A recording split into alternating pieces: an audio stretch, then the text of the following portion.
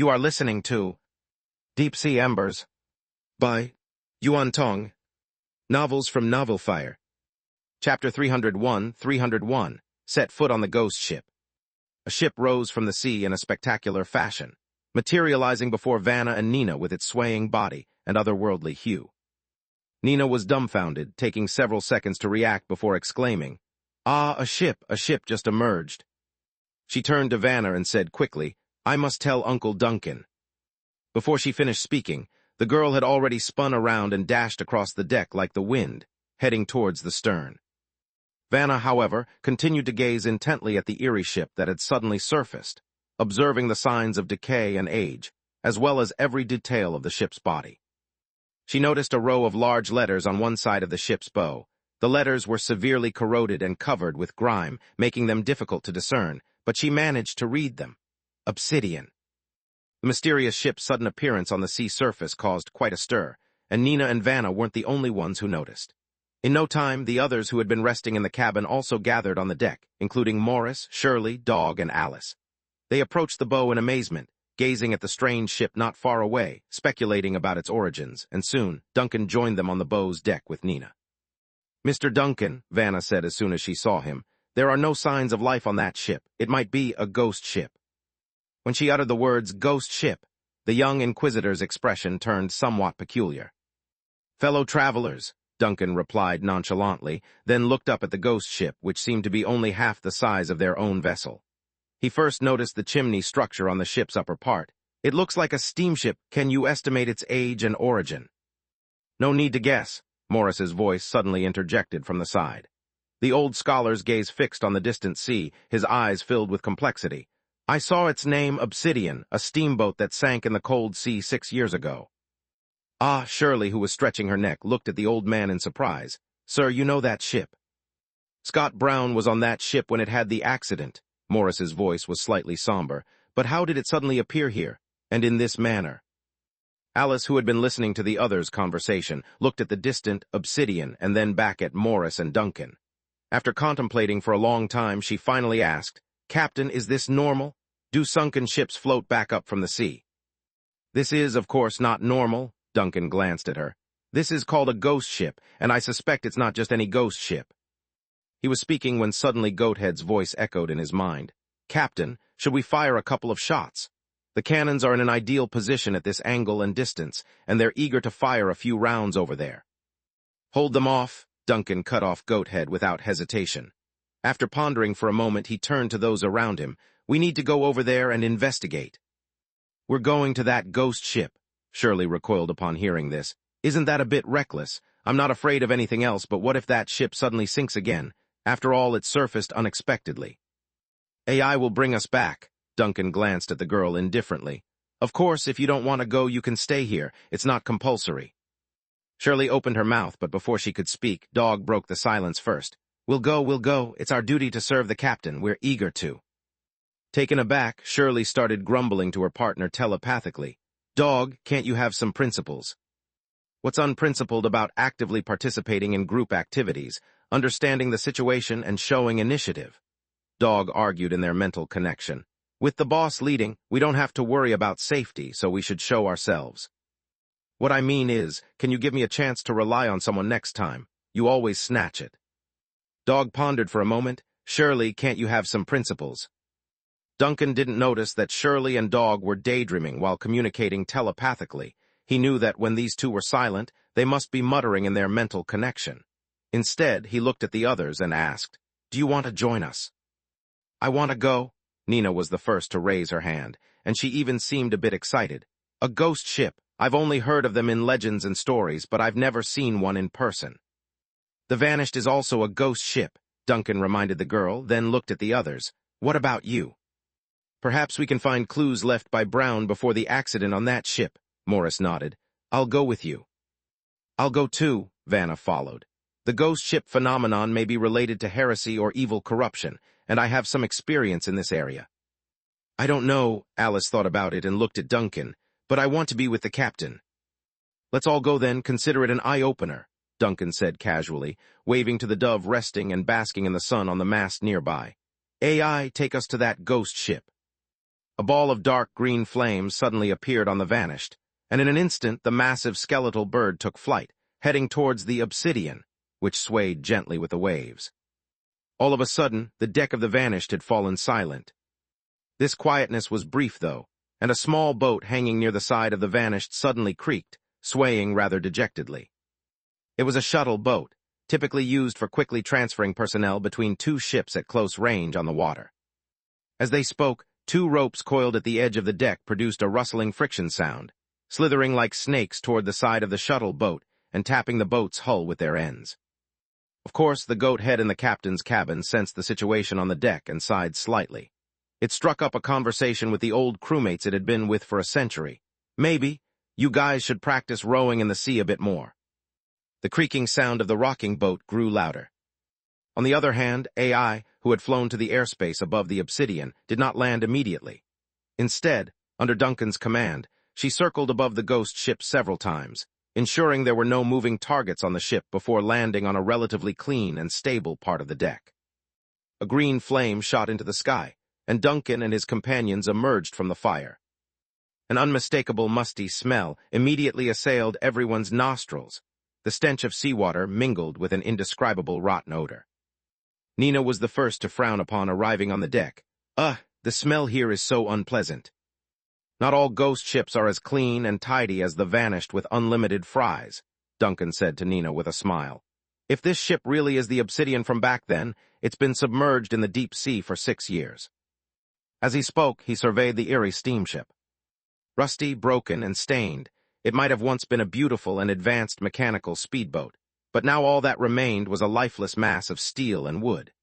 Even more bizarrely, the seawater that should have been present on a ship that had just emerged from the sea was nowhere to be found. The deck was dry. Even in many of the dents on the deck, where water should have easily collected, everything was dry. Vanna also noticed this and frowned slightly, squatting down to rub the ground with her finger.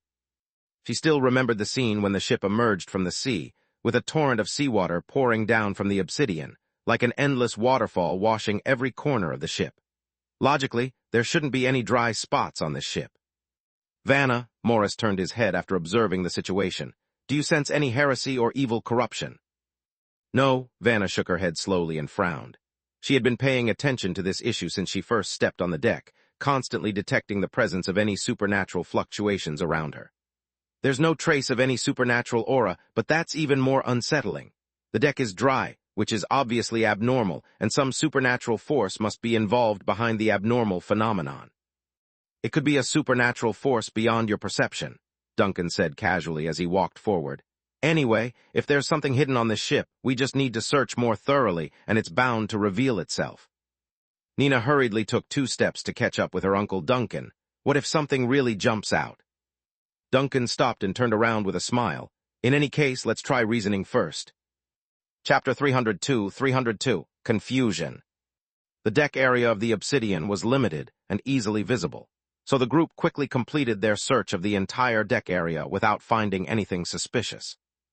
Aside from the fact that the areas that should have been damp with accumulated water were now unnaturally dry, the deck of the obsidian looked no different from an ordinary derelict ship, severely rusted, uneven, damaged in many places, but not to the extent of complete collapse.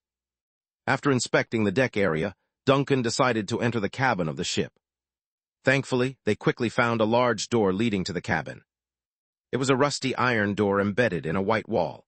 The door handle was severely decayed, and the lock had long been ruined by the seawater, leaving the door tightly shut, obviously impossible to open by conventional means.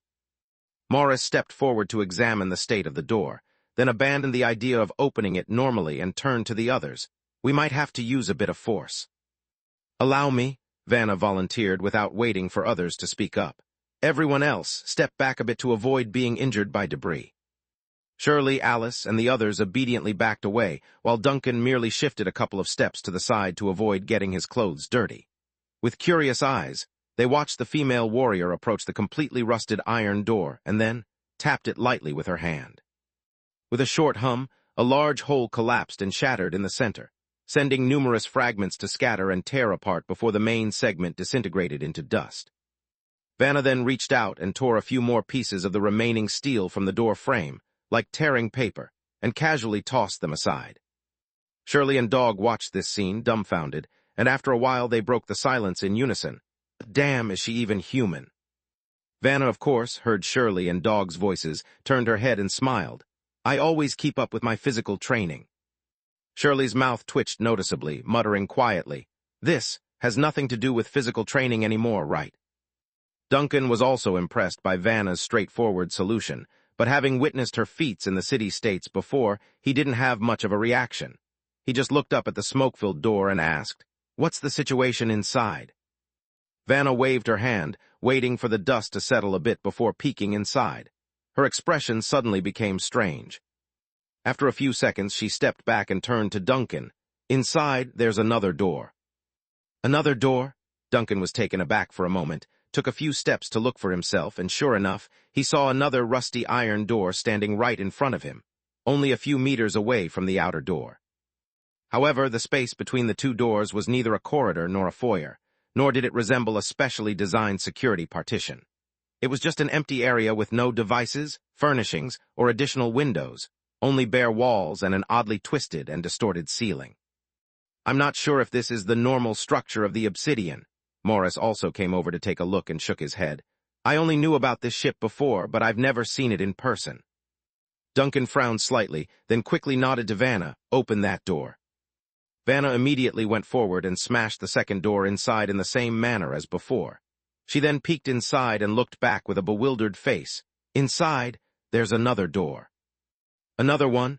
This time even Shirley was surprised. She didn't care about the safe distance and brought Dog closer. My God, there really is another one. Inside the second door was a third door with the same structure and the same peculiar compartment. If there had only been a second door, it could be explained as a special design of the obsidian. But now that there was a completely inexplicable and eerie third door, it was hard to dismiss it as the ship's design concept being ahead of its time. The structure of this ship is not quite right. Duncan looked back at the two previous doors, his expression becoming slightly serious.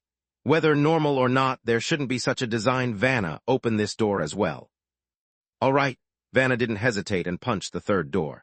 This time, she only made a large hole before stopping, not continuing to clear the remaining steel on the door frame, because through that hole she could already see the situation inside. Captain, she spoke the title somewhat awkwardly, her expression even stranger than before. Inside, there's a wall. A wall? Duncan's eyes twitched, and he looked inside the hole, indeed seeing the wall Vanna mentioned. There really was just a wall opposite the door, and the wall was less than half a meter away from the third one that it was almost touching. How could a ship be designed like this? Nina muttered with a puzzled face. 3 doors and only a wall behind them. Where's the cabin? How do we get into the cabin? Duncan, however, did not speak. He just quietly looked at this oddly structured, overlapping area, his eyes thoughtful as if he had realized something. After a moment he nodded to Vanna, Keep making holes. Vanna immediately stepped forward, first kicking away the remaining door panels at the bottom of the third door that were in the way, then punched the strange wall. A hole even larger than before appeared before everyone with a loud rumble. It's a corridor. Vanna looked inside and turned to the others. Great, Shirley immediately sighed in relief. Finally, something normal. It's upside down, Vanna interrupted Shirley before she could finish. The ceiling is under our feet and the floor is above our heads. Shirley, damn. As Vanna said, there was only an upside-down corridor behind that wall. Just like the previous 3 repeating doors, there was no normal structure inside the ghost ship's cabin. This ship has been twisted. Even a knowledgeable scholar like Morris was a bit at a loss at this point. He looked at the corridor structure across the wall in disbelief and muttered, What has twisted the obsidian like this? Let's think differently, Duncan interrupted the old scholar. Is this really the obsidian? Morris suddenly looked up, astonished at Duncan. You mean? We are near frost, and beneath the ocean of frost, some terrifying things have happened, Duncan said casually, glancing at Alice, who was curiously looking around. Remember the abyss plan that Tyrion mentioned? I remember, Alice nodded vigorously, and a bunch of submarines and stuff. Remembering that much is enough, Duncan said while patting Alice's head. Don't nod anymore, it's already shaking. He then raised his hand and knocked on the nearby wall. The metal cabin wall made a hollow thud as it was knocked. Looks normal on the outside, but it's actually a mess inside. with crude imitation and duplication and overlapping internal spaces. This probably isn't the real Obsidian, but it's hard to say which copy it is. Alice didn't know how much she understood. She just slowly nodded her head with a drawn-out "oh" in a pretentious manner. On the other hand, Vanna quickly reacted. "But I remember you saying before that the submarines that surfaced during the Abyss plan only had twisted errors in the copying process of their crew, and the submarines themselves were correctly duplicated. At that time, you speculated that this error should be limited to humans or organisms." "Yes, limited to humans or organisms when the Frost Queen was alive half a century ago," Duncan said slowly. "So the situation now is obviously worse. The duplication is no longer limited to the third submarine, and the distortion has extended to the inorganic domain, whatever is in the depths of Frost's ocean. It has clearly become active again after 50 years of silence, and its influence and intensity are far beyond what they were half a century ago." Shirley blinked as she listened. Everyone on the Vanished had heard about the Abyss plan from the captain, so they all knew how strange and sinister it was. This made her subconsciously mutter, I'm getting nervous." "Think differently. The captain is investigating this matter. I think it shouldn't be us who should be nervous," Dog also muttered softly. "Don't scare yourself, my heart rate is going up too." Shirley was startled. "Dog, do you have a heart?" "I'm a demon with a heart." "A heart is not the same thing as a heart. Isn't your chest empty?" "What if there's something inside that's jumping?" "Do you want to check?" "No, that won't work." Duncan didn't pay attention to the increasingly bizarre murmurs around him. Instead, he simply speculated about the situation of the ghost ship and focused on the corridor that led to an unknown destination. After a brief moment of contemplation, he walked towards the large hole that Vanna had blasted. "Let's go inside and check it out." Chapter 303, The Captain of the Obsidian. Duncan carried AI on his shoulder as he led the way through the large hole and into the twisted corridor. The others followed, with Vanna overseeing the rear to guard against any surprise attacks. Upon entering, they quickly discovered that the place was more bizarre than they had anticipated. The corridor wasn't merely twisted, it was chaotic and peculiar in every way. Doors of various sizes were randomly embedded in the walls on either side, some right side up and others upside down. Round portholes occasionally appeared, but the windows faced a wall, door, or another window. Odd geometric protrusions jutted out from the walls or floor as if they were parts of rooms from elsewhere that had mistakenly merged with the corridor. The interior of the Obsidian resembled the entrails of a monstrous beast that had been surgically altered by a terrifying doctor, its organs contorted and piled up, connecting haphazardly. Rooms intersected, doors askew, and exits and entrances were randomly connected in this main artery-like corridor. The end of this corridor held unknown darkness. The ghost ship's interior was eerily quiet, with only the sound of footsteps on the floor, which should have been the ceiling, echoing through the vessel. Amidst these sounds, something else seemed to be mixed in. Nina and Shirley appeared nervous, while Alice remained composed. It wasn't that the doll was courageous, she simply lacked common sense. All her sailing experiences came from the equally eerie and bizarre Vanished, so she wasn't frightened by the ghost ship's interior. They walked for an indeterminate amount of time, the lengthy corridor stretching endlessly into the darkness, and the area ahead grew increasingly dim. Duncan prodded the dove on his shoulder. "Light." AI suddenly screeched, "Take up this solar-powered battle axe, embrace the glory of battle." With the dove's squawk, a bright green flame erupted from its body, and the blazing fire instantly dispelled the darkness in the corridor. Vanna stared in astonishment, whispering to Morris ahead of her, "This dove, can it really be used like this?" Morris's tone was particularly indifferent. "The captain uses it like this all the time. Sometimes when the dove is not around, he would use himself as a light source."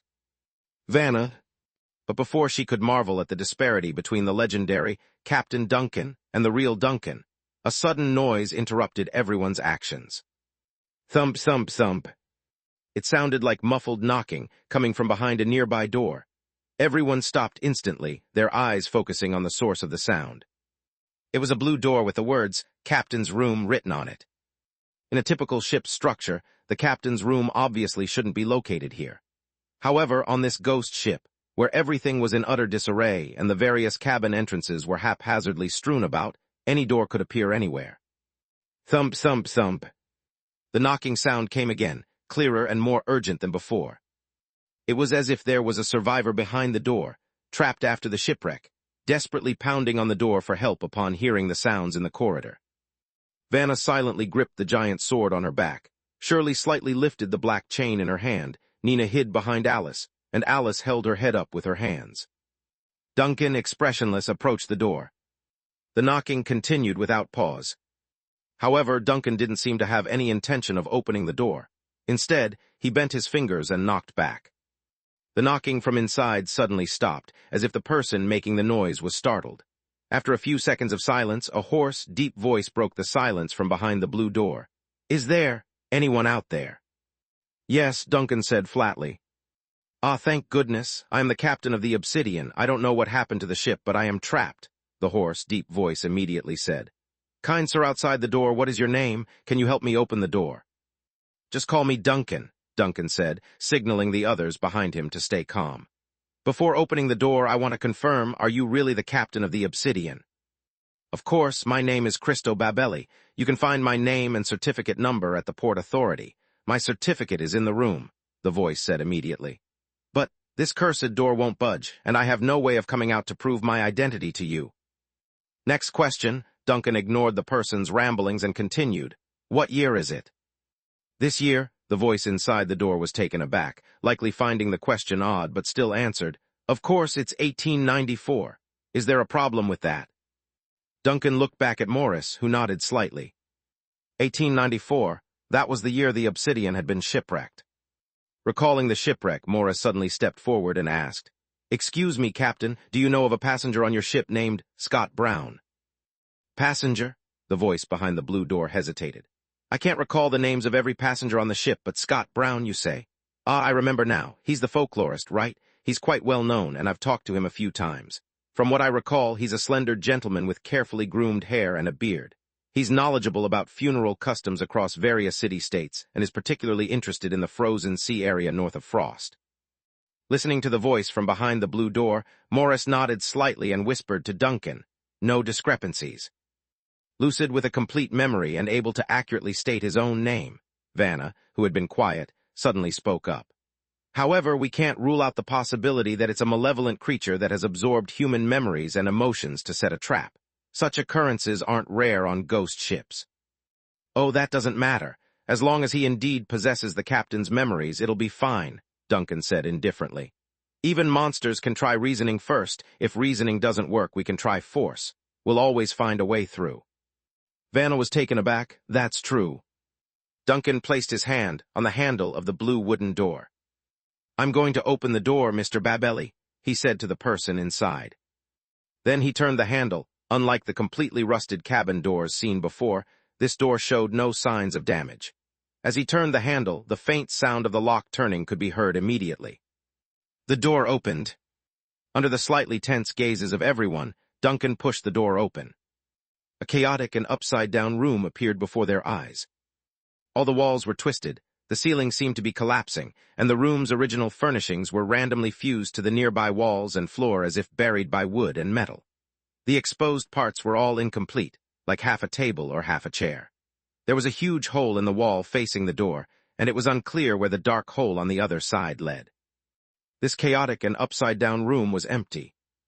Duncan glanced into the empty room, but the next second he heard the voice of Cristo Babelli, the captain, coming from behind the blue door again. "Ah, did you open the door? I seem to have felt some movement, but this door is still not budging in my hands. Is there something wrong with my perception or cognition? Can you help me? I might have been trapped at sea for too long and am experiencing some ill effects. It would be even better if there is a priest willing to lend a hand." Duncan furrowed his brow. He entered the chaotic room and slowly turned the door around to look behind it. That's where he saw Cristo Babelli. A mass resembling a disfigured, melted wax figure clung to the door. Within the distorted, collapsing structure, one could vaguely see an arm pressed against the door panel, several fiber bundles connected to the hand, and a large mass of an unidentifiable main body. This horrifying and twisted thing was fused with the door. When Duncan looked at it, it was still slightly swelling and wriggling, and from some part of its structure came a hoarse, deep voice. "Ah, I can't see you. Did you come in? The room might be a bit messy. There was a significant tremor earlier, and I haven't tidied up the room since. My vision seems to have some problems, but they're not very serious. The most troublesome thing now is that I can't move my body. It seems like I've forgotten how to control my limbs. Oh, did you bring a doctor with you? Chapter 304, Mud at the Bottom Cabin. That was the captain of the Obsidian, Cristo Babelli, a mass of chaotic matter that was almost unrecognizable as a human, an accumulation of imitations that had emerged from the deep sea. He seemed to be oblivious to his own state, and his thoughts appeared somewhat disjointed. He lacked awareness of time and had no awareness of his own bodily distortion. Yet, despite lacking vision and touch, the creature seemed unusually composed, as if he was trapped in some strange state of lethargy. That slightly squirming, expanding, and contracting mass of biological tissue was still emitting a hoarse, low-pitched voice. Cristo Babelli greeted those entering the room, inquiring about the current state of the Obsidian and what had transpired. Upon witnessing this bizarre and frightening scene, Nina let out a muffled gasp of surprise before covering her mouth with one hand and retreating several steps back.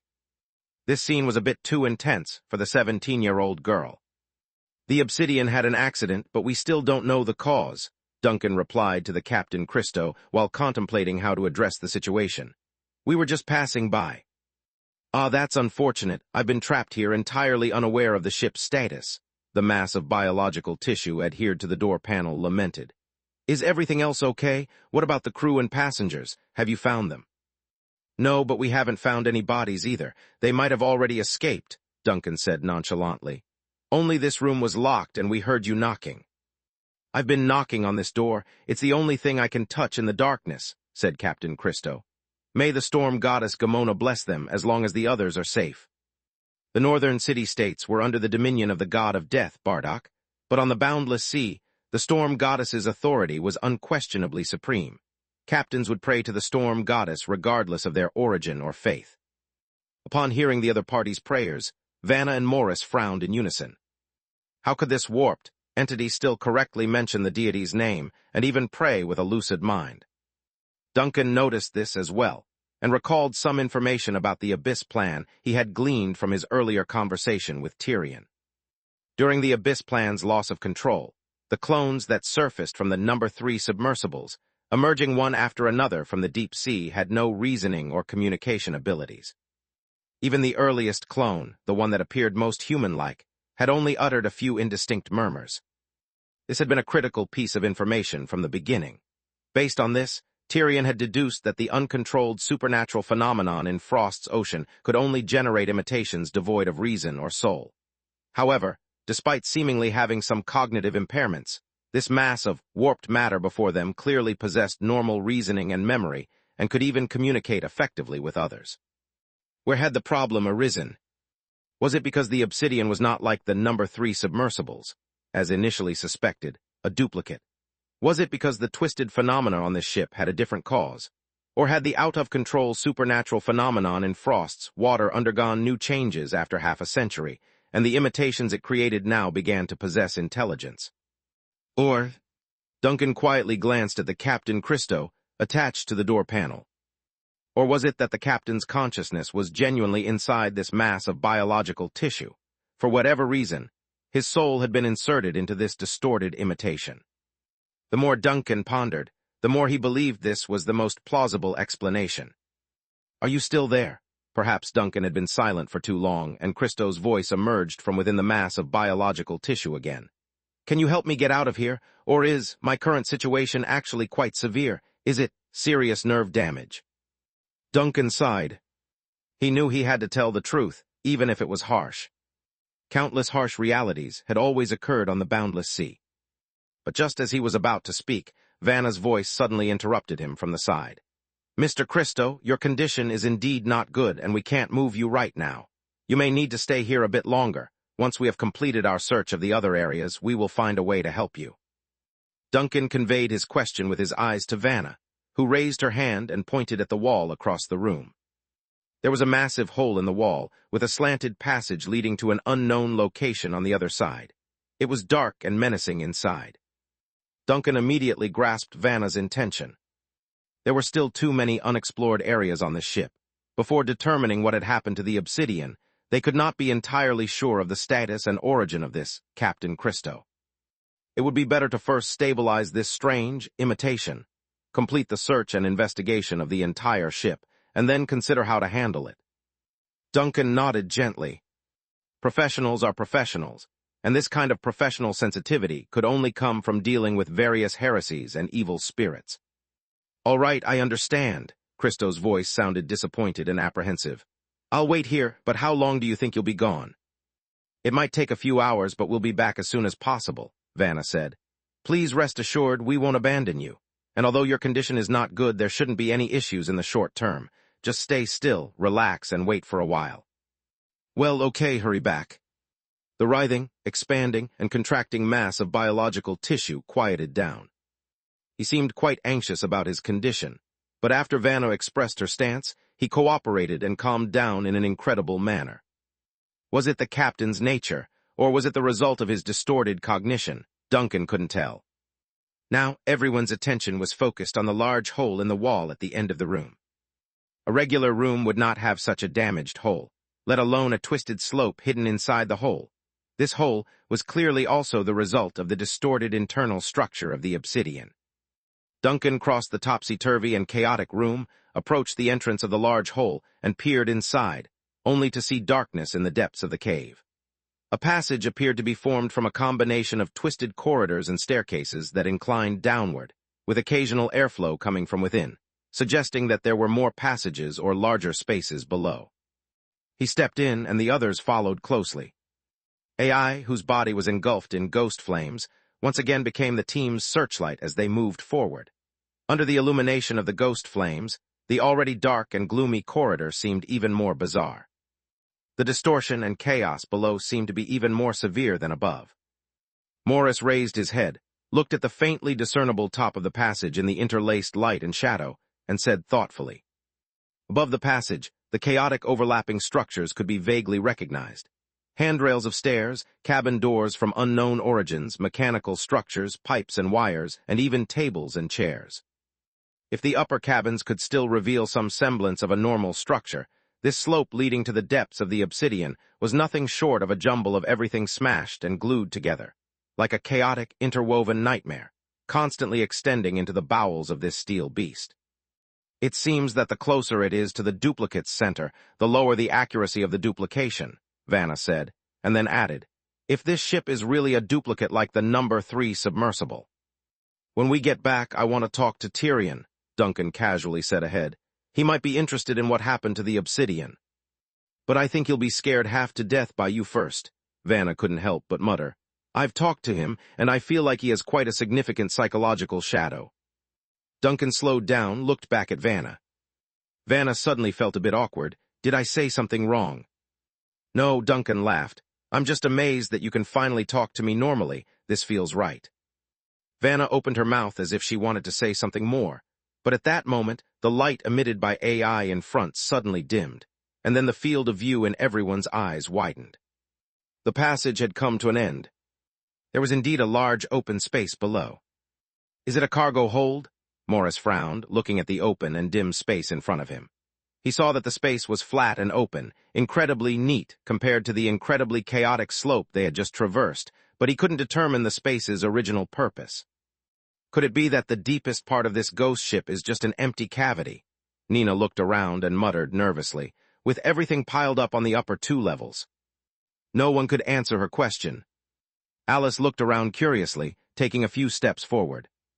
Huh? Miss Puppet suddenly halted, emitted a brief gasp, and looked in astonishment at the ground beneath her feet while rubbing her shoe's sole on the side. I think I stepped on something. She turned her head back and innocently spoke to Duncan. It's sticky and somewhat nauseating. Sticky? Duncan furrowed his brow, promptly approached Alice's side, and examined the spot where her foot had just landed. He observed a dark, sludge-like substance, with Alice's faint shoe print visible in the thick and sticky material. However, the shoe print was vanishing quickly. This sludge was squirming. It was alive. Chapter 305, 6,000 degrees C slap and the sound of heartbeat. Alive. After realizing that what Alice had stepped on was not mud, but a type of living organism, most people at the scene instantly felt a chilling sensation. Duncan found the wriggling substance on the floor quite repulsive. Then he heard Nina's voice coming from nearby. There's some here too. And over here, Shirley immediately exclaimed. There's a large patch of it and it's still moving. In this mysterious and vast space, there were patches of that dark, mud-like, yet slowly wriggling strange substance everywhere. "It's all around us." Vanna had already silently unsheathed the huge sword from her back, and while looking around the extremely spacious cabin with a slightly furrowed brow, she said in an exceptionally serious tone, "May the goddess protect us. What on earth is this?" Morris suppressed his discomfort and squatted down beside a slightly wriggling mud. Then, by unfolding the pocket knife he carried, the old scholar turned over the edge of the sticky substance and frowned deeply. "I've never seen anything like this, nor have I seen any record of it in any book." The knowledgeable old scholar's tone was full of confusion and unease. "It looks like a living thing, but its texture is no different from mud, and it seems to have no trace of intelligence.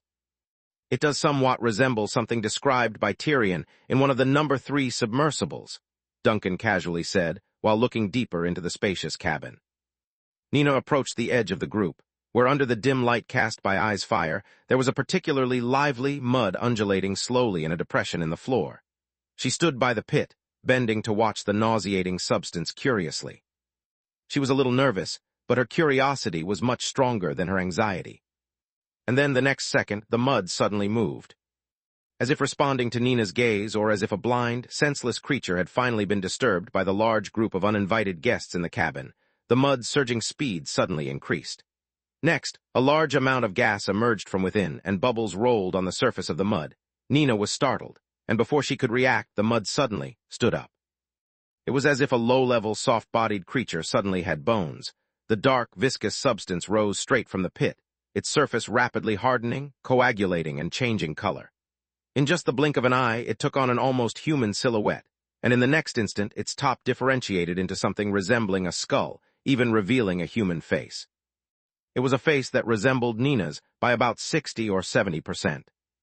"Ah!" Nina was instantly frightened and screamed. Even if she wasn't timid and cheerful and strong, she was still just a teenage girl. Faced with such a terrifying and bizarre scene, she was naturally hugely frightened, so much so that her mind went blank. Without thinking, she instinctively raised her hand and swung it, trying to push the horrible thing away from her sight.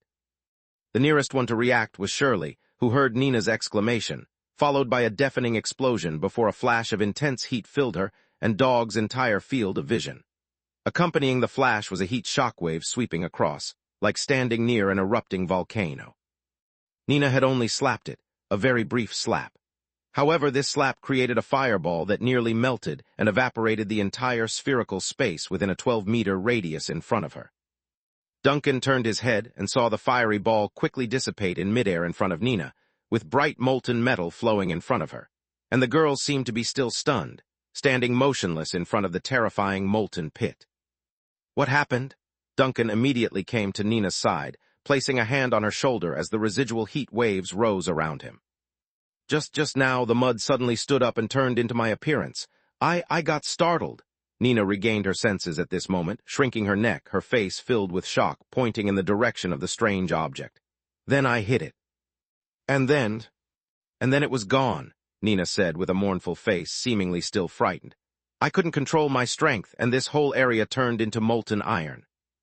Duncan expressionlessly glanced at the molten pit on the ground, and the molten metal flowing down the nearby walls, and then at the still nervous sun fragment. No matter what had just popped up and startled Nina, there was no doubt that it was the most severely injured.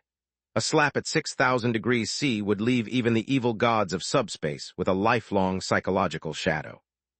But he still patted Nina's hair, comforting the frightened girl. "Don't be afraid, it's okay, you've destroyed that thing." As he spoke, he turned his head to look at the other shaken people.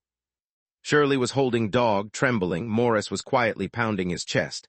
Alice had just picked up her head. Only Vanna was the calmest. She looked at Duncan and shrugged.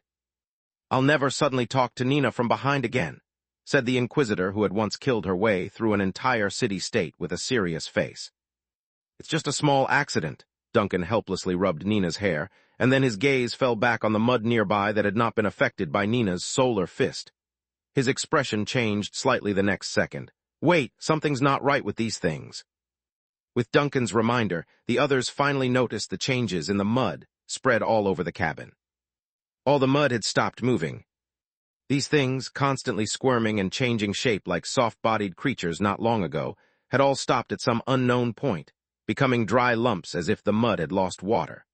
All the edges of the lumps extended small, branch-like protrusions, as if something had tried to escape from the mud, and left a trace indicating its escape direction during the process.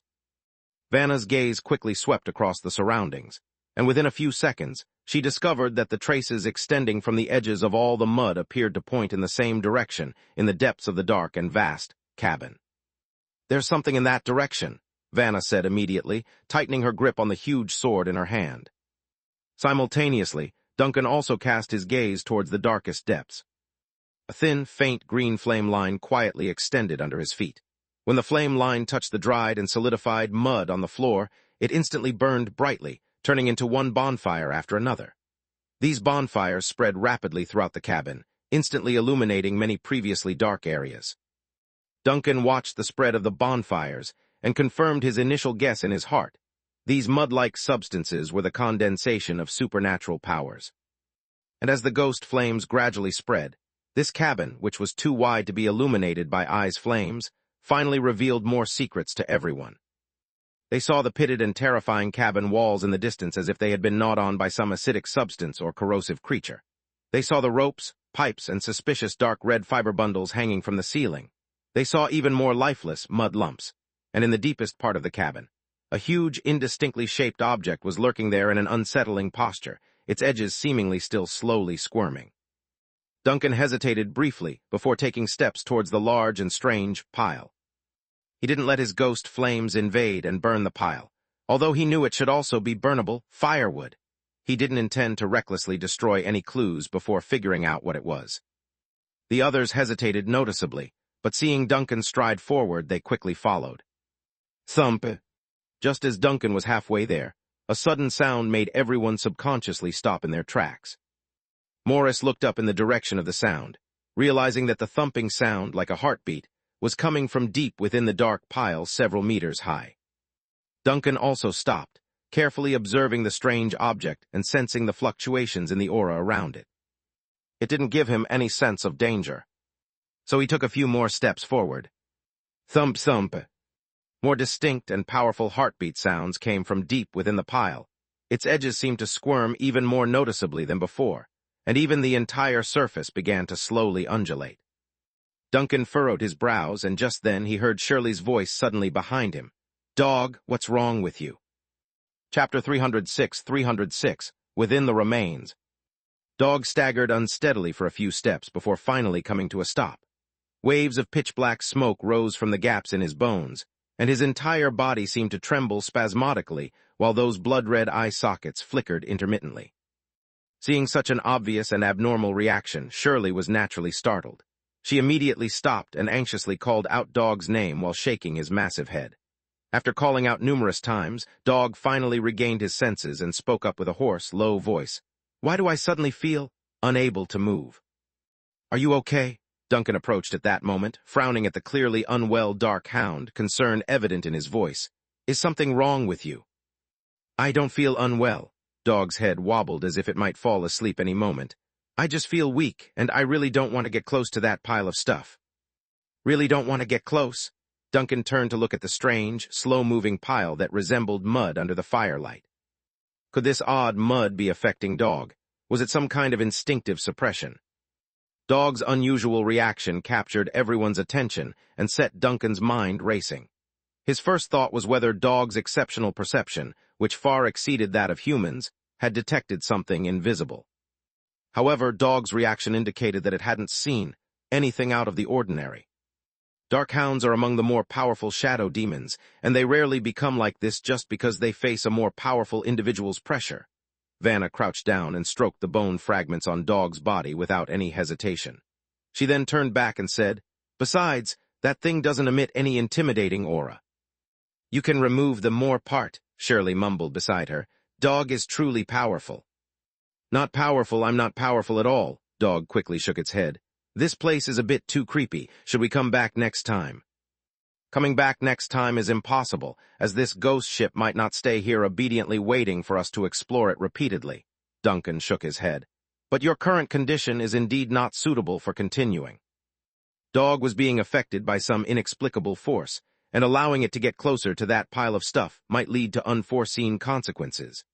The best course of action now was to have Dog and Shirley temporarily return to the Vanished. Duncan gestured to the side, and AI immediately flew over, circling in the air while shouting, "Who's calling the ship? This is a trap. Abandon ship and escape." "You take Shirley and Dog back to the Vanished first." Duncan ignored the bird's outcry, pointed to Dog lying on the ground and Shirley with a concerned expression beside him, then thought for a moment and pointed to Nina. "Take Nina back, too." "Huh," Nina didn't react right away. "Why do I have to go back, too? I'm in great shape now." "Earlier, that thing attempted to replicate you. Although you hit it and interrupted the process, we don't know if those larger entities at the end will have any other reactions when you get closer," Duncan explained succinctly. "It's better to be cautious in such a situation." After listening carefully, Nina nodded obediently. All right, I'll go back." Duncan had prepared some persuasive words, expecting that Nina, being a curious girl, would be eager for such adventures. However, he was surprised that she agreed so readily, and soon he just shook his head with a smile. She was still so sensible. The undead bird's flames whisked Shirley, Dog, and Nina out of the obsidian. But the space didn't descend into darkness with Ai's departure. The bonfires Duncan lit, using the dry and stagnant mud as fuel, still illuminated the gloomy and eerie place. The strange substance coiled at the end of the cabin continued to wriggle quietly, as if half asleep or dormant in its dreams. But when Duncan's gaze fell on the pile of material again, a distinct thump sound emanated from within. "The kids have left." Duncan breathed a sigh of relief and took a step towards the dark matter. "Now it's time for the adults to deal with this problem." His steps were unhesitant, and as he approached, the previously seemingly asleep wriggling matter immediately responded. The wriggling at its edges became more pronounced, its surface expansion and contraction more frequent, and the pulsating sounds from within grew faster and louder. It had completely turned into a clear, rhythmic heartbeat when he was within the last 10 meters. Thump, thump, thump. The distinct and powerful heartbeat resounded clearly in the spacious and dim cabin.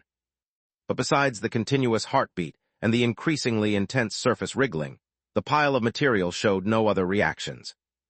Until Duncan stood before it, it merely maintained this vibrant state. "By the goddess, what on earth is this blasphemous thing?" Vanna frowned deeply, unable to conceal her disgust. Only after getting close enough did she see the material more clearly. It had no outline of a biological entity. Its surface flowed like mud, yet from time to time, suspicious indentations emerged in the mud, appearing like half-melted organs, suddenly swollen blood vessels, or nerve bundles. While constantly emitting a heartbeat, it also displayed characteristics as if reacting to external stimuli.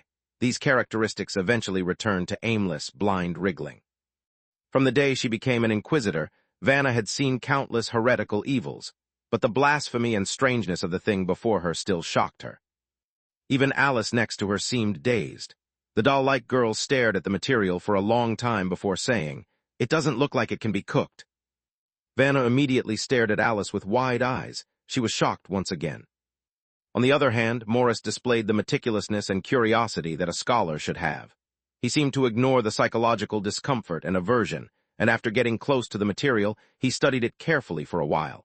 Then, he suddenly noticed something during its expansion and contraction process. "It seems there's something wrapped inside." Just now, Duncan hesitated for a moment before noticing the clue Morris had discovered. At the edge of the pile of mud, there seemed to be a small piece of something resembling a fragment of clothing. Was this constantly wriggling mud just a layer of covering? Upon realizing this, Duncan immediately extended his hand and pointed at the wriggling object.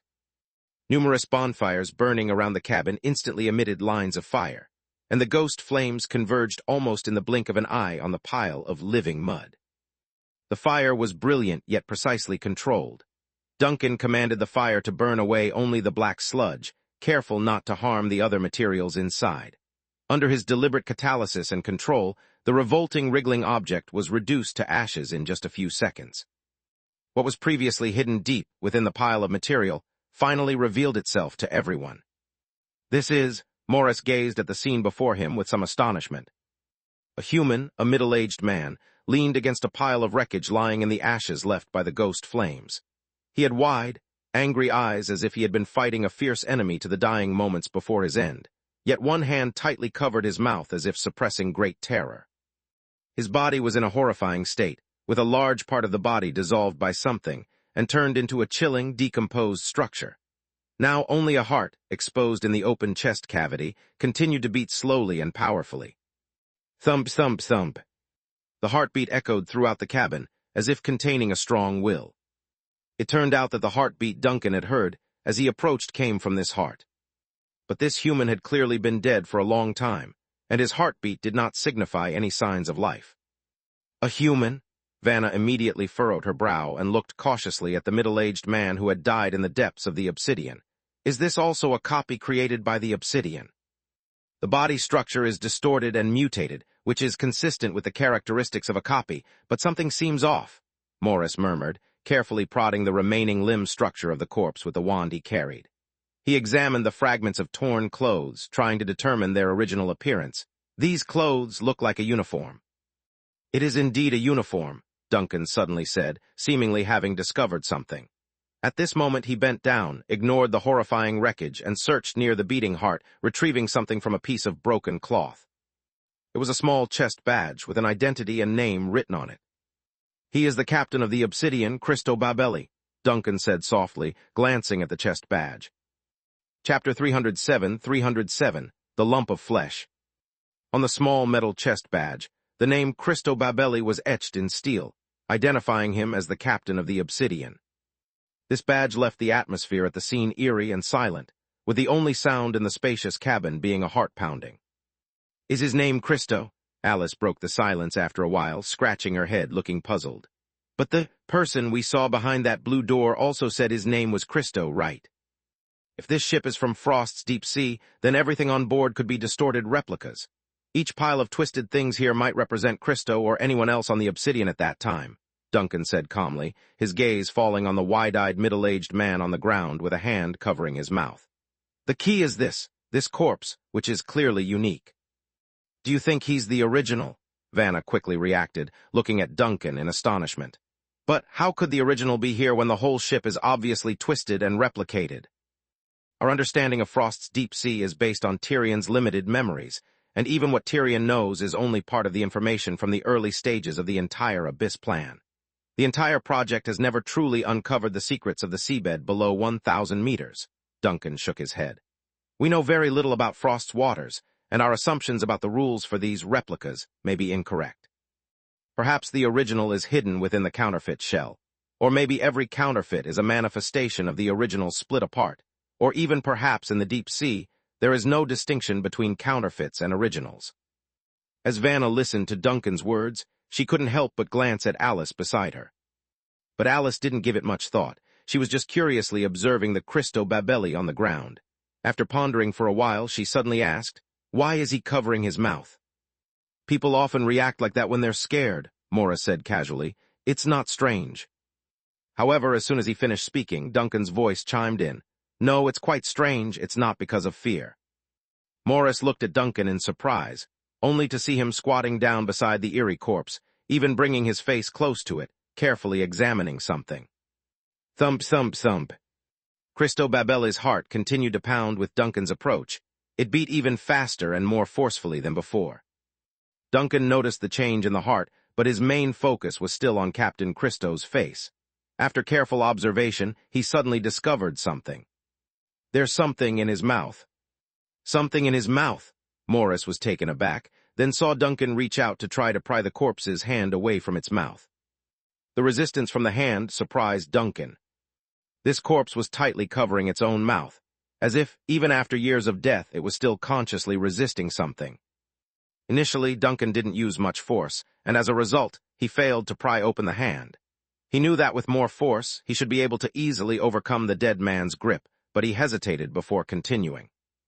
"Mr. Babelli, if you're guarding a secret, you can let go now," Duncan said calmly, looking into the wide, angry eyes. "Leave the rest to me." The hand loosened. Next, the tightly clenched mouth relaxed as well. Vanna and Morris exchanged surprised glances, and then they saw Duncan reaching out, searching for something in Cristo's slightly open mouth. A soft, somewhat repulsive sensation met his fingertips. Duncan frowned, suppressing his discomfort as he extracted a lump from the dead man's mouth. It was a thumb-sized piece, dark with faint blue lines, very soft to the touch, like a piece of flesh torn from a larger being. "What is this thing?" Alice was the first to curiously approach, clinging to Duncan's arm as she examined the motionless black and blue piece of flesh. Then her face revealed some revulsion. "Yuck, I don't like this thing." Duncan looked at Alice in surprise. The usually cheerful doll rarely displayed such immediate and clear disgust. As Alice spoke, Vanna quickly frowned as well. "I sense a very disturbing aura from this thing. It reminds me of pollution that has risen from the depths of the world into reality." "My intuition tells me that it's best not to keep staring at this thing," Morris added. "This is likely a warning from the god of wisdom. Don't you feel anything holding it?" "Feel? No." Duncan pinched the piece of flesh in his hand. "The touch is a bit repulsive, but I don't experience the exaggerated reaction you're describing." "Oh, that's normal, as your status is different from ours." Morris showed no surprise, then continued. "But one thing is certain, what you hold in your hand is not meant to exist in the real world. It should be the most important clue in this ghost ship." But then his words were cut off midway, because everyone had heard the pulsating heart in the air rapidly weakening. Duncan lowered his head, staring at Christo's corroded and twisted chest, and saw the heart that had been forcefully beating just moments ago now covered in a layer of gray. The pounding sound weakened to near silence within a few seconds, and then under his gaze, the heart suddenly ignited and turned to ashes in the blink of an eye. Simultaneously, a low, hoarse, and somewhat familiar voice entered everyone's ears. The source of the voice was unclear, and it seemed as if the entire ship was sighing. "Ah, so that's how it is." Vanna was the first to react. "It's the voice from behind the blue door." Duncan looked at the body on the floor, witnessing the remains of Captain Christo melting like wax.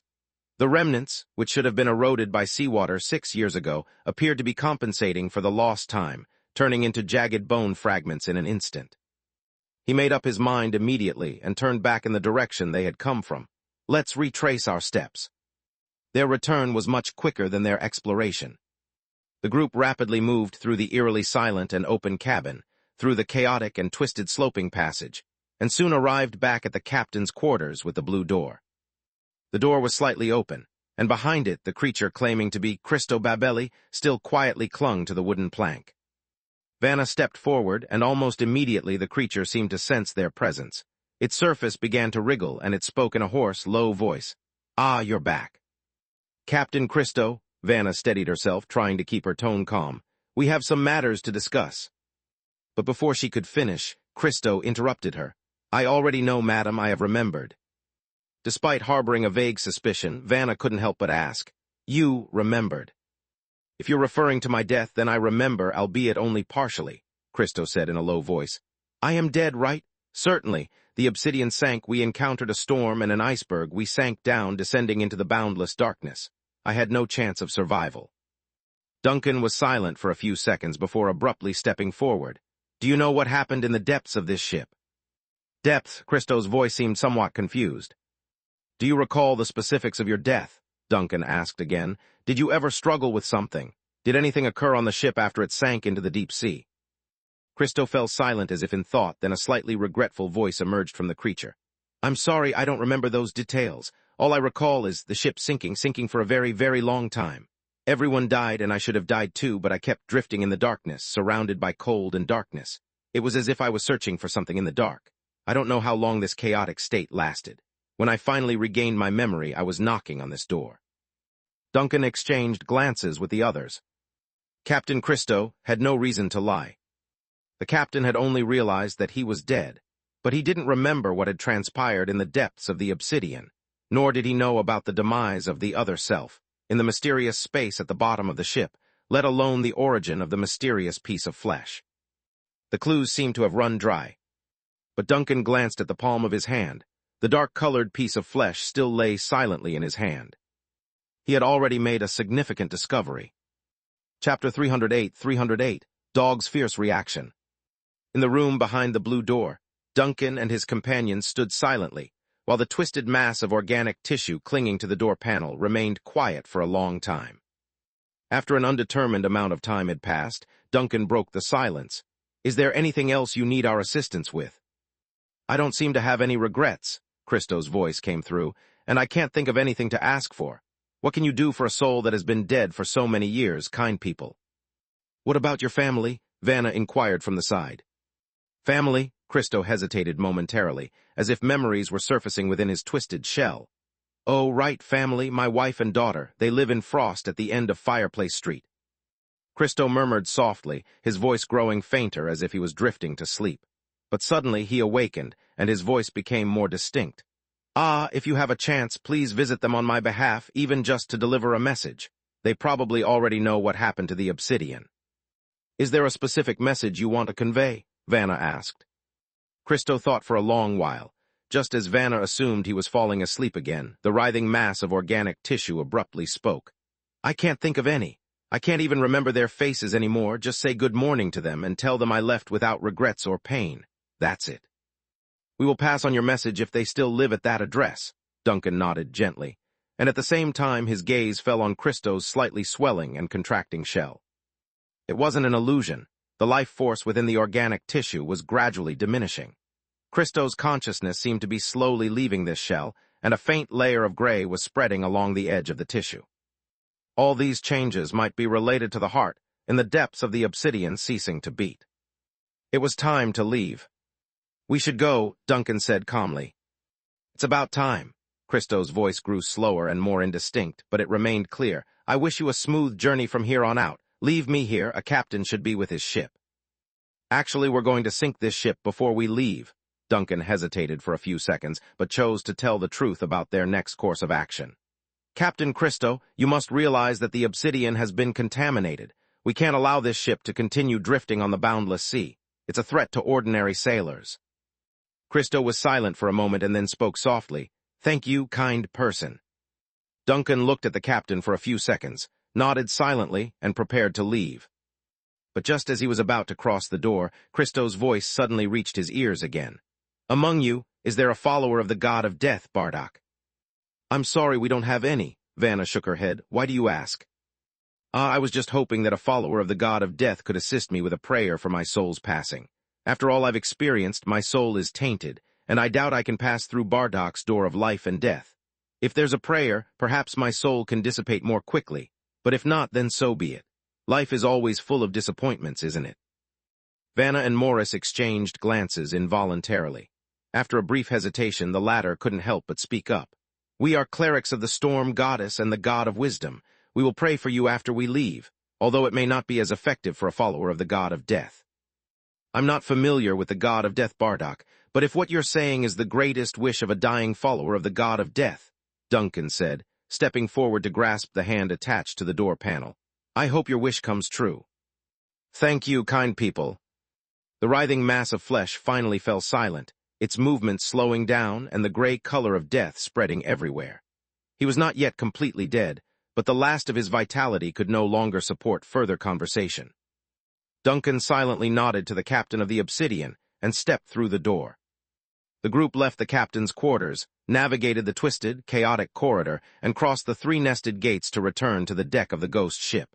Letter 1E5D. Outside, the sun had already begun to set for the evening.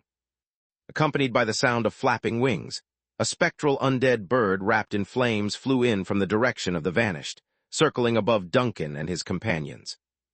A faint green flame rose from the obsidian and transformed into a meteor streaking back to the nearby vanished. Moments later, the vanished slowly adjusted its position. The gun port covers on the side of the ship were lifted, and dark gun barrels extended from the firing holes. Gunfire roared, and fiery meteors rained down. Under the increasingly slanted and pale bloody sunset, the obsidian was almost immediately engulfed in raging green flames, and rapidly took on water, disintegrated, and sank amidst a spectacular series of burning and explosions. This ghost ship, which had been thoroughly eroded by supernatural forces, sank into the deep sea in an incredibly short time, leaving only a few whirlpools of various sizes on the surface. At the edge of the vanished's deck, Duncan faced the setting sun, watching the direction in which the obsidian sank, and saw the ghost ship off until the last moment. It wasn't until it had completely sunk that he turned his gaze back to Vanna and Morris, who was standing behind him. Sailing on the boundless sea is one of the most dangerous jobs in the world, and being a captain of an ocean-going ship is the most perilous position, Morris said with some emotion. More than half of ocean-going captains meet a tragic end. Even if they retire alive and settle on land, they struggle to integrate into ordinary life due to various reasons. Most of them suffer from curses and mental abnormalities, with hallucinations, visions, and even scrambled memories haunting them for the rest of their lives. My daughter, Heidi, deals with this kind of thing often. Duncan didn't respond to the old scholar's sigh. After all, from the perspective of the people, this ship, the Vanished, and he, as Captain Duncan, were actually just another example of those who didn't meet a good end. It was just that his bad end was too intense. "How are Shirley and Dog?" Duncan suddenly asked. "I just went to see them." Alice immediately raised her hand. "Dog said it's fine now and is currently studying Nina's textbooks from elementary school. Shirley said Dog needed someone to take care of him, so she is dozing off next to Dog." The enigmatic knowledge-seeking hound and its illiterate owner, Duncan's mouth twitched as he walked towards the cabin. "I'll go check on them." He went straight to the cabin where Shirley and Dog were staying, knocked on the door, and found it was slightly ajar. Pushing the door open, he saw a dog sitting on its hind legs at the desk, engrossed in a primary school textbook, held by his two front paws, and the illiterate Shirley, who was fast asleep on the bed behind Dog. Duncan's mouth twitched, and although he had just heard Alice say this, seeing this scene for himself made it feel even more surreal.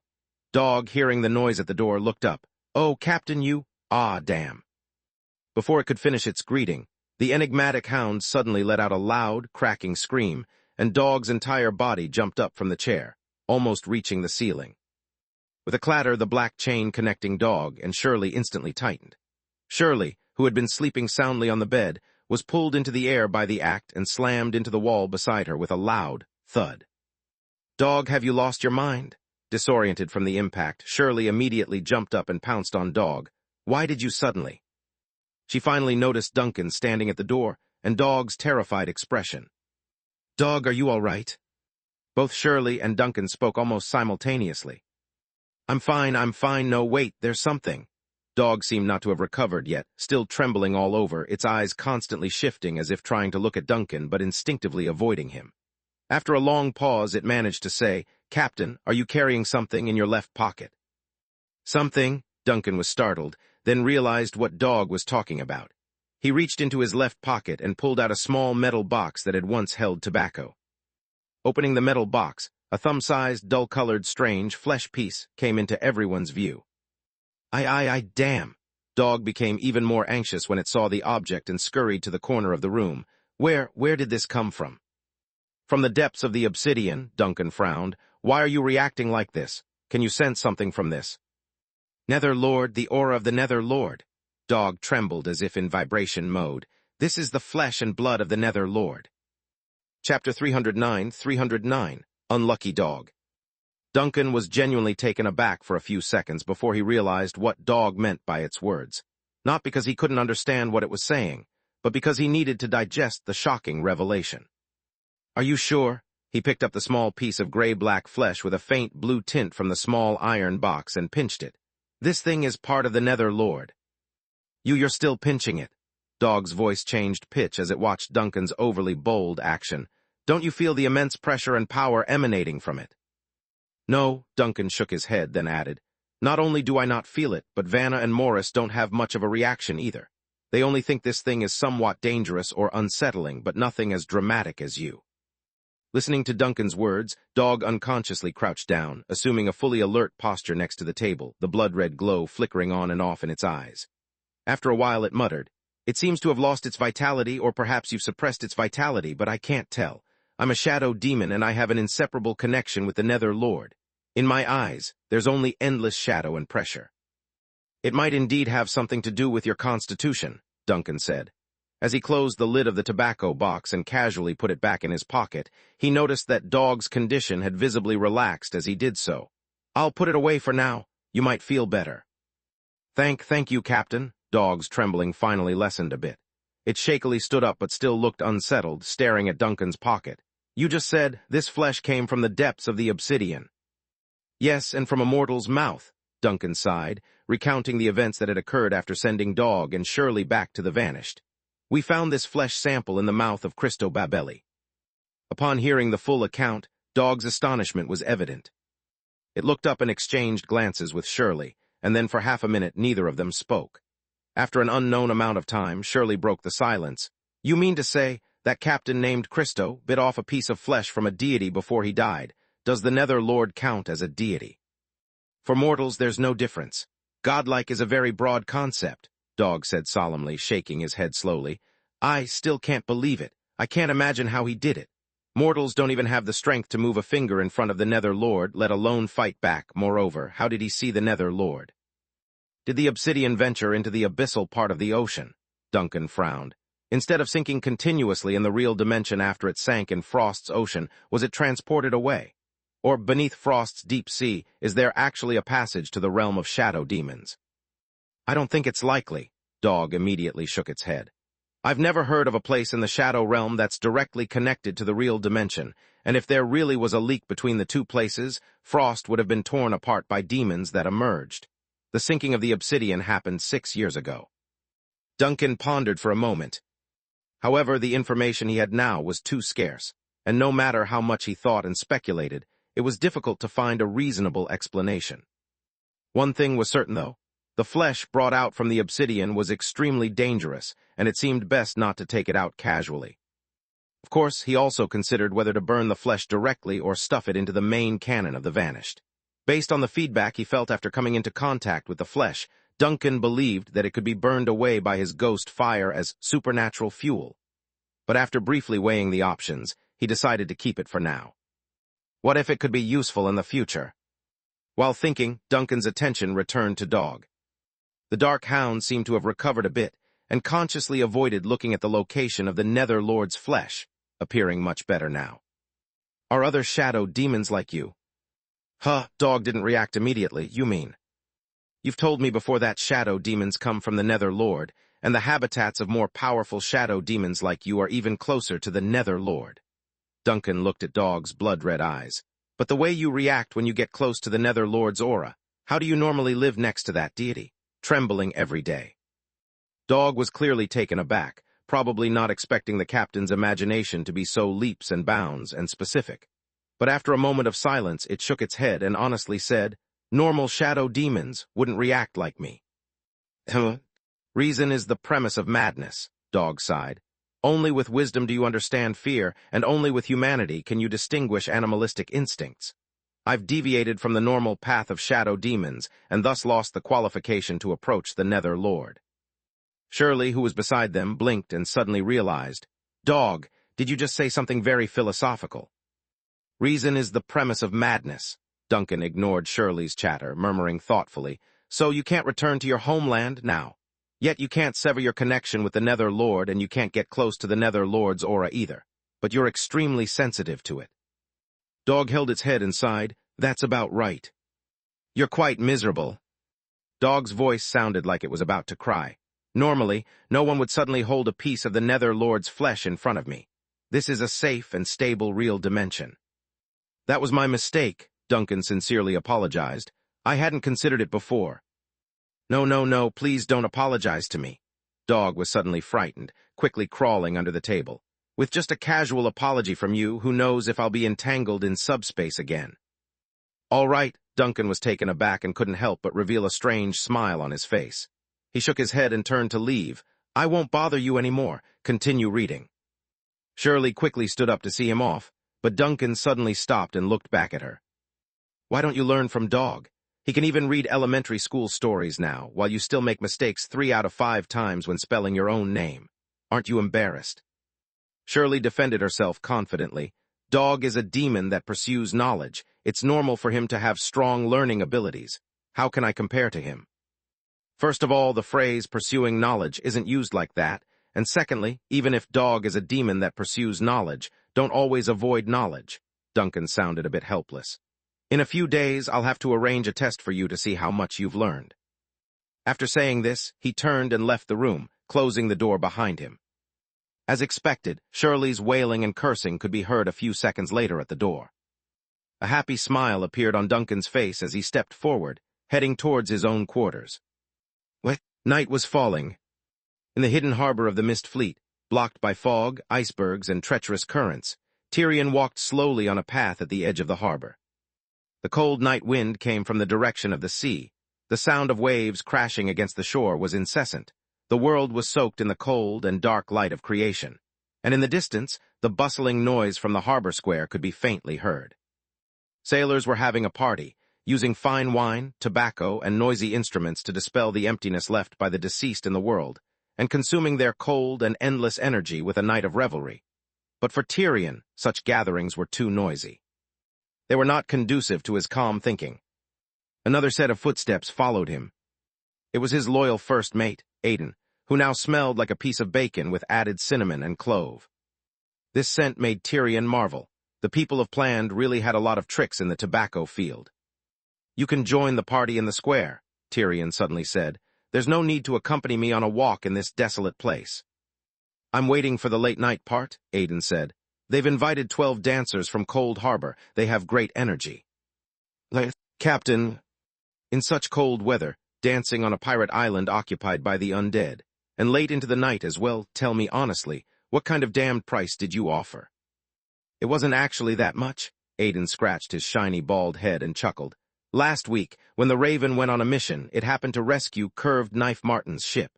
As you know, Martin controls a quarter of the theaters and dance troupes in Cold Harbor." "Tyrion." The commander of the Mist Fleet fell silent for a few seconds in the night wind, pinched his brow, and after a few more seconds his expression returned to calm. "Let's talk about Dagger Island."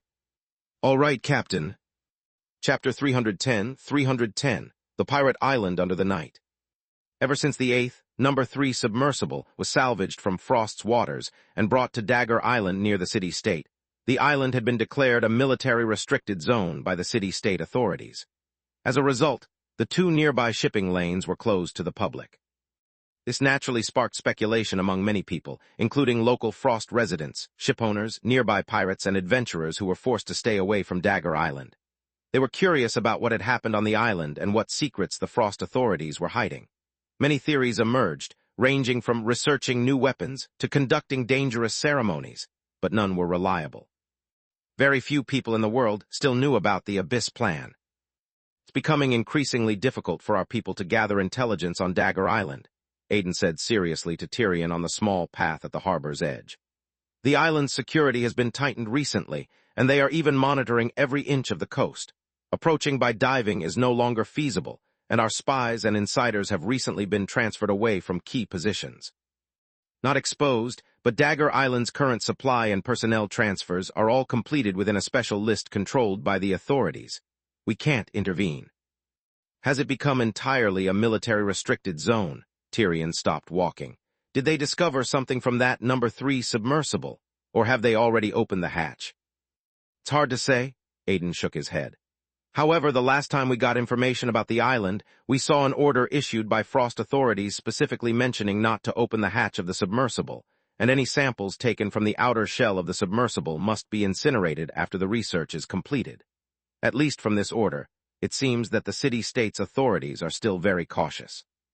But this was several days ago, and no one knows whether there have been any changes since then.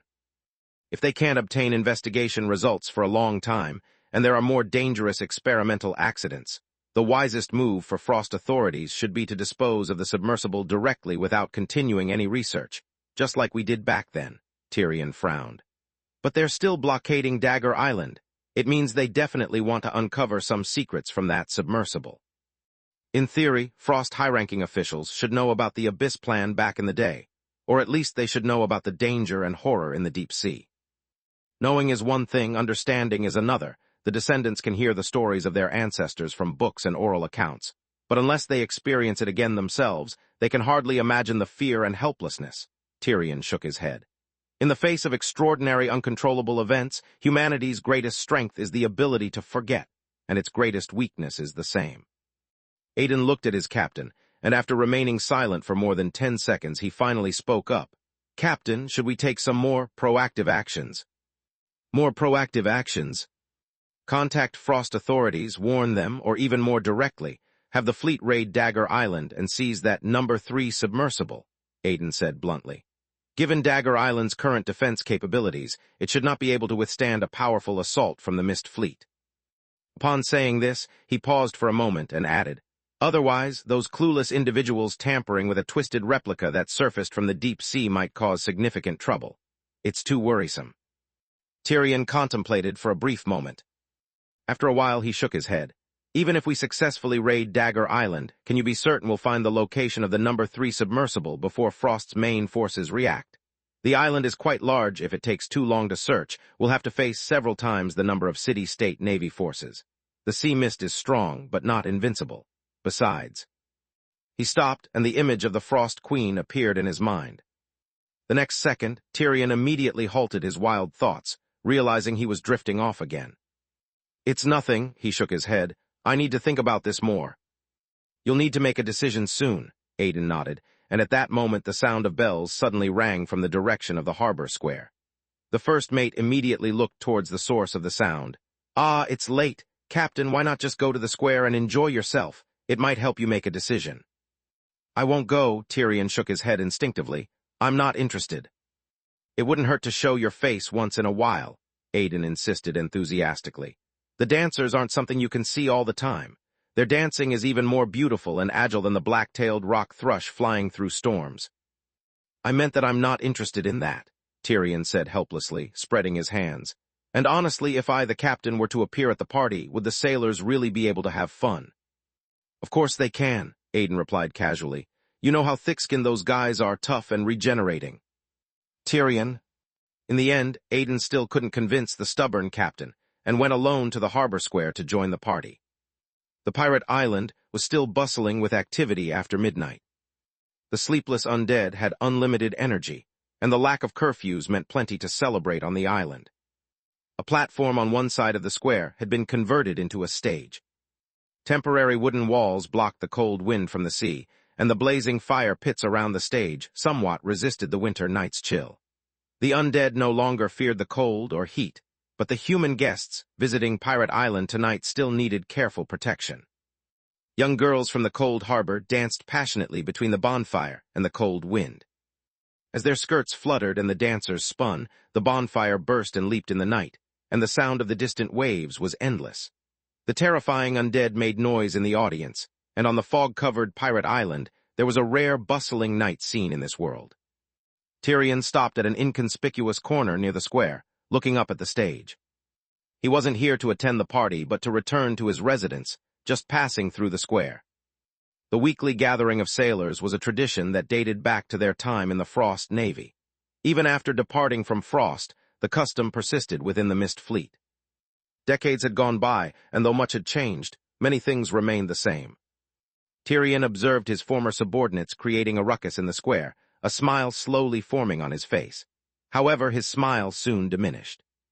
He glanced at the nearby stage where the dancers performed, their passionate dance and graceful movements reminiscent of startled birds, but their eyes appeared dull and lifeless.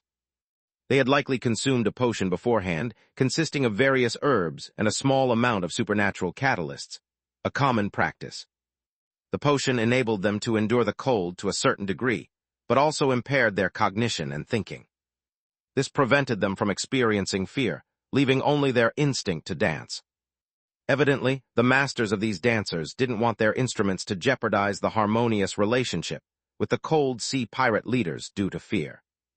Tyrion clucked his tongue. This was quite typical. Those who dared to engage with pirates, even sending people to Pirate Island, employed similar methods.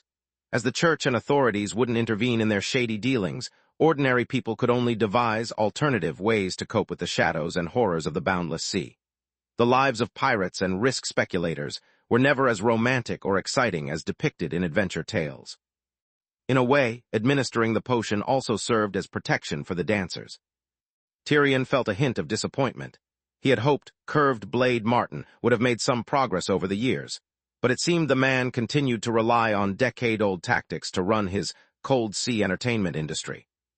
He shook his head, ready to turn and leave. But as he was about to depart, a faint crackling sound of fire unexpectedly caught his attention. This peculiar yet familiar sound caused Tyrion's heart to clench for a moment, nearly making him stumble. He then fixed his gaze on the source of the noise. A ghostly green flame flickered on a nearby ice wall, and as the light and shadow expanded, the center of the icy surface turned pitch black like night. A tall, imposing figure emerged from it. "Good evening, Tyrion," the figure said. "I hope I haven't interrupted your rest." Tyrion stared at the figure materializing from the ice, holding his breath momentarily before attempting to maintain a composed expression and reply to the other's greeting. Good evening, Father. Why have you suddenly? I have some matters to discuss with you, and I wanted to see how you've been recently, Duncan said nonchalantly. What are you doing? As he spoke, he looked up, and his eyes moved past Tyrion's shoulder to focus on the stage in the distance. There, his gaze fell upon the young girls wearing thin dresses while dancing despite the cold wind. 6. It's not what you think. Chapter 311, Information Exchange. The elderly father worried about his children's daily lives and wanted to sneak a peek at his son's activities at home. So at 12:30 into the night, he saw his son set up a stage on an icy island base and watched over a dozen girls perform belly dances. Talk about a shocking revelation and baptism into fatherhood. At that moment, Tyrion flew into a dumbstruck panic. Truthfully, his current sense of horror and the chaotic thoughts racing through his head even surpassed the time when he heard that a No. 3 submersible had appeared near Frost a few days ago. The infamous pirate captain in the cold sea awkwardly moved aside, attempting to use this clumsy method to block Duncan's view, but he saw another ice-covered wall light up beside him. The father's figure walked directly to another mirror and continued to watch the stage. Aren't they cold? Tyrion instinctively replied, Cold, but they can endure it with a special alchemical potion. Tyrion, Duncan turned his gaze back and looked at Tyrion, who had become as rigid as an ice sculpture. Don't be so tense, you're already an adult and it's your right to have any hobbies. However, this hobby is somewhat surprising. Does your sister know? It's not what you think, Tyrion couldn't help but exclaim again. This time, compared to his previous outburst, there was even more helplessness and despair. Please don't mention it to her if you ever have the chance to contact her in the future. Oh, it seems she doesn't know, Duncan nodded. Indeed, it's better not to inform Lucretia about this. Tyrion, what do I have to say for you two? Duncan laughed. He could clearly see Tyrion's expression at that moment and had heard his previous outburst. He simply found it amusing. Witnessing such a reaction from the top pirate in the cold sea was not an everyday occurrence, and it would be a shame to miss such a fantastic scene. The instant Tyrion saw the smile on Duncan's face, he understood. He was first taken aback.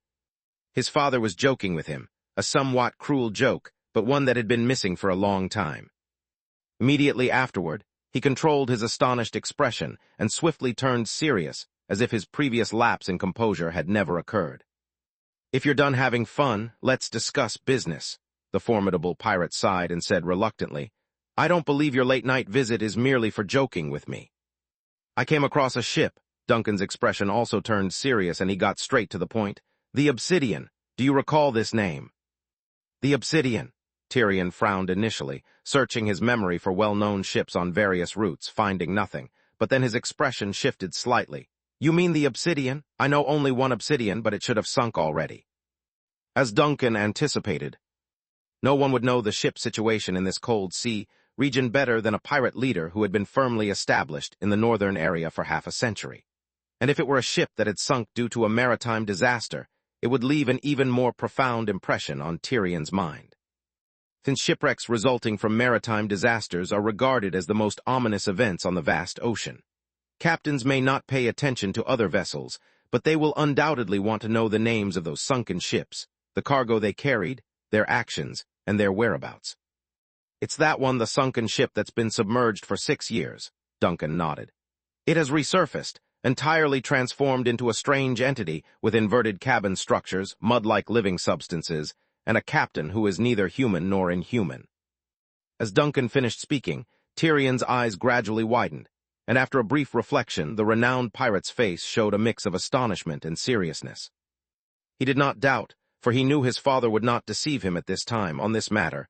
He wouldn't engage in such a trivial act.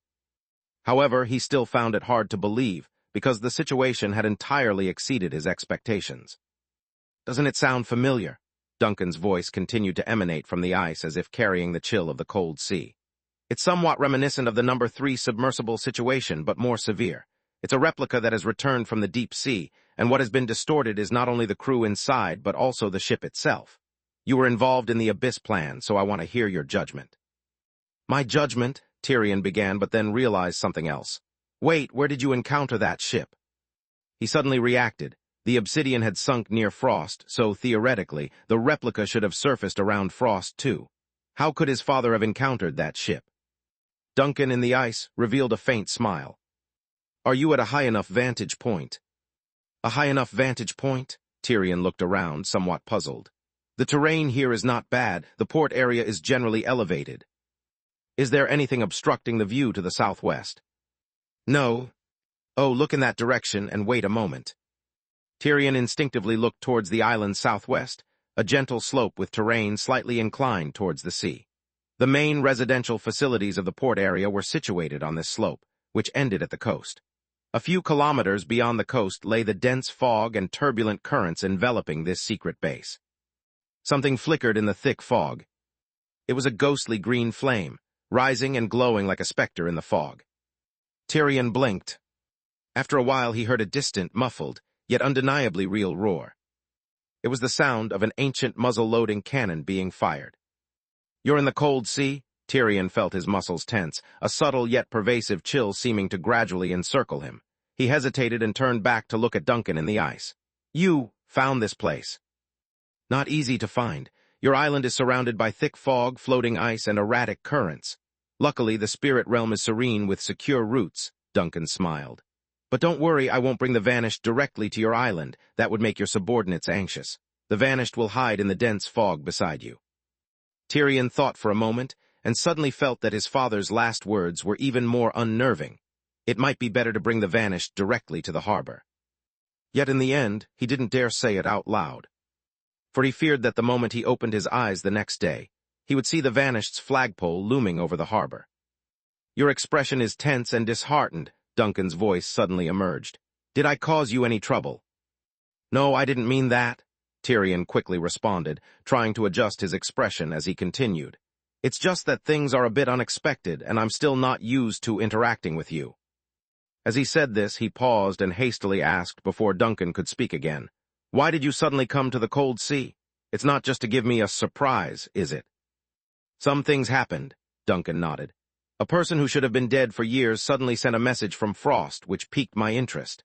Upon arriving here, I quickly saw the obsidian, which confirmed my suspicions. Now I suspect that the lingering remnants of the Abyss Plan are stirring beneath Frost. The Abyss Plan. Tyrion's cheek muscles twitched uncontrollably as memories flooded his heart, some from half a century ago, some from recent events. The sudden news from his father was like a sharp blade, slicing open the veil that had only been slightly lifted. Tyrion abruptly realized that what was happening was far more complex than he had imagined. It wasn't just a No. 3 submersible, not just a dagger island, and beneath Frost's deep sea the Abyss Plan was not only reviving. I think your suspicions are correct, he said, his expression troubled. There truly is an issue beneath Frost. The obsidian you encountered is not an isolated incident. Do you know? Just recently, Frost authorities salvaged something from the nearby sea area. The voice in the ice fell silent for a few seconds. Judging by your expression, I think I can guess what it is. Yes, the No. 3 submersible, the 8th clone. It has now been sent to a desolate island near Frost called Dagger Island. The authorities have designated it as a military-restricted area, attempting to uncover the secret of the clones, Tyrion said, shaking his head. But that's not the only news. Recently, there have been rumors of the dead returning to life in Frost. It is said that the dead suddenly broke free from their graves, and even people who had died or disappeared for years suddenly appeared on the city streets. However, there are also conflicting reports that they are just ordinary city residents, and that the overly anxious church guards are indiscriminately arresting passers-by during curfew hours. Tyrion shrugged. The information on Dagger Island is difficult to obtain due to the news blockade.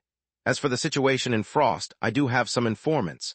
According to their reports, strange things have indeed been happening in the city recently, and unfamiliar faces have been coming and going. But as for the dead returning to life, I don't think there's much credibility to it.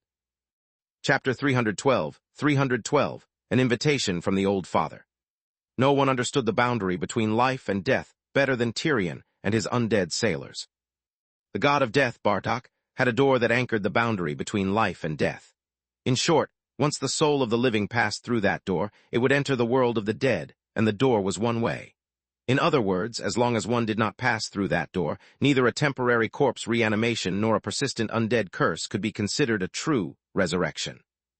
Many people in the world confuse undead with dead, even thinking that the former have exploited a loophole in the god of death's door. Tyrion turned his head, looking at the noisy sailors on the square, and spoke calmly. But in fact, they are just souls polluted and rejected by that door, stuck at the boundary between life and death. According to the strict concept of the Church of Death, undead actually belong to the world of the living. Duncan didn't speak for a moment, but recalled his own experience in the cemetery. Waking up in the coffin, being called a restless one by the cemetery caretaker, a group of annihilators came to steal the corpse, seeming to have anticipated that the body would stir. The sudden self-collapse of the body, as if reaching some kind of limit.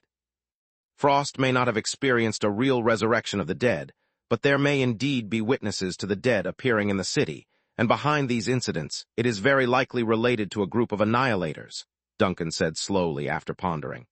But it's hard to say how much they have infiltrated and what they want to do.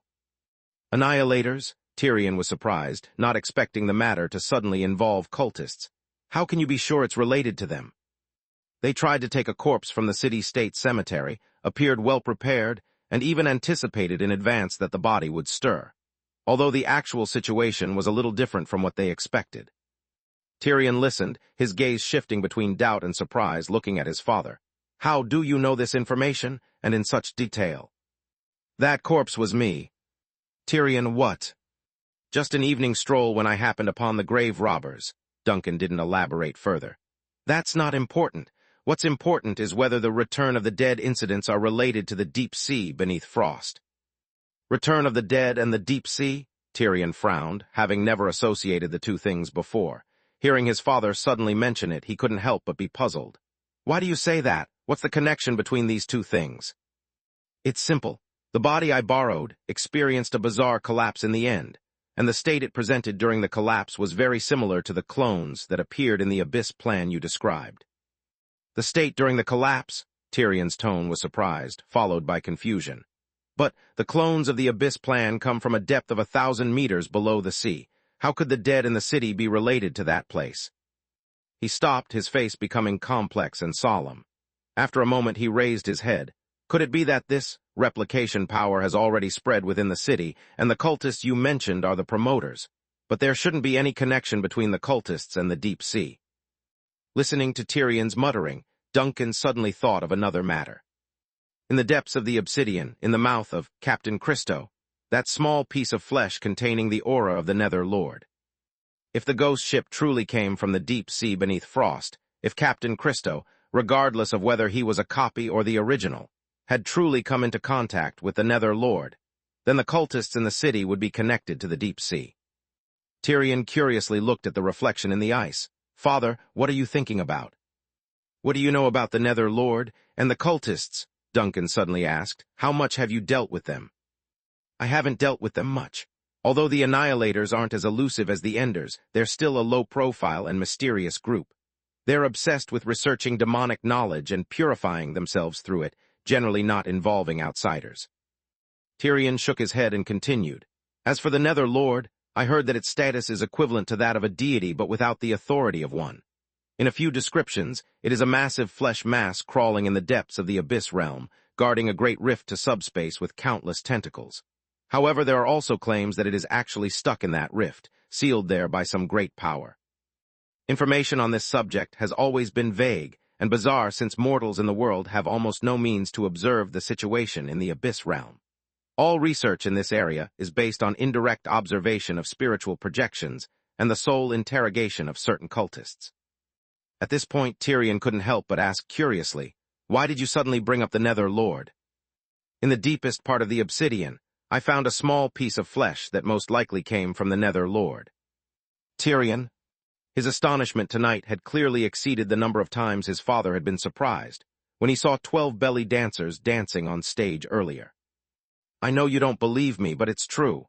Duncan could see the disbelief on Tyrion's face. I have a shadow demon here that can help identify it.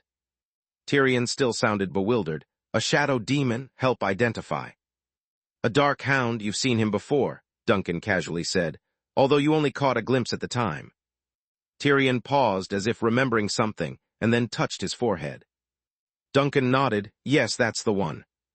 Tyrion didn't know what to say. Duncan looked up, his gaze passing over Tyrion's shoulder, looking in the direction of the square. After several rounds of dancing, even the dancers who had taken the potion in advance needed to rest. "The conversation should end now," Duncan suddenly said. "This matter seems more complicated than you and I imagined. It's difficult to come to any conclusions through this kind of discussion separated by a mirror." "You mean?" "I'll send a messenger to you. The messenger will take you to the Vanished. Here, we can talk more conveniently and let you see for yourself the things I brought out from the depths of the obsidian." Going to the Vanished. Despite the calm invitation, Tyrion couldn't help but feel a chill and tension. He tried to control his facial expressions, but his momentary reaction still caught Duncan's eye. "If you don't want to, I can come directly," the voice in the ice said indifferently, "but that would require you to prepare your subordinates first." Tyrion's expression was somewhat tense. To go to the Vanished himself, or to let the Vanished enter the Sea Mist Fleet's base. Both options seemed challenging, but after a brief weighing of options, he made a rational decision. "Send the messenger. It'll be more convenient for me to go there." Tyrion looked openly at his father in the ice. Reason told him that if his father had truly regained his humanity, then even the Vanished returning from subspace theoretically shouldn't be a dangerous, forbidden place. What was there not to go to? He only needed to prepare himself mentally, but if he let the Vanished enter the port directly, then more than just him would need to be prepared. He just needed to confront a little bit of nervous instinct. "That's good," Duncan nodded, seemingly satisfied with Tyrion's answer. He then took a slight step back, and his figure quickly faded and blurred in the ice. "I'll leave first. There's still some business to attend to. Before the messenger departs, I'll notify you." Tyrion slightly bowed in front of the ice that was gradually returning to normal. When the last trace of green flame disappeared, he stood up straight. He then collected himself, turned around, and walked towards the square. On the square, the late-night hustle and bustle had not yet subsided. The undead sailors were either feasting or talking merrily, and some rude people near the stage were trying to whistle at the dancers, but because of leaks in their mouths or throats, they could only make funny sounds. On the stage, the dancers had finished their performance. Under the direction of their leader, they stood in a row, seemingly waiting for the next dismissal order. The cold wind blew through the gaps between the bonfire and the windbreak, and several of the girls seemed to be shivering. In their numb and dull eyes, lively expressions gradually began to emerge. The effects of the alchemical potion were about to end, and normal emotions would return to their minds. Two of the girls gradually showed a bit of curiosity on their faces, but fear was what emerged in the eyes of many more. The undead in various strange shapes and forms across the square. Even with mental preparation, this was not a scene that ordinary people could bear. First Mate Aiden ran out. He had been keeping an eye on the activity on the stage and now came directly to the highest point of the square. With a hoarse voice, he shouted at the sailors who were still making a commotion, "Disperse, disperse!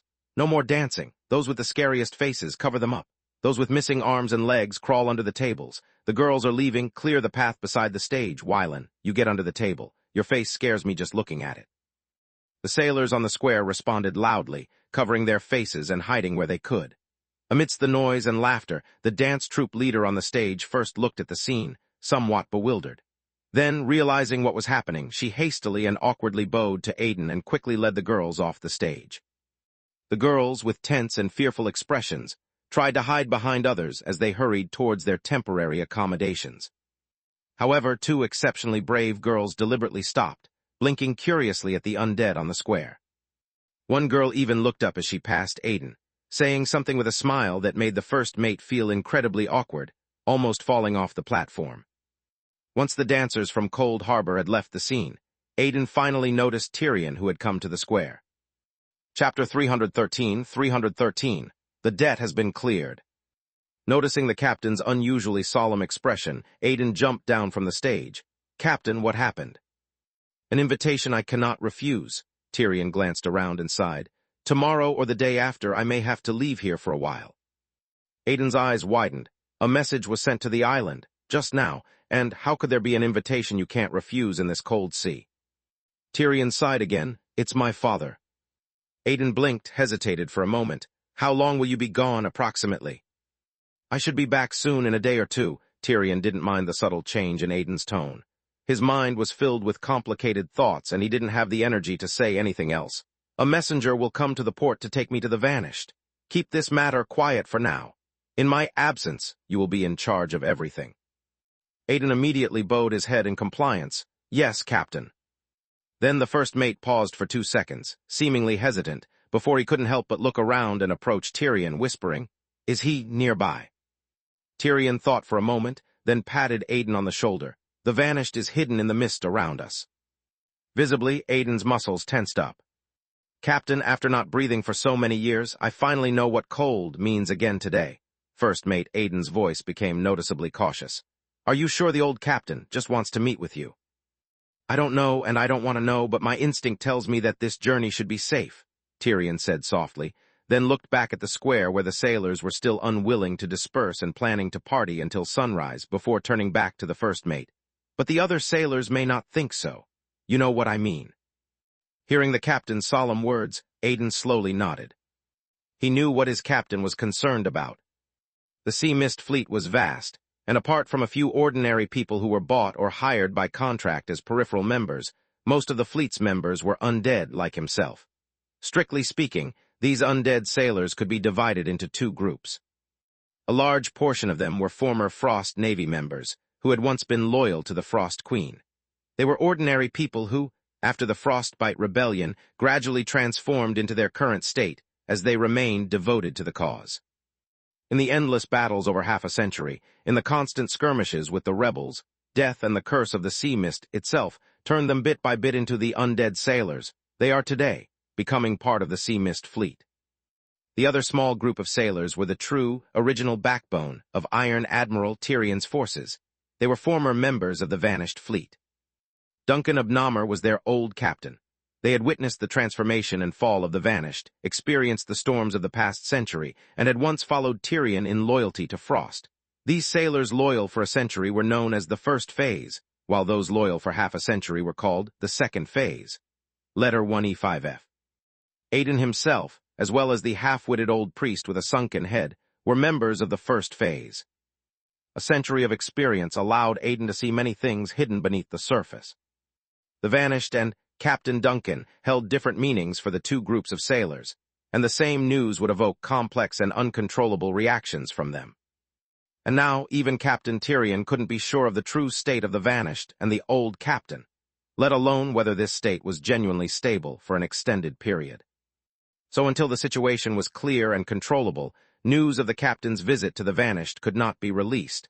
Otherwise, the island would undoubtedly be plunged into chaos. Just then Tyrion's voice came again, interrupting Aiden's thoughts.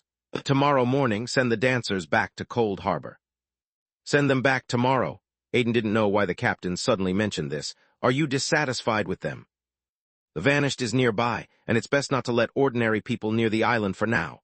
Tyrion shook his head, making up an excuse after all. The shock of seeing my father was too embarrassing to mention. He paused, then added, "But you did remind me of something. Sending them back directly might cause that harsh, curved blade Martin to chastise the girls. I'll write a letter later, and you'll give it to the head of the dancers." Aiden immediately bowed. "Yes, Captain." Tyrion nodded, and then seemed to remember something.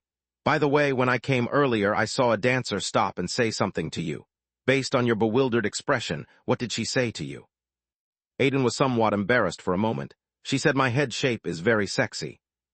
Tyrion blandly eyed the first mate's shiny bald head. Cold Harbor's dancers are indeed passionate and unrestrained, passionate in personality and bold in aesthetics. What? Darkness, loneliness, coldness, silence.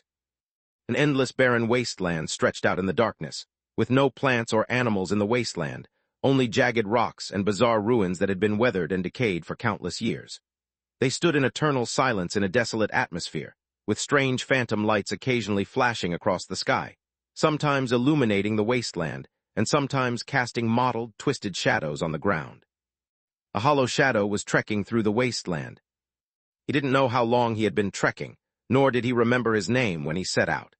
He only remembered that he seemed to have embarked a very long time ago, and the faint impressions left behind told him that he should have reached his destination by now, and should have been resting in some peaceful place. What caused the delay in his journey, and compelled him to persist in traversing this desolate land? The obscure, empty specter contemplated, but soon his sporadic thoughts were consumed by a larger void, leaving him to instinctively progress onward. Unexpectedly, he faltered. Had he tripped on something or bumped into an unseen obstacle? The empty specter glanced down at himself and observed that colors began to emerge on his indistinct form. He lifted his gaze and pressed forward. As more colors materialized on him, his previously vaporous, wavering surface took on more solid details. Clothing manifested on the human-like dark mist, a sailor's attire. Slowly he acquired a face, that of a black-haired man in his middle years. His strides grew firm and nimble, and the jagged stones beneath his feet appeared to have somehow leveled out. An increasing number of memories surfaced from the depths of his being. First came his name, followed by the moment of his death, his radiant youth, his hazy childhood recollections, and the scattered, warm glimpses from his infancy. He journeyed toward the edge of the desolate land, and in the darkness, shadows of varying sizes materialized, silently fusing with him. These appeared to be individual entities that had been ripped away and separated from him, now returning to their rightful places one by one. Suddenly, the figure halted at the road's end. Christobabeli gazed up in astonishment, realizing he had unwittingly ventured onto a magnificent avenue bordered by ancient stone pillars on both sides. At the avenue's conclusion, an enormous, regal door embellished with elaborate designs hovered in midair. The door stood ajar, yet its interior remained obscured and undefined, concealing any details of what lay beyond. A powerful urge arose from deep within his soul to cross through that door and find solace on the other side. The middle-aged man dressed in a captain's uniform instinctively advanced. There was no one nearby, but it felt as though innumerable souls were treading the same path toward the imposing door. In the mortal realm, the deceased departed every second, yet before this solitary gate of life and death, the souls seemed incapable of seeing each other. However, just as he was about to make contact with the door, Christo came to a halt. A towering figure materialized suddenly before the door, obstructing his way. It was a guardian, draped in bandages, donning a somber, ornate robe, a hood, and wielding a lengthy staff. The sentinel of this realm. Christo gazed at this nearly 3-meter-tall giant with slight apprehension as memories from his mortal existence surged back, granting him the capacity to communicate with others. "Are you the sovereign of death?" "No," the guardian replied, his raspy, deep voice emanating from beneath the bandages. "I am merely his emissary." Christo's voice carried a hint of sadness. "I am not deserving of passing through this gateway, am I?" He remembered even more specifics, including the context of his own demise. Nonetheless, the majestic guardian simply observed the soul at the entrance for a moment before stepping aside slightly. "Please enter. Your debt has been settled." Chapter 314 Dagger Island. To the east of Frost, at the brink of the sea cliff as far as one's eyes could reach, a towering rocky island was visible. It was slender and arched, resembling a thin, curved blade or an oddly shaped dagger. The entire island was blanketed in rough rocks and barren sandy soil, leading the people of Frost to name it Dagger Island based on its form. In the vast, limitless ocean, land was the most valuable asset for habitation. Even the most desolate and narrow solitary islands were utilized by people, and Dagger Island was no exception. The island had sources of freshwater but lacked arable land or extensive flat terrain. As a result, it couldn't function as a stable dwelling or grain-producing region, and no useful plants or animals existed. However, the island once possessed a modest amount of ore deposits. The people of Frost constructed mining fields and refineries on the island, and after the ore was extracted, it served as a transit port for some time. Following the Frostbite Rebellion, the routes around the city-state were modified, and the island's port was repurposed into specialized storage facilities for housing dangerous items that needed to be kept at a distance from the civilized world. As the years passed and circumstances evolved, this desolate island strewn with peculiar rocks changed ownership multiple times.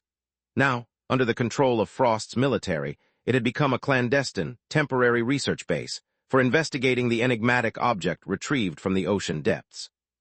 The sealing mechanisms for storing hazardous items and the stringent security measures on the island provided robust assurances for such research. At midday, a mechanical speedboat departed from Frost towards Dagger Island, nearing the military port on the island's recess side. The flag on the speedboat signified its association with the Frost Navy. After completing a series of intricate and rigorous verification, detection, and registration processes, the speedboat named Sea Swallow was granted permission to dock. As the steam core gradually reduced its rumble, the vessel moored beside the pier and extended a gangplank. Several soldiers clad in blue and black Navy uniforms disembarked first, followed by a tall and sturdy officer with short gray hair. A number of military personnel stationed on the island were already awaiting their arrival on shore. The robust officer with short gray hair surveyed the pier and then proceeded ashore along the gangplank. The waiting personnel promptly approached and saluted. One of them spoke. "General, you are 25 minutes behind schedule. This must be documented and explained. You are required to visit the registration room in person." "Understood," the sturdy officer, addressed as the general, nodded. He didn't take offense at an ordinary non-commissioned officer speaking these words to him, a general, since this was a special research facility and all stringent approval regulations were standard and justifiable security measures. "We'll proceed immediately. How is the professor's situation?" "Professor Maelson is in the secret chamber. He found something while analyzing and testing a new batch of samples. It appears that the material scraped from the object's surface exhibits unusual properties under specific experimental conditions," the liaison officer explained. "However, the particulars will be discussed after entering the secret chamber." "Very well, guide me to the registration room." Not far from the Dagger Island military port, in a bay on the inner side, intensive and bustling research was underway in a robust building constructed from reinforced concrete and massive rocks. This seemingly mundane and inconspicuous building was the so-called secret chamber, and also one of the most secure and structurally sound laboratories on the island. The building's interior hall was brightly illuminated, revealing a large hexagonal room with each wall made of the sturdiest concrete. At the top of the walls, symbols and religious imagery with mystical significance were engraved. Large scripture banners hung from the ceiling, suspended amidst the gas lamp's shadows. Steam pipes crossed the ceiling, with some valves softly hissing. Incense burners burned quietly in the corners, their sacred smoke slowly blending into the air. Researchers in robes bustled about the hall. A metal device approximately 5 to 6 meters in diameter, round and resembling a large bell, hung in the center of the room from thick chains. The metal device's surface was weathered and aged as though it had been submerged in seawater for an extended period. Its intricate valves and connecting structure at the top indicated its function. It was a diving bell. Directly beneath the suspended diving bell, a large circular grate was embedded in the center of the hall's floor. The grate's diameter was significantly larger than the diving bell's long axis, and through it, a faint red glow could be seen deep underground. A tall, slender, and impeccably groomed silver-haired elderly scholar stood in front of the suspended diving bell, overseeing several assistants as they carefully scraped samples from its surface. A clergyman dressed in a priest's robe walked slowly behind the assistants, carrying a brass incense burner. The subtle incense smoke rose from the burner, accompanied by gentle murmurs of prayers, and wafted slowly through the air. "Professor, General Belazov has arrived at the port," an assistant approached and spoke to the tall and slender old scholar. "After completing the necessary registration and handover, he will come directly here to see you." "Oh, Belazov, I received word that he wanted to come in person. It seems City Hall is finally getting a bit anxious," Professor Maelson said with a touch of helplessness in his voice. "Let him come. How are the samples sent to the lab this morning?"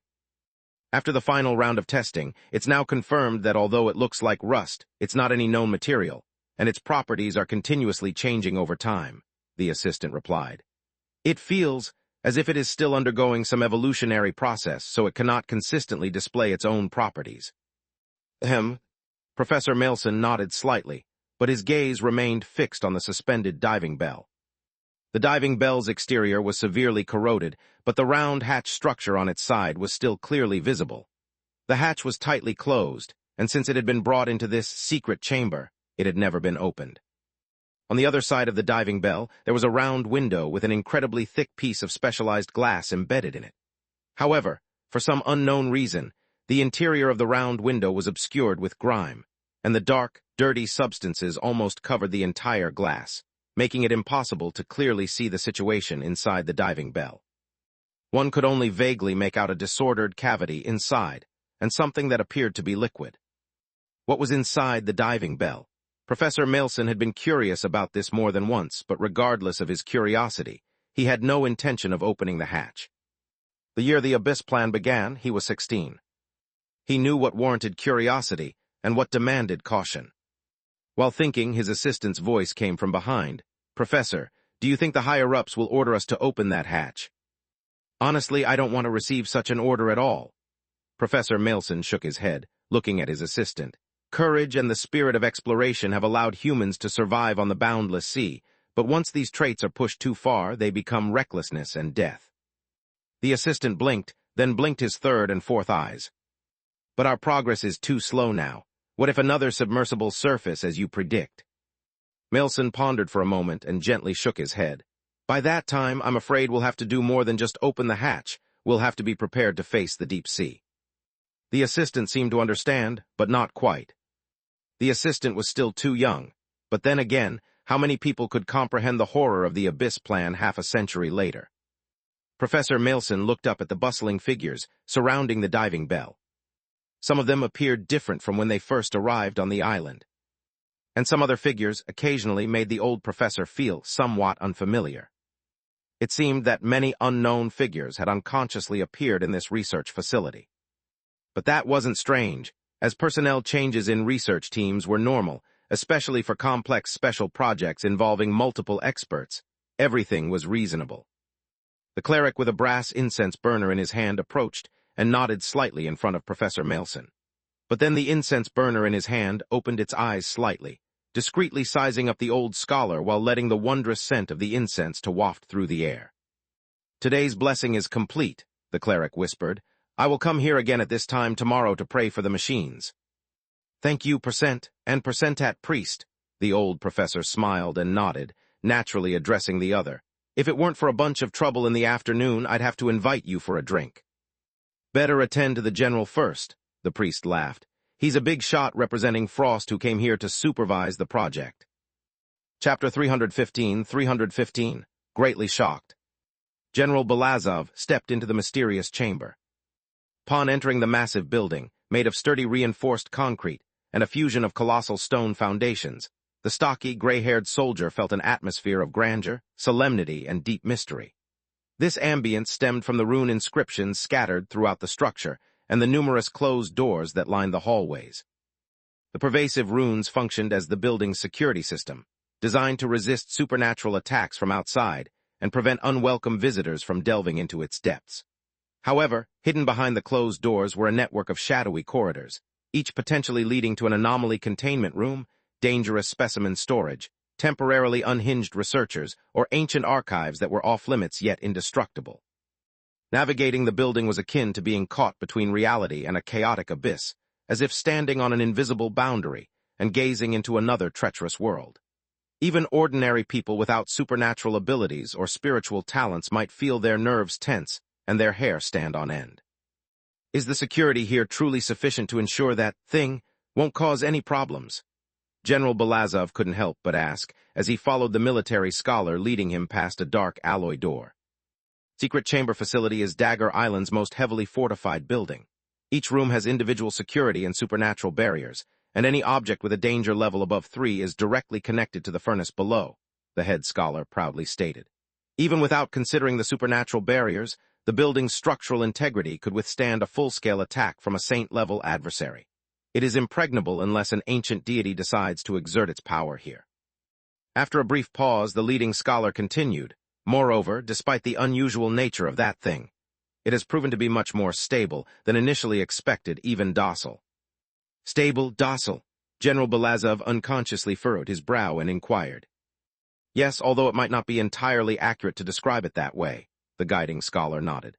For several days now, it has been suspended in the center of the secret chamber. Usually, such peculiar entities would display signs of life and affect their surroundings in various ways, but this one has remained inert. It hasn't emitted any substances, released any energy, or shown any properties beyond the realm of reality.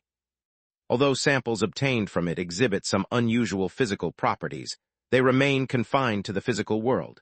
Compared to most other hazardous items of the same level, it is as docile as a rock. That's a fascinating situation. I'll report it to the city-state's executive officer, General Belazov casually commented. A researcher in a blue coat approached from the opposite direction, briskly walking past. As he passed the general, he respectfully nodded but continued without stopping, causing a soft, squelching noise reminiscent of the wriggling limbs of a soft-bodied creature. Everyone here seems to be quite busy, General Belazov remarked casually. Yes, the secret chamber is always bustling. Our work isn't limited to analyzing the diving bell. We also oversee other aspects of the facility, the guiding scholar responded with a shrug. Please excuse any perceived impoliteness. It's fine, I'm not concerned with formalities, the general said, his brow furrowing slightly. Is it just me, or is there a strange smell in here? I've noticed it since I arrived. It reminds me of the scent of a sea creature. This is the Bay Area of Dagger Island. The building's ventilation system connects directly to the outdoors, so such a smell is expected. Moreover, the odors from disinfectants and sedimentation tanks add to the scent, the guiding scholar explained, sighing. We've been meaning to request funding to renovate the ventilation ducts, but the higher-ups always say, if it works, it's fine. The general refrained from commenting further, instead looking up at the end of the corridor. Professor Melson was already standing at the door. Tyrion checked his coat and hair one last time in the mirror, before moving away and approaching a nearby shelf containing a few items. He pondered for a while, deciding what to bring with him. Should he take his sword, his gun, his amulet? Weapons seemed impractical, as neither a sword nor a gun would provide reliable protection on the vanished. Furthermore, he was invited as a guest aboard the ship, and carrying weapons could seem insincere and potentially provoke his father. Letter 16B1. The amulet might not offer any tangible advantages, but it could provide emotional reassurance. However, he was unsure about his father's current views on the gods. Would he scorn them, or merely be indifferent? For the first time, the most renowned pirate leader in the cold sea found himself deeply troubled about setting out. He was going to the vanished, or more accurately, he was returning to the vanished. That was where he spent his childhood, where most of his cherished memories resided, and where the aspects he both longed to avoid and confront existed. After a century apart, he suddenly found himself unable to imagine his appearance when he stepped onto that ship. At that moment, First Mate Aiden's voice interrupted Tyrion's thoughts from outside the door. "Captain, are you ready?" Tyrion scowled and called out, "Almost ready, don't rush me." "I mean you should hurry," Aiden's voice returned, now tinged with urgency. "For the sake of Her Majesty the Queen, the messenger is here." "The messenger is here." Tyrion was taken aback, only then noticing the strangeness in Aiden's tone. He hurried to the door and opened it in one smooth motion. Aiden's voice continued to echo outside. "Captain, if you don't open the door soon, thank goodness you finally opened it." Tyrion stared in amazement at the scene in the doorway. His unwavering first mate stood rigidly there with a terrifying skeletal bird, shrouded in green flames, perching atop his bald head. Meanwhile, on the chest of the skeletal bird floated a bronze compass in midair. He recognized it as his father's possession, Anomaly 22, Spirit World Compass. "Captain, can you stop staring and help me get this bird off my head?" Aiden's voice trembled. "These flames keep landing on me." The skeletal bird tilted its head, seeming to study Tyrion. Suddenly, it opened its beak and produced a peculiar female voice. "Go to Chenghua Avenue, walk to Erxian Bridge, get on. There are seats, big seats. Move back a bit, peanuts, beverages, and mineral water." Tyrion was startled by this sequence of sounds, and his first thought was, how could his father's messenger be like this? Next, he considered the strange words that had just emerged from the bizarre bird. After pondering for a moment, he remained equally perplexed. It wasn't until he noticed Aiden was on the verge of passing out that he came back to attention. "Let's go," Tyrion shook his head, forcibly pushing aside the jumbled thoughts. He stopped thinking about how to confront his father upon reaching the vanished ship. Adopting a go-with-the-flow attitude, he glanced at the odd skeletal bird. "How do we?" Before he could finish his sentence, the enormous bird suddenly soared into the air, stepping on Aiden's head. It then dove down, and with a burst of green flames obscuring his vision, Tyrion heard an odd scream. "Your father is coming." The next moment, he experienced the world spinning as if all his senses were being scrambled and reassembled. He then felt his whole being hurled into the sky, traveling through darkness and cold. Right now, time seemed to lose its meaning, and this peculiar disorientation and detachment vanished abruptly.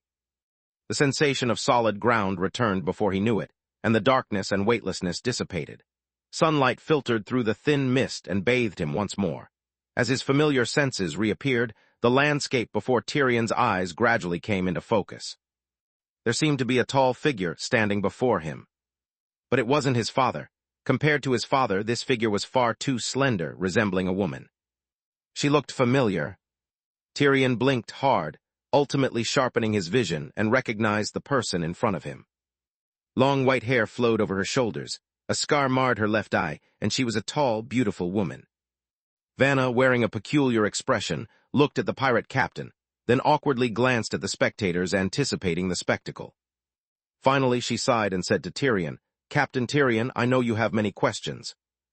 Before Vanna could finish, Tyrion recoiled in astonishment, his eyes wide as he gazed at the Inquisitor lady. He conquered planned. The most renowned pirate leader in the Cold Sea was in shock. Chapter 316, Returning Home. The atmosphere on the deck suddenly turned somewhat awkward as an inexplicable silence shrouded Vanna and Tyrion.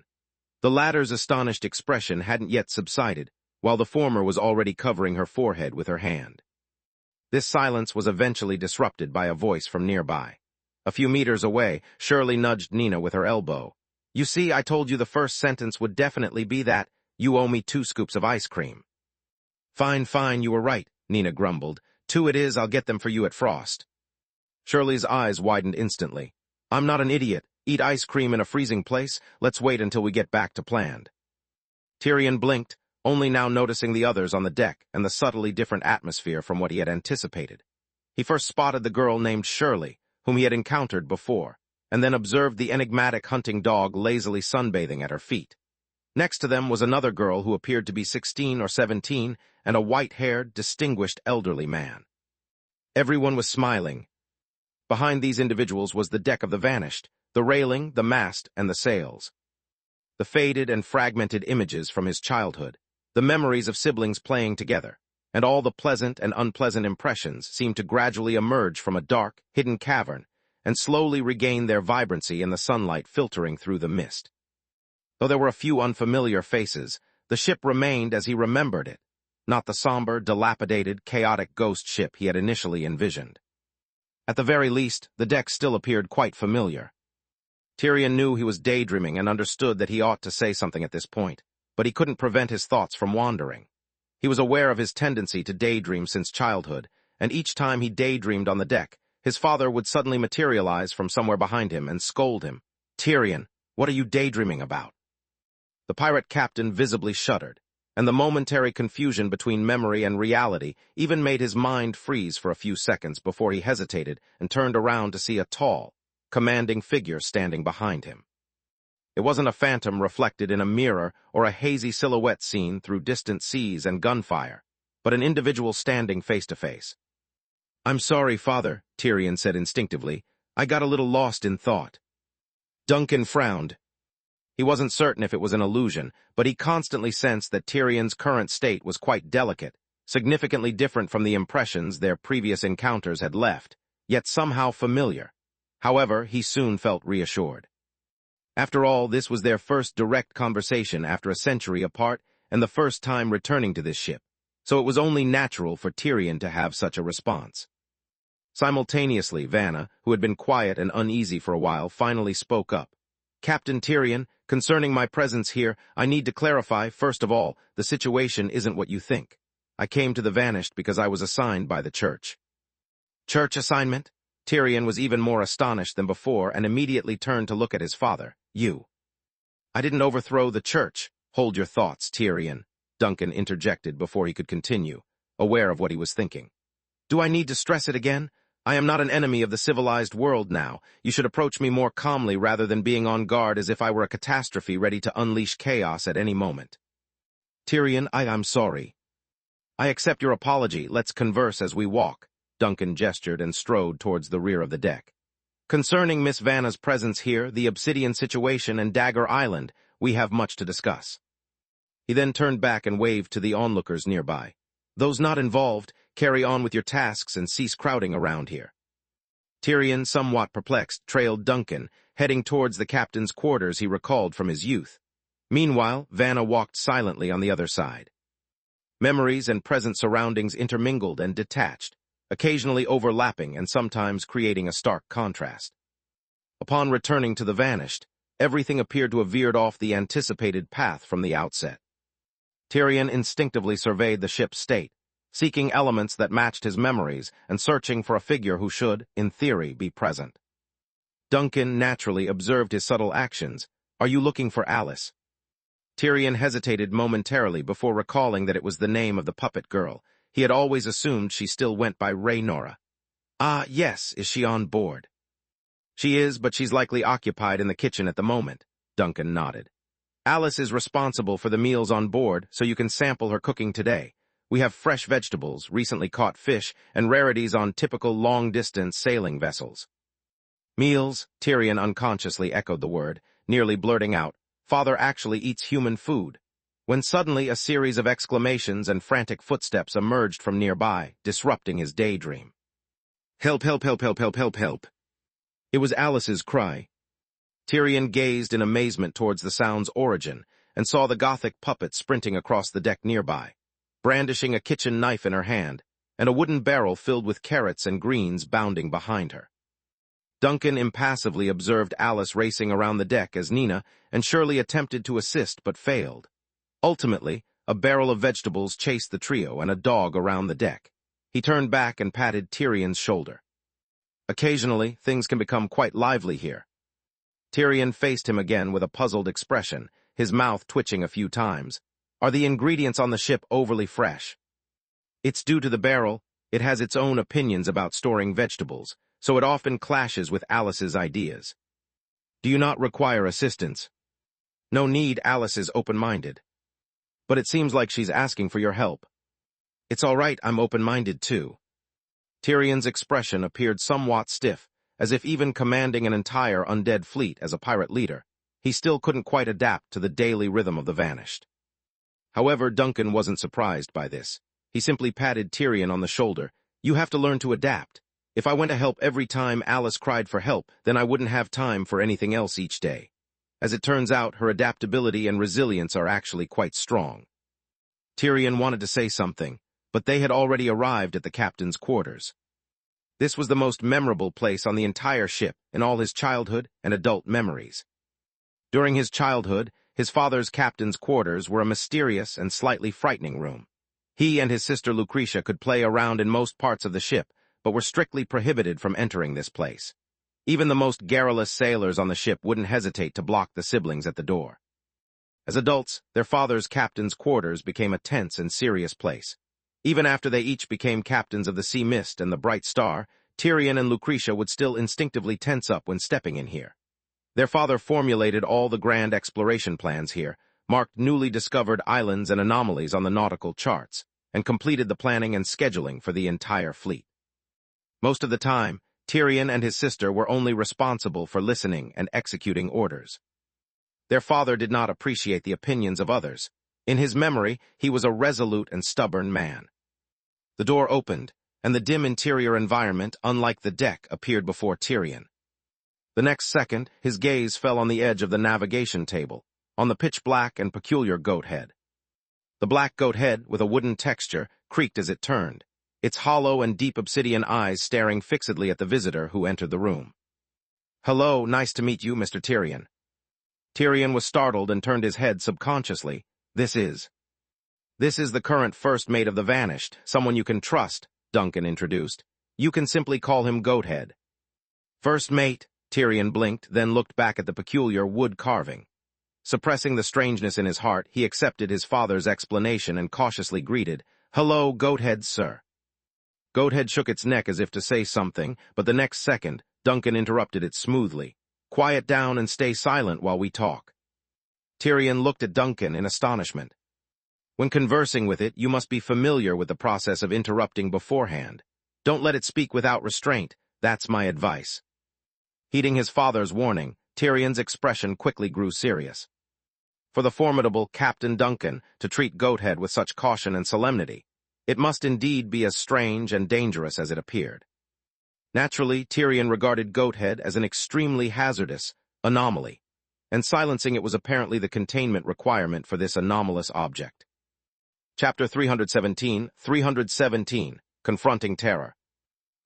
As Tyrion spent more time on board the ship, he discovered numerous discrepancies between his memories and the present reality.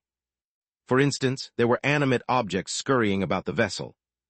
Additionally, there were ethereal spirit sails that had lost their tangible form, now resembling gossamer fabric floating on the mast. Moreover, there was an odd sculpture in the captain's cabin, which his father called Goathead. Tyrion sat across the navigation table, observing the eerie objects in the room. Many of them were familiar, albeit aged. His father faced him, recounting the events that transpired between the Storm Church and the Vanished, while the young inquisitor from Planned occasionally chimed in. The situation had evolved beyond his expectations. A secret envoy? The legendary pirate echoed the phrase Vanna had just used, his expression a mix of intrigue and concern. The Storm Church is more audacious than I thought. To be honest, I was taken aback at first, Duncan admitted with a smile. The Storm Pope is a mysterious figure. It's hard to discern how much of her speech is sincere and how much is influenced by the Church's interests or the directives of the storm goddess Gamona.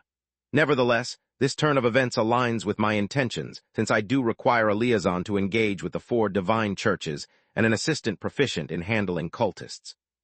Handling cultists, you say? Tyrion mused thoughtfully. I recall you mentioning the annihilation cultists and the evidence discovered on the obsidian. Duncan nodded gently. That's why I brought you here. He retrieved a tobacco box from his pocket and upon opening the lid revealed its contents to Tyrion. This is the clue I found deep within the obsidian, the Nether Lord's flesh. Tyrion involuntarily held his breath.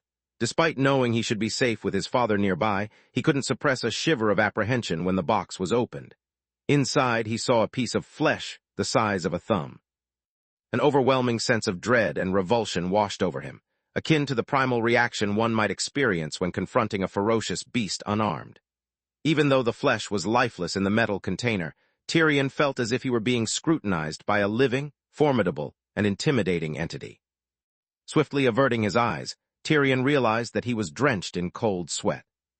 "Are you all right?" Duncan observed Tyrion's state and furrowed his brows.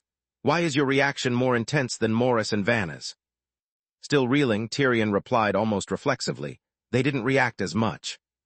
We experienced resistance and a sense of danger, but nothing as extreme as your reaction," Vanna clarified from the side. "What did you feel just now?" Tyrion conveyed his earlier sensations, and then examined the piece of flesh with a furrowed brow as numerous thoughts raced through his mind. "I'm unsure if it's just an illusion, but it felt like this thing was watching me intently," he explained, "as though it's still alive or something beyond it is casting its gaze." Duncan and Vanna shared a knowing glance. Bringing Tyrion here had indeed been a wise decision. Without direct interaction, certain subtle cues might have remained hidden. This piece of flesh, believed to be a remnant of the Nether Lord, exhibited a unique reaction to Tyrion's proximity and attention. Could your involvement in the Abyss plan years ago be the reason? Duncan speculated, considering the plan to be Tyrion's most distinctive connection to this incident. Tyrion remained silent for a moment, reflecting for a few seconds before raising his head. "Can you confirm whether the obsidian truly journeyed to Frost's deep sea?" "I cannot, as there's no concrete evidence, but my intuition tells me it returned from there," Duncan answered honestly. "The ship's behavior closely resembles the replicas you described." Tyrion said nothing for a while, his eyes fixed on the small, dark iron box on the table, seemingly contemplating and weighing his choices. After an indeterminate period, he suddenly inquired, "May I take another look?" "Are you certain?" Duncan peered into Tyrion's eyes. "This could be dangerous. If the Abyss plan indeed forged a link between you and this thing, each contact you make with it strengthens that connection." Tyrion was quiet for 2 seconds before a faint smile emerged on his face. "On your ship, things shouldn't spiral out of control, right?" "If something does arise, I'll handle it," Duncan nodded slightly, sliding the small iron box he had just retrieved back toward Tyrion. "Exercise caution and inform us right away if anything occurs." Tyrion nodded, took a deep breath, and once more focused on the Nether Lord's mysterious piece of flesh. Almost instantly, the feelings of opposition and tension resurfaced, accompanied by the sensation of being observed by an imposing presence. The overwhelming power established a connection, engulfing his mind like a tidal wave, and Tyrion's survival instincts nearly compelled him to shut his eyes. But this time, he forcefully resisted his instincts, neither looking away nor actively disrupting or challenging the will that materialized in his mind. Through this prolonged persistence, Tyrion finally confirmed his earlier suspicion. The will and power radiating from this Nether Lord's flesh were astonishingly non-threatening. The fear, danger, and resistance he experienced stemmed solely from the natural awe induced by the immense power. The gaze concealed beyond the flesh was actually quite benign. Tyrion's heart stirred, and he raised his head, ready to share his discovery with his father. However, in the next instant, Tyrion found himself enveloped in darkness and chaos. The familiar cabin and its occupants had vanished from his sight. Astonished, he stood up, instinctively reaching for a weapon, only to realize he was unarmed. He cautiously surveyed his surroundings, attempting to see clearly amid the darkness and turmoil, but it was as if his vision had been obscured by a veil of shadows. Even when he held his hands before his eyes, he could only discern blurry outlines. This was potent mental interference. His consciousness was being guided and disrupted by something. Yet he sensed no hostility. Feeling disoriented in the darkness, Tyrion suddenly thought he detected a sound. A rustling movement emanated from behind him, indicating that something enormous was shifting, and a faintly cold breath neared the nape of his neck. Tyrion's heart clenched, and he swiftly turned his head. A massive, peculiar limb, adorned with faint blue patterns intermingled with dark brown, extended before him in the darkness. The limb, resembling a tentacle but spanning hundreds of meters, rose like a supple pillar in the darkness. The amorphous bulge at the tentacle's tip hovered less than a meter from Tyrion's face. Further along the limb, an even more colossal, indescribable structure gradually emerged from the shadows. It appeared to be a mountain, a city, or a chaotic entity capable of instantly driving mortals insane. It could not have originated from the real world, nor could it have been the creation of any rational deity. The structure resembled some deep-sea mollusk, a fusion of starfish and squid. But the following instant, its misty surface began to roil, sprouting innumerable tentacles, limbs, eyes, and throats that continuously morphed. In this fleeting moment, Tyrion's eyes nearly bulged from their sockets, and tumultuous thoughts surged through his mind. He was unsure whether he felt fear or had momentarily lost the capacity to scrutinize his emotions. He simply gazed at the undulating tentacle before him as though it was attempting to communicate or convey information. Nevertheless, he could not comprehend the cacophony intertwined with the tsunami of data. Numerous eyes opened on the tentacle's surface. As Tyrion stared into them, it seemed as though he finally heard some intelligible information from those eyes and the distant, mountainous main body. Rund. Boom. A horrifying roar detonated within his mind, as if an immense repulsive force was tearing his spirit asunder and forcibly hurling it back into the real world. Tyrion nearly lost consciousness immediately, but just when he believed his soul would shatter amid the boundless darkness and chaos, a flicker of green flame materialized in his line of sight. The flames roared, engulfing him and dissolving the terrifying imagery. Before he had a chance to react, the dreadful illusions and sounds had dissipated like a dream. He was once more in the captain's cabin aboard the Vanished. Chapter 318. Gradually distorted. In the following moments, Tyrion found himself immersed in the brief chaos and fatigue that ensued from the enormous impact. Struggling to focus his vision, a barrage of sounds overwhelmed his mind as they twisted and churned from the raging storm. Yet, in spite of this, his rational mind remained clear. He realized that the ghostly flames emanating from the darkness were what kept his sanity intact, preventing it from being corrupted by the enigmatic power of the Nether Lord. Gradually, he managed to steady his breathing. As he hadn't experienced severe mental pollution, the illusions in his mind quickly dissipated. At the same time, he heard a composed voice from the other side. "It seems you've recovered." Tyrion lifted his head, looking at the towering figure across the navigation table. "It was you who pulled me out just now." "You stared at it for too long. Vanna said you were succumbing to a nightmare," Duncan stated calmly. "Fortunately, I've recently studied interfering with dreams." "A nightmare?" Tyrion instinctively rubbed his brow. "Did I appear to be falling into a nightmare just now?" "It seems you had a remarkable experience." Duncan's tone was inquisitive. He had indeed interfered in Tyrion's spiritual state, but unlike the usual scenes he saw when using the power of the spirit realm to enter someone's dreams, he didn't see anything this time. Tyrion's nightmare was only darkness, as if the source of the nightmare had left before he intervened, which further aroused his curiosity about the events that occurred. "I encountered an indescribable entity." Tyrion recalled the visions he had just witnessed, carefully depicting them. "I can't describe its exact form and don't dare to remember every detail, but I think it was the Nether Lord." Tyrion recounted what he had seen and experienced in the darkness, providing details about his various spiritual encounters. Apart from being unable to accurately remember the full silhouette of the mountain-like shadow, he held nothing back. Upon hearing Tyrion's story, Duncan's brow furrowed. So you're saying that the only message this Nether Lord conveyed to you was to run? Strictly speaking, it was the only thing I could understand. Tyrion spread his hands. It seemed to say much, but everything was drowned out by the overpowering noise. Eventually, it appeared to give up and spoke the shortest word I could barely discern. Duncan pondered. So when a person is in a state of heightened inspiration, they can't hear the whispers of the ancient gods. Tyrion didn't quite comprehend. Father, what are you talking about? Ah, it's nothing, never mind. Duncan dismissed the thought with a wave of his hand, returning his focus to the issue at hand. After thinking it over, he turned to Vanna. Do you believe Tyrion encountered the Nether Lord? Could it have been trying to protect him by telling him to run? Based on Captain Tyrion's account and his emotions, even if it wasn't the Nether Lord, it was at least an entity similar to a heretical deity, Vanna promptly replied. As for the run aspect, I apologize, Mr. Duncan. I can't make a hasty judgment. During the ensuing conversation, she hesitated briefly, as though feeling her answer was not sufficiently accountable, and added, Information about the Nether Lord has always been scarce, with even the 4 major churches possessing limited knowledge. The prevailing belief is that the Nether Lord is an enormous singular entity located at the core of an abyss in the deep sea. It lacks the ability to move or exert its power in the real world. It can't communicate and seems not to think like. Vanna tapped her temple, seemingly struggling to find the right words to describe such a being, and Duncan casually remarked, Like a mass of slime submerged in the deep sea? Alive, vast, but neither thinking nor moving. You might be the only person in the world to refer to the Nether Lord as slime, Vanna said with an unusual expression, but she nodded gently. Indeed, as you mentioned, if the information we've obtained from the tormented souls of demons and heretics is accurate, the Nether Lord is such a silent heretical god. Its sole activity is to continuously create more shadow demons from its body or absorb those who have perished in battle.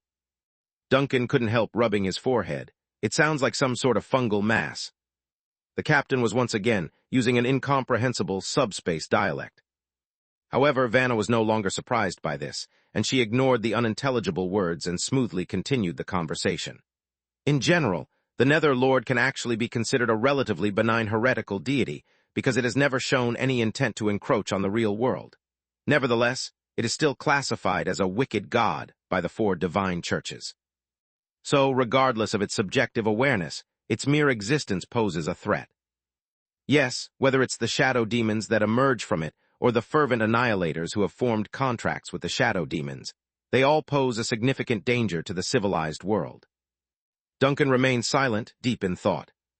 For some reason, what came to his mind at that moment was the black sun that sustained the false corona and was dying in the flames. However, he only considered it briefly and refrained from forming any opinions about the nature of the Nether Lord for a simple reason: insufficient evidence. He would not draw conclusions about matters he had not personally experienced. Tyrion massaged his temples. The noise in his head had completely dissipated, leaving only slight dizziness and fatigue as though he had been awake for several nights. As Vanna shared information about the Nether Lord, he pondered his own thoughts. Whether the run indicated goodwill or not, one thing is certain. The Obsidian's current situation is clearly a result of the Nether Lord's power, and now there are annihilators active in Frost, likely involved in this matter, Tyrion said slowly. If the influence I just experienced is genuinely connected to those who participated in the project back then even the Abyss project is now tied to this issue. Moreover, I believe our primary concern at the moment should be Dagger Island, the lingering aftermath of the Abyss project from half a century ago. The 8th No. 3 submersible, Duncan said gravely. How much do you know about the situation on Dagger Island? There's currently a military-restricted area there, and even with the Sea Mist fleet's capabilities, approaching it is difficult. The Vanished might be able to force a landing on the island due to its unique nature, but locating the submarine in a short time could prove challenging. After all, the island is vast, and the research facility has a complex structure. The military personnel on the island may directly order its destruction in an emergency situation. Duncan listened and sensed that something was off, so he quickly interrupted the pirate leader. Hold on, when did I say we were going to break in directly? Tyrion paused for a moment and suddenly realized, I'm sorry, Father, I thought. Duncan waved his hand, indicating that there was no need for an explanation. Let's not discuss this. Just give me a brief overview of what you know about Dagger Island. It might be useful. All right, about that small island. What? Belazov gazed solemnly at the diving bell, suspended in the center of the hall. He had been in this research facility for 2 days, and during that time he spent half of it in the hall, working with the diving bell. He was not a professional researcher, and didn't understand the mechanical aspects or the significance of the various physical and chemical tests that scholars had conducted on the samples. He stayed here simply because of his curiosity about this mysterious, eerie device. An irresistible curiosity. As a Frostian under 40 years old, he had not experienced the significant event from half a century ago. But as a high-ranking official of the city-state, he had at least learned about the Abyss plan from confidential files. The third submarine held the most critical position in all files, and it was the most terrifying aspect of the entire Abyss plan. Rusty and dirty inside and out, it hung quietly on an iron hook resembling a piece of scrap iron that appeared unremarkable. Professor Maelson stood beside the general, explaining the laboratory's safety measures. The rope below leads directly to the furnace. In case of an emergency, the hook will release instantly, and the submarine will crash through the grate and fall into the furnace. On the other hand, suppose the release device is activated but the submarine doesn't fall into the channel. In that case, a connected mechanism will initiate, and the entire room will be detached from the vault, frame, and slide into a cave behind the bay, filled with nitroglycerin explosives. What about the personnel in the laboratory? We have 30 seconds to evacuate. After that, the evacuation passages will be locked, said Professor Maelson. However, in the worst-case scenario, the person in charge, which is me, can choose not to open the evacuation passage. Belazov nodded slightly and slowly approached the diving bell. He looked at the dirty circular glass window, curiously peering inside. Dark red muddy sludge swirled slightly inside the submarine, and something resembling an eyeball pressed against the glass window, looking at Belazov through the gaps in the dirt. After a while, the general withdrew his gaze. It's pitch black inside, I can't see anything. Yes, we haven't opened its hatch yet, Professor Maelson nodded, so naturally we cannot clean the inside. General Belazov smiled, as it should be. Chapter 319, The Hidden Shad. Belazov had completed his inspection of Dagger Island and supervised the research work. Now, it was time for the military representative to leave. Near the pier at Dagger Island Bay, Professor Maelson, who had personally come to bid him farewell, watched the Seagull as it prepared for departure. Sailors were boarding the ship, port officials were checking procedures, and robed clergy with incense burners in hand strolled near the ropes, gently swinging the incense as they prayed for the ship's machinery. The weather was clear, making it a perfect day for sailing. Belazov stood on the dock, observing the sailors as they boarded the Seagull one by one. He then spoke to Professor Maelson. Professor, I commend your research efforts, but I must remind you that the project's progress on Dagger Island is slow, and some individuals in the city-state are growing impatient. The old professor calmly replied, I have been instructed to investigate the various properties of the submarine while ensuring safety, attempt to decipher its material composition, and strive to understand its operating principle in the next stage. We are currently following the schedule. If the higher-ups in the government are truly concerned, they can try to locate the blueprints left by the Frost Queen and construct the 4th or even 5th submarine. It's much more efficient for someone to descend directly than for us to collect samples in the lab daily. They won't appreciate your response, but I'd be happy to relay it on your behalf, General Belazov chuckled. They won't dare to build a submarine, and their reactions will be even more amusing. Professor Maelson shrugged and fell silent for a moment before speaking with a complex tone. Joking aside, I must admit that I am also concerned about the progress of this matter. Belazov remained silent, observing the experienced old professor who had lived through the Queen's era. Collecting samples and analyzing their physical and chemical properties daily are indeed essential components of the standard research process. However, as you've witnessed, there is only so much we can deduce from those samples, the old professor sighed. Even if we manage to open that hatch someday, I fear we won't uncover any more secrets from the submarine. The true secret isn't here, General. You know what I'm implying. Below a kilometer, Professor, your thoughts are somewhat perilous. Maelson sighed. I assumed you, as a soldier, would be more prone to such dangerous thoughts than me, a scholar. My responsibility is to safeguard the city-state's security, which makes me more inclined toward a cautious and conservative approach. Belazov stated calmly. So, do you actually intend to reactivate those submarine devices? You meant resuming the Abyss plan, didn't you? The old professor chuckled and shook his head. Don't worry, I haven't been that reckless. Nevertheless, there's an inescapable truth. The crux of the matter lies beneath the deep waters, and a laboratory replica of a submarine bell won't solve any mysteries. We might genuinely need to consider a backup plan, not necessarily diving proactively. But in the event a 9th or even 10th replica emerges, we should at least be prepared with countermeasures. I will relay your suggestion to the government office. General Belazov hesitated for a moment and took a gentle breath. Until a clear directive is given, the secret chamber project will continue as planned. The old professor nodded. Thank you.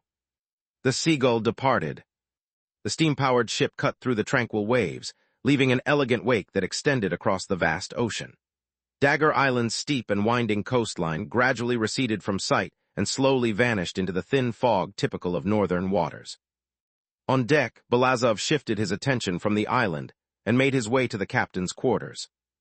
Although Dagger Island was not far from Frost, traveling between them still took several hours. During this monotonous journey, he needed to organize his thoughts and consider how to report to the city-state's leaders about the third submarine and how to present Professor Maleson's suggestions.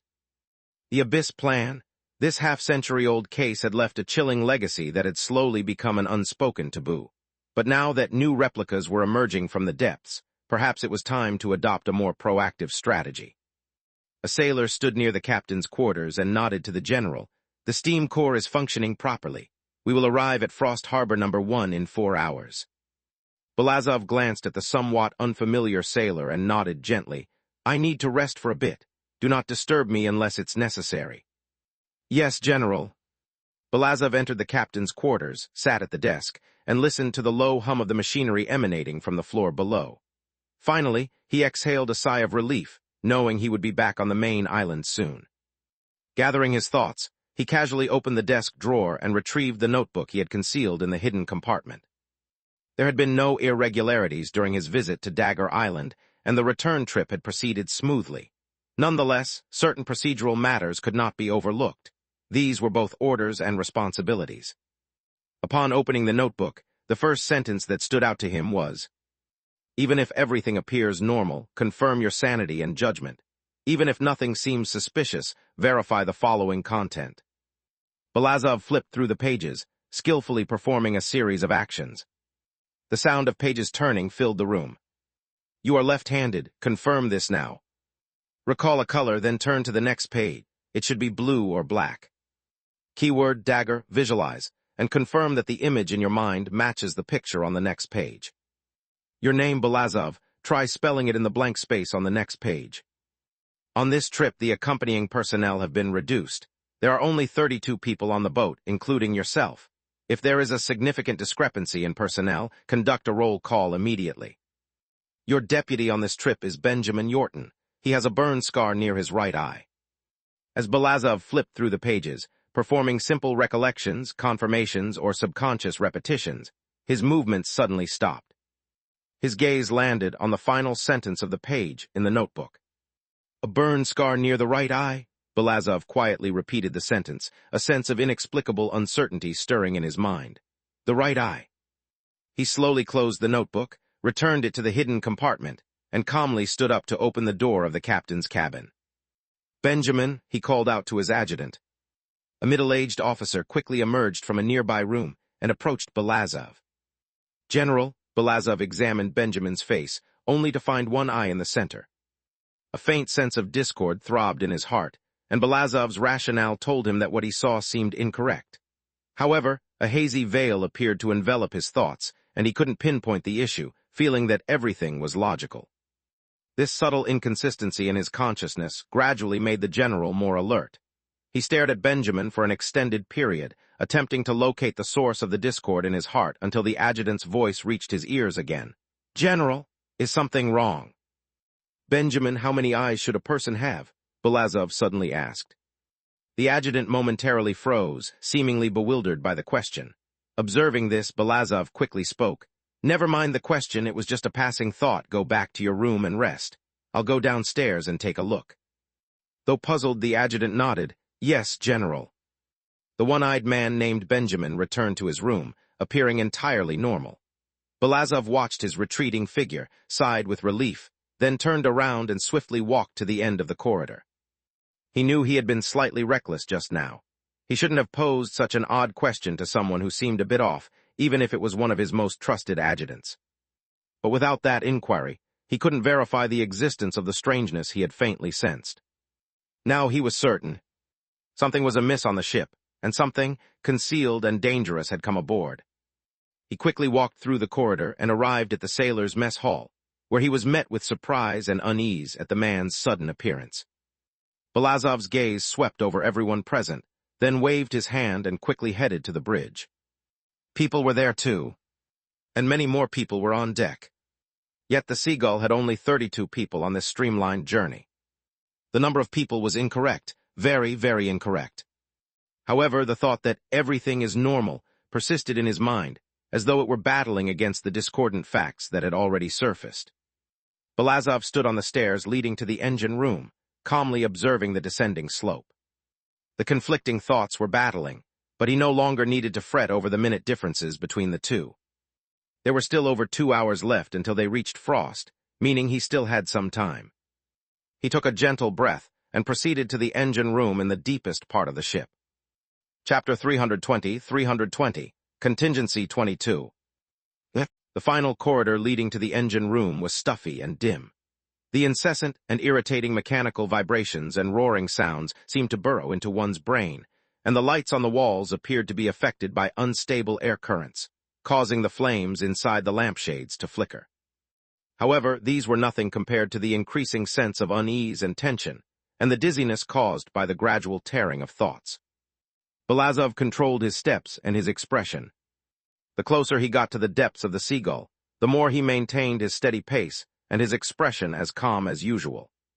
Crew members lingered in the corridor, chatting while wearing strange leather coats, with folds of skin piled up on their faces and their voices sounding like buzzing noises.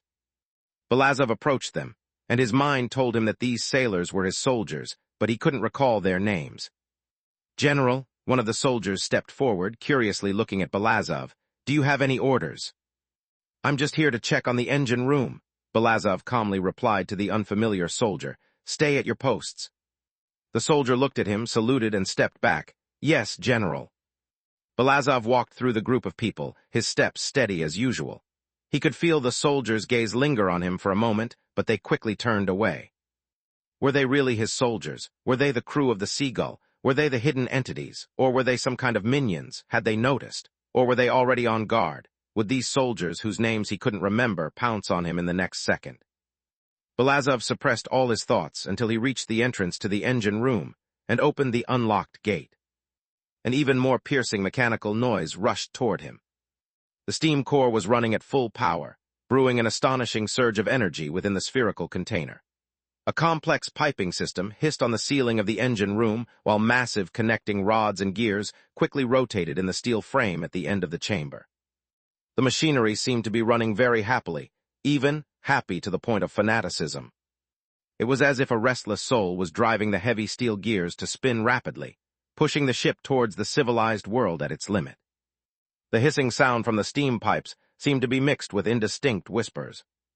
Belazov's body swayed slightly, but he soon steadied himself and walked towards the steam core. A priest was waving incense in front of the valve. He suddenly turned his head and looked at the general entering the engine room. The church emblem pinned to his chest seemed to be smeared with a layer of grease, making the sacred symbol on it blurry. "General," the priest looked at him curiously, "why did you suddenly come here? This place is—" "I came to check on the steam core," Belazov said, his eyes falling on the sensor in the priest's hand. The small, fleshy orb swayed gently in the air, its pale eye opening wide at the general's presence. He raised his head again, looking at the running steam engines and the hissing pipe systems. The gas escaping from the steam pipes had a bloody hue, and the edges of the rapidly spinning gears were blurry and distorted, as if something was parasitizing this massive machine, replacing the originally sacred steam with its malicious soul. The machine had been contaminated, in a state of desecration. This thought flashed through Belazov's mind for a second, but it quickly disappeared. Nevertheless, he still walked toward the control panel of the steam core. Even though the colossal, steel heart seemed normal in his eyes at the moment, he slowly reached out his hand to the control panel. "General," a greasy mechanic suddenly walked over from the side, reaching out his hand to block the control lever. "Don't touch these. Sometimes machines can be quite fragile." Belazov looked up at the mechanic. The latter just calmly met his gaze. But suddenly, the mechanic's lips wriggled a few times. Belazov frowned slightly, reading a few words from the mechanic's lip movements. "The machine is possessed, cannot be shut down or destroyed." Belazov was taken aback for a moment, and then saw the mechanic turn to the side, fiddling with the levers while his lips wriggled slightly. "The priest is not to be trusted, situation out of control, contingency 22. Contingency 22. Belazov's heart tightened, but soon he knew what he had to do. The mechanic knew the ship's heart better than anyone else. He turned and left the engine room, not heading to any other cabin, but maintained a calm demeanor after leaving the lower corridor, returning to his captain's quarters. From time to time, soldiers came forward to greet him, some of whom gave him a vague impression, while others he could not remember their names at all. There must be still sane and normal human beings among these soldiers, but Belazov had no way to distinguish them, nor the time to contact or discern the other 30 humans on board besides himself and the mechanic. He locked the door to his captain's quarters, went to the safe by the desk, and began turning the combination lock. With the crisp and pleasant clicking sound, his fingers grew increasingly pale from the force. As the latch opened with a soft click, the safe door opened. Belazov's gaze skipped over the compartments where the documents were stored and fell on the red button at the bottom of the box. Beside the button, a line of small text was marked, Contingency 22, for use only in extreme situations. Belazov reached out for the button, and almost at the same time he heard a knock on the door. "General, are you in there? We have received instructions from Frost, and they need your personal attention." It was the voice of his executive officer. A moment of hesitation suddenly surged in Belazov's heart about the possibility of him making a wrong judgment. What if there was actually no problem on the ship, and the only problem was with himself? What if he had suffered mild contamination, causing cognitive and memory biases, and even hallucinations all the way? If that was the case, he was about to bury an entire ship for his own paranoia. "General, are you in there? We have received orders from Frost." The knocking on the door grew more urgent. Suddenly, Belazov snapped out of his thoughts, realizing that those ideas might not be in line with his character. He wasn't the type of person to hesitate at the final step of an action. Someone was injecting impurities into his thoughts. Damn heretics! Without any hesitation, Belazov immediately pressed the red button. After an extremely short delay, a terrifying explosion engulfed the entire ship. The mechanical ship Seagull was instantly enveloped in a flash of light and flames, torn apart by the powerful blast of explosives. The burning wreckage of the Seagull floated on the surface for a while before being gradually pushed towards the northern waters of Frost by the ocean currents. Eventually, the fiery remains began to sink faster, as if being dragged down by some invisible force, disappearing entirely beneath the waves. Simultaneously, within the Frost city-state, near Cemetery No. 3, an elderly, slightly hunchbacked caretaker wearing a black coat was slowly making his way back from the city district.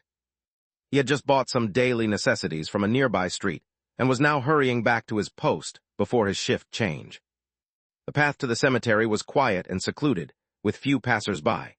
Even so, the few who did pass by would unconsciously adjust their pace to keep some distance from the somber, hunchbacked old man. It wasn't that they disliked the caretaker. Rather, they instinctively felt a touch of fear. This wasn't solely due to the eerie atmosphere surrounding the cemetery. It was also because of the old man's cold and reclusive nature. Even when compared to other caretakers in the cemetery, who were also somewhat gloomy, this old man from Cemetery No. 3 was the most intimidating. He had been at this post for so long that he seemed to have absorbed some of the aura of the dead. This even led to terrifying rumors. People often claimed to see pale lights floating above the cemetery fence at night, suggesting the caretaker's soul had already left his body. Others said that the frightening old man would lie down in a coffin at midnight, stopping his breath to join the dead, only to awaken when the sun rose the next day. These eerie and horrifying rumors surrounded the cemetery and its caretaker, but the reclusive and eccentric old man seemed to have never cared. In fact, he hardly interacted with the nearby residents, spending most of his time in the caretaker's cottage within the cemetery, only occasionally venturing out to purchase daily necessities like he did today. Naturally, he saw nothing wrong with this. Keeping the living away from the world of the dead, ensuring the former didn't harbor excessive curiosity to avoid harm, and allowing the latter to rest in peace was his responsibility. He guarded the cemetery, as well as the city outside it. The old man looked up at the cemetery gate not far away, and suddenly stopped. Today's situation seemed a bit unusual. There was a small visitor. Chapter 321, Snowy Day. A small figure stood at the cemetery entrance. A girl who appeared to be around 11 or 12 years old, dressed in a dark brown woolen coat, a black skirt, cozy cotton boots, and thick gloves. She seemed to have been waiting at the cemetery gate for quite some time. Snow had started to fall in the frosty city during the evening, and numerous snowflakes had already settled on her gray knitted hat, with faint hints of warmth emanating from the twilight snow. The little girl tapped her feet lightly in place, occasionally glancing down the slope opposite the cemetery. When the caretaker came into view, she immediately smiled and energetically waved at him. Here again. Upon seeing the girl, the elderly caretaker couldn't help but mutter, his tone sounding somewhat impatient, but he still hastened his steps and approached her. "Annie," the old man frowned, examining the girl before him, "you've come alone once more. I've told you countless times that a cemetery is no place for a child like you to visit alone, especially near dusk." "I already informed my mom," the girl named Annie responded cheerfully. "She said it's all right as long as I return home before curfew." The old caretaker quietly observed the smiling girl before him. Most people in the area disliked the cemetery caretaker and avoided getting close to this creepy and perilous place, but there were always exceptions, like a little girl who wasn't afraid of him. "Mr. Caretaker, has my dad been here yet?" Annie looked up expectantly at the stooped old man in black. His cloudy eyes, which typically frightened others, didn't make her uneasy. "No," the old caretaker replied as usual, his voice as cold and unyielding as the wind echoing through the cemetery. "He won't be here today." Annie didn't appear disappointed, but merely smiled as she always did. "Then I'll return tomorrow and ask again." "He won't be here tomorrow either." Annie continued to look up, "But he'll come eventually, right?" This time, the consistently cold and unyielding old man finally paused for a moment. It wasn't until snowflakes landed on his eyebrows that his murky eyes shifted slightly. "The deceased will eventually gather in a cemetery and experience eternal peace beyond that door, but not necessarily in a cemetery of this world, and not necessarily in this cemetery." "Oh," Annie responded, but it seemed as if she didn't take it to heart. She merely turned her head, glanced at the locked fence gate, and asked curiously, "May I go in and take a look? I want to warm up by the fire in your little house." "Not today," the old man shook his head. "Cemetery number 3 is in a unique situation, with the church's guardians stationed inside, and it's not open to the public today. You should head home, girl." "All right," Annie nodded, slightly disappointed. She then rummaged through her small bag and pulled out a small package wrapped in rough paper to give to the old man. "Then this is for you. It's cookies my mom baked. She said I can't always be causing trouble." The old man looked at the item in the girl's hand, and then at the snowflakes on her body. He reached out, accepted the cookies, and casually brushed the snowflakes off her knitted hat. "I'll accept it. You should head home early." "All right, you take care too, Grandpa," Annie said. With a smile and nod, she adjusted her scarf and gloves before walking down the path towards the city's residential area. However, after taking just a few steps, the old caretaker suddenly called out, "Annie." "Huh?" "Annie, you're already 12 years old," the old man stated, calmly gazing into the girl's eyes as he stood in the twilight. "Do you still believe the things I told you when you were 6? The girl paused and looked at the cemetery caretaker, puzzled. The dead would all come to this cemetery. No matter how scattered they were in life, Bartok's foyer would be their final gathering place. This assertion was written in the church's scriptures, but when faced with the same proverb, adults and 6-year-old children would always have different interpretations. 12-year-old Annie stood there, bewildered for a long time, while the black-clad cemetery caretaker stood like a cold, rigid iron statue by the tall, locked gate, with tiny snowflakes dancing between them and the winter chill enveloping the dusk. Suddenly, Annie laughed and waved at the old man. "Then you can just think I came here to see you. My mom said that elderly people need someone to talk to regularly." The girl turned around and sprinted away, gracefully skimming over the increasingly snowy path like a swallow. She slipped at the bottom of the slope but quickly stood up, dusting the snow off her skirt and thermal pants, and hurriedly departed. Elderly people, the old caretaker watched the girl's receding figure, only grumbling after she had run far away. This child is becoming somewhat mischievous. Shattering a child's expectations is even worse. A young, slightly hoarse female voice suddenly emerged from the side, interrupting the old caretaker's grumbling. You didn't have to say that just now. The 12-year-old child will gradually understand what she needs to, and sometimes we hard-hearted adults don't need to expose any truths. The old caretaker turned and saw the black-clad, bandaged gatekeeper, Agatha, who had somehow already appeared at the cemetery entrance, with the previously locked cemetery gate now open. He shook his head. Let her continue hoping her father will be sent to this cemetery, and then have her come here alone in the snowy cold. Is that bad? At least when you talk to her, you seem to have some warmth. That's not something a gatekeeper should say. Agatha shook her head, said nothing, and turned to walk toward the cemetery's inner path. The old caretaker followed her, first locking the gate, then going to his caretaker's hut to store the items he had purchased.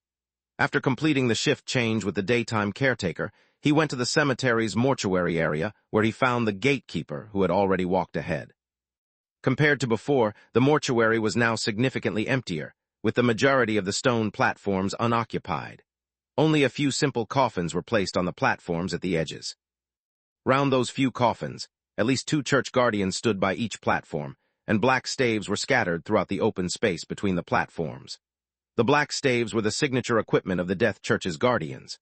They inserted the staves into the ground nearby and hung sacred lanterns at the top of the tips to maintain a small, holy area that could effectively counteract the corrupting forces from higher beings. At this moment, the twilight had deepened, and the snowy weather made the sky darker than usual at this time. In the increasingly dim cemetery, the lanterns hanging at the top of the staves burned silently like phosphorus fires, creating a serene yet eerie atmosphere. We have prepared extensively here, but it seems that the visitor has no intention of returning to this place soon, Agatha remarked casually as she saw the old caretaker appear. Are you sure the visitor has revealed information about coming back? You should trust the hypnotic skills of professional psychiatrists. The old caretaker shrugged, paused, and then added, I can't remember most of what happened that day, and the buzzing noise is gradually fading from my mind. However, after several hypnosis sessions, I can recall some things, the clearest being the visitor's intention to return before leaving. Agatha was silent for 2 or 3 seconds before she spoke softly. But there is another possibility. A higher being like that may have a different perception of time than humans. Its return visit could be tomorrow, in a few years, or even after your death, contacting you in a way that transcends life and death. Can't you be more optimistic? This is the result of the church advisory group's discussion. The old caretaker snorted noncommittally, his gaze sweeping over the black-clad guardians in the cemetery and the quietly burning lanterns atop the staves. I just hope that these arrangements don't anger the visitor and aren't considered an offense or a trap. After all, we know too little about it. All these arrangements are merely for our own protection, Agatha said. After all, although you claim that your loss of control in your visions was due to inhaling too much incense, none of us knows whether the visitor has a tendency to release mental contamination intentionally.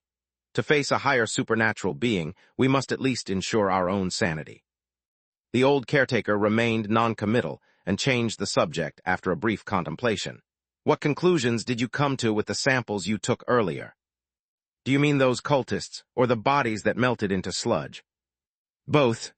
As for the cultists, there's not much to say. They were the minions of the Annihilation sect, supernatural beings who have deeply symbiosed with demons. They were quite powerful, and ordinary church guardians would be in great danger facing them. Fortunately for us, those heretics seem to lack good fortune. As for the... Agatha paused here, her expression somewhat strange. Their evolution has, in fact, not stopped even until now. As of when I left the cathedral, those things were still constantly presenting new forms and properties. In the past period, they even briefly displayed a state similar to metal and rock, giving the impression, as if it were something often mentioned by the Annihilation sect in their heretical teachings. The old caretaker furrowed his brow slowly. You mean primal essence? The true essence, the purest and most sacred material, the droplet of truth bestowed by the Nether Lord upon the mortal world. That's how the heretics describe it. Agatha's tone was laden with undisguised disgust and sarcasm. Such beautiful words, yet hearing them uttered by these heretics is absolutely repulsive. Chapter 322, 322, Revisiting the Old Place by Opening the Mystery Box Again. As Agatha expressed her undisguised contempt for the Annihilation cultists, the old caretaker's expression remained mostly unchanged. His focus was still on the latest intelligence. The samples, taken from the cemetery in the laboratory, they demonstrated properties akin to the primal essence described by the heretical cultists. No matter how insane and misguided the heretics were, and regardless of how their warped theories defied morality, as a member of the Orthodox Church, the old caretaker had to comprehend the heretics' information, their fanatical doctrines, and their highly tainted knowledge system. At the heart of the Annihilation cultists' entire heretical system was one thing: the shadowy Nether Lord and the various miracles he created. The Annihilation cultists firmly believed that the world, now blessed by the gods, was not a peaceful paradise, but a deeply corroded and twisted land of exiles at its core. They believed that the real world's prosperity was an illusion crafted by the gods, and that the true destination of human souls and the untarnished real world was not here but in the depths of the world, the Abyss realm. Based on this belief, they considered the Nether Lord and the demons to represent the purest, most primal, and uncontaminated state of the world. They thought that humans could only return to the Abyss realm and regain their original purity by purifying their tainted flesh. However, the mortal world was sealed by the gods, and there was a barrier between the distorted real world and the true real world, the Abyss deep sea. The flesh and blood of mortals represented this barrier. As long as human souls were trapped in this shell and continuously subjected to contamination throughout their lives, they could not return to the Abyss realm. Therefore, the Nether Lord would bestow a miracle called the Primal Essence. The heretics believed that this sacred substance was the foundation of everything at the beginning of the world. The blueprint for the real world was hidden in the microscopic scale of the Primal Essence. Only the Primal Essence could counteract the curse in the flesh and blood of mortals and bring them back to the pure state of their birth. As for the substance called Primal Essence, the Annihilation cultists described it like this: it will display all the characteristics of everything in the world and will always be in a constant cycle of evolution. It represents all the plans and blueprints of the Nether Lord when shaping reality. Short-sighted mortals can never measure any accurate nature of the Primal Essence. The old caretaker abruptly looked up, staring into Agatha's eyes. So that is the Primal Essence. Agatha replied without hesitation. The Primal Essence is just nonsense from those heretics. It's likely just a new substance that we can't explain with our current knowledge system. Its property changes may be a natural phenomenon or perhaps some extraordinary power, but it can't be a miracle bestowed by the Nether Lord. However, faced with such an answer, the old caretaker's expression didn't change at all, still quietly gazing into the gatekeeper's eyes. But do you believe that is the Primal Essence? Confronted with the question a second time, Agatha finally fell silent for a brief moment. After 2 or 3 seconds, she let out a gentle sigh. I must admit, at least in terms of properties, the samples we brought back do match the description provided by those heretics. The old caretaker looked up, gazing at the distant morgue. The fine snow had grown larger after nightfall, with snowflakes continuously falling from the dark night sky. Staves stood in the dim cemetery, their lanterns at the top illuminating the surrounding scattered snowflakes, as if adding a hazy texture to everything. His gaze, however, went through these scattered snowflakes and lights, landing on an empty autopsy table not far away. There was once a unique corpse placed there. Those samples used to be a person, or at least looked like one, the old caretaker said, as if talking to himself. You personally led the team to bring him here. You should still remember. Of course I remember, Agatha said softly. Very few corpses require the gatekeeper to transport personally, and that body was found in the deepest part of the mine, the deepest place in the entire city-state. The deceased brought out from there were very special. But the extent of his uniqueness still exceeded everyone's expectations. The old caretaker turned his head, looking at the young gatekeeper. You found the actual victim of the fall on the second day, so that corpse was clearly just a copy of the real victim, a copy made of primordial matter. No wonder it attracted the attention of those Annihilation heretics. Perhaps it wasn't that it attracted their attention, but rather the whole incident was their doing. Agatha shook her head. We suspect that the fall accident was the work of the cultists, with the purpose of using the victims to create copies in the depths of the mine, like some kind of sacrificial ritual. However, their plan obviously went awry, leading to the accidental discovery of the copy, which was even sent to your cemetery. The old caretaker shrugged. It also attracted the attention of an indescribable visitor. Yes, an indescribable visitor. Agatha's usually calm expression finally showed some change, and her tone became cautious. We still don't know what its intentions are. The old caretaker looked up at the sky and said after a moment of silence, "The night is deep." The cemetery fell quiet for a while, with a creepy and tranquil atmosphere enveloping the paths and platforms, permeating the night wind carrying snowflakes. Everyone was waiting for an indescribable visitor or a peaceful sunrise. The silence lasted for an unknown amount of time. Just as Agatha was about to persuade the old caretaker to rest in the cabin first, a gentle knocking sound suddenly rang out in the darkness. From a nearby coffin, a clear and low voice emerged. "Why did you stop talking?" As such a voice suddenly came from the silent cemetery, even the well-trained church guardians couldn't help but be momentarily startled and taken aback. Agatha even felt that the snowflakes floating in the lamplight seemed to stagnate for a second or two.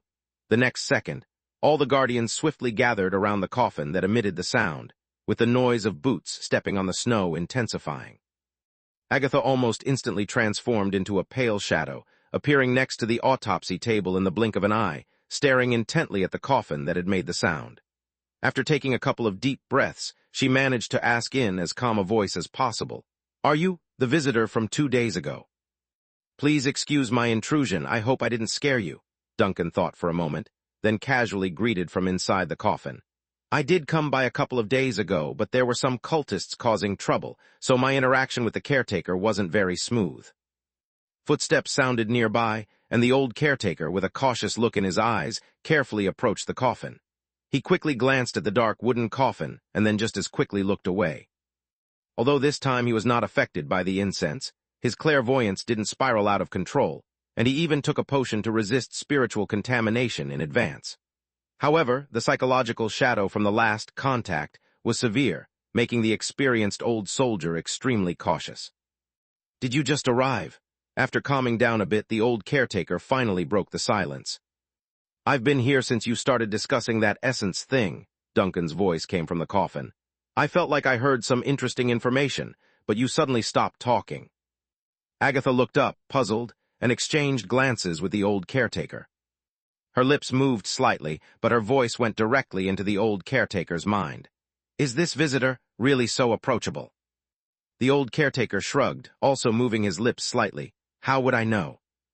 The two church officials briefly communicated before Agatha gestured gently to their surroundings, signaling the guardians to step back. Duncan had actually sensed the atmosphere around him from inside the coffin long before.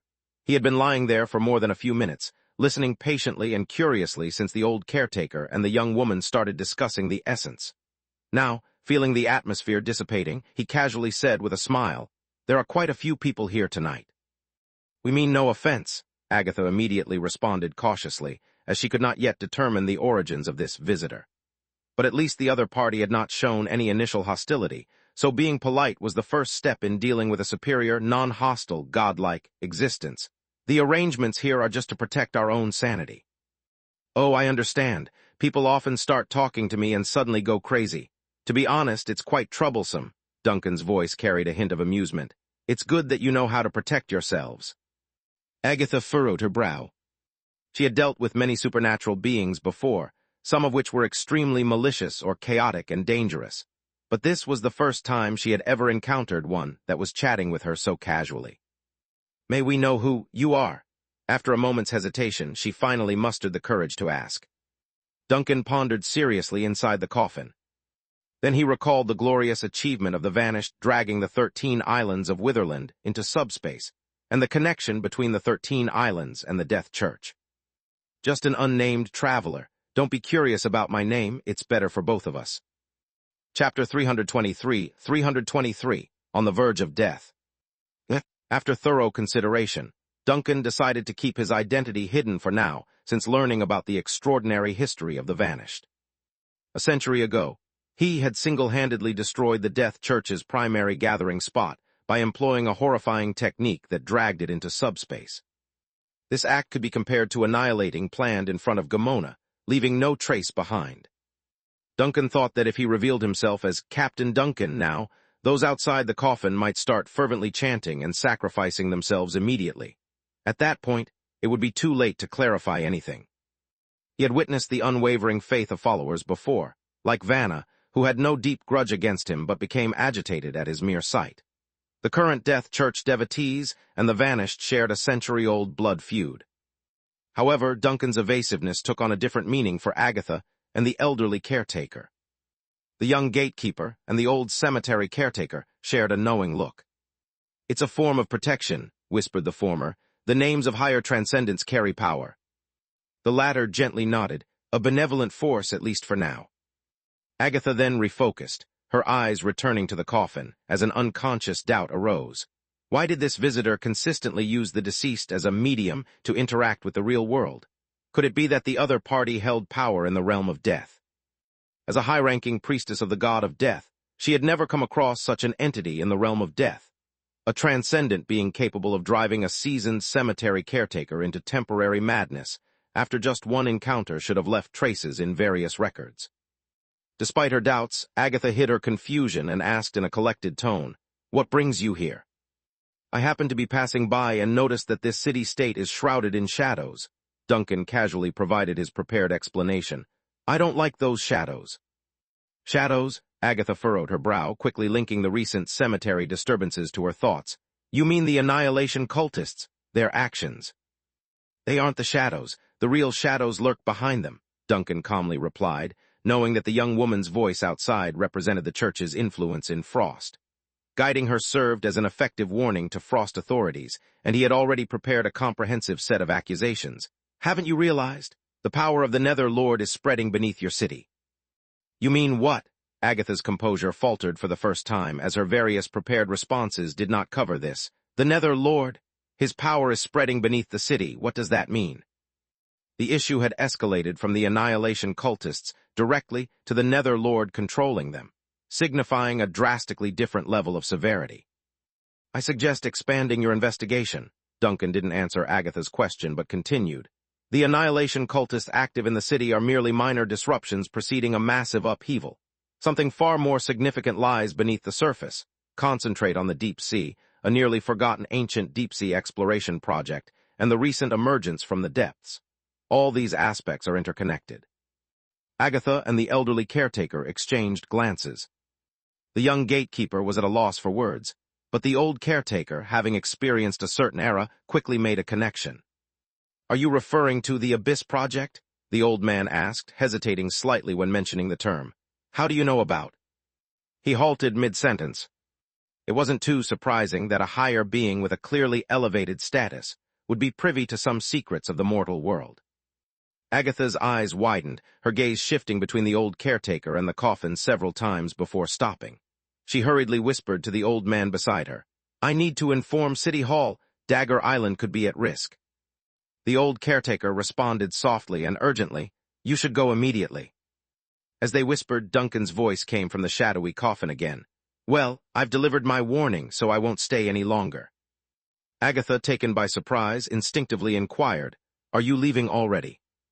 "I have other matters to address," the voice from the coffin answered, seemingly pressed for time. "If the chance presents itself, I will visit again." With that, the coffin fell silent. The visitor had left rather abruptly, in fact. Agatha and the old caretaker were somewhat puzzled, not expecting the mysterious guest to arrive and depart so suddenly after giving a warning. This enigmatic behavior seemed even more perplexing to them. As the two stood bewildered in the cemetery, Duncan had already returned to the dark, turbulent space. His departure was indeed hasty. In his initial plan, Duncan intended to stay in the cemetery for a while. However, just moments before, he unexpectedly sensed something unusual while he was in the spirit world. Amid the boundless darkness filled with starlight, Duncan looked up, his gaze focusing on a nearby spot.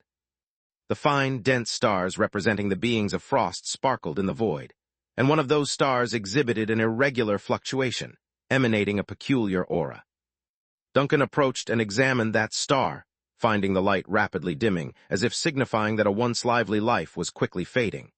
Yet, something stealthily drew near on the edge of the weakening light, attempting to entangle the starlight. After a moment of consideration, Duncan reached for the starlight.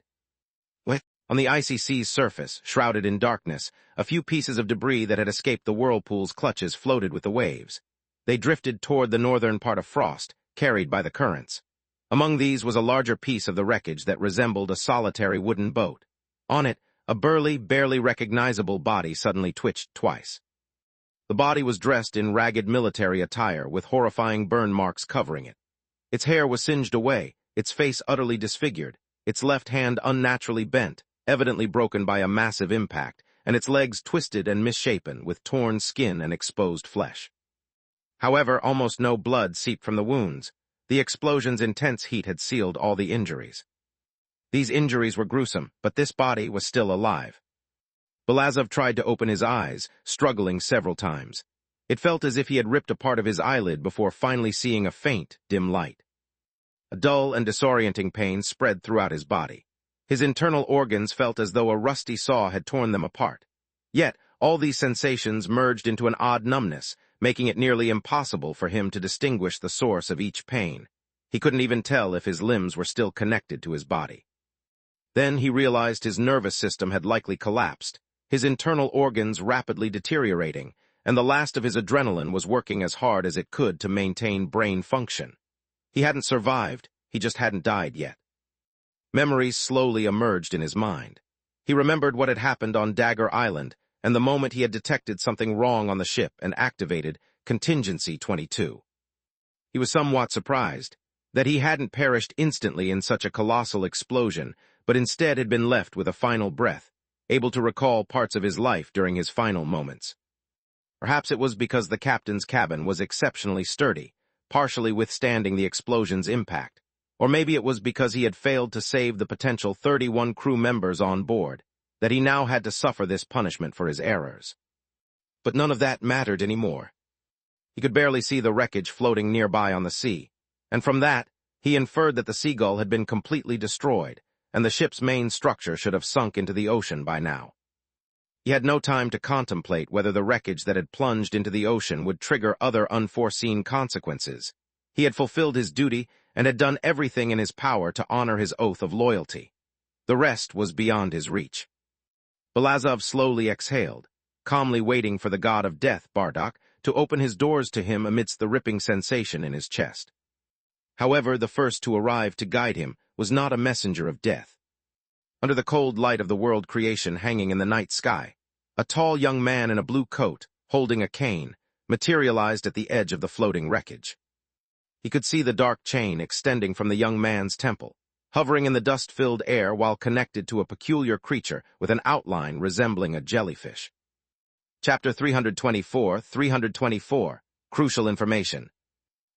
In his final moments of awareness, Belazov glimpsed the figure standing at the edge of the debris. The tall, slender, and somewhat pallid face of the stranger was mirrored in his eyes. Along with it, the hovering dark chain in midair and the shadow demon at the chain's end, the jellyfish, came into his view. After a short instant of bewilderment, Belazov finally remembered a sequence of events. He recognized the figure and the moments that had been consistently hidden from his awareness. He recalled that when he arrived at Dagger Island, the tall, gaunt heretic stood on the shoreline. When he entered the secret chamber, the stranger walked beside him. When he returned to the Seagull, the stranger stood inside the cabin. Belazov's eyes widened, and his burnt skin appeared to fracture. He wanted to shout to speak, but all he could manage was a faint hissing noise from his chest. Simultaneously, the tall, slender figure with a pale face finally lowered his gaze and looked down at the dying general. "I concede I was careless," the tall, slender, pallid man spoke composedly, with virtually no emotion in his tone, as if he were addressing a decaying log rather than a person. "When you were wandering the ship, I assumed you were merely inspecting the various stations. General Belazov, I must admit, your performance was quite convincing." Belazov simply stared at the stranger, fury simmering within him, but he could no longer command his once powerful body. "What a shame you were on the verge of becoming a messenger," the tall, slender man shook his head regretfully. "Introducing the Nether Lord's glory to the city-states, liberating the tormented commoners from their corrupted shells, and ushering in the first paradise in this defiled and twisted reality. Such a magnificent opportunity, and you squandered it, just a little further to go." Heretic, Belazov finally forced a faint sound from his chest, his teeth and bones ground together. "You will not touch." "Conserve your energy, General." The tall, slender man took a step forward, gazing down at the dying man amidst the wreckage. Embrace your demise peacefully, and the Nether Lord's blessings will grant your pitiful body new life. You have forfeited your chance to become a messenger, but the compassionate Nether Lord will not abandon your anguished soul. With this seemingly enchanting murmur, the tall, slender man slowly extended his right hand, and the jellyfish floating behind him also ascended and squirmed, progressively emitting an increasingly bright red radiance from its vapor-like form. The crimson light reflected in Belazov's progressively dimming eyes, and his body chilled. His consciousness seemed to have entirely vanished, no longer responsive to the external world. It required a bit more effort than expected. The tall, slender man shook his head, eventually revealing some emotion in his voice. Damn it, if it weren't for that queen tusk. The eerie, viscous slithering and sliding sounds commenced, and the seawater surrounding the debris began to generate abnormal black foam. Within the foam, odd mud-like substances slowly emerged and steadily spread towards Belazov's body. Yet just a second before the mud-like substances were about to make contact with his body, they came to an abrupt halt. Even the turbulent seawater nearby seemed to freeze and stagnate. The tall, slender man gazed in astonishment at the scene, instinctively trying to reconnect with the jellyfish again, hoping to harness the power of the enigmatic spell to complete the impending ritual. But in the following moment, he saw the previously unresponsive general suddenly stir. Your resilience is truly remarkable. The tall, slender man couldn't help but furrow his brow. Wouldn't it be wiser to accept your fate peacefully, General Duncan? No, the muscular body lying in the wreckage's center, nearly charred to a crisp, opened its eyes again, calmly staring at the Annihilator, who shared a symbiotic relationship with the Shadow Demon. Continue. If not for that queen, what were you going to say next? The tall, slender man blinked. Something was amiss. He didn't know what had transpired, but all his instincts suddenly screamed with alarm at that instant. A dreadful sense of impending danger seemed to inundate his soul, saturating his mind. He stared intently at the body that had reopened its eyes, instinctively wanting to retreat, but discovered that his legs momentarily refused to obey. Soon after, the tall, slender man finally observed the peculiar transformation in General Duncan's body.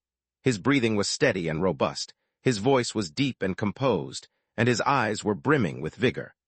The man who had been on the brink of death just moments ago now appeared to have regained all his life force. The general even sat up. If not for that, Queen, what were you going to say next? Duncan slowly rose to his feet, his imposing height allowing him to look down on the cultist before him. He stared into the man's eyes, his tone solemn and composed. The queen you mentioned, is it the Frost Queen, Nora? As he spoke, his gaze fell upon the jellyfish hovering in midair, which had already begun to react. The shadow demon could detect things ordinary people could not. Although the jellyfish lacked sensory organs, it seemed to see the truth within the scorched body. Now it trembled, the quivering growing increasingly intense, and tendrils of black shadow were already escaping its edges, prying open the passage between the enigmatic deep sea and the real world. Duncan couldn't help but feel a twinge of regret in his heart. If it weren't for this shadow demon, it would have been easier for him to maintain the facade of a dying general and gather more information. Who are you? The Annihilator finally grasped what was happening. The intense sense of incongruity and the persistent danger signals from the symbiotic demon were enough to alert him to the situation's gravity. Even if he couldn't deduce what had occurred, he could be certain that the soul within the body before him was no longer the original one. If you're just passing through, I have no intention of instigating conflict with you. Resorting to civility now? Duncan raised an eyebrow, sensing that the cultist before him was more cunning than the two he had encountered in the graveyard. Then you might as well tell me what you and your comrades have planned, and how it involves the Frost Queen. As he spoke, he suddenly glanced up at the jellyfish, hovering in midair. Don't even think about escaping. The vaporous jellyfish trembled violently, and the black fissures surrounding it shattered and dissipated in an instant, emitting a sharp tearing sound. The enigmatic demonic chaos was simple-minded, but driven by instinct, it seemed to heed advice. The tall and thin man realized then that his symbiotic demon had just attempted to open a hidden passage, causing a delayed fear to grip his mind. However, he had no time to communicate with his symbiotic demon now, as the intruder, occupying the general's body, was casting a calm but cold gaze at him. I am merely a nameless pawn. He raised his head, looking into Duncan's eyes, his face seemingly trying to muster a smile. I don't know the entire plan, you. Then who knows the whole plan? Duncan asked impassively, "And where are they hiding?" "My comrades, they—" The tall and thin man spread his hands, his face displaying a strained smile. "They will be honored because of me." Duncan's brow suddenly furrowed, and before he could react, a surge of intense energy erupted from the cultist's body. The next moment, his entire body swelled like a balloon and exploded into a fireball. Duncan barely had time to raise his hand. The dark green flames transformed into a barrier, blocking and neutralizing the incoming flames and impact. By the time the explosion subsided and the surrounding sea surface gradually calmed, the cultist had already been reduced to ashes. Only a dissipating black cloud of smoke remained in midair. That was the jellyfish rapidly disintegrating and vanishing after losing its symbiotic host. Duncan stared in disbelief at the scene, taking some time to process it, but he could only sigh at the few fragments floating near the wreckage. These depraved individuals are truly tenacious. What am I saying? They wouldn't have fallen for a cult if their minds were sound. As he spoke, he shook his head. The cultist had been obliterated, and there was no point in lamenting. Although he hadn't obtained more clues from him, his own possession had already yielded considerable information. And the most useful piece of this information was undoubtedly the mention of the Queen. It appeared that the Frost Queen, who perished in a rebellion half a century ago, had somehow caused significant trouble for the cultists. This trouble persisted until today, to the extent that they had to exert extra effort when taking action. Duncan raised his hand to stroke his chin, musing as he looked up. The night was dark, and the faint glow of the world's creation dimly lit the distant sea surface. At the sea's edge, one could see the lights of the city-state coastline. The location of Dagger Island remained a mystery, but it was evidently not far from the Frost mainland. Duncan resolved to use this body to travel to Frost. It appeared terrible, but at least it wouldn't disintegrate like the previous one while walking. Taking a breath, he walked to the edge of the wreckage and mentally called out to AI, preparing to have her transport him to the nearby coast. However, the next second, his movement abruptly halted, causing him to look down with bewilderment. This body was resisting his commands. Chapter 325, Handover. A feeble yet strange force was defying Duncan's commands to the body. In fact, it even tried to force him out of the body. This force seemed to have been there from the start, but only grew more noticeable after Duncan considered going to Frost. Despite the persistent presence of the opposing force, he slowly moved his feet to the edge of the wreckage and gazed down at the tranquil sea surface. Speaking softly, "I assumed you had vanished. Typically, the soul departs swiftly once the heart ceases to beat." He then fell quiet, sensing that weak yet tenacious force. Finally, after a moment of silence, the lips of this body twitched slightly. "Leave." Knowing what must be done, Duncan closed his eyes gently. On the oil-stained sea surface, this body's reflection was suddenly enveloped by a layer of dark green flames. The disfigured face from the fire and explosion in the reflection trembled within the flames, morphing into Duncan Obnomer's grave and profound visage. "Hello," the reflection of Duncan in the water looked at the body standing at the edge of the seagull's wreckage, speaking calmly. "I believe this method will make it easier for us to converse." The disfigured body stood upright, with Belazov's last sliver of consciousness gazing at the reflection in the water and the dark green flames. His lips moved again, producing a monotone, resolute sound. "Leave." In the reflection, Duncan contemplated. "You're not telling me to leave your body. You want me to stay away from Frost." Belazov's body remained silent. The theoretically dead body still stood erect, refusing to obey the order to return to Frost. "You're the first to resist, or at least the first whose resistance was strong enough for me to perceive," Duncan said calmly. "But you should understand that this feeble resistance is futile. You're merely hastening the consumption of your soul, and at most, this would only delay me by a few moments." Belazov remained silent, standing as if he were already deceased, but within his half-opened eyes, a faint glimmer of lingering light persisted. "I retract my previous statement. Your resistance does have meaning," Duncan sighed after a moment of silence. "Rest assured, I am not an enemy of Frost. I am here to aid your city-state and your people." He then fell silent for a few seconds, gazing at the still-standing body. Finally, after brief reflection, he whispered, "Reinforcements have arrived." Belazov's body swayed slightly then. Perhaps Duncan's words had truly taken effect, or perhaps the obstinate, lingering soul had finally vanished entirely. The sturdy body looked up at the distant city lights one last time before falling backward. The weak resistance had vanished as Duncan sat up, and adjusted the charred strips of cloth on his body. A swirling flame suddenly materialized beside him, accompanied by the sound of wings flapping from the vortex created by the flames. Then a large skeletal bird burst forth from the vortex, circling above the nearby sea surface. Almost simultaneously, the voice of the goat head entered Duncan's mind. There was no real need to negotiate with him. That was merely a frail mortal soul. "Weak yet worthy of respect," Duncan said as he extended his hand to the side. AI immediately flew to his side, and the blazing green flames transformed into a doorway, rising beside him. "I'm heading to Frost, which will be my main focus. You'll be responsible for the vanished. Also, tell Alice to prepare some bandages and a coat, and be ready for my command at any moment." The spiritual flames erupted, and Duncan's body fused with the fire. In the next instant, they transformed into the ascending flames beside AI. Then, a meteor-like streak of light shot into the sky from the sea, flying directly towards Frost. Simultaneously, in the warm southern seas, the elven-governed technological city-state of Wind Harbor was situated. It was still the middle of the night, and the majority of the city lay enveloped in darkness. However, on the eastern edge of Wind Harbor, a hazy and warm glow illuminated all the buildings and streets. Elegant pointed towers and houses with high ridges, characteristic of elven architecture, seemed to bask in a rosy radiance. The hanging vines between the houses and the trees growing in narrow spaces appeared lush in the light. This dreamlike scene could easily evoke memories of ancient times described in elven texts, filled with tales of forests and fantasies. This unusual scene was not a natural part of the cityscape. The warm glow enveloping the eastern district emanated from the sea near Wind Harbor.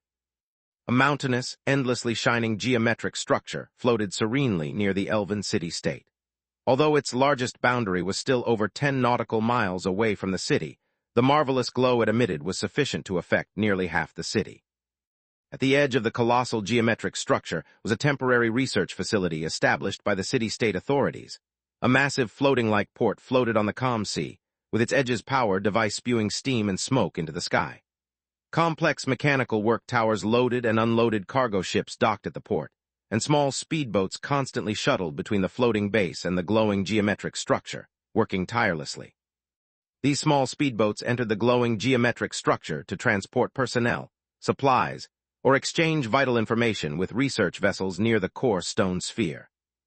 All these intricate, bustling, and efficient processes were calculated and coordinated by the enormous steam-powered differential engine at the center of the floating base. At that moment, a magic battleship with a completely different style from the local vessels was docked next to the elven-built floating base. It was the ship of the sea witch Lucretia, the Bright Star. The clockwork doll, Looney, walked briskly onto the upper deck of the Bright Star, where her mistress stood on the deck, gazing at the beautiful and elaborate tower at the center of the sea base. "Mistress," Looney approached Lucretia from behind and bowed slightly. "Scholar Taranel's research team has returned from the vicinity of the core stone sphere and is currently resting at the base. When do you plan to meet with him?" "In the afternoon," Lucretia replied without turning her head. "Let the elven scholar rest for a while. Ever since we towed this glowing object to Wind Harbor, he hasn't had much rest. I'm genuinely concerned he might collapse on my ship." Clockwork doll Looney considered for a moment. "We can meet him at the sea base without having him board the ship." Lucretia, Looney. "Yes, your sense of humor has improved. Thank you for the compliment." The corner of Lucretia's mouth twitched, and she looked once more at the central tower of the base. The pressure release pipes on both sides of the tower were currently spewing out mist, indicating that the differential machine's power device was automatically balancing the overall load. It seemed that Master Taran had indeed brought back a wealth of valuable information this time. The elves truly possess remarkable mathematical and mechanical abilities. Bringing that object to Wind Harbor was the right decision, Lucretia sighed softly. Only here could such a large-scale research team be organized at any time, and such high-level facilities be provided. "Mock could also do it," Looney said. "After all, it is the headquarters of the Academy of Truth. The number of scholars and research conditions there are even better than here. It's too far away and too close to the central seas. I don't intend to let the Bright Star tow a massive extraterrestrial object through the main shipping routes. It would disturb the inland city-states that haven't experienced much turbulence." Lucretia shook her head. "Not to mention that the Church of the Four Gods is speculating that it's a fragment that fell off from Vision 1. Objects of this caliber, it's better to study them on the outskirts of civilization." Looney thought for a moment and bowed slightly. Your judgment is well-reasoned. Lucretia had no reaction to the clockwork maid's compliment, silently contemplating other matters. However, suddenly it seemed as if she sensed something, and her expression changed slightly. I need to step away for a moment. My brother is looking for me. With that, the sea witch, transformed into a flurry of colorful confetti, swirling across the deck like a whirlwind, and spiraling through an open window in the distance, returning to the captain's quarters. In the center of the captain's quarters, the intricate lens and crystal ball device on the table began to emit a faint glow and a continuous, slight vibrating sound. Lucretia's figure emerged from the colorful confetti. She walked over to the crystal device, raised her hand, and activated the image within the crystal ball. The face of the Iron Admiral, Tyrion, appeared inside, and the background behind him seemed to be different from the familiar room she usually saw.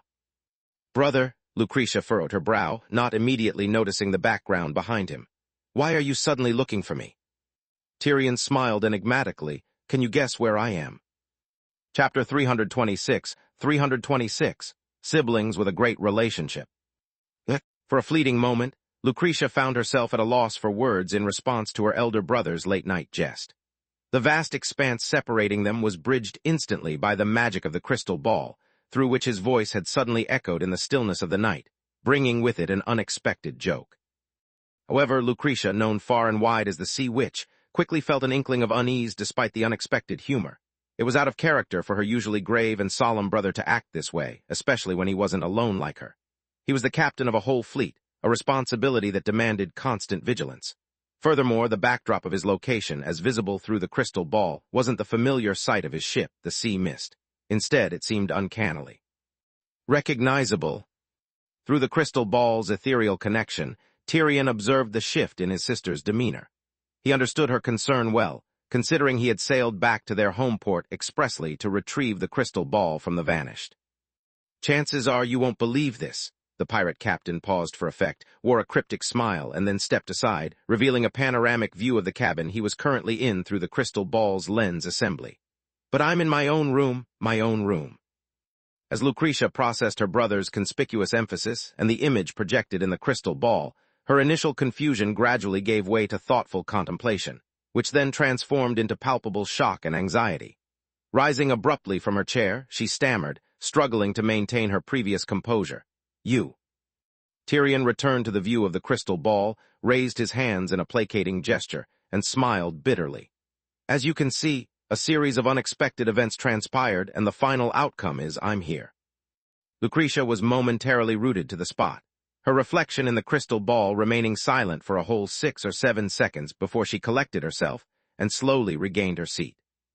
Rest assured, she said with a newfound calmness. I'll look after the Mist Fleet in your stead, along with your 27 offshore bank accounts in Cold Harbor, Mock, Momenzo, and Zarbustro, and the 62 treasure troves scattered across the northern seas. Now it was Tyrion's turn to be taken aback. He jerked up in surprise, the color draining from his face. How on earth did you? He began, a look of sheer terror etched on his face. But he quickly pieced the puzzle together. You marked the sea mist, didn't you? I don't need to resort to such rudimentary tactics, Lucretia countered coolly. Your hide-and-seek skills were never exactly exemplary. Do you recall any hidden stash of your childhood treats that ever survived your sister's search? Tyrion's features briefly morphed into a mask of surprise before he exhaled a resigned sigh. I assumed my hiding spots were carefully chosen, considering they remained undisturbed for all these years. Undeniably, the point you make carries weight, Tyrion responded, subtly sidestepping the conversation that was inching towards a certain level of discomfort. Yet, you don't seem unduly concerned about my well-being, do you? Initial apprehensions aside, I know you wouldn't engage in light-hearted banter if you were truly in peril, Lucretia reasoned with a cool detachment. Now, would you care to elaborate on the circumstances? Why exactly are you aboard the Vanished? What about father, what? Tyrion exhaled deeply, his sigh heavy with underlying implications. Your conjectures were accurate. My ability to conceal has always been subpar. Father discovered my clandestine port. Concurrently, there's been some unexpected developments brewing within Frost's domain. It seems that the deep sea has stirred something that has piqued Father's interest. He's currently occupied with a hands-on investigation and felt compelled to reach out to me. Lucretia's forehead creased into a tight frown. So you've already encountered him directly. Tyrion spread his hands out, a hint of irony in his voice. Isn't it rather evident? I'm already aboard his ship. Lucretia lapsed into a thoughtful silence, her mind apparently grappling with some internal debate. After a lengthy pause, she raised the subject with noticeable hesitancy. How is father faring these days? Tyrion took a moment, cautiously selecting his words so as not to color his response with the intriguing incidents he'd come across on the Vanished.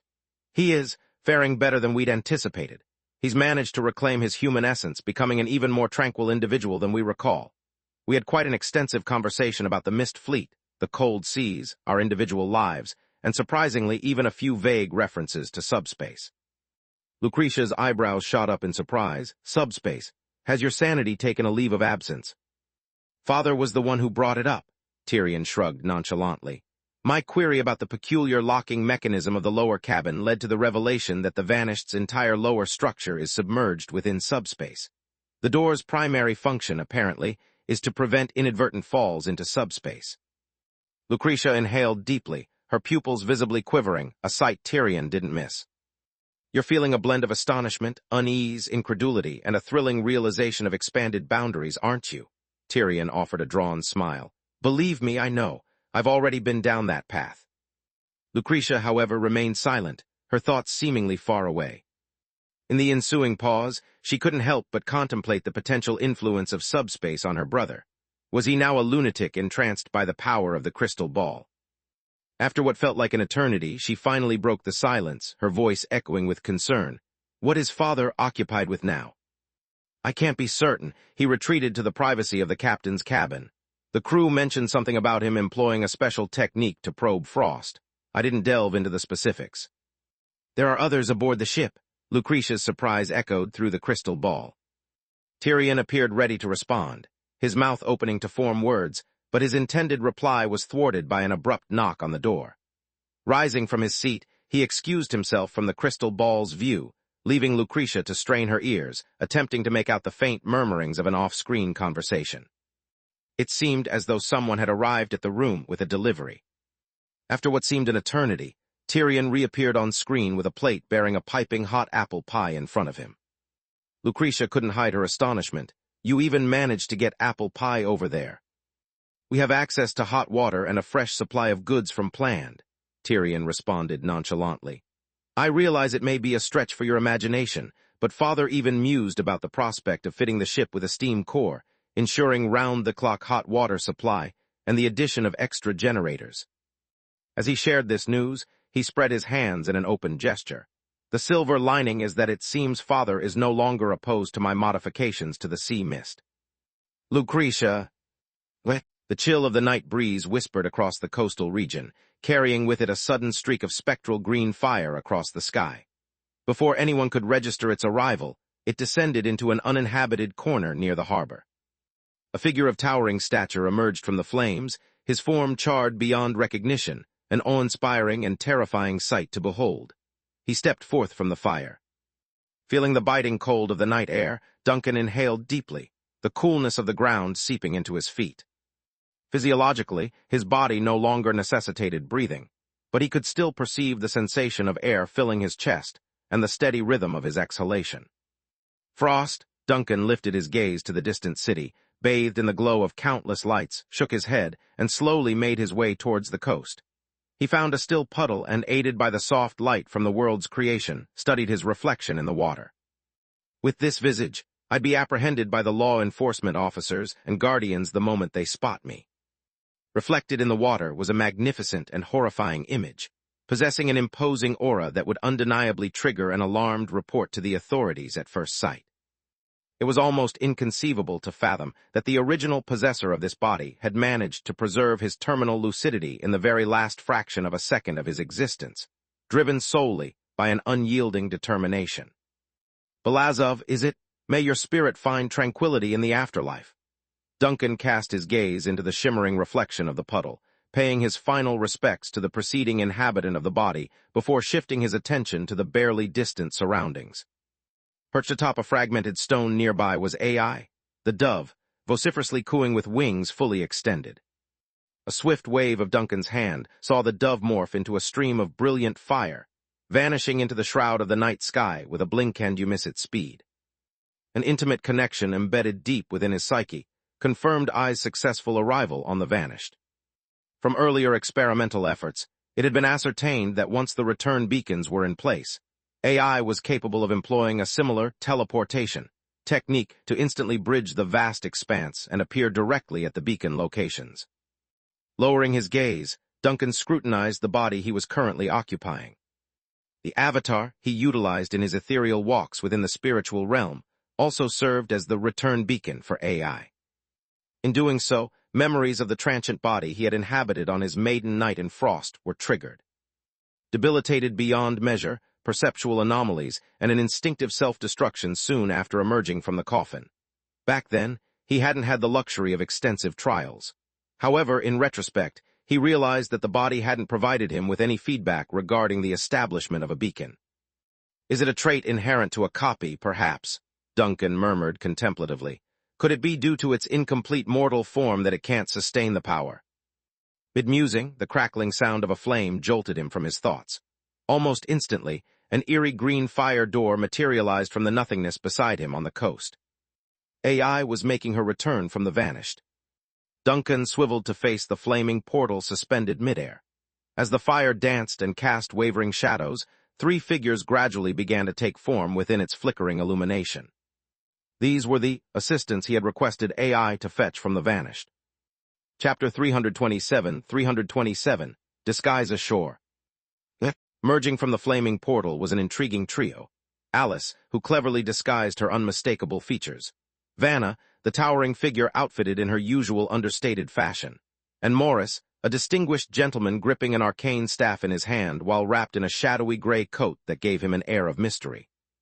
Duncan, who had summoned this unusual group, required each for different purposes. Morris, with his vast knowledge, was invaluable for understanding the layout of the labyrinthine city and pinpointing the elusive Scott Brown. Vanna, known for her relentless pursuit of enemies, was essential for trailing the cultists and potentially forging ties with the local church. Alice's inclusion, however, was a bit of an oddity.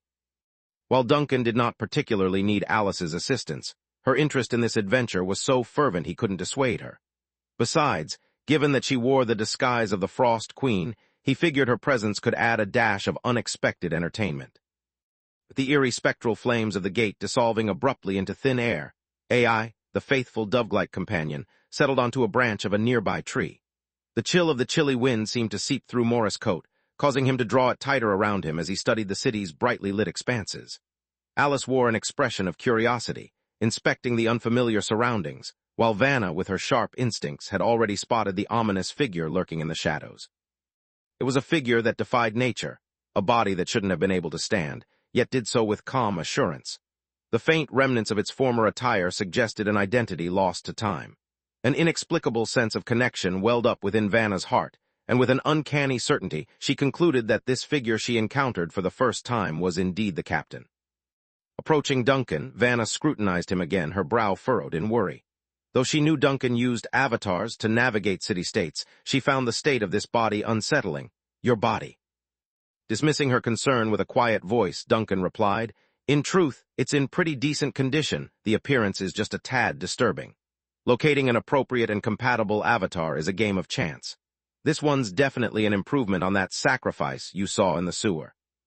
His words spurred an unpleasant flashback, causing Vanna's eyes to twitch involuntarily. Whispering, she said, "I'd prefer not to recall that." With a chuckle, Duncan turned his gaze to Alice, still engrossed in surveying their surroundings. "Quit gawking and lend a hand. Have you brought everything?" he asked. Snapping back to the task at hand, Alice scurried over to Duncan, brandishing a small box she had been carrying. I have it. There's clothes and bandages, oh my. Captain, your face looks dreadful." Ignoring the puppet's dramatic reaction, Duncan accepted the box, revealing its contents. A black trench coat perfect for hiding any physical aberrations, a large collar capable of covering the face and neck when raised, gloves, shoes, a matching black wide-brimmed hat, bandages, a stash of cash, and a meticulously folded city map. The contents were more extensive than he had anticipated. Absorbed in acclimating to his new body, Duncan had allocated most of his focus here, neglecting the situation on the ship. When he'd sent the message to Alice through Goathead, he only mentioned the necessity of clothes and bandages. The additional items, including the cash, did not seem like something Alice would have thought of on her own. Before he could voice his thoughts, Alice explained. Mr. Tyrion assisted with the preparations. He found out you were venturing into the city-state and asked me to bring these along. He also said the map is updated and marked with the Mist Fleet's covert contact points, and something about lines. Oh, what did he call them? Those would be informants, individuals on the periphery of the Mist Fleet still living in the city, Duncan added with a touch of nostalgia in his tone. He may have said he wouldn't set foot on Frost again, but he can't tear his gaze away from this city. It's as if he's here in spirit. Upon Duncan's clarification, Alice nodded in understanding. Right, informants. Will these things be of any use? Affirming her question, Duncan responded, Indeed, they will be. Tyrion has been very thoughtful. Handing the bandages to Vanna, Duncan asked her for help. Vanna had predicted Duncan's intentions from the contents of the box. With a hint of apprehension, she still asked before attending to Duncan, Is this really all right? You still stand out. The intention is mere camouflage. I don't plan to make a life in Frost with this facade, Duncan said, cooperating with Vanna's actions. As long as I don't draw unnecessary attention from city guardians on the streets, it'll suffice. In circumstances where my mobility is restricted, I'll rely on your assistance and Morris's. After ensuring Vanna was up to the task, she skillfully began to wrap the bandages around Duncan. Her adept hands demonstrated her familiarity with the job. Dealing with injuries was an inevitable part of life on the front lines of their struggle. Meanwhile, Alice watched Vanna's work with eager eyes. May I assist? Valuating the height disparity between the petite puppet and the towering Vanna, Duncan then looked at his own stature, which exceeded 6 feet. He chuckled at the notion. I'm afraid not. Your head might tumble off from looking up, and then added a word of caution. Remember, we are in a city-state and Frost at that. Be careful with your disguise. Ensure your wig and head stay put and don't remove your face veil. Got it? Your appearance could startle anyone over 50 around here. Alice instantly obliged, understood. Duncan then turned to Vanna, who had altered her appearance for their mission in the unfamiliar city. Her usual eye-catching armor and giant sword were swapped for ordinary clothes, which was more fitting for moving around the city undetected. She wore a belted long gray coat for women, coupled with black pants and boots. Her long, gray-white hair still flowed freely behind her, making her appear energetic as always, but without her armor and sword, she seemed somewhat softer. Nonetheless, standing at a lofty 6'3", her current outfit may have deflected questions, but going unnoticed was still a tall order. Before long, Duncan's face was concealed beneath a layer of bandages, leaving only his eyes and a small area of skin near his left eye visible. He then donned the high-collared black trench coat, gloves, shoes, and wide-brimmed hat. Remarkably, these items fit him perfectly, mirroring his own robust build. Duncan meticulously buttoned up his trench coat, envisioning his current appearance. A black trench coat enveloping him from head to toe, a wide-brimmed hat and high collar concealing most of his face, black leather gloves on his hands, and the bandages peeping out from the gaps in his clothes. With a pause, he addressed the young inquisitor beside him. Vanna, tell me honestly. With a sigh, Vanna responded. Inexperienced city guardians or sheriffs might immediately stop you for questioning. Momentarily taken aback, Duncan asked, and the experienced ones? They would likely call for reinforcements. Duncan was silent for a moment. Vanna quickly added, Actually, it's not as serious as it sounds. She broke into a smile, shaking her head. The situations I mentioned would only occur in the high-security core city areas, which are heavily guarded. In ordinary urban areas, you should be fine. I'm basing my assumptions on experiences in planned, but Frost should be similar. The only potential problem could be your bandages. However, before she could finish her thought, Morris interrupted. The bandages might actually prove beneficial in terms of camouflage. They could help avoid a lot of unnecessary attention. Upon this statement, Duncan turned towards him, seeking an explanation. Morris elaborated. Frost primarily worships the god of death, hence symbols and customs related to death are commonplace here. Devout followers even intentionally add bandage-like decorations to their clothing, while the daily attire of priests incorporates similar elements. At most, you might be mistaken for an eccentric death worshipper. Vanna, surprised at this revelation, admitted, I was not aware of this. I'm only familiar with the doctrines and taboos of the other 3 churches. Morris chuckled. Understanding the unique customs and practices of each city-state requires in-depth study. Duncan directed his gaze at the elder scholar. Is this knowledge from your old friend? A moment of silence ensued before Morris responded with a soft sigh. Yes, indeed. Scott Brown, a renowned folklorist, spent his life traveling through the central and northern city-states, particularly Frost and Cold Harbor. He often sent me letters detailing the unique customs and practices found in these places. Chapter 328, Heading to Dagger Island. After finalizing the essential subterfuges and carefully orchestrating the strategic plans, Duncan redirected his attention towards the luminous city district, alive with a thrum of activity. Vanna, benefiting from her extensive experience, assessed the ongoing circumstances within the metropolis. She declared, "The city is now under curfew. Guardians will be conducting patrols, but their numbers will be relatively limited in certain outlying areas. Even in an urbanized locale like planned, the lower city's security personnel cannot maintain surveillance over every nook and cranny. The general alert protocol for the city's fringes involves ensuring a response team can arrive on the scene within 20 minutes in case of a serious breach of control, and that casualties don't spill over into neighboring streets."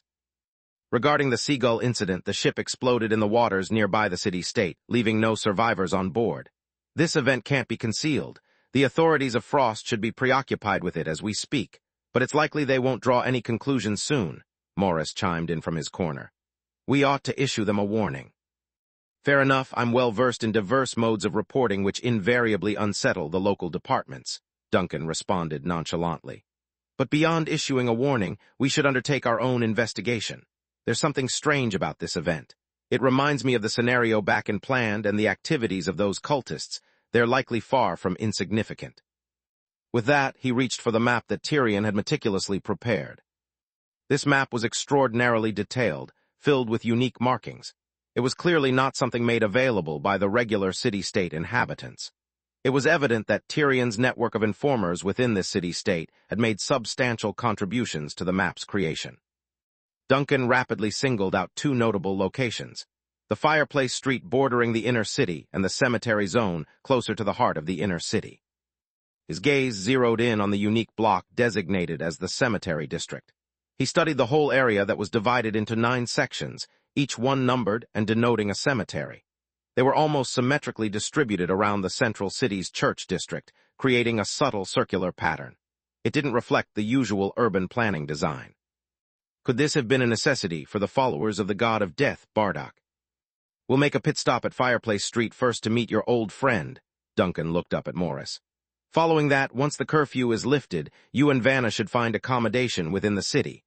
Alice and I will proceed to Cemetery number 3.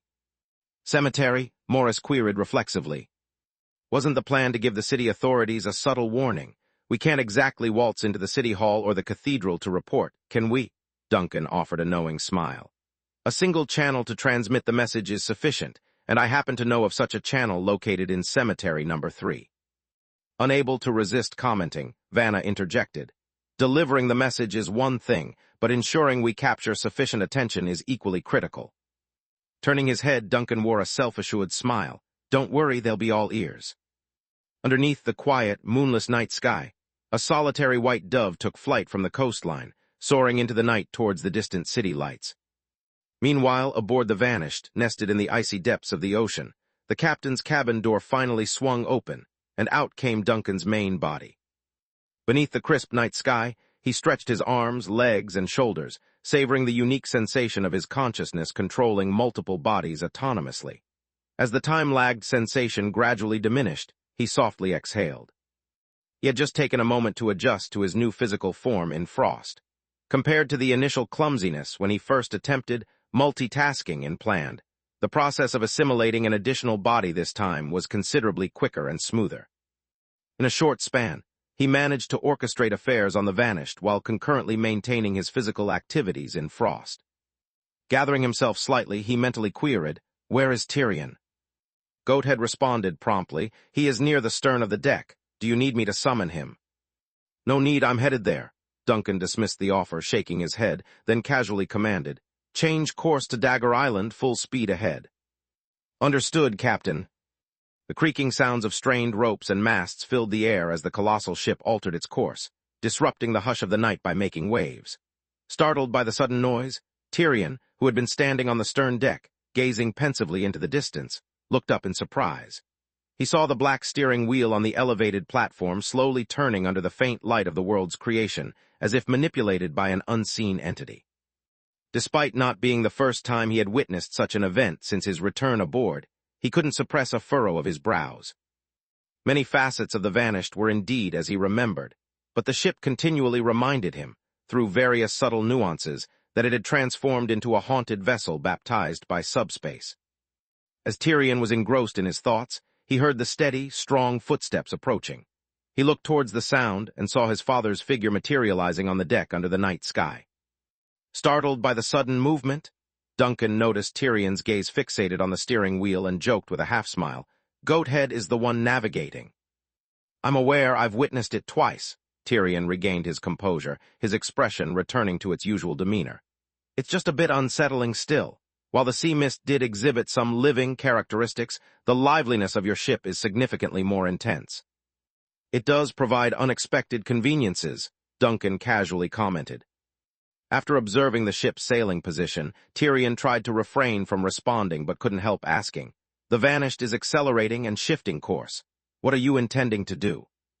"I came here to inform you we're charting course to Dagger Island." "Dagger Island?" Tyrion was taken aback, then instantly realized. "Has an incident occurred there?" Frost military vessel sunk due to self-implosion on its route back to the main island.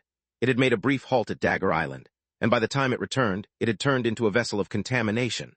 Duncan didn't hold back the information. "Now I suspect that the situation on Dagger Island may have spiraled out of control, but for reasons unknown, the entire alert system on the island has remained unresponsive, and the Frost's main island has not received any abnormal reports." "A thorough contamination, something has silently breached the defense system of Dagger Island." Tyrion immediately understood, but found it hard to believe. "But the defense system there isn't supposed to be so easily compromised." "No defense system is infallible, especially when the contamination originates from the deep sea and is likely associated with the Nether Lord." Duncan shook his head. "The Frost authorities should be on high alert following the self-implosion of the military vessel, but I don't place much faith in them, hence our need to personally investigate." "What about me?" Tyrion asked after a moment, vaguely grasping his father's intention. "What do you require of me?" "I will dispatch AI to escort you back later. You mobilize your team and stand by in the vicinity of Frost." Duncan pondered for a moment, his decision firm. "Prepare for the worst-case scenario." "The worst-case scenario?" "The contaminated military vessel sank, and it sank at an unusually rapid pace." Duncan elaborated as he accessed valuable memories and intelligence from the body he had recently assumed, as if something from the sea bottom was dragging it down. Tyrion's expression gradually transformed, and a layer of solemnity surfaced in his one eye. "You mean?" "Since the Frostbite Rebellion ended, half a century has passed. Let's assume that the entity, disturbed by the Abyss Project, has never actually been dormant during this half-century, but has been active, even consciously accumulating power." Duncan's gaze traveled into the distance, his voice calm yet seemingly presaging a storm. "Tyrion, how many vessels have sunk into the sea near Frost in this half-century, and what might be lurking beneath that city-state now?" Underneath the tranquil and chilly night sky, the pirates suddenly shivered. A white dove flew into the city, and in the depths of the cold, deserted streets during the curfew, a dim green light streaked by. A patrol of guards had just vacated the area, and the citizens of the city-state wouldn't dare venture out at such an ungodly hour. No one noticed the abrupt illumination in the shadows of the alley, nor the strangers stepping out from the darkness. An old-fashioned house stood at the corner of Fireplace Street. With its gray exterior walls, a dark-colored slanting roof, a black door, and a gas lamp with iron art decoration on the external wall, this design represented the typical architecture in a northern city-state. It also seemed to have been recently occupied. Morris advanced 2 steps, utilizing the light from the gas lamp to confirm the doorplate number next to the main entrance. This was indeed the dwelling mentioned by Scott Brown in his letter. "I'll accompany Morris to inspect the situation." Duncan, clad in a black trench coat and a wide-brimmed hat, turned to Vanna and Alice beside him, his low and muffled voice emanating from beneath the thick bandages. "You two remain nearby, just ensure you don't alert the patrolling guardians." Investigating a house's interior didn't necessitate a large number of people, and if Scott Brown was indeed inside and in a communicable state, having too many people might incite unforeseen complications. After all, Duncan's intention for today wasn't a killing spree. He was here to collect information. Chapter 329, The Student. Enshrouded in the inky darkness, Alice and Vanna sought refuge in an obscure alleyway corner. There they would remain concealed, waiting with bated breath for the directives that were soon to come. As they waited, their eyes attentively monitored the surrounding vicinity of the looming building before them. Concurrently, Duncan and Morris, acting as the advance team, moved with caution towards the structure's foreboding black door. The group was bathed in silence, a natural occurrence given that the pre-dawn hours hadn't yet given way to the light of day. In this realm, the inky blanket of night wasn't a time for the average person to be stirring. As soon as twilight settled, regular folks would retreat to their abodes, succumbing to the allure of sleep and the promise of a new day at dawn. Yet the question arose whether the so-called clones, returning from their deep-sea voyage, would follow the same quotidian rhythms as their ordinary counterparts. Duncan, eyes scanning the structure, caught sight of an unmistakable button nestled in the nook of the door frame. Upon pressing it twice, the shrill echo of an electric bell emanated from within the building. Against the backdrop of the tranquility of the night, the harsh ringing of the bell cut through the silence like a blade. "Perhaps we should have reconsidered making a visit during curfew," Morris commented, a touch of uncertainty coloring his words. He rubbed his forehead fretfully. "If we rouse the neighbors, it might incite suspicion." "Your friend may not be in a position to hold on much longer. It's better to act sooner," Duncan countered coolly. "And as for raising eyebrows among the Death Church officials or alarming the city-state authorities, well, that's all part of the life of the stateless. Time you grew accustomed to that." Morris opened his mouth, seemingly wanting to respond, but no words came out. As he hesitated, Duncan once again pressed the doorbell twice. Their persistence was rewarded by the hurried sound of footsteps shuffling inside the building, accompanied by the telltale crash of something being knocked over. Moments later, the lights in the living room flickered on, casting a soft, welcoming glow onto the street outside through a nearby window. The door creaked open just enough to reveal a cautious eye scanning the scene outside. A young, quavering voice echoed from behind the door, "Who is it?" It was clearly a woman's voice.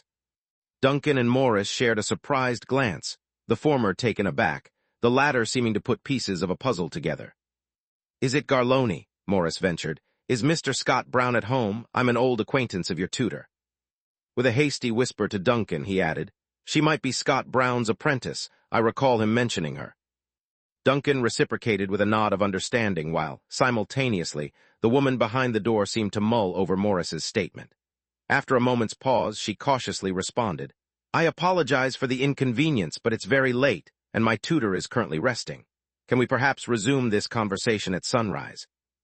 Morris frowned in contemplation, the unfolding situation diverging from his initial expectations. He had not anticipated that Scott Brown's apprentice would continue to inhabit the property 6 years after his departure. After a moment of deliberation, he collected his thoughts and began to respond.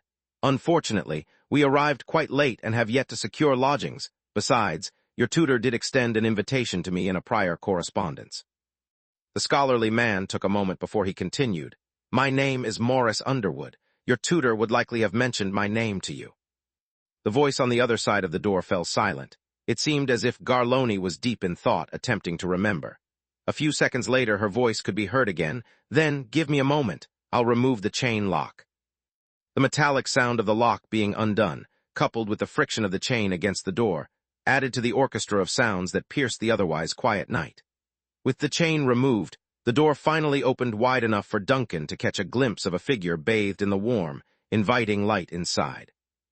Garloni stood just a few centimeters shorter than Vanna. Her height of nearly 1.9 meters was an unmistakable characteristic. Unlike Vanna's slender stature, this young woman possessed a muscular build that was clearly visible. Her grayish-white skin resembled the hue of leathery rock, with faint golden patterns dancing beneath the surface. Aside from these peculiar, non-human traits, her face bore the familiar features of a typical young human woman and even exuded an air of delicacy. Awoken from her slumber, this warrior-like figure was dressed in a loose nightgown, her brown hair cascading haphazardly behind her. Leaning against the door frame, she scrutinized the unfamiliar faces before her with an air of caution. While Duncan's interest was piqued by her appearance, Garloni reciprocated the curiosity. In her eyes, Duncan, the burly stranger cloaked in a black trench coat and sporting a wide-brimmed hat, his face concealed beneath layers of bandages, was an oppressive sight, even for a frostborn accustomed to bandages. As she tensed up, Morris's voice broke the uneasy silence that had settled. Turning to Duncan, he announced, "This is Garloni, Brown's apprentice. She's an orc, a sight not often seen in the northern city-states." Facing Garloni, he continued, "This gentleman is Mr. Duncan, he is." "Duncan," the man in question interjected, "I'm an adventurer and a friend of Mr. Morris. My interest in Mr. Scott Brown's work has brought me along for this visit. I hope we haven't caused any inconvenience." "My tutor is resting, and I'm unsure when he'll awaken. However, he did mention that Mr. Morris might pay us a visit," Garloni replied. In contrast to her formidable appearance, her voice was soft, hesitant, and somewhat fearful, almost devoid of self-confidence. As she spoke, she avoided eye contact with Duncan and Morris, mumbling to herself while making room for them to enter. "You can come in first. It's cold outside." Upon their entry, Garloni shut the door, her action signifying the resumption of silence in the street. The living room was rather unassuming, its furnishings showing signs of a decade or two of use.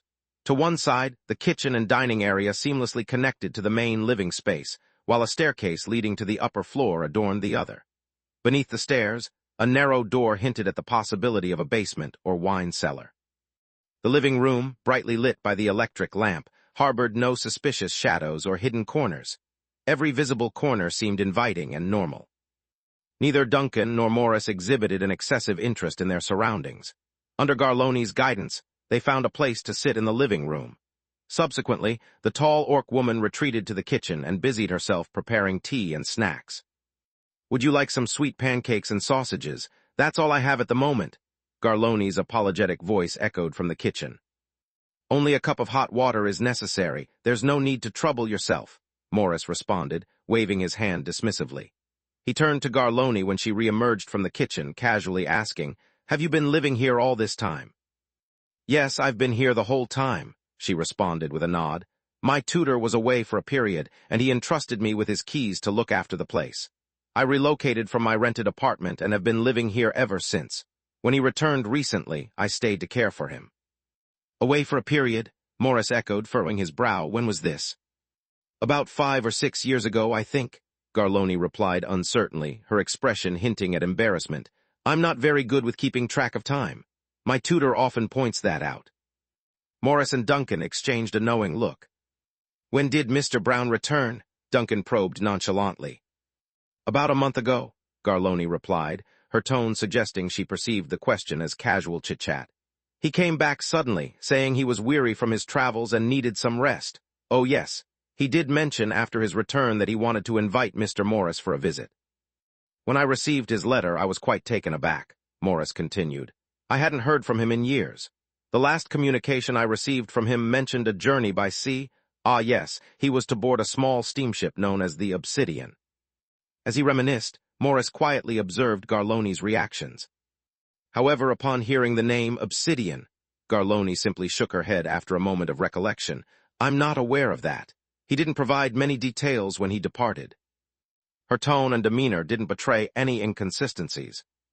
Yet her response seemed amiss. She was unaware of which ship her tutor had boarded.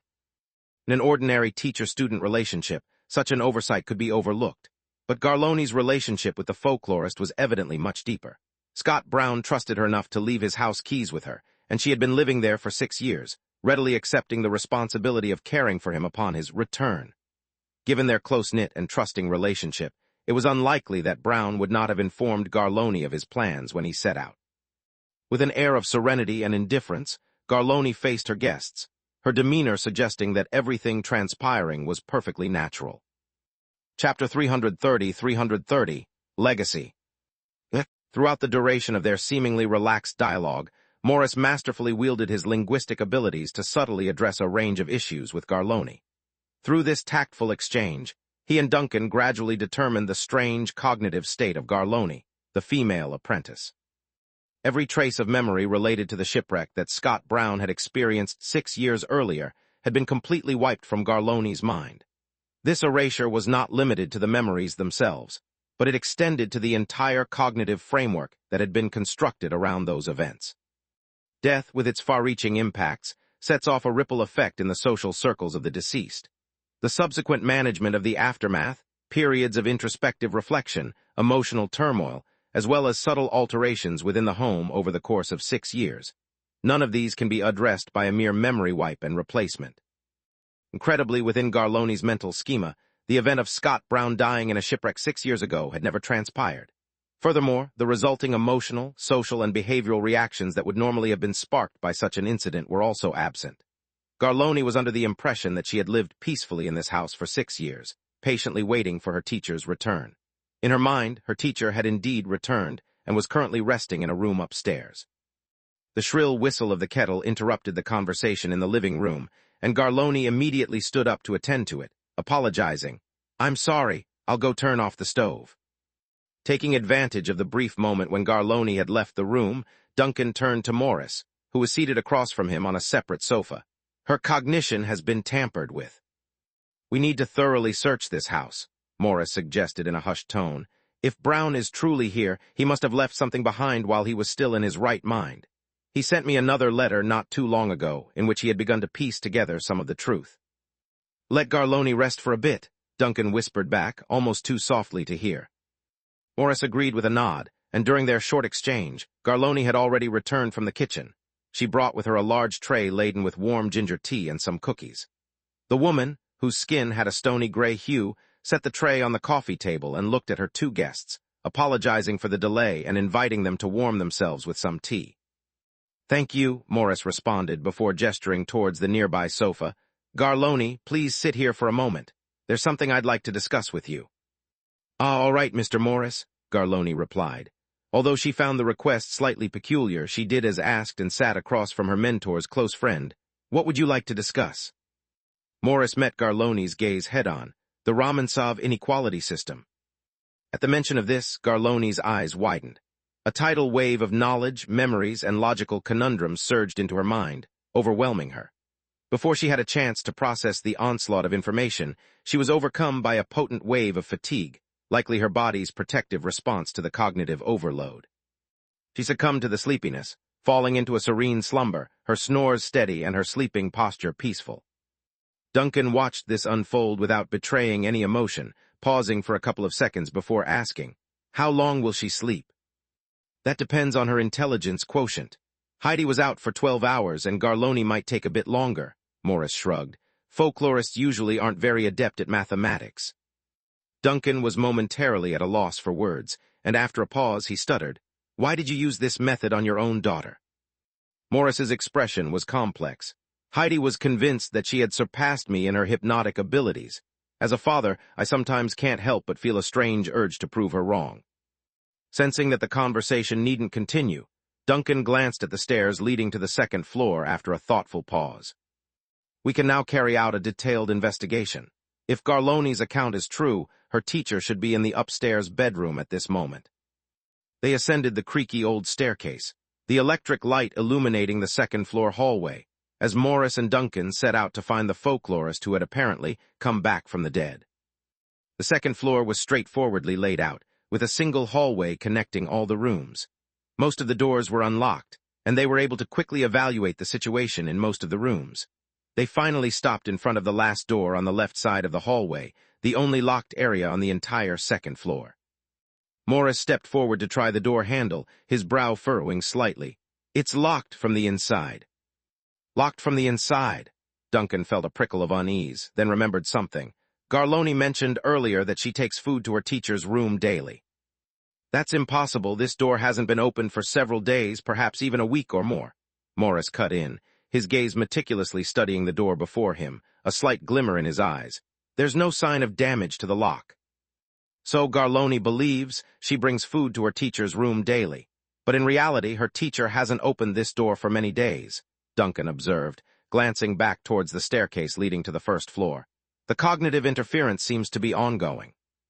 Morris didn't respond, instead, raising his hand and gently knocking on the light yellow door, to no avail. "Brown, it's me," Morris called out. "If you're in there, open the door. Whatever state you're in, don't worry, we can handle any issues you're dealing with." However, no response came from the room. Duncan looked at the door, feeling a sense of inevitability about the situation.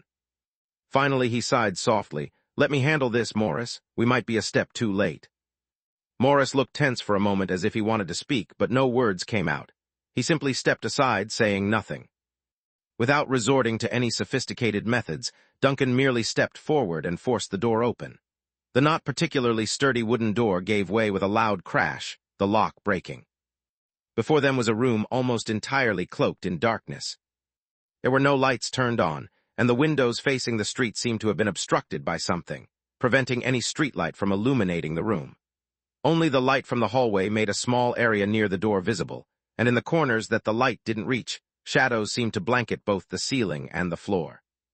Duncan was the first to step into the room, a faint green ghostly flame flickering in his raised right hand, while his left hand felt for the light switch next to the door.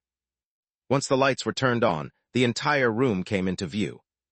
"What on earth is this?" Morris, who followed Duncan into the room, was taken aback by what he saw. A gray-black, mud-like substance was scattered throughout the room, smeared on the floor, walls, and even clinging to the ceiling. Half-melted, mud dangled from the grimy ceiling, suspended in midair like grotesquely swollen blood vessels or oddly shaped stalactites. Duncan was immediately reminded of the scene he had encountered at the bottom of the ship, Obsidian. These strange and horrifying mud substances bore an unsettling similarity to the conditions at the base of the ship. Morris's facial muscles tightened. In truth, from the beginning, he didn't believe that his old friend had genuinely come back to life. He knew there must be some kind of uncontrolled supernatural phenomenon at play, potentially related to a curse from the deep sea. But, even with a vague premonition before opening the door, the sight before him was a harsh shock. "These deep-sea replicas, it seems they all eventually transform into this." Duncan's voice snapped Morris out of his trance. "We were ultimately a step too late. It's a shame." Morris blinked and then shook his head forcefully, as if trying to shake off the disordered thoughts in his mind. He ventured deeper into the room, carefully avoiding the mud clusters on the floor, and eventually stopped next to a table. The table was also covered in the mud, the largest heap of which was positioned between the table and the bed. He wrote 2 letters. At least at that time he still had some sanity, Morris said quietly. He must have noticed something was wrong with himself.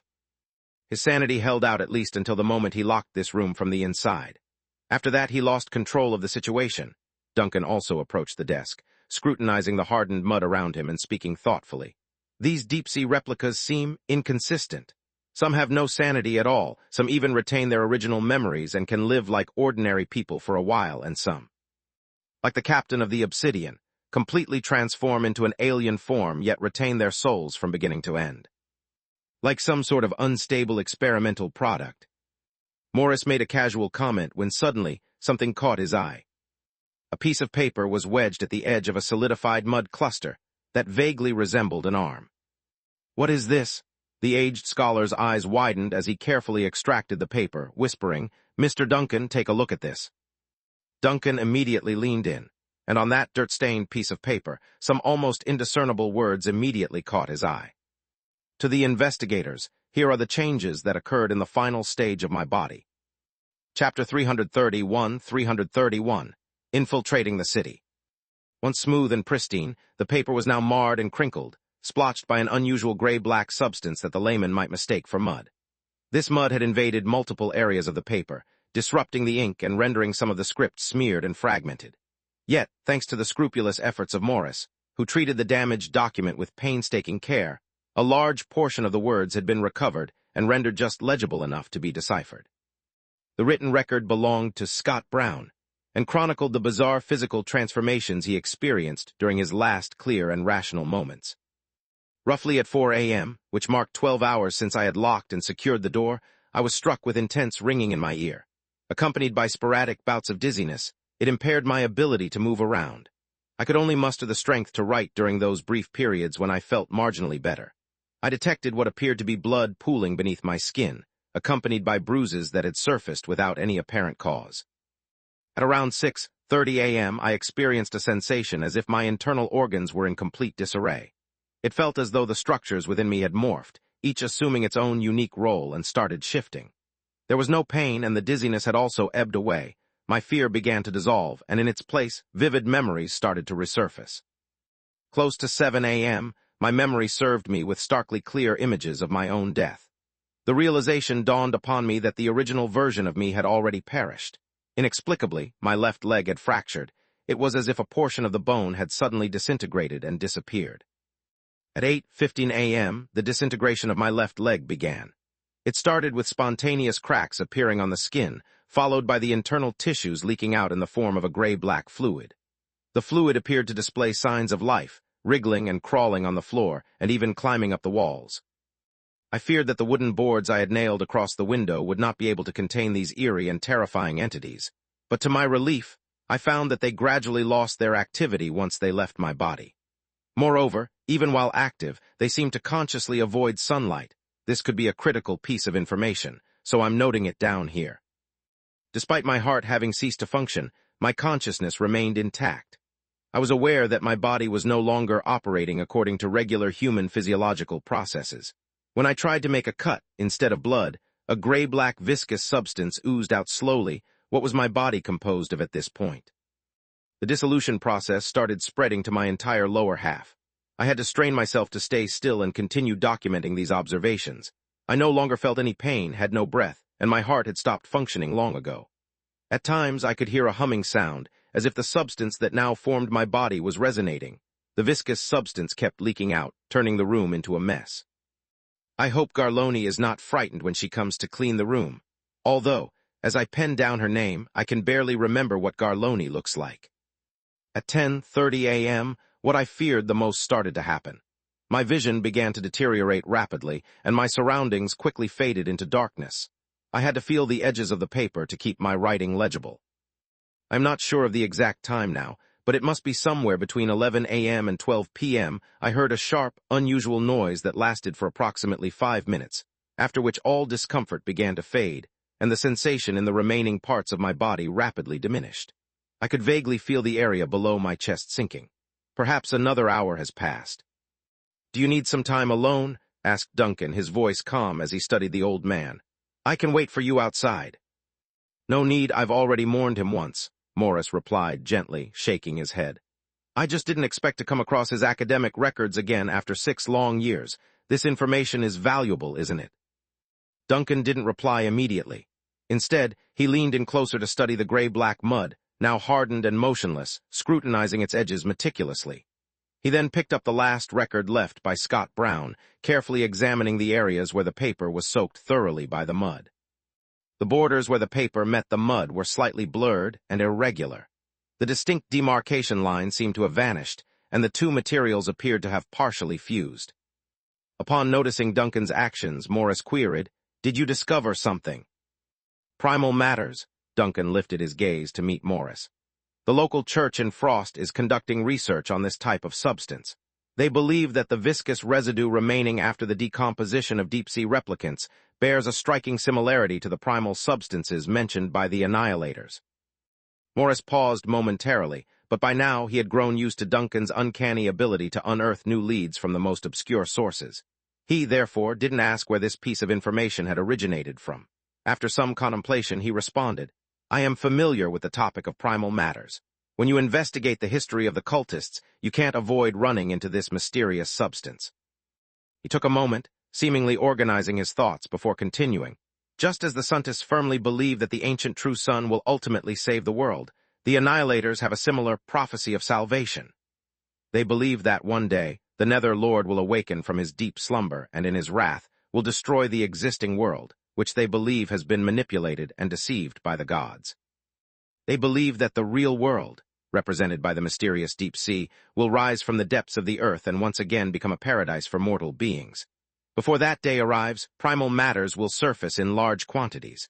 According to them, it is the blueprint of all things, the fundamental essence of the world. It will envelop everything and restore the world to its original state." As the elderly scholar narrated the tale, Duncan maintained a silence that lasted for a few seconds before he raised his head and asked, "Appear in abundance, emerge from the deep sea." Morris didn't respond immediately. "I find these Annihilators increasingly fascinating, but it's not their prophecy of salvation that intrigues me. I'm more interested in understanding how they've established a connection with the place that's located 1,000 meters below Frost."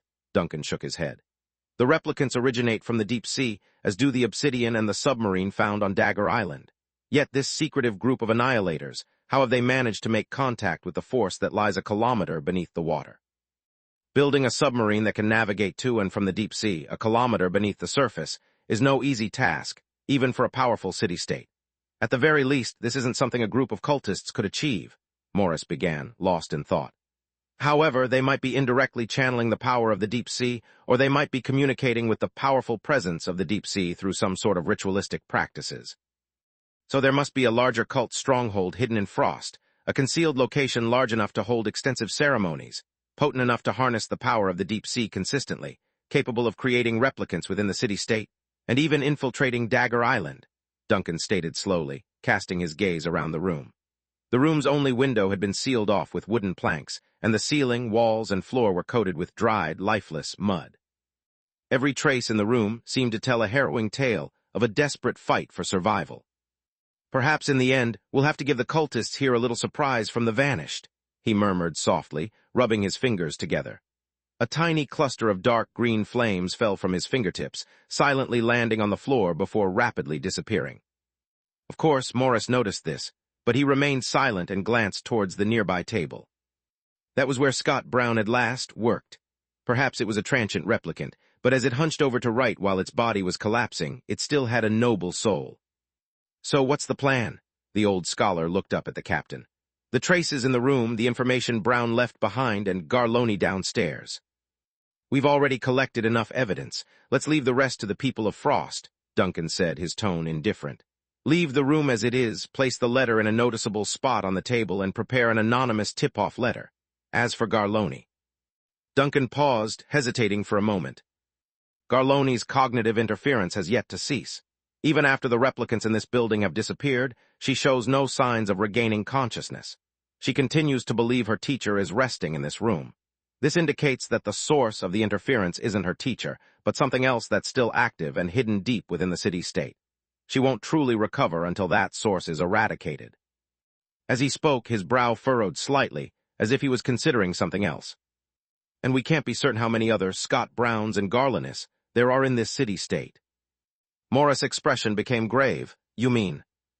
Rumors of the dead returning circulate in the city, while at the same time, completely contradictory news reaches Tyrion. Duncan looked at Morris. I fear that replicants and cognitive interference have thoroughly infiltrated this city-state. Chapter 332, Shadowing Duel. Each bedroom was then meticulously investigated in the expanse of the residence, yet they found no oddities in any of them except for the one last occupied by Scott Brown. To be specific, even the room, tainted with a viscous coating of gray-black mud, betrayed no indications of anything supernatural. Whatever was there, any elements or contamination, it had all disappeared following Scott Brown's disappearance. On the ground floor of the house, Garloni continued her undisturbed slumber. The towering figure of this orc woman, her skin a rugged texture of leathery toughness, reclined peacefully in the corner of the sofa, her pose suggestive of a serene dream of relaxation. Should Heidi have been present, she'd have brewed up some potions to ease the girl's transition from sleep to wakefulness. Morris observed Garloni's peaceful sleep from the sofa with a mix of emotions evident on his face. I can see she shared a deep bond with Brown. Dark times are fleeting, Duncan remarked, briefly pausing before withdrawing a small crystal pendant from his pocket. He muttered something under his breath to it and then gently placed it in Garloni's hand. May you have sweet dreams, everything will improve. Morris silently observed Duncan's actions for a while before he finally asked, Did you bring those pendants here? Last time I ordered more than required and ended up with half a box of leftovers. Distributing them for free even proved to be challenging, Duncan clarified, his face unreadable, primarily because it was swathed in bandages. I thought I'd hand them out during my travels. Would you like to have one? No, thank you, Morris declined promptly, waving his hand dismissively. I'm not really inclined towards such feminine adornments. Fair enough. What? Under the faint glow cast by a gas lamp at the intersection, the chilling breeze of the night brushed against Vanna as she cautiously scanned her surroundings in the quiet alley. Beside her, Alice stood, trying to imitate the vigilance of the Inquisitor by looking around, though it was clear she had no understanding of what Vanna was on the lookout for. The streets are eerily silent, not a soul is around. The doll lady finally broke the silence, likely unaccustomed to the pressing quietude. Miss Vanna, what are you trying to discern in our surroundings? Vanna answered calmly, I'm trying to spot any supernatural individuals or suspicious shadows lurking around the building. Alice stared blankly. Will there be any? Why do you think Mr. Duncan had us wait outside? After contemplating for a moment, Alice replied, Isn't it because he thinks I am a hindrance? Vanna, you're right.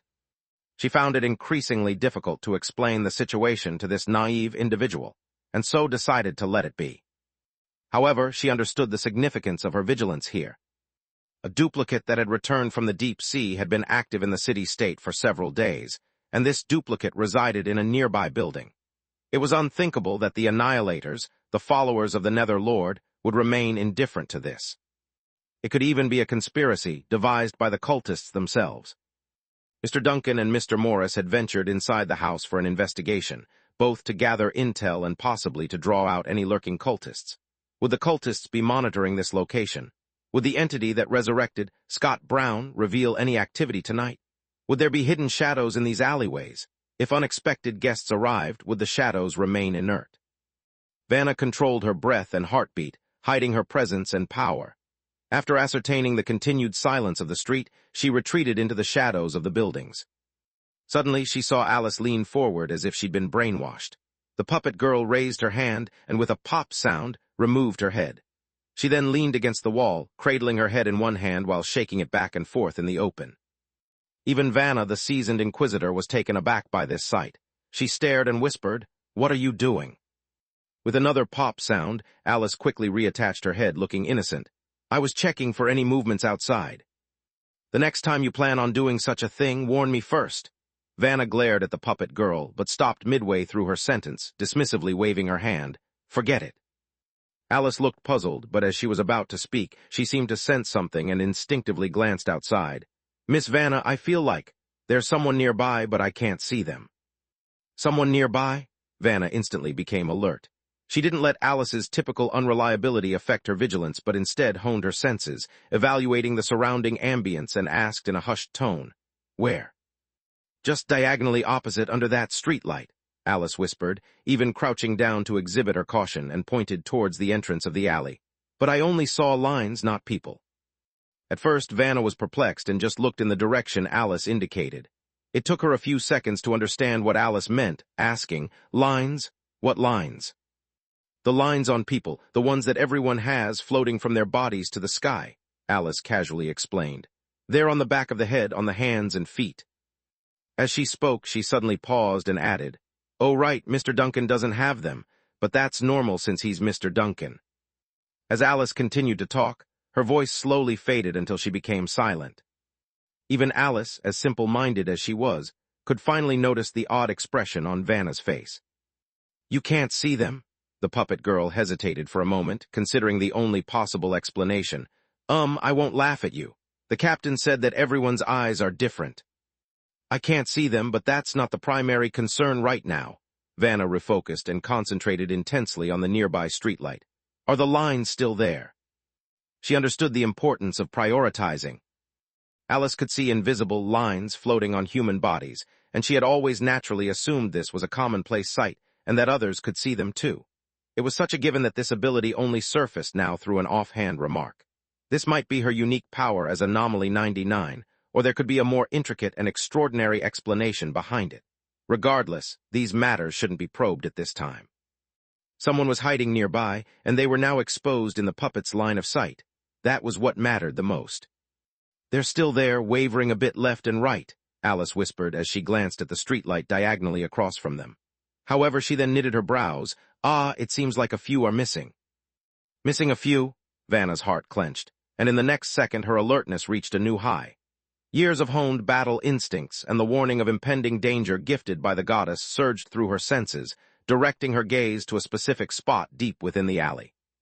Darkness stirred within the eerie shadows untouched by the streetlight, and a skeletal figure emerged. In an instant, a grotesque monster materialized, attached to the skeletal figure with chains. It was a person, or at least it still had the semblance of one. However, their body was distorted and swollen to a horrifying degree.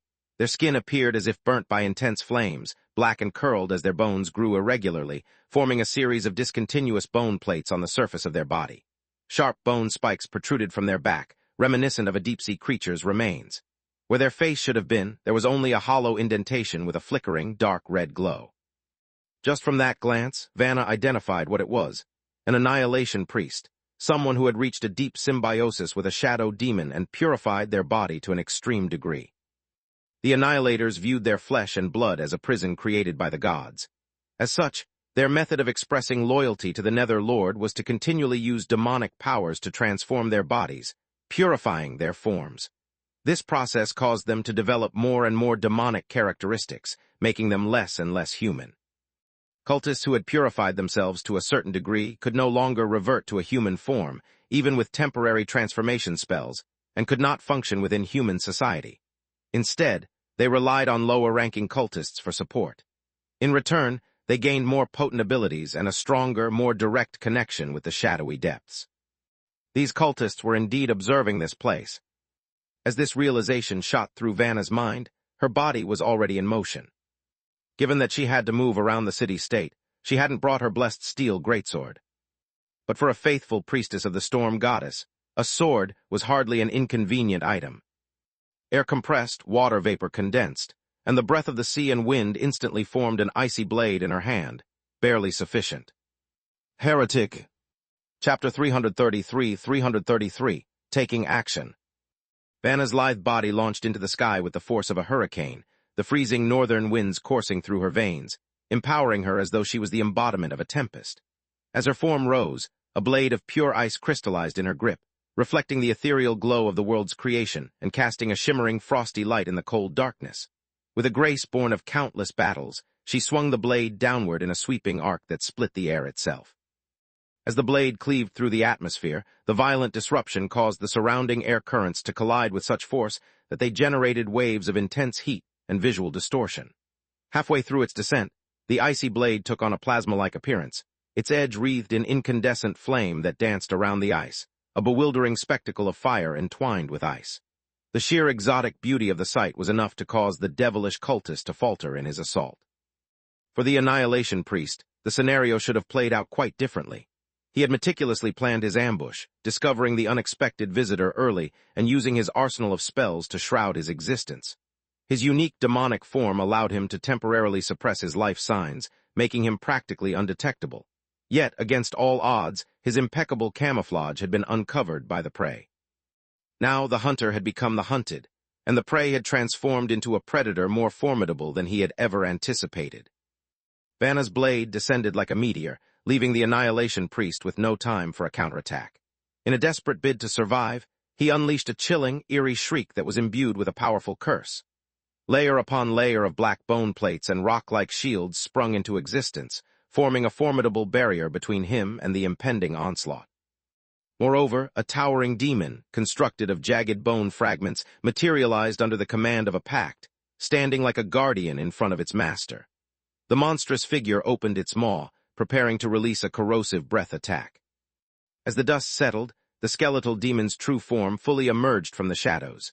It was a gargantuan hound, a horrific shadowy beast that towered over any normal dog. Unfazed by the formidable obstacles before her, Vanna showed no intention of halting her advance. Boom! The deafening explosion echoed through the silent night, accompanied by a chorus of high-pitched, grating sounds. With a single, decisive chop, Vanna's icy blade shattered the energy barrier conjured by the Annihilation Priest, crumbled the rock shields, nullified the acid breath of the Dark Hound, and even cleaved half of the demon's skull, sending shards of bone flying in all directions. The impact's shockwave raced through the alley like a tempest, scouring away dust and smoke. The decapitated hound howled in agony as it was thrown backward, dragging along the Annihilation Priest who was bound by the symbiotic chain. The pair tumbled over the rough terrain before finally coming to a stop, struggling to regain their footing. The warped form of the cult priest shuddered violently, the blowback from his demon's injury rendering him disoriented. Under the dim light, it was difficult to distinguish between the hound and the once human priest, their forms so horribly twisted and merged. Despite having half its head cleaved away, the Dark Hound managed to rise, its life force surprisingly resilient. It growled defiantly in Vanna's direction as it continued to shed damaged bone fragments. Vanna, her expression as calm as ever, casually discarded the shattered remnants of the icy blade, its purpose served. The Annihilation Priest across the alley was making a tremendous effort to lift his head, struggling to regain consciousness. Strained demonic whispers slipped from his lips, setting the stage for the enactment of his curse. Vanna raised her hand, catching the solid mass of decaying bones and rocks hurled at her. She disregarded the wisps of smoke curling up from her palm and continued her relentless march. With her free hand, she seized the half-headed dark hound and stuffed the cursed mass into its gaping neck wound. The demonic hound fought back instinctively, but was helpless against Vanna's superhuman strength. In its struggle, the hound tore off the remaining half of its own head while the cursed missile, empowered by its own life force, was forcefully shoved into its stomach. The bone plates inside the demon began to fracture, filling its innards with sparks of brilliant light. Vanna swiftly lifted her foot, kicking the primed-to-explode demon away, and casually grabbed the nearby Annihilation Priest, using him as a shield. With a resounding explosion, the kicked hound detonated mid-flight, and the fragments of bones rained down like lethal shrapnel, riddling the body of the priest held aloft by Vanna. But the priest was not dead yet, writhing in agony, his pain making him curl up into a pitiful ball. The entire encounter had been brief and intense. Your symbiotic demon is dead. According to your body's mutation level, you have approximately 6 minutes to live, Vanna said, tossing the cult priest to the ground and stepping on what seemed to be his head. I know that your kind would rather die than talk, but I'm willing to give it a shot. You have 3 minutes to say your last words, and based on what you say, I'll decide how you die in the remaining 3 minutes. Near the entrance of the alley, Alice had been observing the entire encounter, completely bewildered by the rapid sequence of events. She had watched as Vanna effortlessly dispatched an enemy, obliterated a grotesque creature that bore some resemblance to dog, and reduced the initial attacker to a state of near death. While she didn't understand what exactly had happened, one thing was clear. Vanna was incredibly powerful. This realization filled the puppet girl with excitement, and she began to clap her hands enthusiastically. "Miss Vanna, you're amazing," she cheered. However, in her moment of distraction, she seemed to have forgotten about the few threads that were still floating under the streetlight across the alley. The air near the entrance of the alley warped subtly, signaling the entrance of the second attacker that's been lurking in the shadows. The showdown between Vanna and the Annihilation Priest had transpired too rapidly, and the ensuing chaos in the alley had greatly surpassed the hidden attacker's expectations. As the second cultist finally revealed himself, he found himself stopped short at the sight of Vanna standing over the fallen Annihilation Priest. The cultist hesitated, glancing between the brutal scene inside the alley and the blonde woman beside him. Then, without a second thought, the muscular man turned on his heel and sprinted away. But after just a few steps, he heard a voice from behind, "Hey, wait up." Suddenly, he felt a forceful tug on his body as if he had been ensnared. He came to a halt, unable to resist the intense pulling sensation that seemed to originate from his very joints. Terrified, the cultist turned around to see black smoke swirling around him. His demon, tethered to him, attempted to struggle and counterattack, but it was held back by an unseen force lurking in the shadows. He looked further and found the long-haired blonde woman in a dress, her hand stretched out, seemingly gripping something invisible. "Don't go yet," Alice said, holding onto the string and gazing at the fleeing cultist, trying to make her expression more menacing. "The captain said people like you are bad and shouldn't be let go. You'll harm others." Not too far away, a third annihilator who had just sprinted out of the alley hung suspended in midair, his body contorted into an odd and ridiculous pose, his head twisted at an unnatural angle. Fear filled his eyes as he glanced at the blonde woman. Summoning all his will to survive, he had barely managed to break free from the pulling sensation. He exerted all his remaining strength into a flick of his wrist. A prepared rune scroll slipped out from his sleeve. "Choose life and devour." He mumbled the words with difficulty, his voice interspersed with demonic whispers. The pre-stored spell was triggered, and the rune scroll ignited midair before it could touch the ground. The spell had activated, and its target included every living being within its radius. Yet nothing happened despite the scroll disintegrating into flames. The cultist's eyes widened in horror and disbelief as he witnessed the scene. Not far away, Alice looked just as surprised. She didn't breathe, she didn't have a heartbeat, and she had no idea what had just happened. But she quickly figured out that the cultist had tried to kill her. Fear gripped the lady, so she tugged forcefully on the string in her hand. "The captain said that when I'm outside, I have to protect myself." The cultist's body froze. The slight freedom he had managed to wrest was completely stripped away then. He could no longer move his wrists or lips. A peculiar numbness began to spread, his body rapidly stiffening and turning cold, transforming into something that was not flesh and blood. Before he knew it, the world around him turned dark. But the next second, something emerged from the darkness. A hollow, deep voice that seemed to emanate directly from his chest echoed in his ears. "Ah, a new attendant has arrived." Chapter 334, Alice's Mansion. A new servant had made his arrival. This proclamation seemed to set off a mechanical chain of reactions. Accompanied by a throaty, muted reverberation, a multitude of obscure forms began to coalesce from the surrounding murkiness before the figure known as the Annihilator. An indeterminable, flickering light bathed the expansive, time-worn, and grandiose hall, revealing its stately elegance. His eyes widened in awe, taking in the spectacle of the hall that seemed to boast the opulence of a palace, yet it also exuded an air of prolonged desertion, as if untouched for decades on end. He observed a curved staircase gracefully spiraling skyward at the far end, bridging the elevated walkway and platform above. Enormous pillars stood like silent sentinels, their vague outlines just perceivable in the gloomy light.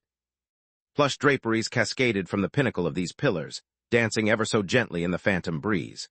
The walls of the hall were flanked by dark, desolate windows, firmly sealed behind crisscrossed steel bars. Between these windows, colossal, indistinct paintings hung, brimming with unsettling, vibrant patches, void of any identifiable figures or scenery. The Annihilator stood entranced by the scene. Abruptly, he realized that the restrictive feeling that had gripped his limbs had dissipated. Taking 2 tentative steps forward, he reveled in the regained control of his body, then instinctively sent a call for the demon sharing his soul. Yet all that echoed back from the depths of his soul was a hollow, mournful wail, as if the shadow demon had been a figment of his imagination. There was no response to his summoning call. "Servant, proceed to the end of the carpet," instructed the deep, muffled voice, this time originating directly within his mind. "Who's there?" The Annihilator's eyes widened in terror, his gaze sweeping across the grandiose yet unsettlingly vacant mansion hall, yet he encountered no living soul. He cast his gaze towards the end of the hall, where a dark red carpet unfurled from beneath his feet, disappearing into the distance, ending at the staircase that curved like wings connecting to the second level. Somehow, his legs began to move involuntarily as his gaze landed there, almost as if heeding the command from the disembodied voice he had just heard. He proceeded towards the end of the carpet, halting a few paces from the staircase. Suddenly, an apparition appeared before him, a body garbed in a svelte black suit devoid of a head. This decapitated figure stood ramrod straight before the staircase, impeccably dressed. A meticulously folded handkerchief peeked out from the breast pocket, and a gold watch chain gleamed from another. One hand cradled a brass bell, while the other stretched forward as if extending a welcoming gesture to a newcomer. It was an image akin to a trusted steward dutifully overseeing the mansion's affairs. But he was devoid of a head. Where a head should have rested atop the black-clad body, there was only an exposed neck, resembling the joint of a puppet. What is this place? The man could not recollect why he had been drawn to this sealed mansion, or even his identity or origins. All he was aware of was an instinctual fear, a creeping sense of unfamiliarity gradually gnawing at his heart. He stared at the headless steward before him and summoned the courage to query. Concurrently, he heard whispering voices and sensed unseen eyes observing him from all corners. "Welcome, new servant," came a voice as the reply. Stunned, he pivoted his gaze to take in the spectacle within the hall. Silhouettes garbed as stewards and maids scurried around, evident servants attending to the mansion's immense size.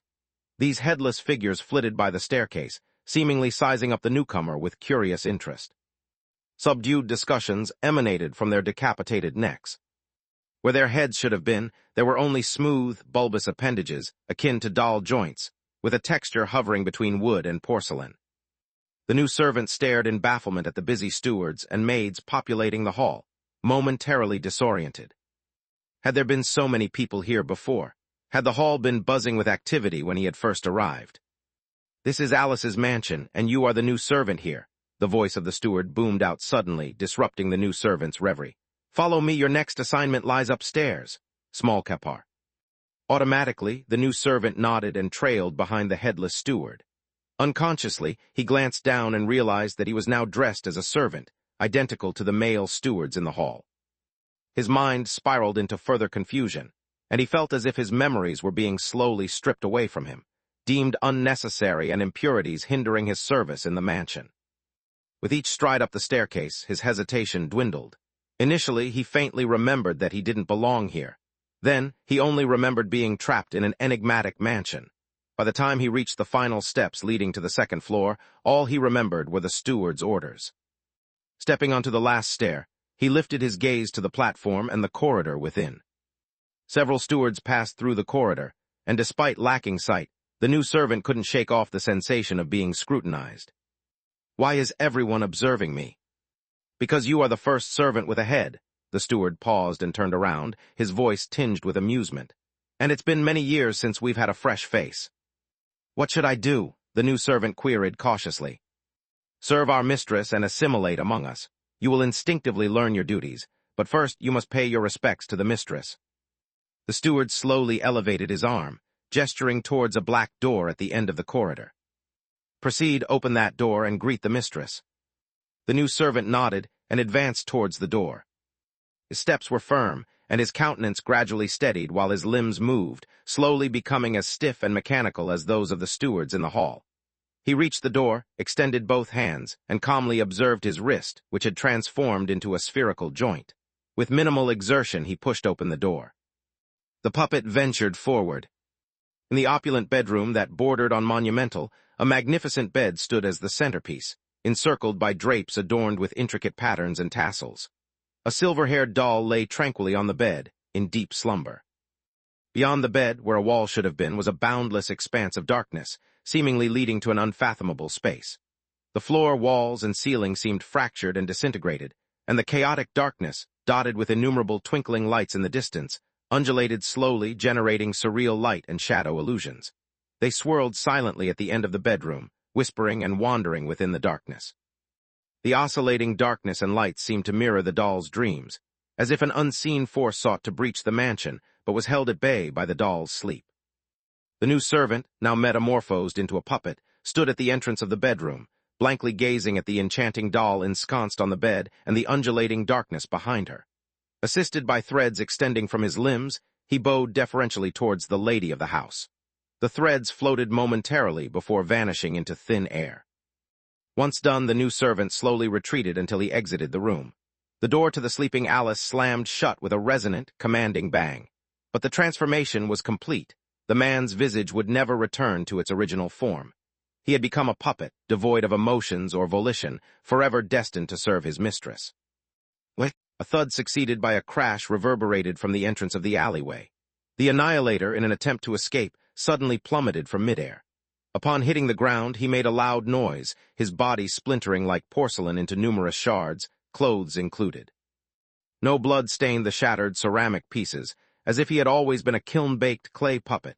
His flesh and blood existence nothing more than a transient illusion.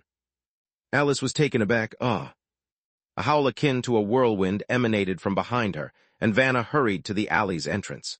She stared incredulously at the spectacle and hesitated for a long time before turning to the puppet beside her. "Is this your doing?" "I don't know," Alice blinked, her response lagging. Probably."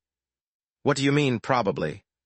"I caught his thread and then yanked it hard. He assaulted first, and I was scared." Alice's explanation was disjointed and replete with gestures. Her account was so efficient that Vanna grew more perplexed with each word. "Do you understand?" "No," Vanna shook her head, then glanced back at the scorched wreckage at the depth of the alley, from where a faint black smoke was rising. "Damn it! The priest I was dealing with remained silent until the end, and the one you were dealing with shattered completely, leaving no information behind." "Does that mean the captain will be unhappy?" "We don't have time to think about that. We need to leave," Vanna spoke hastily. "There was too much ruckus. Even if we're not in the central city area, the night patrol should be on their way." As she spoke, she cast a glance at the house not far away. Chapter 335, No Longer Real. A confrontation that unfolded within the gloomy confines of the alleyway was intense, but fleeting. Mere minutes elapsed from the instant the pair of shadowy cultists revealed their presence to the conclusion of their bitter fight. Vanna was firmly convinced that the brawl that erupted during this brief interval had undoubtedly echoed loud enough to rouse the night patrol guards of Frost. Despite this, Vanna harbored no fear of Frost's nocturnal protectors.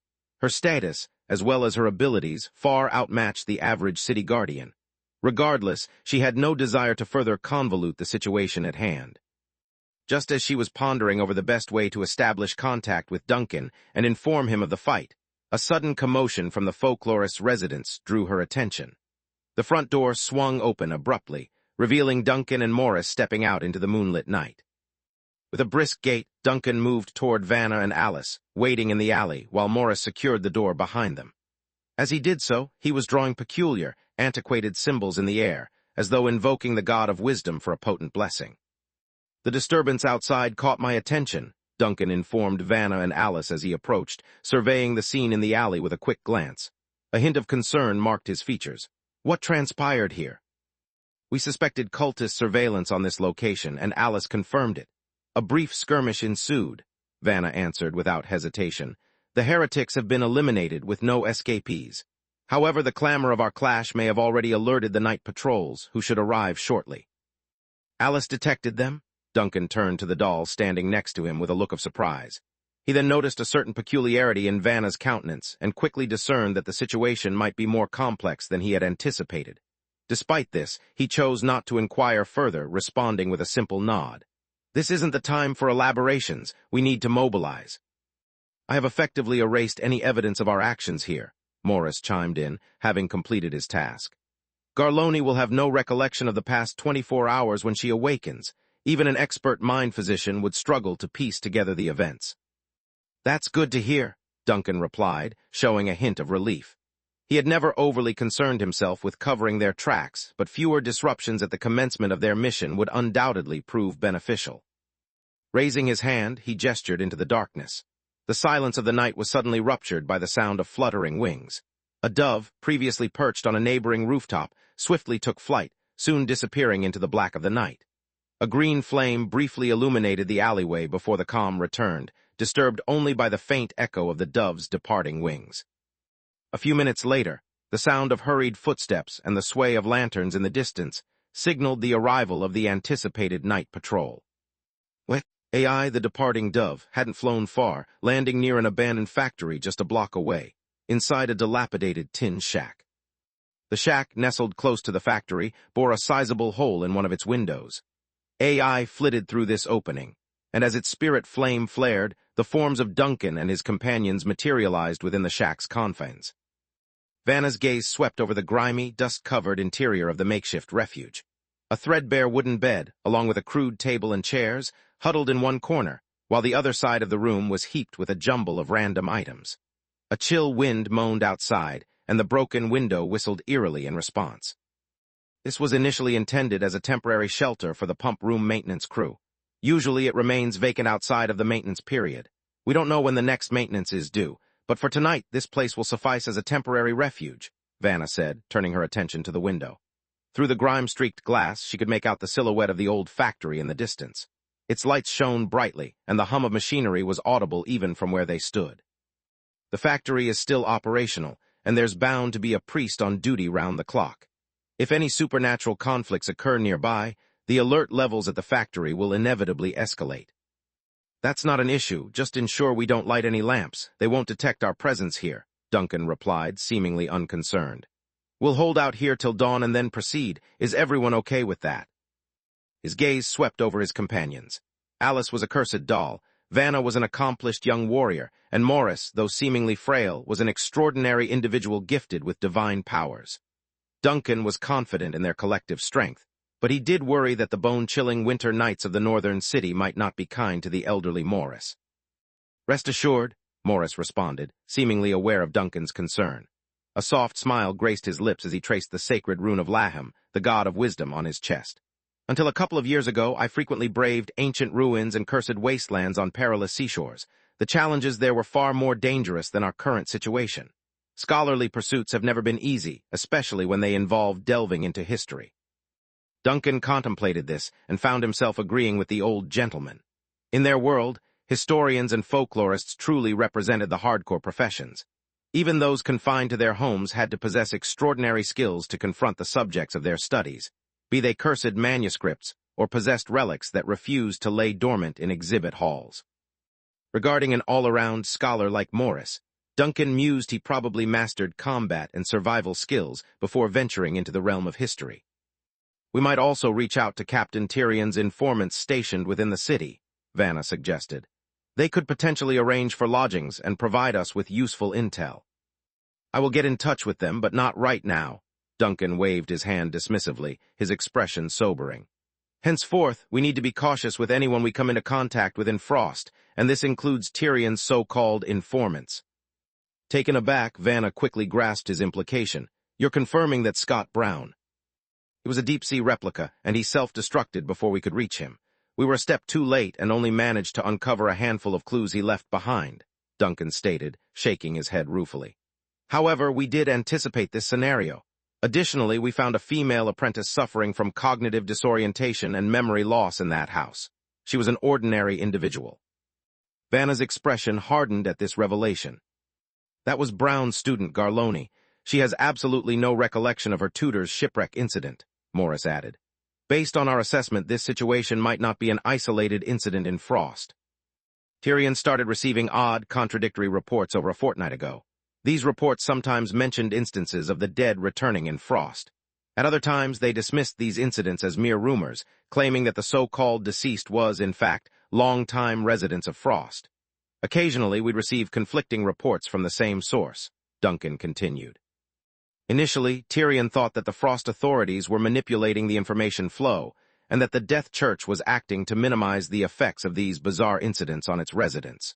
But now, it appears, it's more likely the result of cognitive distortion. You're implying that this cognitive and memory corruption has infected the entire city-state. Vanna comprehended the gravity of the situation. So, in this city-state right now, it's hard to gauge the ratio of replicas to originals, but that's a secondary issue as I can swiftly distinguish the replicas upon meeting them. The real concern is the ordinary folk who are no longer ordinary, Duncan said, pausing briefly before shaking his head. In any case, Tyrion's informants in this city are no longer reliable. Some may have been replaced, some might have had their cognition distorted, and some could even be spies for the cult of obliteration. We need to exercise caution while dealing with them. Vanna nodded gravely, but deep within her eyes, a flicker of joy was kindling. The mysterious northern city-state, plagued by an undercurrent of replacement and suspicion. Former spies deemed unreliable, seemingly harmless citizens gradually experiencing distortions in memory and cognition. Deceptive voices echoing throughout the city, with the corruption spreading like a hidden blight. She found this promising, as it all fell within her domain of expertise, purging heresy and cleansing corruption. She began to understand why Pope Helena had dispatched her to the Vanished. Even though the nightscape and plan now bore a tranquil visage, she would always have a role to play as long as she stayed with the Vanished. Duncan regarded Vanna with a curious expression. Is it my imagination, or did your mood just improve significantly? I was just contemplating the continuation of our crusade against heresy, and that makes me rather happy. Duncan was momentarily at a loss for words, not sure how to assess the young Inquisitor's enthusiasm.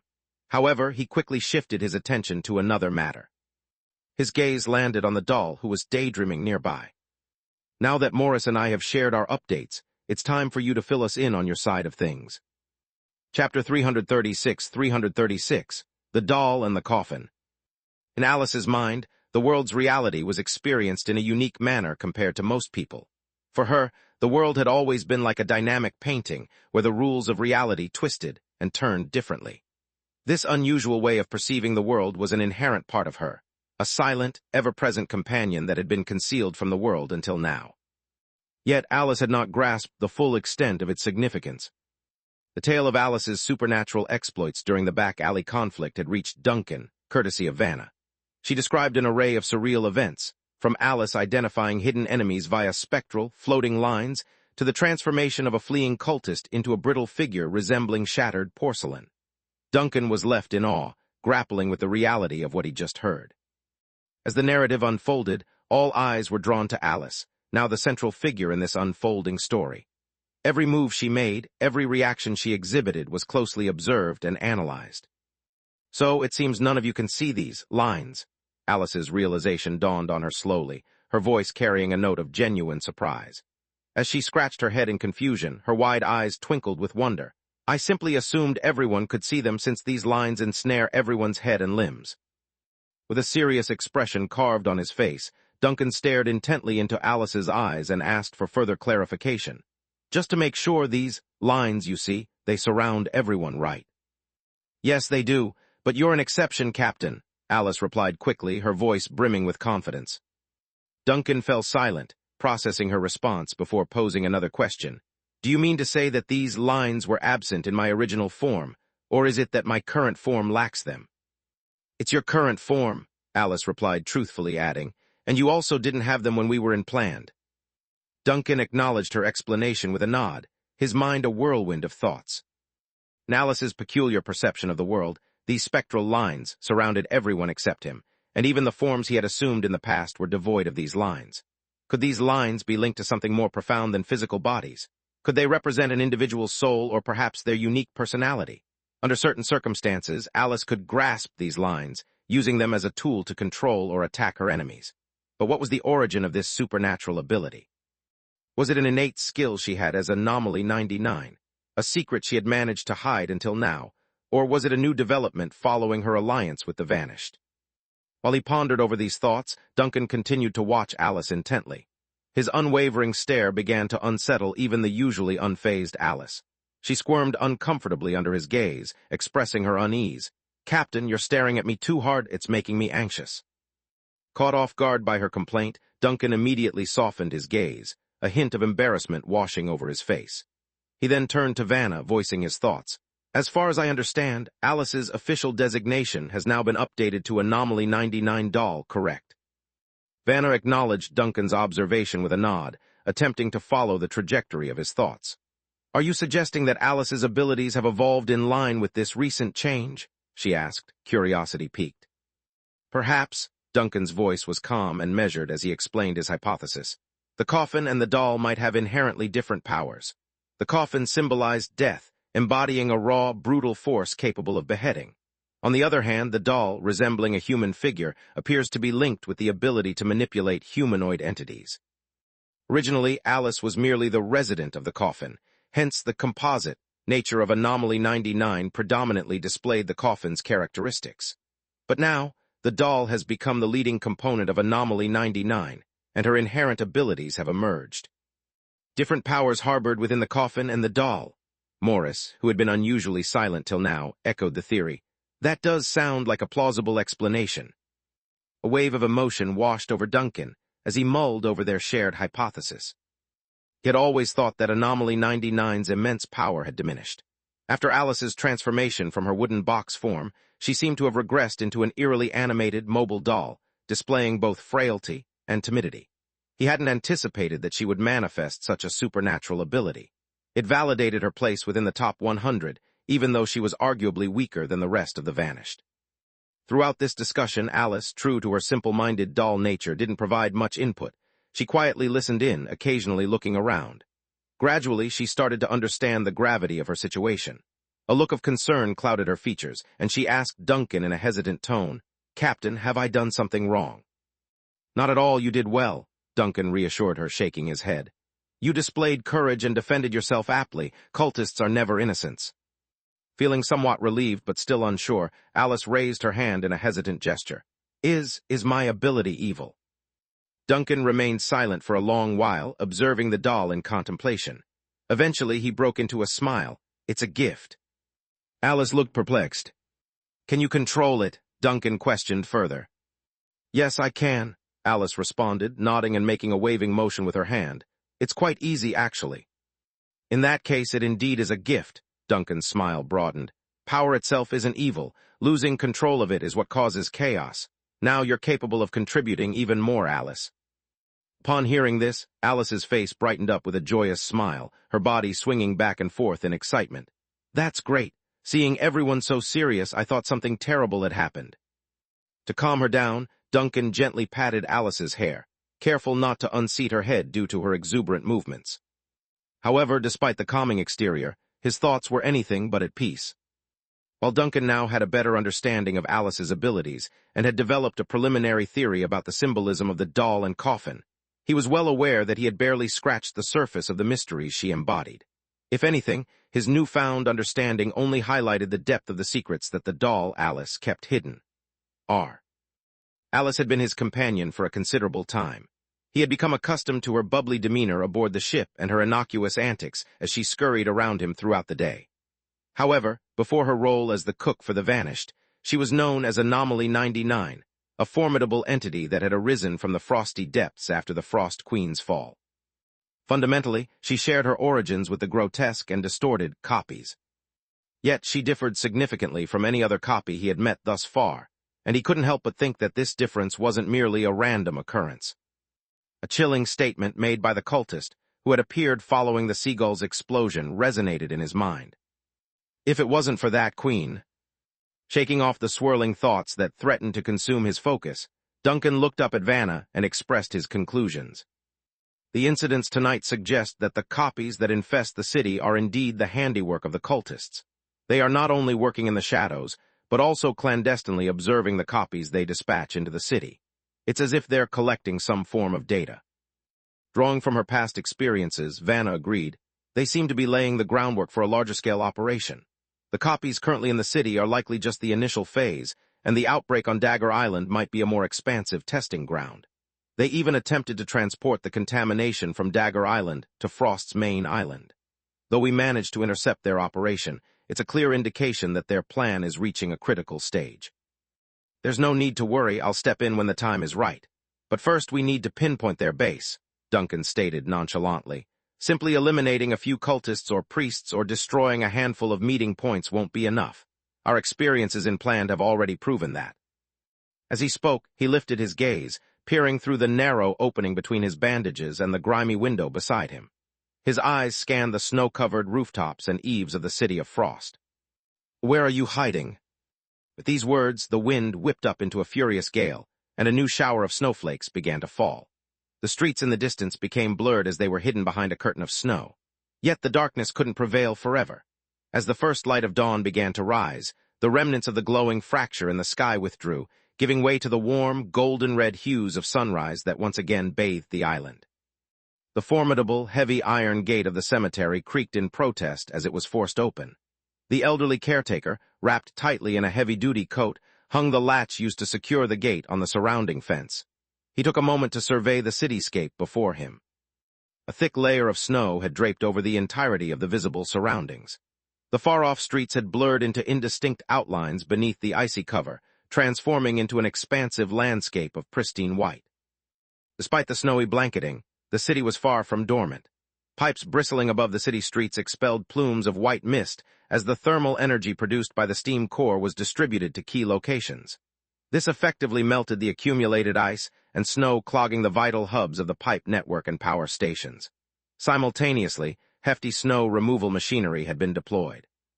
With their deep grumbles and plumes of thick smoke, these machines plowed down the streets, clearing crucial transit pathways. Following their recent visitors' departure, the cemetery had returned to its customary tranquil state, free of any abnormal incidents. However, neither the caretaker nor the church-appointed guardians had relaxed their vigilance. In the later part of the night, an urgent message had arrived via the high-pressure steam pipes at the caretaker's cabin. The message had been dispatched from City Hall and was peculiar in its content.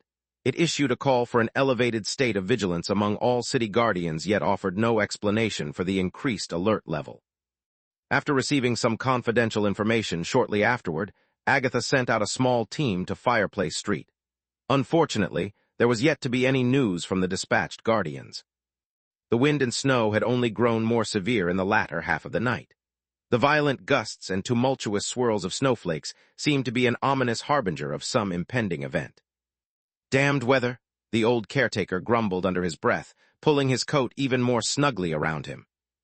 Chapter 337, The Guest.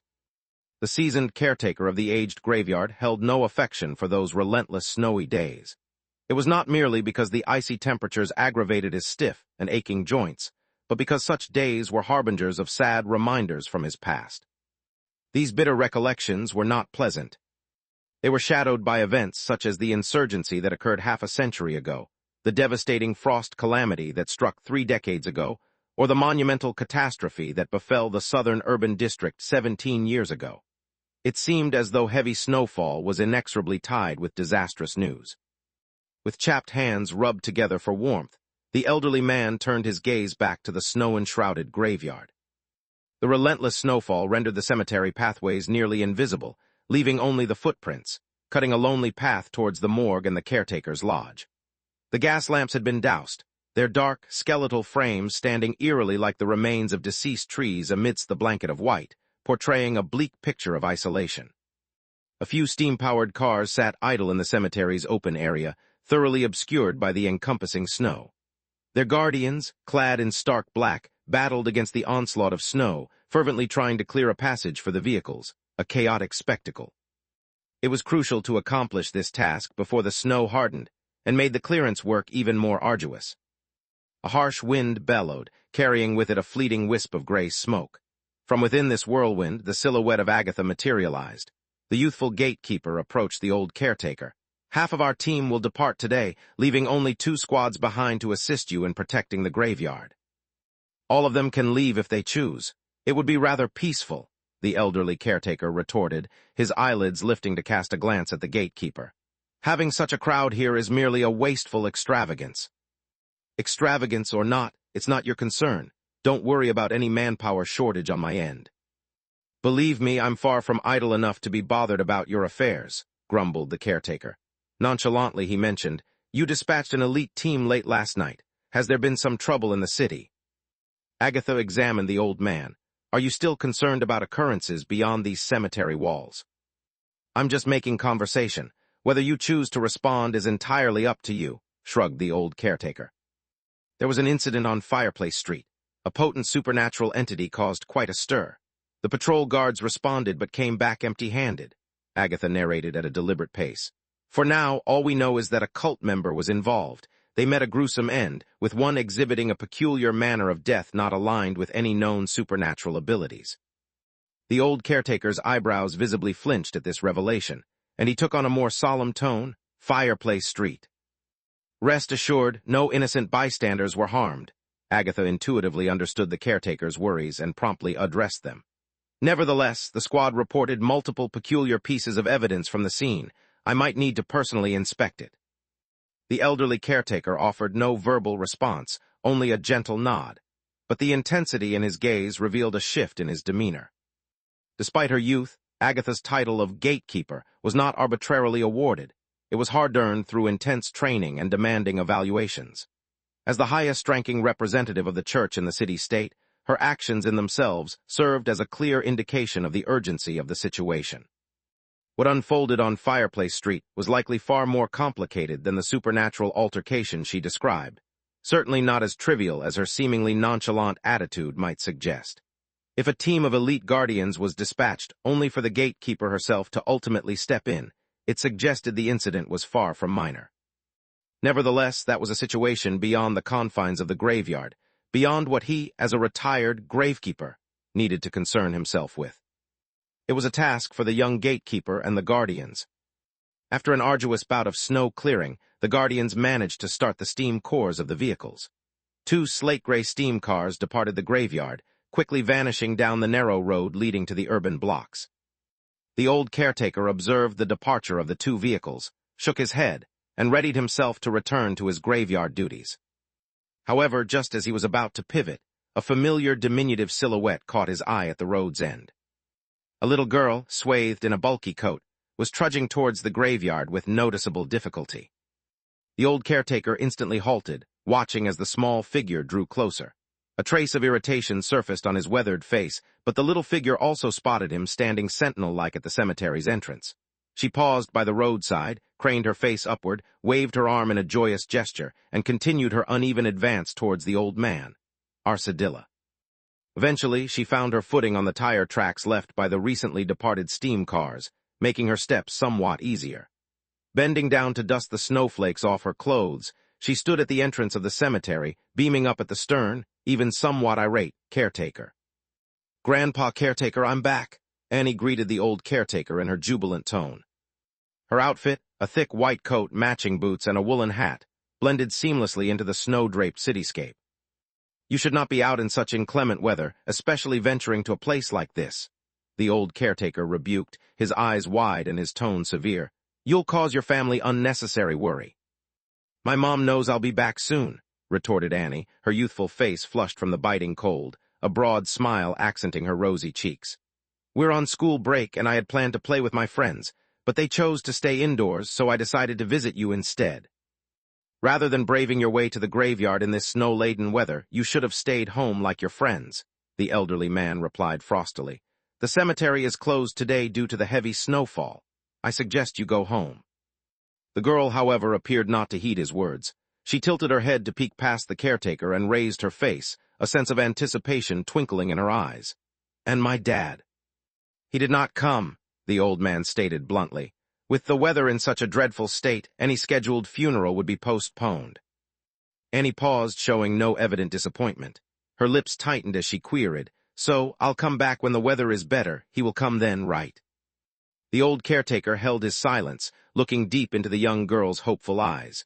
A pang of regret washed over him for a promise made 6 years ago that her father would return. At that time, his heart had simply been too tender. After what felt like an eternity, the old man finally managed to utter, "Perhaps one day you will receive news of him." This was the most gentle response he could muster. A 12-year-old child should be able to grasp the underlying meaning by now. A bright smile suddenly illuminated Annie's face. She dove into her small bag and retrieved a parcel, which she enthusiastically handed to the old man. "Another batch of cookies," the old caretaker quizzically raised an eyebrow. "No, it's ginger tea powder. My mom and I made it together and added some warming herbs to combat the cold," Annie said, her chest puffed up with pride as she thrust the package into the old man's hands. "Since you're here alone guarding the cemetery, it must get terribly cold at night, right?" The old man studied the package resting in his hands. He didn't particularly need it. The potions the church provided to the gravekeepers were far superior in efficacy to any homemade remedy. His humble caretaker's lodge was equipped with protective charms and special materials. It could withstand the cold winds and any external disruption in case the cemetery's equilibrium was disrupted. His lodge was nothing short of a fortress of steel. "Thank you," he finally said, accepting Annie's gift. A seldom-seen smile crept onto his face, slightly awkward due to lack of use. "This will come in handy." His expression resumed its usual sternness. "I've accepted your offering, now you should hurry home, and for the next few days try to refrain from going outside." "Why? The city is not very safe at the moment," the old caretaker relayed solemnly. The news Agatha had shared, particularly about the supernatural incident on Fireplace Street the previous night, weighed heavily on his mind. "Return home and advise your mother to stay indoors as much as possible. If you notice anything unusual, seek assistance immediately from the nearest church or security officer. Annie, this is important. Do you understand?" Taken aback by the sudden gravity in the old man's tone, Annie hastily bobbed her head in understanding. I understand." "Good, now head home," the old man sighed, gently shooing her away, "while the weather is still." He abruptly halted mid-sentence, his gaze drawn upward. A striking figure, unusually tall and muscular, had materialized near the cemetery's entrance and was looking in their direction. He was garbed in a black trench coat and wide-brimmed hat, with bandages swathed around his face, his attire and bandages leaving no hint of his features exposed. Alongside this imposing figure stood a dainty woman adorned in a sophisticated, deep purple gown. Her golden hair cascaded down her shoulders, a soft hat perched on her head, and a veil covered her face. Though her features were obscured, she emanated an aura of elegance and enigma. Despite her intriguing presence, the old caretaker's attention was almost entirely ensnared by the towering, bandaged figure. His gaze was riveted in that direction, seemingly tethered by an unseen force, making it a challenge to avert his eyes. A faint, incessant hum filled his mind, and his vision began to tremble and distort at the peripheries, a clear indication of his mind undergoing mild contamination and disruption. The seasoned caretaker immediately discerned what was transpiring. It was that visitor. From their previous encounters and his descent into madness under the effect of incense, a preliminary and essentially harmless connection had been forged with this enigmatic visitor. Consequently, the old caretaker didn't suffer complete paralysis as he had before. He still retained control over his movements, so he swiftly positioned Annie behind him. "Child, do not look in that direction," he warned. Chapter 338. What a coincidence. Annie found herself bewildered by the unfolding events.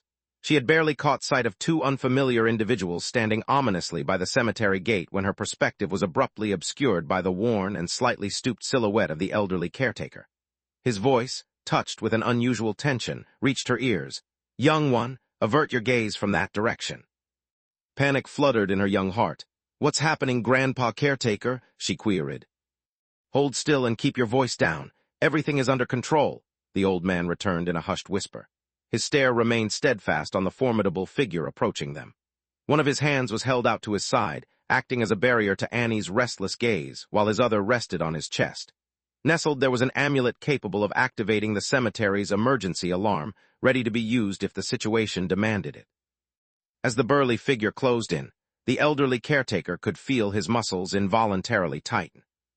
"Good morning," came a deep voice from beneath a mesh of thick bandages, the words reverberating as if echoing from a grave. "I believe this is my first formal visit." The message was clear, and the tone friendly. Much like their past interactions, this mysterious visitor seemed to adopt a peaceful stance. However, the old caretaker couldn't let his guard down. He had anticipated the visitor's return at some point, and he had mentally rehearsed his reactions for various potential scenarios. But he had never predicted such a bold appearance right at the cemetery gate, a face-to-face greeting. The old man was also uncertain about the impact of this encounter on Annie. His only option was to shield her while he figured out the best response. His anxiety was not lost on the visitor, Duncan. The old man seemed even more rattled than during their initial encounter. Was it the young girl he was safeguarding that caused this heightened tension? "Calm down," Duncan suggested, a touch of mirth coloring his voice. "I bear no malice, and I assure you the child you're protecting will not be harmed. I appreciate your peaceful intentions, but your mere presence could potentially unsettle those unaccustomed to the supernatural," the caretaker responded, choosing his words carefully to avoid offending the visitor. "This young girl has not received any form of training to handle supernatural phenomena." "Well, then she's in no danger," Duncan said. "She can't see what doesn't exist, and you of all people should know that." The caretaker fell silent for a moment.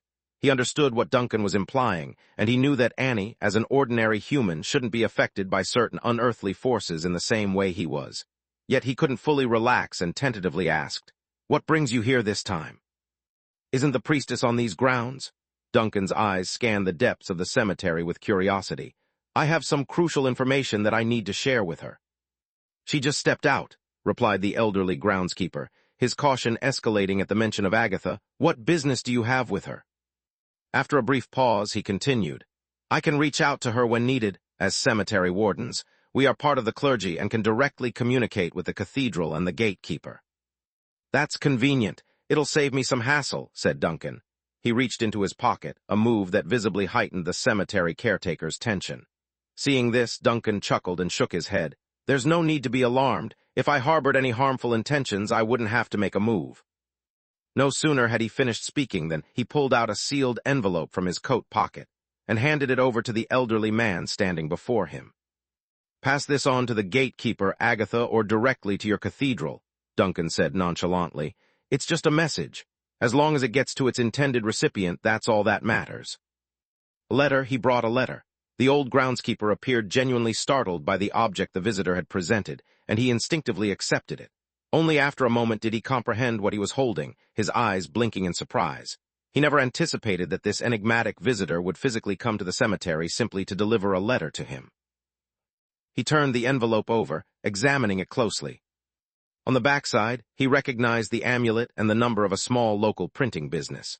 It wasn't an enchanted artifact steeped in supernatural power, but a simple piece of notepaper likely purchased from a nearby newsstand, maybe even earlier that day. Looking back up, the old man's somewhat cloudy and yellow-tinged eyes reflected his visible bewilderment and curiosity. "Consider it my small contribution to the city-state's security," Duncan offered with a smile, although the friendly expression was hidden behind his bandage-wrapped face. His gaze then shifted beyond the caretaker to the little girl concealed behind him. "Did I frighten you?" "No," Annie replied, shaking her head while cautiously studying the tall, intimidating figure through the gaps between the old man's fingers. "I'm very brave." "I have a niece who's also quite courageous," Duncan said, directing his attention back to the elderly man. "This child is just visiting the cemetery, an ordinary girl without any ties to the church," the caretaker quickly intervened. Upon realizing that Annie was truly unaffected by the proceedings, he began to relax slightly. "I was persuading her to head home. The weather isn't very pleasant today." "Snowy days can be treacherous," Duncan nodded in agreement before casually asking the young girl, "What's your name? How old are you?" The caretaker's heart clenched. He wanted to caution Annie, who had no previous experience with supernatural entities, to hold her tongue. After all, divulging one's name to an unknown supernatural being of high caliber could pose a significant risk. But his warning came a moment too late. "My name is Annie," the young girl announced without any hesitation. "Annie Babelli, and I'm 12 years old." A hushed stillness immediately descended upon the cemetery gate. Duncan silently observed the little girl, who was now peeking out from behind the elderly caretaker. He scrutinized her eyes and noted the faintly recognizable features she shared with Captain Cristo Babelli. His question had been casual, unpremeditated, but he hadn't expected such an unexpected connection. The crunching sound of footsteps on the snow diverted his attention. Alice appeared surprised as she gazed at the girl who had identified herself as Annie Babelli before turning to Duncan. "Wait, isn't the surname Babelli familiar? Doesn't it belong to—" Duncan slowly stooped down, ensuring his line of sight was level with the girl's, and adopted a gentler tone. "Your family name is Babelli." Perhaps sensing the shift in the atmosphere, Annie seemed to grow apprehensive, retracting slightly behind the elderly groundskeeper. "Yes, that's correct." "And what is your relation to Captain Cristo Babelli?" He's my father," Annie confessed in a soft voice. She then instinctively clung to the old caretaker's clothes, lifting her gaze to him as if pleading for support. However, the old man was frozen in disbelief, as if a thought had struck him. He stared at Duncan, his expression full of incredulity, and then darted a tentative glance towards the veiled, blonde-haired young woman. "You're Captain Cristo's daughter. Do you and your mother reside on Fireplace Street?" Duncan inquired of the little girl before him. Annie nodded vigorously, then seemed to have a realization. Did you know my father?" "We've met, although we weren't particularly close," Duncan confessed gently. "He asked me to keep an eye on you and your mother. I haven't had the opportunity to locate you until now, and I certainly didn't expect to run into you here." Surprise blossomed in Annie's wide eyes. The elderly groundskeeper by her side was equally taken aback. "My father," Annie began, struggling to formulate her thoughts into words. After wrestling with her thoughts for a moment, she finally ventured, "He truly is dead, isn't he?" With a tender nod, Duncan confirmed her worst fears. "Then will his remains be brought here?" Annie blurted out. "Adults say that believers in the god of death have their souls returned to Bardock Cemetery after passing, where they're guided towards that grand gate. The caretaker once told me that this cemetery is—" Annie's voice dwindled as she spoke, becoming almost inaudible. She had ceased to believe in the tales the old man had once spun for her. After all, she was 12 now, old enough to know better. Suddenly, Duncan extended his hand, ruffling Annie's hair affectionately. Snowflakes that hadn't melted fell from her dense woolen hat, merging with the snow already blanketing the ground. Captain Cristo was a remarkable man, and he has already found tranquil rest in Bardock's dominion. Annie looked up, blinking in confusion. She couldn't fully grasp the implication of Duncan's words. In fact, she was still wrestling with understanding the true essence of the towering, enigmatic figure before her. However, the elderly caretaker by her side did understand, and an epiphany dawned on him. With a swift motion, the old man placed his hand on Annie's shoulder, gesturing for her to refrain from further conversation. Then, locking his gaze with Duncan's, he asked, "Is what you're asserting the absolute truth?" "I believe it to be so," Duncan pondered for a moment. He didn't deeply understand the so-called Bardock's portal into the afterlife, or what the human experience would entail post-death. But standing in front of a child, he recognized the words that needed to be spoken. These were also the sentiments he sincerely harbored. "I personally escorted him to his final journey." The elderly caretaker's pupils dilated briefly, but he was quick to hide any alterations in his countenance. "I ought to be departing soon," Duncan announced, casting a glance at Annie, who still appeared somewhat perplexed. He then shifted his gaze back to the cemetery caretaker. "While there is much to discuss, I have numerous obligations waiting for me. There will be other opportunities for us to meet. And remember the letter." The elderly caretaker blinked, about to voice a response. However, before he could articulate his thoughts, the spectral green flame disappeared in a swift burst. Chapter 339, Agatha's Investigation. The unexpected visitor had made a swift and abrupt exit, just as their arrival had been sudden and unanticipated. The seasoned caretaker of the old cemetery stood in stunned silence, his gaze still fixated on the spot where the spectral flames had evaporated into nothingness. His mind was a whirlpool of thoughts, trying to process the flurry of information that the fleeting interaction had thrown his way. He stood there, caught in the hold of this puzzling event, until a gentle pull at his sleeve brought him back to the present. Dropping his gaze, he found young Annie looking up at him with a troubled expression. Her eyes were a pool of uncertainty, anxiousness, and deep puzzlement. Even though she had come to terms with the harsh realities of life and death at such a tender age, the bizarre events that had just unfolded were beyond her grasp. The old caretaker crouched down, the winter chill seeping into his aged, stiff joints and causing a mild, familiar ache. He reached out, brushing off the falling snowflakes from Annie's shoulder, and assured her, "Annie, there's no need to be scared. Nothing untoward has happened." "Grandpa Caretaker?" Annie started, her lips moving in a futile attempt to articulate her confusion. "That person just now." "Sweetheart, don't ask too many questions, don't overthink. Just like we're taught in school, don't delve too deep into knowledge that's beyond the comprehension of us mere mortals. All you need to understand is that the visitor meant no harm, and now that they've left, our ties with them cease to exist." "What about my father?" "Your father might have achieved something truly supernatural, something that we can't even fathom," the caretaker replied gently, patting her on the head. "Don't worry, Annie, your father is not lost at sea anymore. He's moved on to a better place. Go home and share this news with your mother. She has been anxiously waiting for it." Hesitant, Annie pressed her lips together before finally voicing her concern in a soft whisper. "Is it for real this time?" "Yes, Annie, it's for real," the caretaker smiled. "You're not a little girl anymore."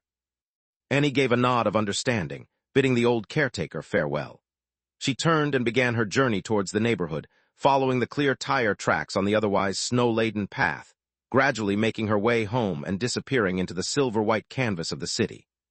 The caretaker stood at the cemetery entrance, watching her recede into the distance until her silhouette was swallowed up by the intersection. The young girl hadn't stumbled on her way this time. He sighed a breath of relief and reached into his pocket, his fingers brushing against the letter that lay within. The unexplainable visitor had left behind an innocuous-looking piece of paper, but the caretaker had an inkling that it carried knowledge and mysteries beyond comprehension. What was the significance of this letter? His gaze turned grave as he turned around to walk back into the somber confines of the cemetery. As he left, he waved a hand behind him, and with a dull creak, the heavy iron gate swung shut. The gates of the cemetery were to remain shut for the remainder of the day. Agatha peered intensely at the fragmented remains scattered across the ground. Her long hair danced in the persistent icy wind that whistled through the narrow alley. The biting cold air sneaked its way into the crevices of her clothing and her bandages, seemingly cementing the terror and despair that marked the final moments of the two defeated cultists. Several guards dressed in black were bustling about nearby. The first response team that had arrived on the scene had swiftly cordoned off the alley entrance, and now personnel were meticulously combing through the adjacent alleyways, scouring for clues. The evidence collection process was systematic, yet Agatha's heart remained riddled with perplexity. What sort of formidable force had the power to shatter a person into fragments, akin to a delicate porcelain doll meeting an untimely end? Up to this point, no known divine or heretical incantations were known to inflict such a peculiar effect. Even the most nefarious of curses wielded by the enigmatic demons hadn't shown signs of inducing such bizarre phenomena. Letter 213. A young gatekeeper maneuvered his staff, employing its metallic end to prod at one of the fragments. The ceramic-like, pallid piece teetered and flipped, creating a sharp, distinct sound as it made contact with the ground. Once flipped, it revealed a partial face, lips, the bridge of the nose, and a single eye. Although incomplete, it portrayed the last moments of the cultist with chilling clarity, an explicit expression of terror etched onto his features at the time of death. And was that a trace of a peculiar smile? Agatha knitted her brows together, her attention drawn to the uncanny upward curve on the porcelain-like fragment's lips. It appeared as if a tranquil smile was in the process of forming, yet it had been abruptly halted in its tracks. This ambiguous curve, juxtaposed with the fearful eye, rendered the facial fragment exceedingly eerie and unnerving. After a moment of contemplation, Agatha shook off her thoughts and proceeded further down the alley to another grim scene. A heap of charred debris lay strewn across the alley, the surrounding area showing signs of a fierce battle and ensuing explosions. The extent of the damage was vast, yet it was apparent that the fight had been heavily lopsided, the combat style distinctly different from the one that had resulted in the fragments at the alley's entrance. The priest, who had been examining the scene, rose to his feet beside the pile of remains. He stripped off his gloves and inclined his head towards Agatha. "This is the work of a fully cleansed annihilation priest. Judging by the degree of his flesh mutation, he was a formidable adversary. In theory, he should have been able to hold his own against a fully manned 12-person guard squad, possibly even managing to escape. Yet he was swiftly neutralized, and there's scarcely any evidence of a counterattack. Agatha's brow furrowed deeper. Can you discern who or what he was up against? The priest shook his head. It seems to be the most straightforward and brutal mode of attack, raw physical force. This makes it challenging to pinpoint the identity of the adversary. However, we did find a peculiar residue of condensed water vapor in the vicinity, which may be our only lead.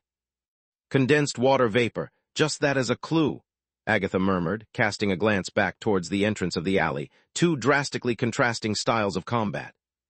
Indeed, one is basic yet ferocious, and the other is peculiar and treacherous. However, both methods display one commonality, their formidable power. Cleric-level heretics didn't stand a chance, the priest agreed. The only sliver of good news is that these unknown entities appear to be adversaries of the annihilation cult.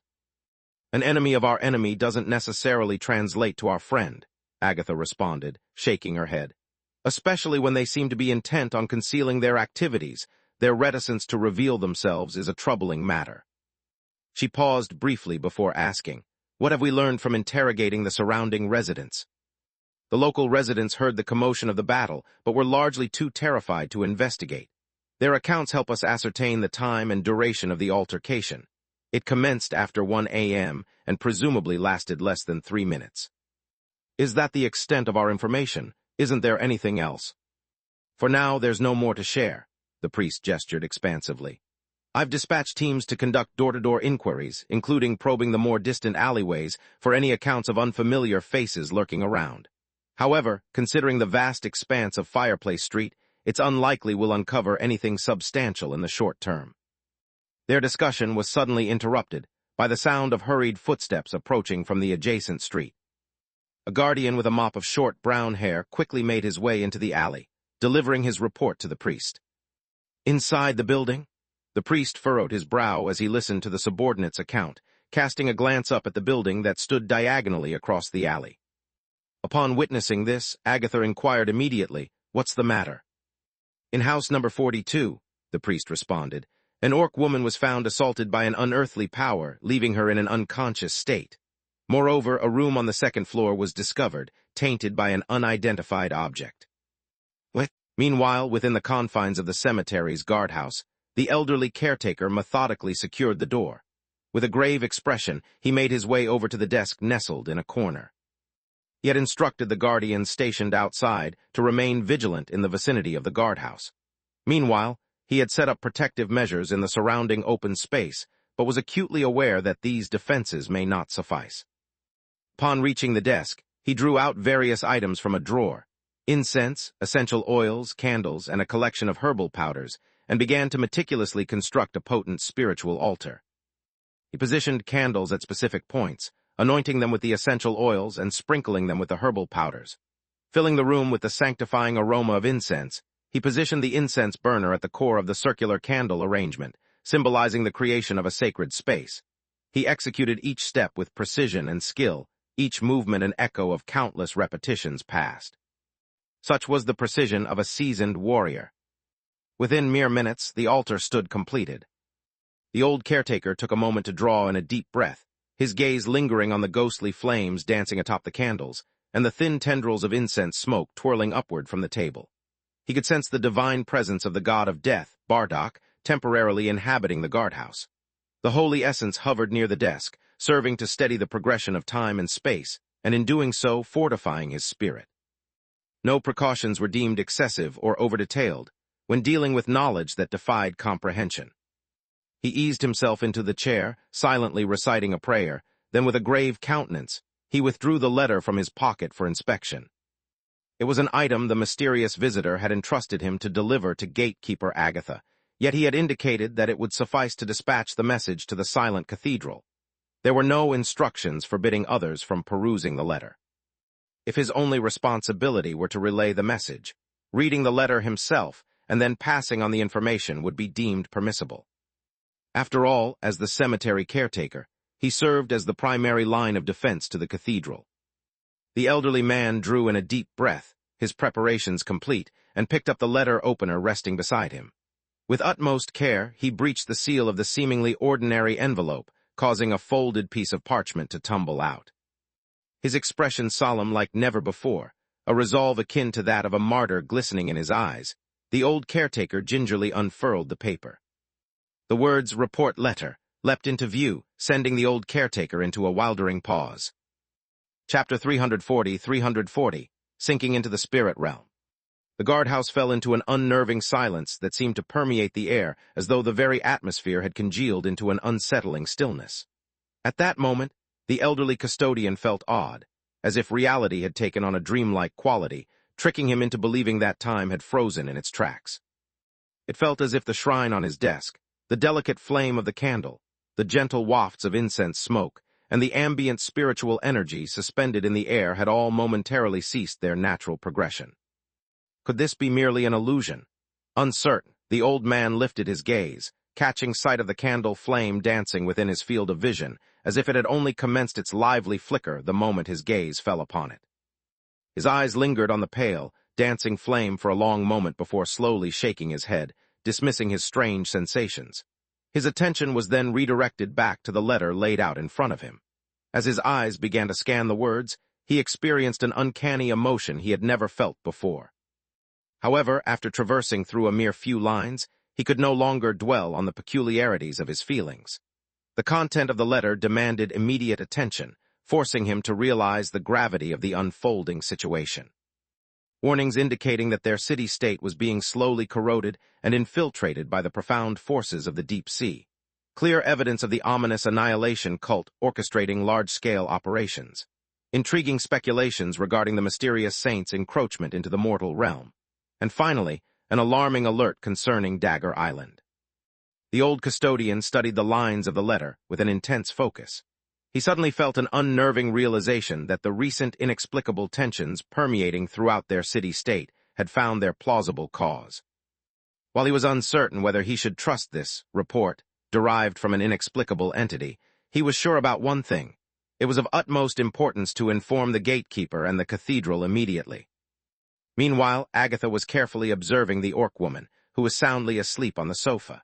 Completely oblivious to the large assembly of guardians congregating in the room, the orc woman occasionally mumbled in her sleep. The fact that she could articulate words while sleeping suggested that her consciousness remained intact during the earlier attack, and that the unexpected visitor who had entered their dwelling did not harbor any harmful intentions. Agatha's eyes drifted over the orc woman's figure, noted as robust in her observation. Most orcs were built this way, inherently endowed with muscular physiques and skin as resilient as stone. After conducting a quick assessment, the young gatekeeper noted the woman's muscles occasionally tensing in rhythm with her restless mumblings. It seemed her dreams were filled with unrest and unease. No external injuries, no signs of mental corruption, no evidence of a physical altercation, and her condition seems akin to natural sleep, though she remains unresponsive. A priest dressed in a gray-white robe reported his findings to Agatha, providing an overview of the current situation. Considering the undamaged lock on the door and the evidence of recent cooking activity in the kitchen, we tentatively deduced that the intruder was granted access to the home. It could possibly be someone familiar to the household or a guest who gained her trust, Agatha quietly mused. What about the second floor? We've gathered a significant number of samples and uncovered what appears to be a dying declaration. The individual who left this testament appears to be the source of the unusual substances we found in the room. The priest nodded in response. From additional clues we gathered around the house, we believe the individual who left this testament goes by the name Scott Brown, a folklorist by profession. A folklorist? Agatha furrowed her brows in puzzlement. Have we started investigating his background? We've dispatched someone to the nearest residence registry office to procure his records. However, we've yet to receive any response. Stay here and continue watching over this woman, Agatha directed, nodding her understanding. I'll go upstairs to evaluate the situation. As you command, gatekeeper. On the second floor, in what appeared to be a study, the guardians had already wrapped up the initial phase of evidence and sample collection. When Agatha arrived, she found her subordinates carefully removing dried mud, clinging to the bookshelves to handle the plethora of books in the room safely. In locations where supernatural occurrences had occurred, books left at the scene could potentially be infected by unearthly energies. Despite potentially being seen as altering the crime scene, it was crucial to relocate and preserve these books for further investigation. Agatha's gaze settled on the dried, gray-black substance. It invoked memories of the samples they had collected from Cemetery Number 3, odd substances resembling primordial matter. She also focused on the aforementioned dying declaration, conspicuously displayed in the center of the desk. Looking at the document, Agatha noted that it had obviously been handled before because it bore distinct marks of careful cleaning. This level of diligence didn't seem characteristic of a malicious intruder. Instead, it reminded her of the professional approach someone like herself would take when investigating a scene. Thinking of the orc lady peacefully sleeping downstairs, Agatha began to form some preliminary hypotheses in her mind. A mysterious third party who appeared to bear no ill will. Could they be the same group that had engaged in a conflict with the followers of Annihilation in the nearby alley? If so, the potential influence of this third party demanded careful scrutiny. As a swirl of speculations and deductions flooded her mind, Agatha slowly scanned the words written on the dying declaration. As she absorbed the impassioned testament, brimming with resolution, bravery, and wisdom, her expression became progressively more solemn and heavy. The individual who had written this record had astonishingly managed to retain conscious awareness and memory. After a brief moment of contemplation, Agatha inhaled softly. With a solemn expression, she carefully returned the dying declaration to its original place on the desk. She then lifted the staff she always had with her and methodically dragged its metallic end across the wooden floor. The resonating sound of metal grating against wood echoed through the room. A ghostly flame ignited at the end of her staff, leaving behind a similarly ethereal, glowing trail on the floor. As the flame and its radiant trace expanded, the frictional sound of the staff scraping the floor began to alter. It grew deep and sluggish, almost like an intangible barrier was forming, gradually segregating the space around her. Before long, Agatha had delineated a triangular area sufficient for an adult to stand within. Then within the triangle, she inscribed the symbol of the death god Bardock. Once done, she stepped into the center of the enchanted area, propping her staff beside her, and reaching for her own eye socket with her free hand, a living eyeball promptly sprung out of its socket, settling comfortably in her palm. In that instant, the surrounding noises ceased abruptly, with all sounds from the material dimension obstructed outside the triangle by the unseen barrier. Then, an array of hushed whispers arose within the silence, reminiscent of a multitude of invisible spectators gathered beyond the confines of the triangle, ceaselessly murmuring undisclosed matters to the gatekeeper. With the palm facing upwards, Agatha raised her hand, using her dislodged eyeball to survey her surroundings. Every element within the room, be it the busy guardians, the dust particles whirling in the air, or the hands of the wall-mounted clock, appeared to be frozen in time, akin to insects trapped in amber. They rapidly lost their vibrancy, fading into a monochrome haze. An otherworldly pallid glow seeped in from the outside through the boarded window, casting delicate shadows within the room. Within this uncanny, luminescent, and stagnant space, only Agatha, standing at the center of the triangle, maintained the hues and semblance of a living being. With her eyes shut, she held her own eyeball in her left hand while she surveyed her surroundings, calmly announcing, "I wish to communicate with the deceased present here." The overwhelming whispers around her abruptly lessened, and Agatha pivoted her left hand, enabling her eyeball to observe the desk nearby. That was where the folklore scholar, Scott Brown, had last labored, leaving behind his final testament. Theoretically, if a spirit had ever resided here, there should be lingering traces of its presence. Although the strange mud scattered across the room suggested the potential habitation of a monster created by supernatural forces, this monster evidently retained fragments of its human nature. Agatha had grown certain of this after reading through the testament. However, she found the space around the vacant desk entirely devoid of any signs of the supernatural. There were no lingering souls, no spectral apparitions formed by emotional attachment, and not even the faintest traces of spiritual remnants. All that was left was a colorless desk laden with piles of the black substance from which thin streams of smoke were rising. Deep in thought, the gatekeeper considered the possibilities, while the eyeball oscillated gently within her open palm. Had the soul's remnants dissipated over time due to the entity's demise? Or was the entity occupying the room merely an imitation, never truly human, but merely simulating human memories and personality traits?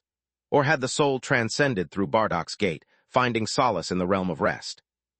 The final hypothesis seemed highly unlikely.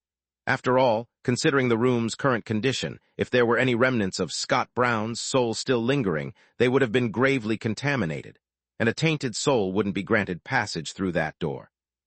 But then where had the soul vanished to? The whispers surrounding her returned, their murmuring growing louder and more cacophonous than before.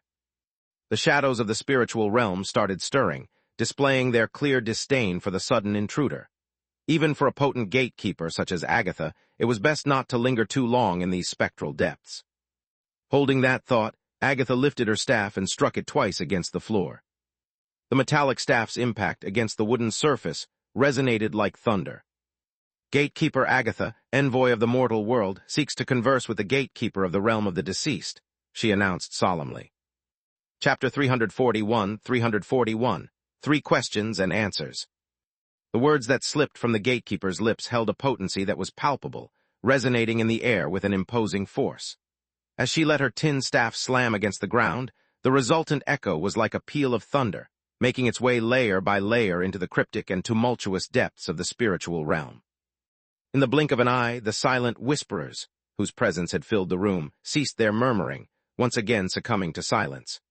However, after a few moments of this quiet, a low, distant rumble began to permeate the atmosphere, suggesting the approach of some massive, lumbering entity. The gatekeeper, Agatha, lifted her hand to adjust her eyeball, shifting her gaze toward the origin of the noise. There a window stood, its view obstructed by layers of wooden planks, where a pale glow eked out through the narrow gaps between them. Suddenly, the subtle glow flickered, then dimmed dramatically as if a gargantuan being had positioned itself outside the window. In the next heartbeat, the wooden planks barring the window spontaneously splintered, and countless pieces of the grayish-black wood cascaded silently, only to suspend in the air near the window as if trapped in suspended animation. From beyond the broken window, a behemoth made its appearance. Draped in a black robe that symbolized the grim nature of death, the giant's frame was swathed in bandages beneath the robe. Only its eyes, emitting a soft, yellow glow, were visible. The size of the giant was truly astounding as it stood next to the building, its stature comparable to a house's height. Then it hunched slightly, bringing its impassive bandaged head level with the opening on the second floor. A hand was raised, displaying 3 extended fingers toward Agatha. 3 questions and answers, the colossal figure intoned with a voice that boomed like thunder. Agatha hesitated slightly at the sight of the gigantic figure before her. This entity was different from the familiar gatekeeper she often communicated with. It had a far more imposing physique. This figure was obviously a higher-ranking envoy. Why would such a powerful being respond to her summoning? Quickly, though, she pushed her doubts aside. All envoys were servants of Bardock, the god of death, so it was unnecessary for her to probe further. Her priority at that moment was to ascertain what had transpired there. "I am in search of the soul that was last present in this room," she said, her staff indicating an empty table nearby. "It might have been tainted, but now its location is unknown. That soul has departed and entered the realm of repose. A formidable force has absolved it of its debts, and it no longer suffers from contamination," boomed the voice of the death messenger from outside the window. Following this proclamation, it retracted one finger, signifying 2 questions remained. Agatha momentarily hesitated, her attention drawn to the phrase "formidable force" in the messenger's declaration. She rapidly assessed her situation before launching her second question. Who wields this formidable force? Who has wiped clean the soul's debts? "The usurper of fire," declared the messenger. His eyes, aglow with an obscure yellow light, flickered momentarily as if issuing a tacit warning.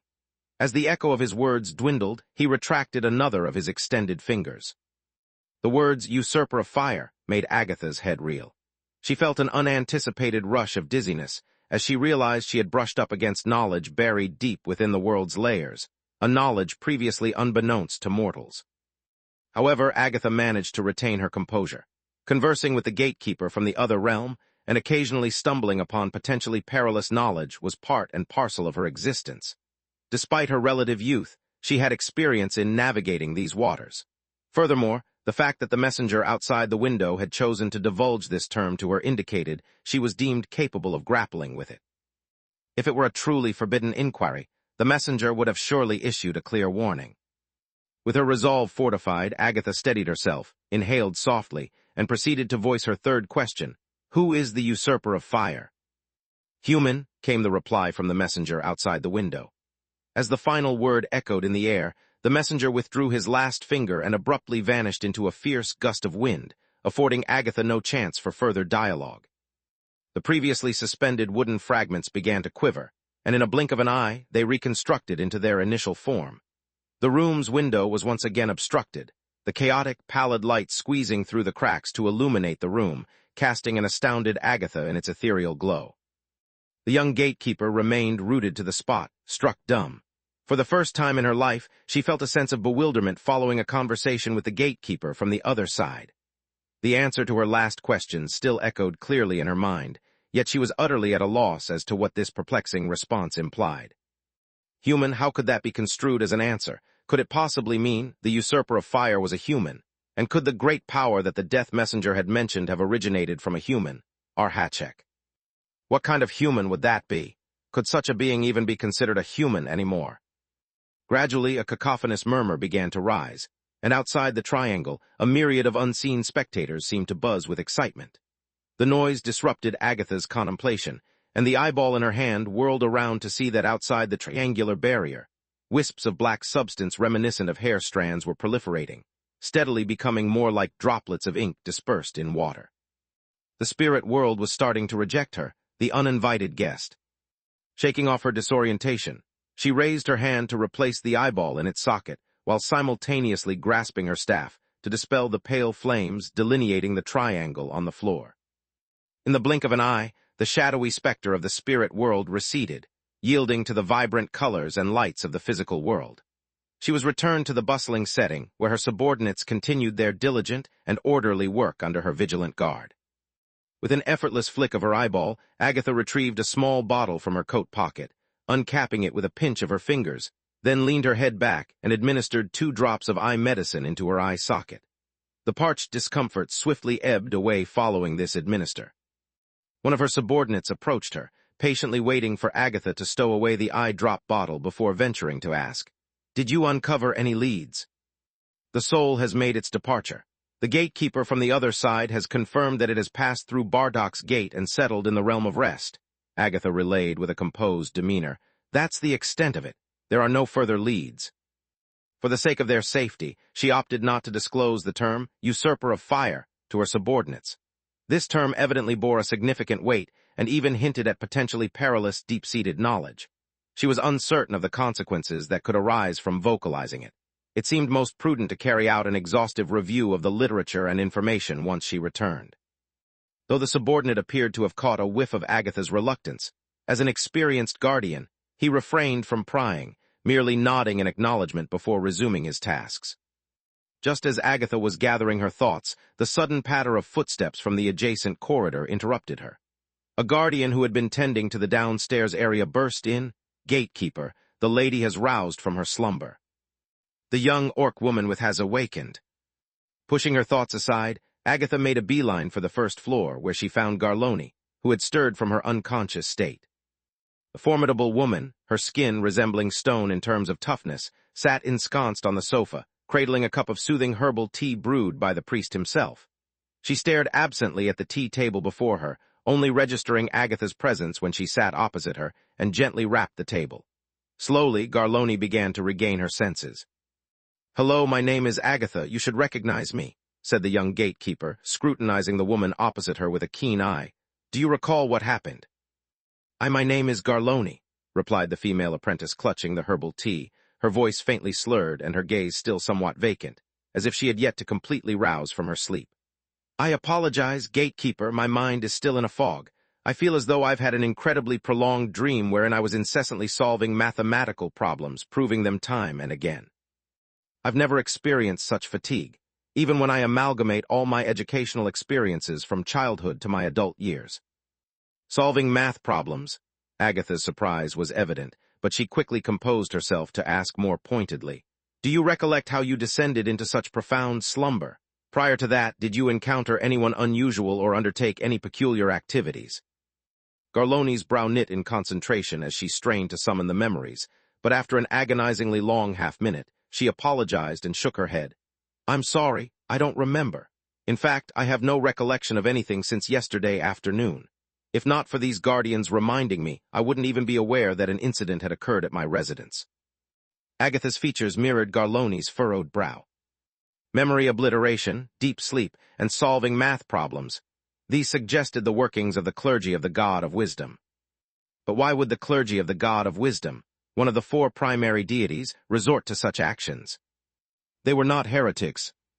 The events of the day seemed to be piling up in a jumble of perplexing puzzles, and a faint headache began to prick at Agatha's temples. The unexplained and suspicious combat traces in the alleyways outside, the rising cultist activities in the city-state, the elements and suspect accidents in the mines, the peculiar happenings in this house, and the messages from the emissaries of death. "Excuse me," Garlone interjected apprehensively, her eyes glued on the young gatekeeper before her. Despite Agatha's youth, Garlone couldn't shake off an uneasy feeling. "Is my teacher all right?" "Your teacher," Agatha echoed, bemused. "He should be upstairs. His name is Scott Brown," Garlone hastened to explain. "When I woke, I was somewhat disoriented and forgot to mention it. He requires some solitude and tranquility." Agatha found herself rooted to the spot in stunned shock. Chapter 342, Morris Clearing Technique. While Duncan and Alice journeyed to the cemetery, their comrades, Morris and Vanna, were far from being unoccupied. They had embarked on an important mission assigned by Duncan to the Citizens Assistance Center, a significant establishment in the southern region of the city's more upscale district. The task was not a simple one. They had to secure a dependable, lawful residence within the frigid confines of the city-state known as Frost. Furthermore, they were to establish one or two public personas if feasible. The assignment was crucial, as their operations in the city-state might span over a prolonged period, and living covertly like the cult members was not an option they could afford. They needed to blend in, to live like the city's normal inhabitants. With the unreliability of the informants Tyrion had left behind in the city becoming apparent, Morris took it upon himself to find an alternative solution. The Citizens Assistance Center of Frost was a grand, domed edifice, its two extended wings encompassing the main construction. It was much more than just a support center for the local inhabitants. The center also functioned as a welcome facility for those entering the city-state, providing a myriad of third-party services. These included a platform for house rental and property sales registration, issuing of temporary passes, and even hiring short-term domestic helpers such as maids, gardeners, and laundry workers. The extensive wings housed numerous registration counters and offices, and the central dome enclosed a lively, bustling lobby. This constant hum of activity distinguished it from their former location of planned. As they stepped into the cavernous domed space, they were greeted by a comforting warmth. Frost's efficient high-pressure heating system did an admirable job of warding off the winter chill. Bright electrical lights hung suspended from the high dome, bathing the entire interior in an inviting glow. Though the center had opened its doors only recently, a sea of individuals had already thronged the counters. They were there to seek short-term employment or to register for property rentals and sales.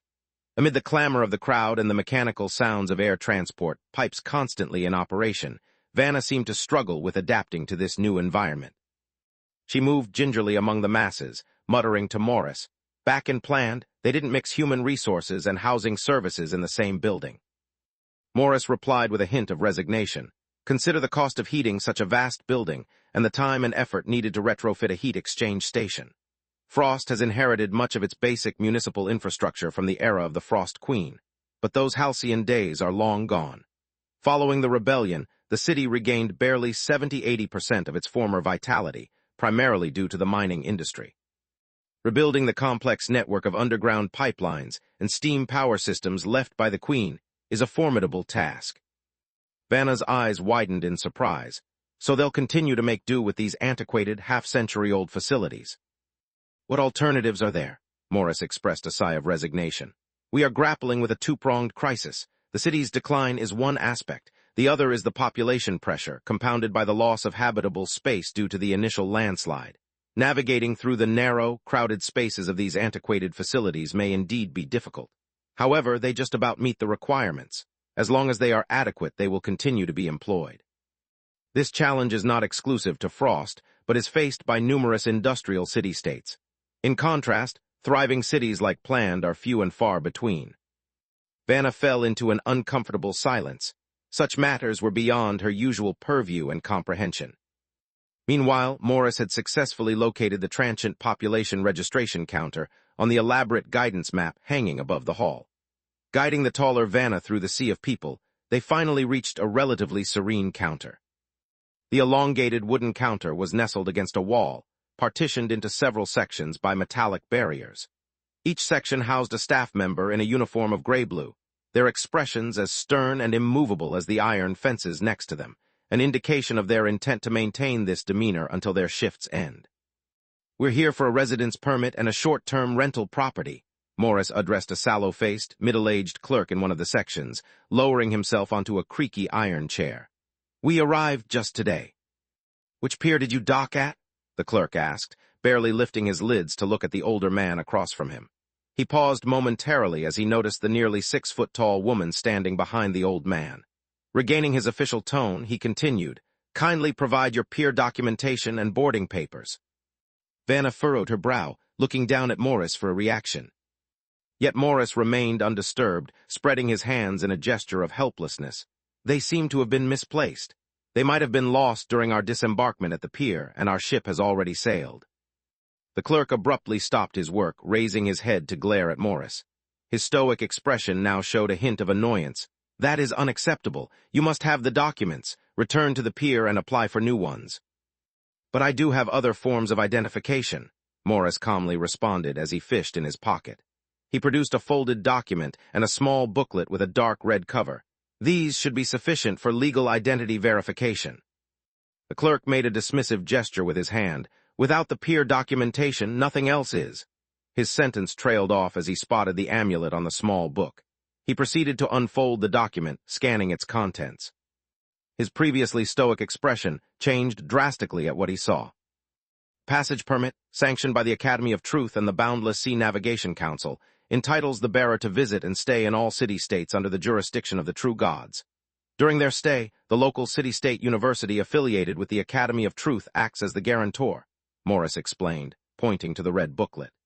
"These are my credentials, a dual degree in academia and theology from the Academy of Truth, with the academic rank of professor." The middle-aged clerk with his sallow complexion was left momentarily stunned. He slowly raised his gaze towards Morris, appearing somewhat flustered. Good morning, Professor Morris. It's an honor to meet you. Of course, your identity is entirely legal." A sense of relief washed over Morris's face. However, the clerk hesitated, seemingly wrestling with a quandary, then continued in a stiffened tone. "But I must confirm the ship you traveled on. It's a requirement." At this, the recently relaxed expression on Morris's face was replaced with an awkward one, while Vanna, standing next to him, surreptitiously touched her nose and averted her gaze. Morris exhaled a sigh, his gaze fixated on the nervous yet resolute clerk before him. "You're already aware of the ship I arrived on," he said with a certain conviction in his eyes. "Please proceed with issuing the permit." The clerk wavered momentarily, a flicker of confusion passing over his eyes. Then he nodded, busying himself with the punch machine before him, and dropped the processed card into a pressure pipeline container adjacent to the counter. A few moments later, the sound of hissing and clicking echoed from the pipeline, and a card returned to the counter from an approval office deep within the building. The clerk then inserted the punch card into a compact reading machine, confirming the receipt number and security code.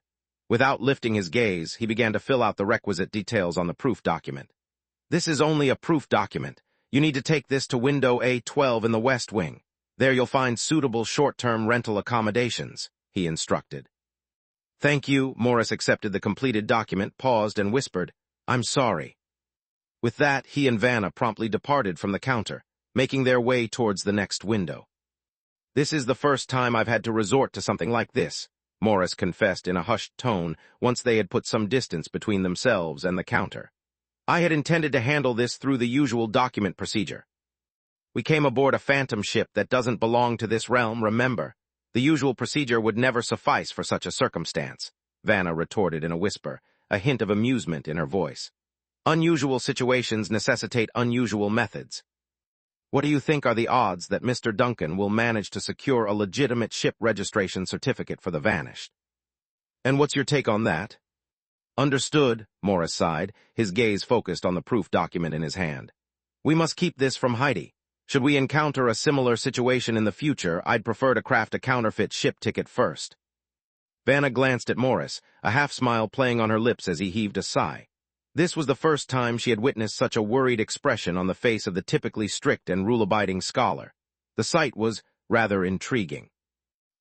Simultaneously, Agatha, who had just completed her on-site investigation and had yet to return to the cathedral, received an urgent briefing from her team stationed at Cemetery No. 3.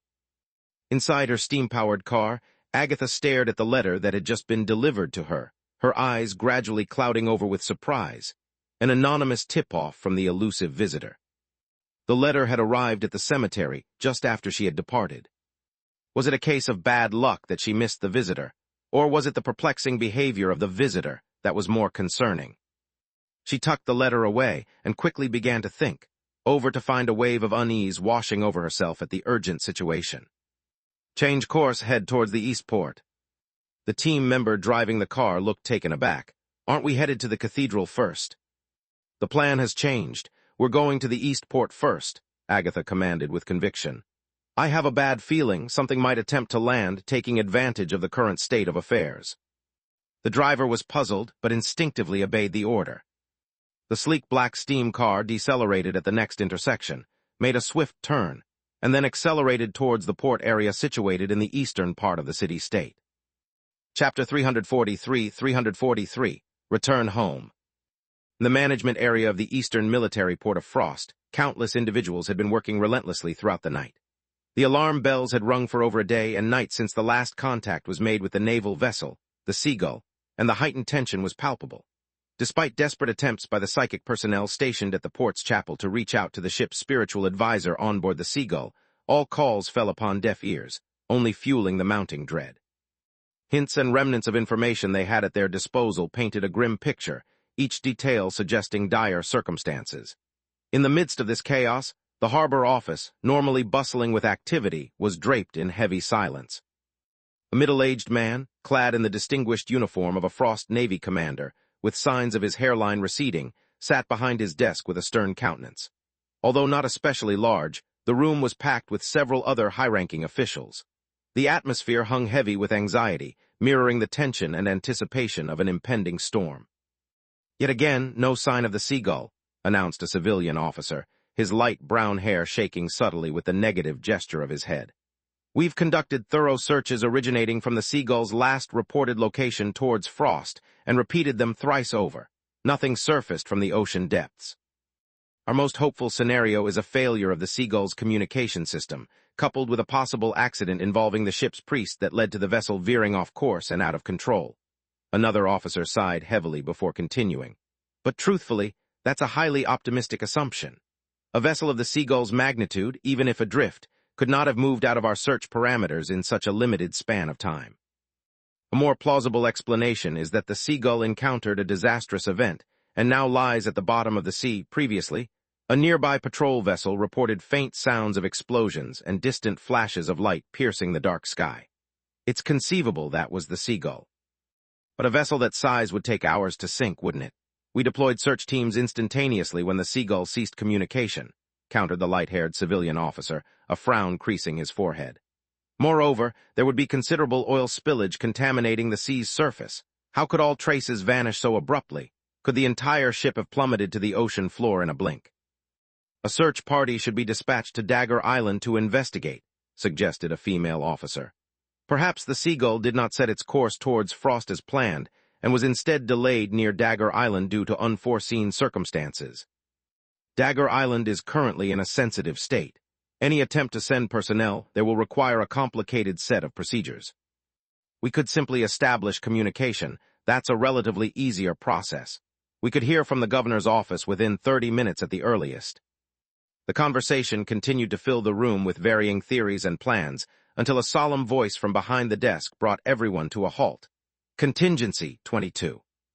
All chatter ceased abruptly, and the room fell silent. The officers in discussion turned their attention to the middle-aged man seated behind the desk, his thinning hair and serious demeanor reflecting the gravity of the situation. It's possible that Contingency 22 has been triggered. The circumstances may have become too critical. Or perhaps there's a risk of hazardous leakage, or worse yet, the Seagull may have completely fallen under the control of a third party, hence the radio silence, began the Harbor Defense Commander, Lister, his tone subdued yet firm. However, this still doesn't account for the inexplicable disappearance of the Seagull's wreckage. The officers in the room exchanged uneasy glances. The mere utterance of the phrase, Contingency 22, sent an additional wave of chilling dread through the room, casting a shadow that made the already oppressive atmosphere even more formidable. After a brief pause to allow his words to sink in, Commander Lister continued, "I am acquainted with General Duncan. If the Seagull indeed encountered an insurmountable instance of supernatural contamination, he would unquestionably initiate Contingency 22 without any second thoughts. Consequently, our next steps must include continuing our search for any remaining traces of the Seagull and uncovering what caused the ship's assault and subsequent contamination. If there's indeed an assailant, it may not be physically discernible, and that poses a significant threat to Frost." "An assailant?" The female officer who had spoken earlier let the word linger, her expression growing increasingly grave. "If such an attacker exists, do you suppose it wasn't eradicated along with the activation of the Seagull's Contingency 22? In dealing with supernatural calamities, one fundamental rule prevails. Unless there is compelling direct evidence to the contrary, always operate under the assumption that the adversary persists," Lister articulated thoughtfully. "Whether they be supernatural artifacts or phenomena, their resilience is often alarmingly robust." The officers shared another round of apprehensive glances before one tentatively brought up a topic. "What about Dagger Island?" "I intend to submit an investigative request to the governor. Even though the Seagull encountered the catastrophe on its return journey to the main island, the situation on Dagger Island remains questionable now, considering the ship's unfortunate incident." Lister gradually rose from his seat, bracing himself against the table with both hands. "Now, all of you." Lister's directives were abruptly cut short by the sound of urgent footsteps echoing down the hallway, followed by an assertive knock at the door. A frown furrowed Lister's brow. "Enter." A secretary stepped into the room, briskly saluting the officer behind the desk. "Sir, Gatekeeper Agatha has arrived." The gatekeeper, surprise was evident on Lister's face. "What brings her here?" "She mentioned it's in relation to the Seagull, sir, and she insisted it was urgent." "Let her in." Lister's command was almost immediate, but even before his words could fully echo through the room, a gust of gray wind was already swirling through the hallway outside. The wind, which appeared to be infused with fine dust, swept into the room, encircling the office rapidly. Out of the ethereal gust emerged Agatha, tightly gripping a tin staff, a distinctive accessory always associated with the clergies of the death god. Through the layers of her bandages, her eyes radiated a tinge of regret. "Arsadilla, I apologize for the intrusion, Colonel Lister. It's urgent, so I took the liberty to enter as soon as I heard your acknowledgement," Agatha began, extending a polite nod in his direction. "I am here to inquire about the progress of your investigation regarding the Seagull's whereabouts."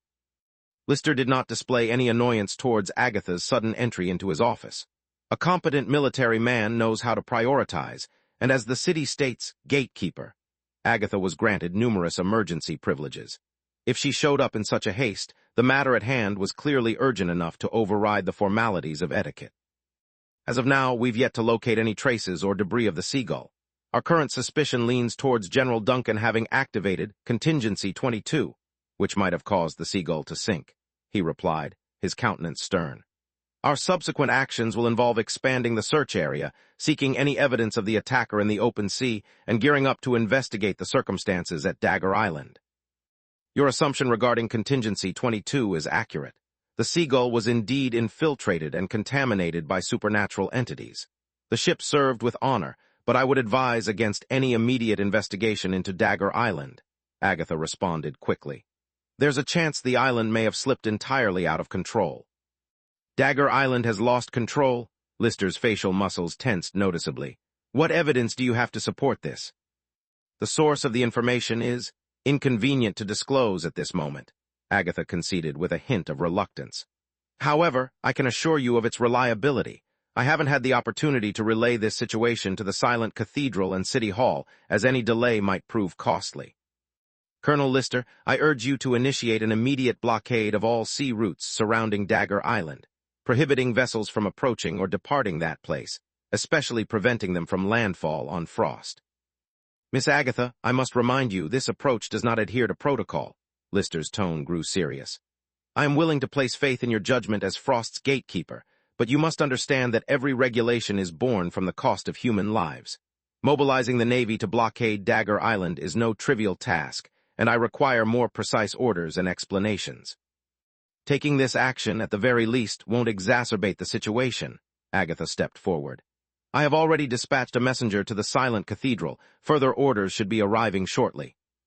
Lister seemed poised to counter, but an abrupt, piercing ring in the corner of the room cut him off. The defense commander shot a glance at Agatha, then quickly strode over to a small table nearby, pressing a button on its surface. Seconds later, the sound of air hissing and the rapidly nearing clicks emitted from the fixed copper pipe mounted on the wall next to the table. The pipe shuddered with a sharp metallic clang, followed by a puff of white gas escaping from the fastening device at its end. Lister unlatched the buckle, flipped open the cover, and retrieved the capsule chamber from within the pipe. He quickly scanned the message contained inside, and his facial expression turned notably grim. "What does it say?" Agatha asked, curiosity evident in her tone. "A ship has emerged in the offshore region and transmitted a signal seeking port entry." Lister raised his head slowly, his countenance grave. "It's the Seagull." A silence fell over the room. The officers exchanged uncertain looks. Agatha's gaze hardened, and after a tense pause of a few seconds, Lister abruptly declared, "Let's proceed to the dock." Following more than 24 hours of inexplicable disappearance, the Seagull had resurfaced and was heading directly towards the eastern military dock. The sudden appearance, irrespective of who it involved, would naturally instigate suspicion. From the vantage point of the lookout tower at the east port, the silhouette of the steamship began to take form, progressively expanding on the distant horizon, with columns of steam billowing above it, resembling misty clouds. The silhouette and the identification on the bow flag confirm it's the Seagull. A junior officer set down the telescope in his hand and made the confirmation, his voice carrying a mix of emotions. Lister, however, stood still, his gaze fixated on the approaching silhouette at sea, remaining silent for a prolonged period. The faint sound of a steam whistle echoed across the water, punctuated by a specific pause in its rhythm. "Second round of signals, the Seagull is requesting permission to dock." The junior officer turned to Lister for guidance. "Sir." "Sink it." The words cut through the tense silence, a stark directive from Agatha, who had been silent up until that moment. Chapter 344, Interception. Agatha's gaze remained fixed upon the approaching vessel over the vast expanse of the ocean, her voice resonating with an icy chill. "Excuse me, did I hear you correctly?" The young officer standing next to her seemed perplexed, struggling to process the words he'd just heard. Ignoring the junior officer's confusion, Agatha pivoted towards Colonel Lister and reiterated, "Sink it. That's the attacker, an immense vessel carrying unknown contaminants. I can't confirm what it's carrying, but I'm certain it's not the Seagull." She paused briefly, her knuckles blanching as she tightened her grip on her staff. "I am ready to shoulder the consequences of this decision." Colonel Lister remained motionless, his face a rigid mask. He stood immobile in the icy breeze for what seemed like an eternity until the far-off sound of a ship's horn echoed once again. The sound was louder, more urgent, and it bore an eerie sense of impending doom. Breaking the prolonged silence, he queried, "Madam, are you confident your intelligence is accurate?" "I trust my own judgment, Colonel," Agatha replied, her voice slightly strained as she exhaled a soft breath, "and I am ready to accept the repercussions." "You're in no position to accept any consequences. You may be a gatekeeper, but you're not the one overseeing the port operations directly," Lister calmly retorted, his gaze fixed on the distant sea. "Sink that ship. I'm prepared to face the consequences of this decision." Far off in the distance, the ship known as the Seagull continued its course at full throttle. Its intimidating bow sliced through the waves, its flag flapping fiercely in the wind. Large plumes of white mist billowed from the towering smokestack situated in the middle of the ship. Within this thick fog, a multitude of hidden sounds clamored together, adding to the eerie atmosphere. From the stern of the Seagull, a dark, thick substance seeped into the waves, appearing like blood flowing from a gargantuan beast. The ship's horn blared yet again, and more billowing white clouds erupted from the steel warship's top. The pressurized steam cut through the air, resembling a monstrous cry from the depths of the sea. Silhouettes moved hastily near the railings, pacing to and fro in their frost navy uniforms, appearing to be engrossed in their duties. However, the surfaces they tread upon were slick and pulsated oddly, reminiscent of a creature's veins. Occasionally, the dark, sludgy forms that constituted these figures would dissolve, merging with the ship's structure. Simultaneously, new sailors would appear, separating from the deck and hull in a disturbing spectacle of wriggling, crawling, and stumbling as they cleaned the deck, handled the flags, and lit the lamps. They were all headed home, and so was the Seagull. Yet the vast coastal defense systems came to life at the distant port.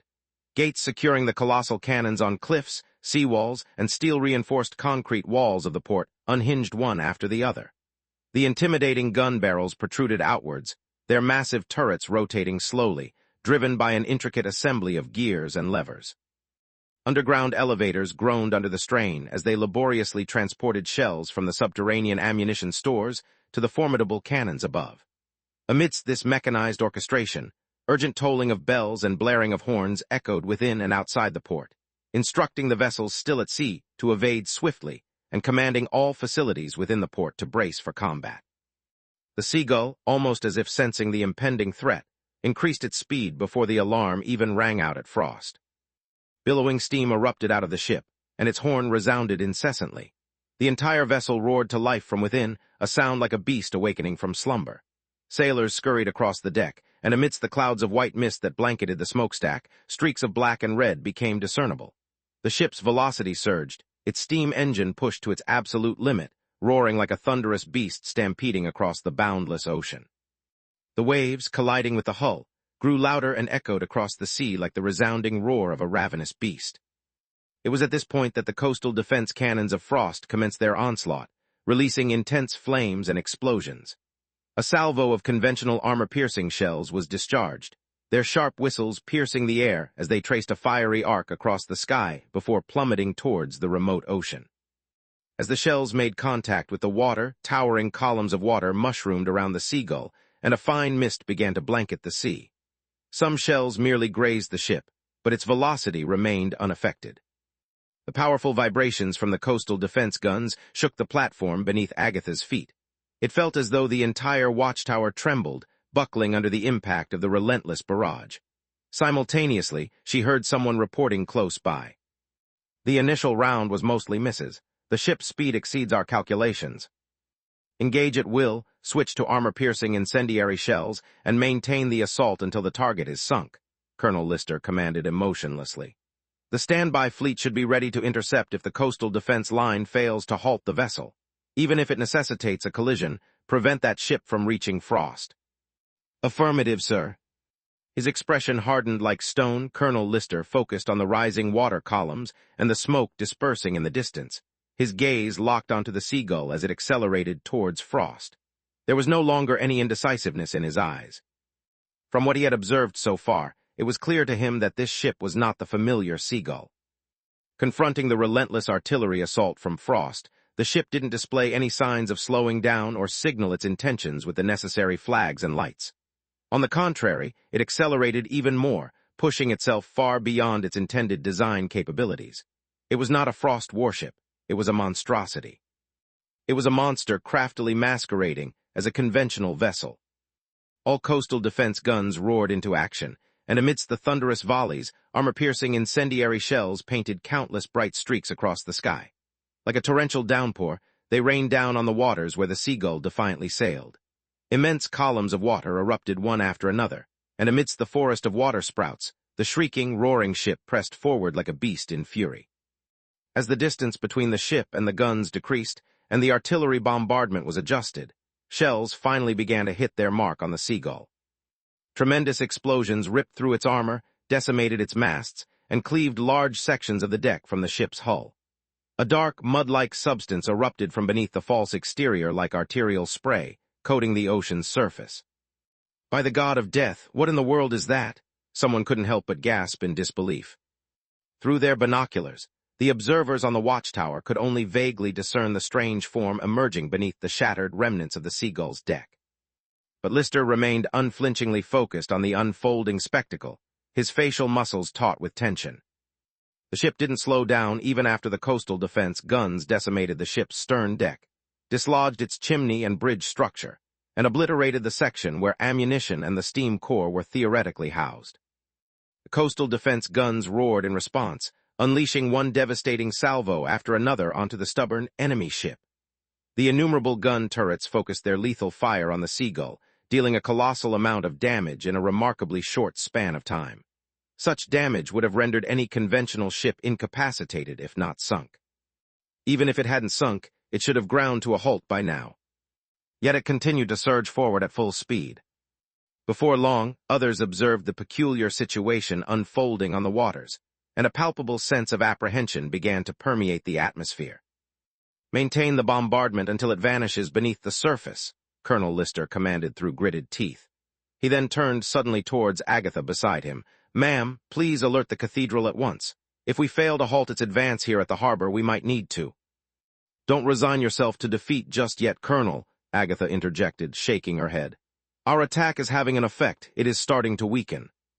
Her gaze remained fixed on the distant sea as she spoke, a faint spark of determination flickering within the young gatekeeper's eyes.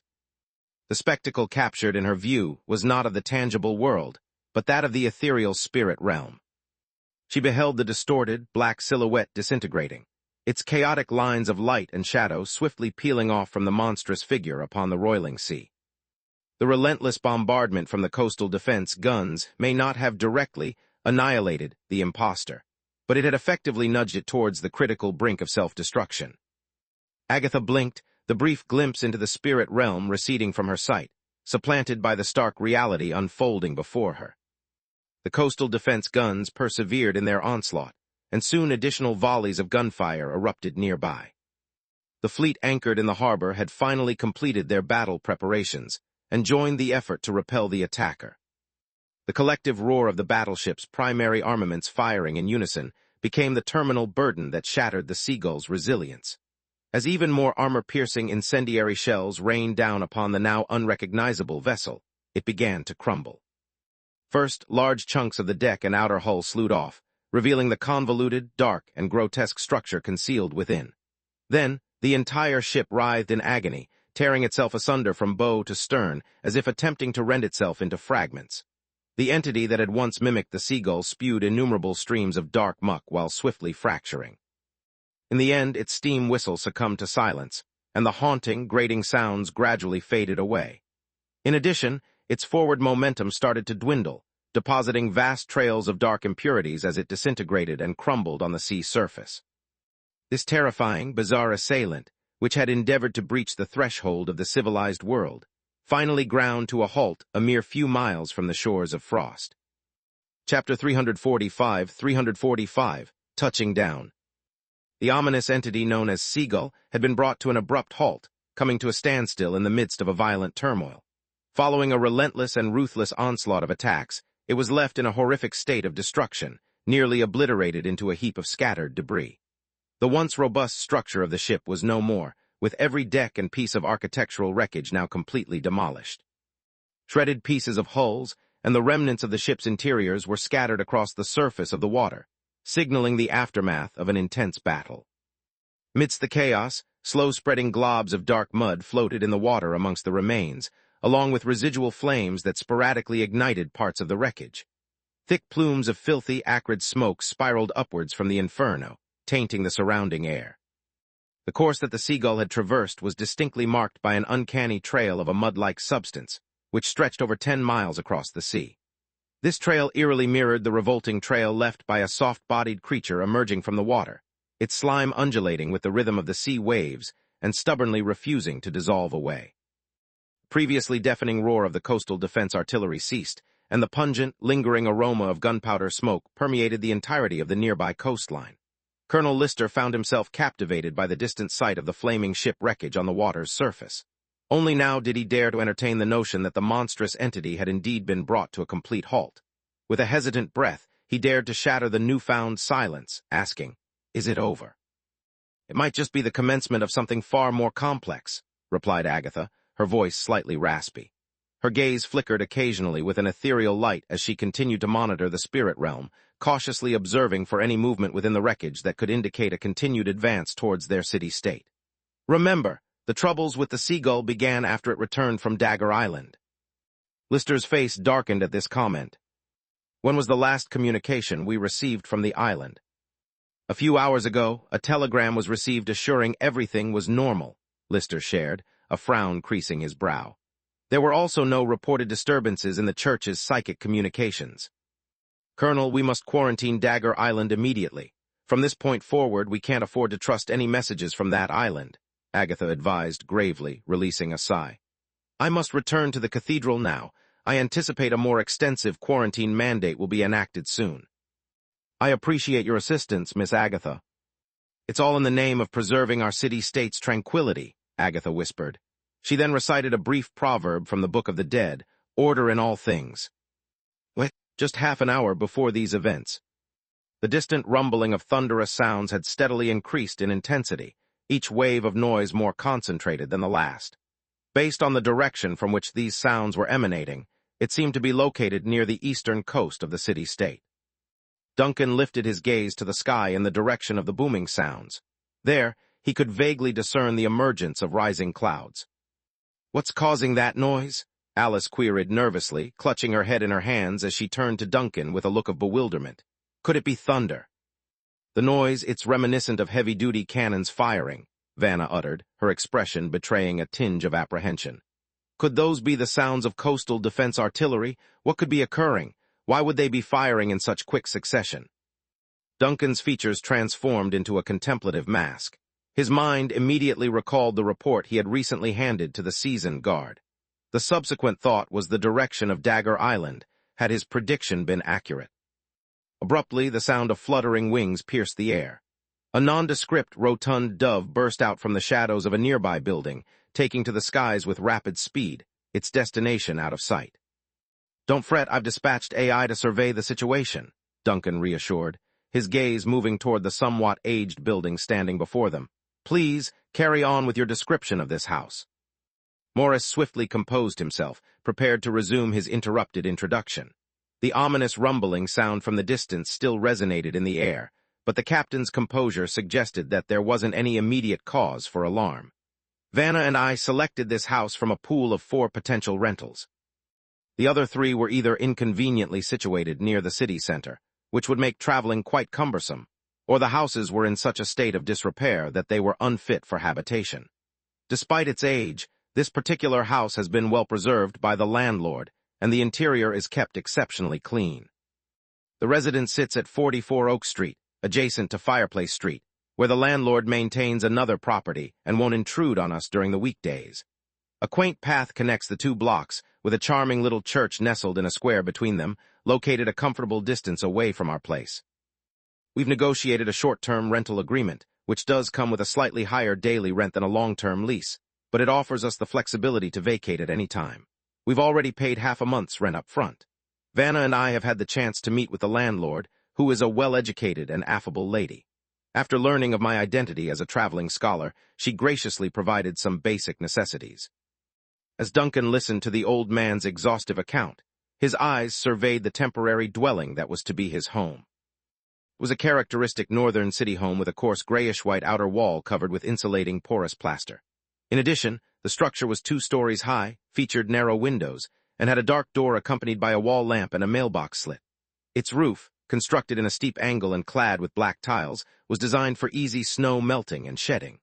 Thick steam and gas pipes protruded from the massive pipelines above the block and made their way into the building along the gable. While it wasn't a lavish abode, it certainly sufficed as a temporary residence. In fact, it offered more room than Plan's 2-story establishment, which served dual purposes as both a store and a dwelling. Leaving the task of organizing accommodation to Morris and Vanna was indeed a wise decision, as the other crew members would have likely struggled to handle such a responsibility effectively. Morris led the way, pulling a key from his pocket and deftly unlocking the front door, with Duncan and Alice trailing closely behind him. Once inside, they were greeted by a welcoming foyer designed for removing footwear and changing out of outdoor clothing. The foyer opened into a fairly spacious living room. Its walls are adorned with subtly yellowed wallpaper sporting light, intricate patterns. A dining area was adjacent to the living room, beyond which was a bedroom. Directly across from the front door, a staircase promised access to the 2nd floor, which seemed to be where most of the bedrooms were located. The hardwood floor beneath their feet emitted a soft creak with each step, an auditory testament to the passage of time. Simple but well-maintained furniture, tables and chairs, stood gleaming in the wash of sunlight streaming through the windows. The space was remarkably dust-free. On the dining table, a vibrant bouquet of flowers, obviously crafted from fabric or plastic, lent a touch of cheer to the room. The landlord presented us with this, Morris explained, gesturing towards the bouquet. It's a tradition here in Frost. To welcome new tenants, landlords offer a bouquet of flowers that won't wither during winter, symbolizing health and safety. Every place has its own unique traditions, Duncan responded with a faint smile. I quite like this place, and given its distance from the main road, it should provide a quiet haven. As he spoke, his gaze drifted up towards the second floor.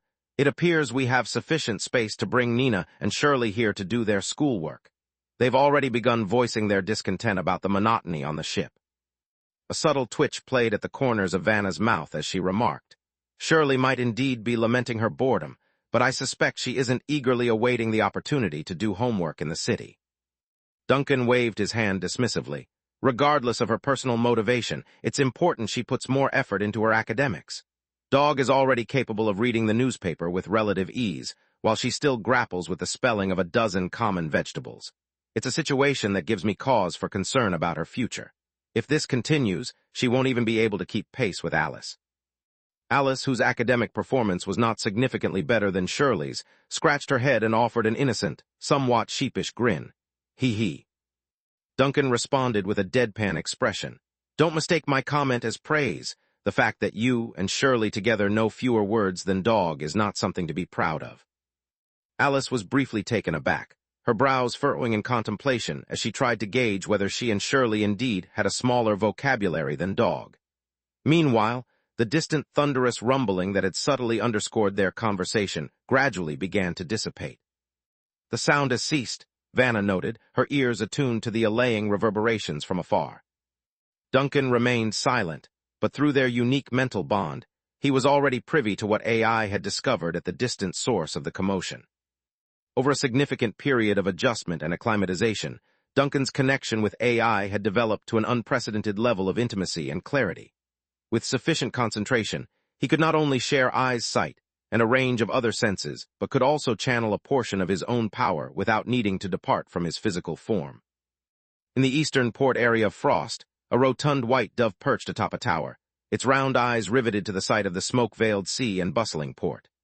The frenzied activity of soldiers darting about the port, as well as the spreading black oil pollution tainting the sea, were reflected in its eyes, which occasionally flickered with a faint green flame.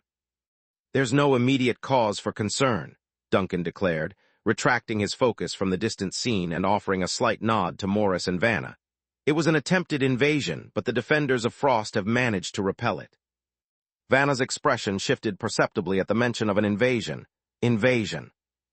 If my understanding is correct, the threat originated from Dagger Island. The Frost authorities must have grasped the gravity of the situation by now, making it increasingly difficult for anything dangerous to emerge from the island, Duncan stated calmly. Now, with Tyrion's mist fleet also nearing Dagger Island, their presence will only serve to heighten Frost authorities' state of alert. Given the heightened vigilance throughout the city, the covert cultists of annihilation are likely to emerge from the shadows. Detecting their activities will be considerably easier then.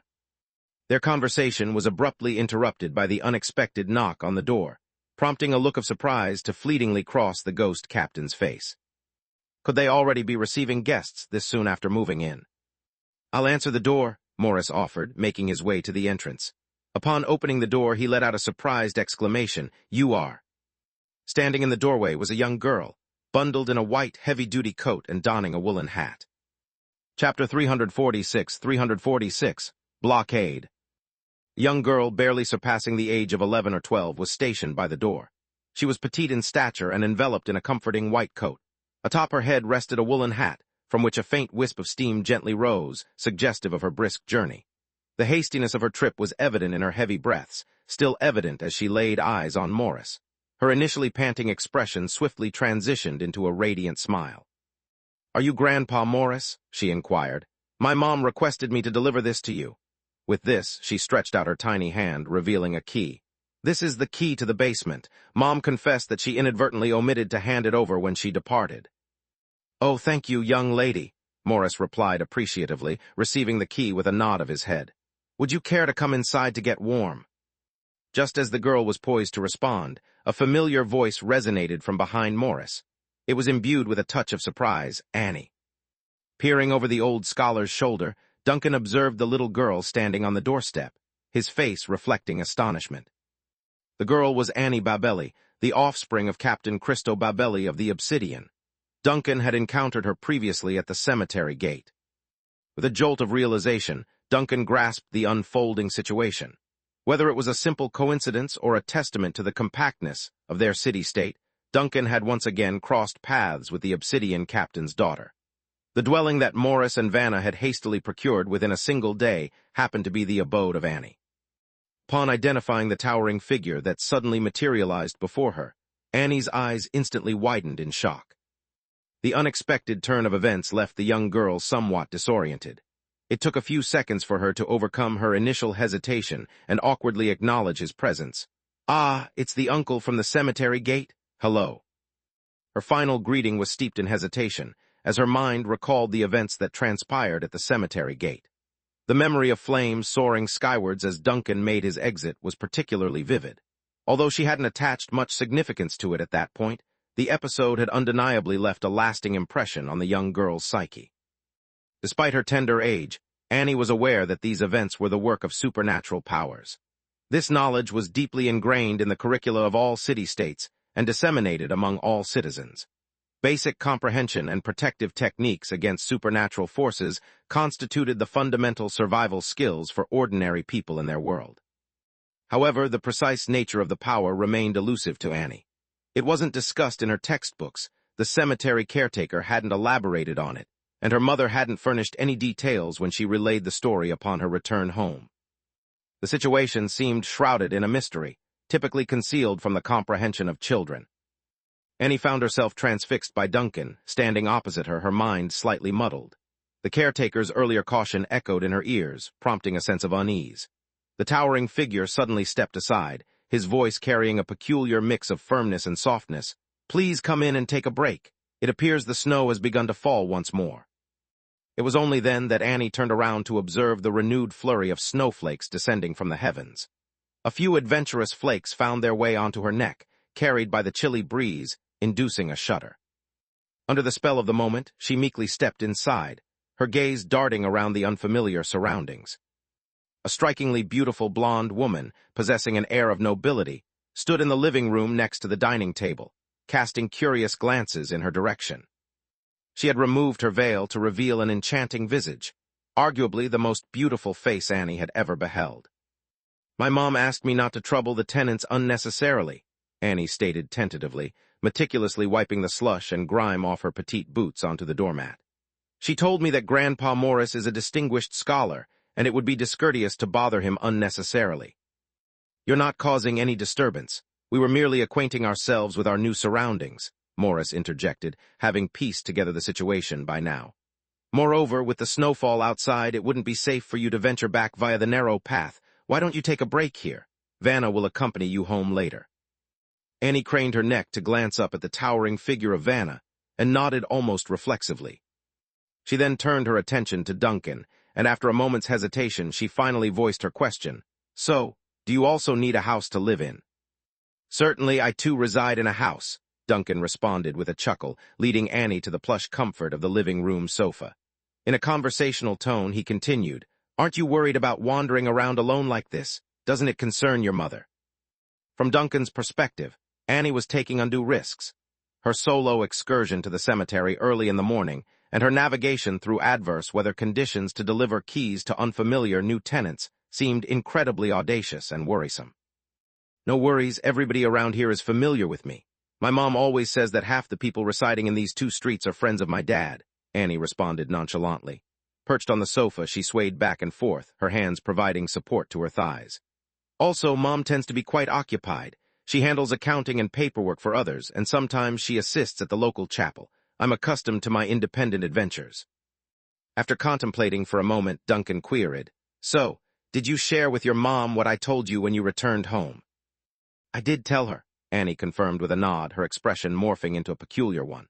"Initially, she dismissed it as childish rambling, but when I recited the words of the cemetery caretaker, she secluded herself in her room. When she reappeared, there were signs that she had been weeping, yet she managed to put on a brave smile and told me we were having fried fish and sausage stew for dinner as it was a day worthy of celebration."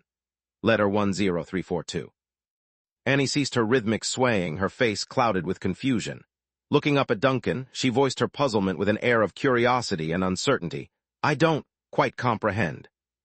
That's all right, you will come to understand with time, Duncan reassured her with a smile. Some things may be too intricate for you to grasp at this stage. Uncle, you sound a lot like the caretaker.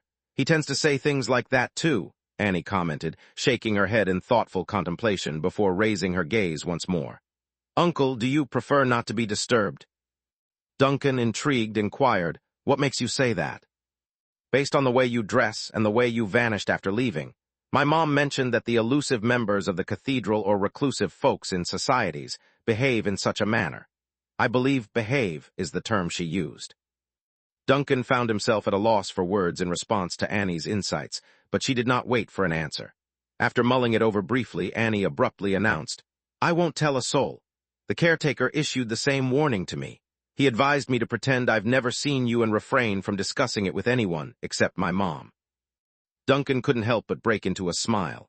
Before he could utter a word, Annie hastily added, May I share it with Grandpa Caretaker, though? Inform him that you're residing in our house. Upon hearing Annie's words, Morris and Vanna, who had drawn closer to the sofa to partake in the lively conversation, exchanged knowing looks. Simultaneously, Alice turned to look at Duncan. They all sensed a certain strangeness surrounding the situation. However, Duncan only exhibited a moment's hesitation before nodding in agreement, gracing her with a warm smile. It's all right, I have no objections. Concurrently, in the vicinity of the eastern port, the task of collecting samples from the wreckage of the Seagull had commenced. A fleet of light speedboats launched from the dock, cautiously navigating towards the area where remnants of the polluted mud and residual flames lingered on the water surface. Each speedboat was outfitted with a priest, holy artifacts, and nitroglycerin explosives for emergency situations. Along the shoreline, the port's garrison had mobilized in preparation for the salvage operation. An unoccupied warehouse was selected as a provisional storage facility. Priests and guardians, who had promptly arrived from the silent cathedral, had completed the sanctification and preventive measures across the entire area. In addition, Gatekeeper Agatha had left behind a squad of elite followers to handle any unforeseen incidents during the wreckage sample collection process. Standing at the edge of the dock, Lister kept a watchful eye over the salvage operation unfolding on the water, while his reliable aides kept tabs on the progression of the recovery work. Is it truly safe to bring those entities ashore? Asked one of the followers with a hint of anxiety in his voice. Of course, I'm not challenging Gatekeeper Agatha's discretion, but those things, just a few hours ago, they were hurtling towards Frost at a terrifying speed. Are they truly dead now? Miss Agatha has repeatedly confirmed via spiritual consultations that these entities no longer display any signs of activity, Lister clarified with a composed demeanor. They can indeed be neutralized. Judging from Agatha's approach and action plan, I'm inclined to believe that the main church might have even confronted similar occurrences in the past. Similar instances, they've already infiltrated the city-states, a junior officer questioned, taken aback. I haven't heard anything of the sort. If you haven't been informed, it implies that the information isn't deemed fit for public disclosure, at least for the time being. The church and city hall exercise their own judgment, Lister dismissed with a shake of his head. In any event, Agatha is dependable. She wouldn't jeopardize the city's safety. Our duty is to trust the experts' judgment. Priests are far more adept at handling these peculiar occurrences than soldiers. The follower held his tongue, but at that precise moment, the sound of hurried footsteps disrupted the calm. A soldier was seen racing towards the dock. Commander, the soldier, panting, approached Lister, saluted, and handed over a document that had been expedited via a high-pressure air pipeline. Orders from City Hall. It seems the formal order to impose a blockade on Dagger Island has arrived, Lister announced, accepting the document. However, as he skimmed through the contents, his expression altered dramatically. One of the followers picked up on this and queried, Commander, what seems to be the issue? It's an order to enforce a blockade on the shipping lanes, but it's not limited to Dagger Island, Lister relayed, his voice heavy with seriousness. To be precise, it's not restricted to Dagger Island. The order calls for the blockade of all shipping lanes leading into and out of Frost and mandates all garrisons to adopt a state of high alert. A blockade encompassing the entire Frost waters. The mist fleet has surfaced in the nearby waters, Lister stated with a weary sigh, his face a shade darker than the gloomy sky overhead. The entire mist fleet. Chapter 347, Silent Cathedral. The infamous and dreaded Mist Fleet had finally arrived, launching a full-scale mobilization. This ominous armada had long been perceived as a constant, looming threat by the inhabitants of Frost, and its arrival signaled a shift in the frosty tranquility that had prevailed for the past 50 years. The fleet was the enduring legacy of the Frost Queen and the seemingly immortal specter of the significant rebellion that occurred half a century prior. Towering in the frigid waters of the cold sea, the fleet resembled a massive, ice-encrusted monster. Its frosty and unyielding exterior concealed the enigmatic intentions of its undead pirate commander. Anyone with a rudimentary knowledge of history was aware that the successful rebellion, known as the Frostbite Rebellion, half a century ago, and the victory of the ragtag group of rebels over the dominant Queen's armada was not a result of justice or protection. The only reason for their victory was that the Queen's most formidable primary fleet was not stationed in Frost's archipelago at that crucial time. The mystery of why the Mist Fleet had departed remained unanswered, much like the undisclosed truth the Frost Queen had discovered from the depths of the ocean. Only one fact was common knowledge: the fleet was still functional and active under the Queen's name. For 5 decades, the formidable Mist Fleet had haunted the northern seas, appearing and disappearing like an apparition. Numerous attempts were made by different city-states to dismantle or reclaim the fleet, all of which ended in failure. Despite the devastation caused by the cursed warships piloted by the undead in the cold sea, most encounters with them were settled with a tribute to avoid further destruction. This protection fee seemed a more compassionate and economical levy than the severe losses resulting from a direct confrontation with the Mist Fleet. The northern city-states were more inclined to pay for peace than risk settling the debts incurred by the Frostians half a century earlier. However, the Frostians were all too aware that the Mist Fleet was destined to return one day. This notion had morphed into a sort of curse, even a prophetic legend, that was passed down to each generation. The rule of the Frost Queen over the city-state was not over as long as the flag of the Mist Fleet continued to flutter. The engine of the sea mist ship remained active, signifying that a reckoning for the great rebellion of the past would inevitably befall the city. The impact of these inherited curses and legends was significant. The menacing shadow of the Mist Fleet grew more and more dreadful under the influence of these narratives, and even the most experienced and disciplined soldiers could not disregard the increasing pressure. Holding a document in his hand, Lister's grip tightened, causing his knuckles to whiten with the gravity of the situation. As he finished speaking, a chilling and indescribable silence pervaded the entirety of the bustling dock, as if the cacophony of activity had been abruptly muted. The defense commander was well aware that there was no point in concealing any information about the Mist Fleet. The colossal flotilla was brazenly sailing in proximity to Frost, drawing steadily nearer both the Frost mainland and the isolated Dagger Island. By tomorrow morning at the very latest, inhabitants living near the coast would merely need to push open their windows, gaze southeast through a telescope, and they would catch sight of the ghostly outlines of the ominous fleet. Word of this unsettling development would rapidly proliferate throughout the entire city-state. Could the sudden emergence of the Mist Fleet be linked to recent events on Dagger Island? An officer close to the commander suggested. Could it be connected to the unexpected arrival of the Seagull? I wish the two events were interrelated. That would mean we only have a single problem to grapple with, Lister replied through clenched teeth, but the more dire probability is that we're dealing with two distinct crises. Another officer, known for his loyalty, queried apprehensively, could the Mist Fleet exploit the existing chaos, given that Frost is currently under threat from an unidentified force? Judgments at this stage would be premature. Carrying out our orders must take precedence, Lister interjected swiftly, curtailing his subordinates' rampant conjectures. Commence the blockade immediately, transmit martial law signals to the surrounding city-states and to all vessels in the vicinity, and ensure all coastal defense artillery positions are on high alert. We could be in the midst of a substantial predicament. In the core of the Frost city-state, as is the norm in many maritime city-states, a grand cathedral towered over its surroundings, occupying the loftiest and most central spot. The local denizens referred to it as the Silent Cathedral, or simply the Cathedral. This imposing, ancient edifice was constructed primarily from varying shades of gray and black bricks. A complex of spires and slender structures constituted its main body.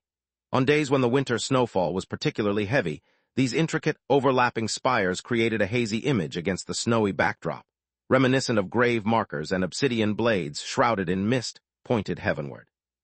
Visitors to Frost experiencing the cathedral for the first time often found its aura rather gloomy and intimidating, bordering on the terrifying. However, to the Frostians, who predominantly revered the god of death, Bardock, the somber cathedral signified only grandeur and sacredness.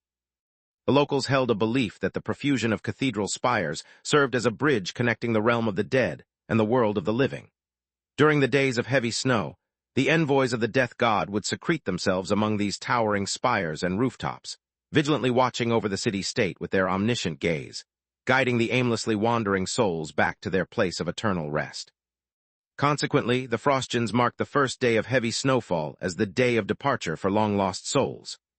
On this day, they would shutter the graveyards, halt rituals intended for the newly departed, and clear the path for the long-lost souls to navigate their way to the silent cathedral.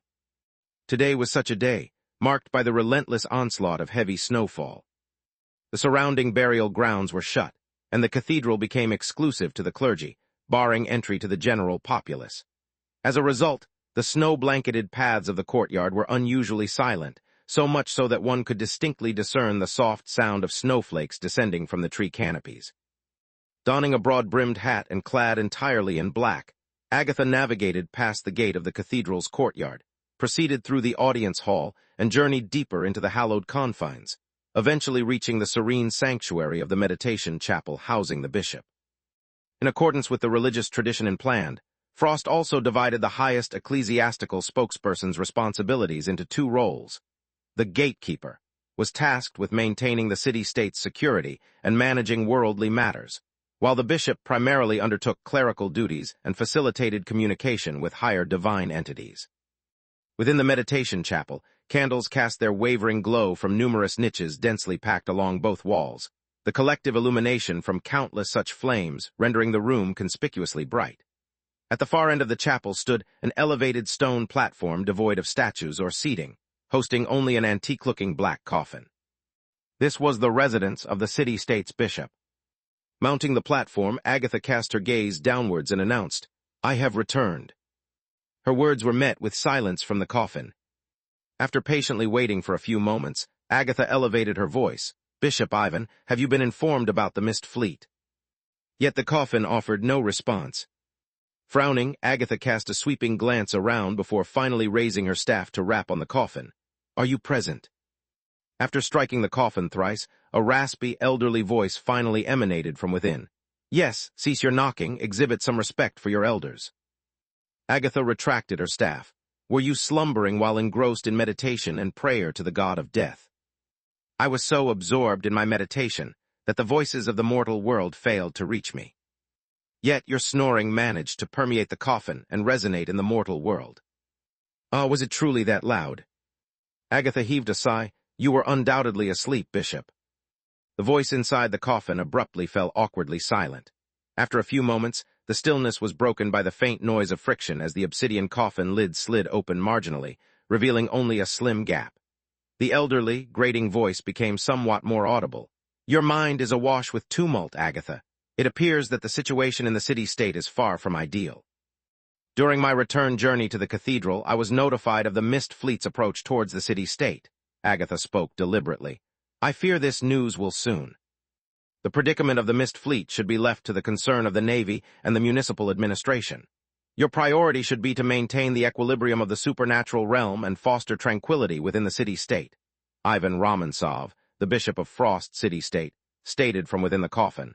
"Let's first discuss the circumstances in the city-state." Agatha acknowledged with a nod, momentarily shelving the news about the mist fleet, while her expression took on a grave demeanor. "There has been an emergence of a new, primal element contamination site at the location of 42 Fireplace Street. Based on an array of indicators, it seems an imposter comprised of primal element had resided within that building for an extended period, only to disintegrate and vanish recently. Moreover, a civilian who was unmistakably subjected to cognitive manipulation was found at the scene." "Cognitive manipulation?" Bishop Ivan interjected Agatha's narrative. "What manner of cognitive manipulation?" Agatha took a moment to structure her thoughts before elaborating.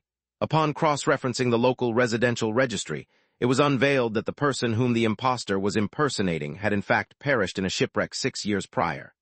Yet, During the period of the imposter's activities, the female apprentice cohabiting with it failed to recognize this glaring discrepancy. She was under the impression that her mentor was recuperating upstairs when the imposter disintegrated, and by the time the investigators reached the scene. Pausing momentarily, Agatha resumed, "Furthermore, our findings were not confined to just these. Not merely these.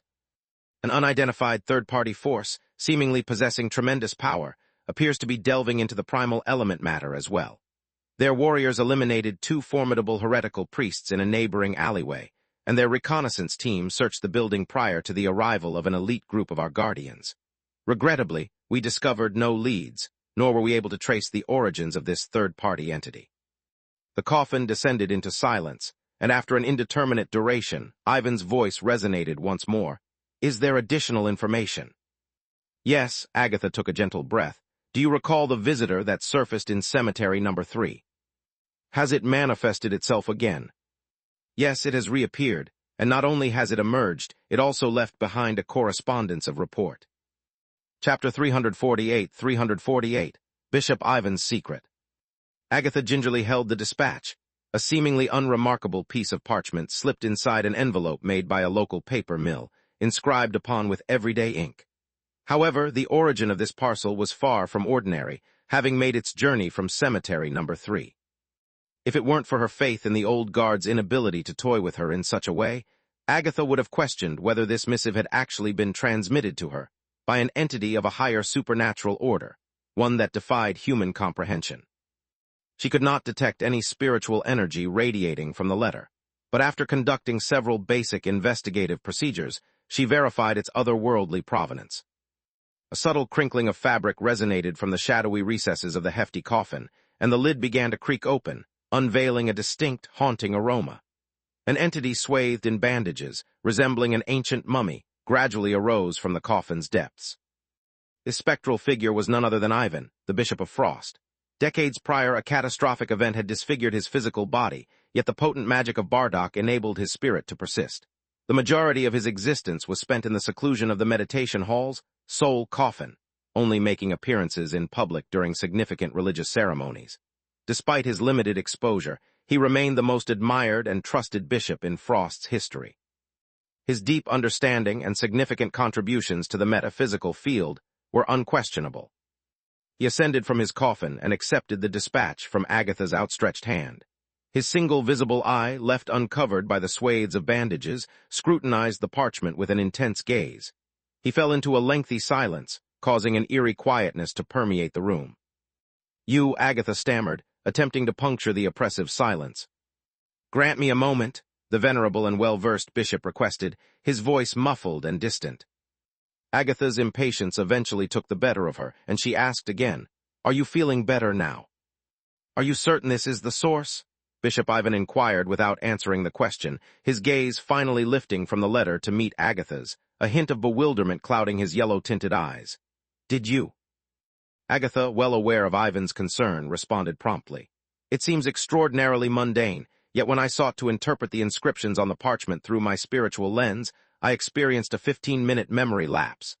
She nodded solemnly, continuing, "It's shrouded in an overwhelming energy, beyond the comprehension of mere mortals. Its simplicity could merely be an eccentricity of the entity that has sent it." Upon processing Agatha's words, Bishop Ivan fell silent once more, appearing to still be gathering his strength. After a prolonged pause, he spoke in hushed tones, "The revelations contained within this letter are deeply disconcerting. You've already encountered the seagull, and if the claims made in the dispatch are accurate, this is just the tip of the iceberg. The uncontrollable events on Dagger Island signify just the commencement. Whether it be the cultists embedded in our city, the contamination resulting from the raw essence, the return of the seagull, or the irregularities on Dagger Island, every sign seems to be directing us towards the dark depths of the sea, alluding to the Abyss project that was initiated half a century ago. I've dispatched an alert to City Hall and have requested to access the classified archives sealed away for the past 50 years. Later today, I also plan on examining the church's historical records. Moreover, I've delegated additional resources to intensify the citywide search and apprehend any lurking cult members," Agatha declared, her words filled with determination. "However, this is not sufficient. It is imperative that we ascertain the current situation on Dagger Island. The major source of contamination, appears to emanate from there. Bishop Ivan contemplated for a moment before letting out a soft sigh.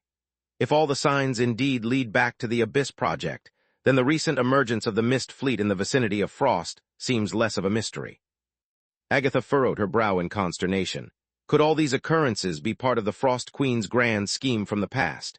Could it be due to a directive she left behind for that Iron Admiral that has caused the Mist Fleet to surface now? I cannot say with certainty. Bishop Ivan shook his head, then with a sudden intensity turned to look at Agatha. In your perspective, Agatha, who was the Frost Queen?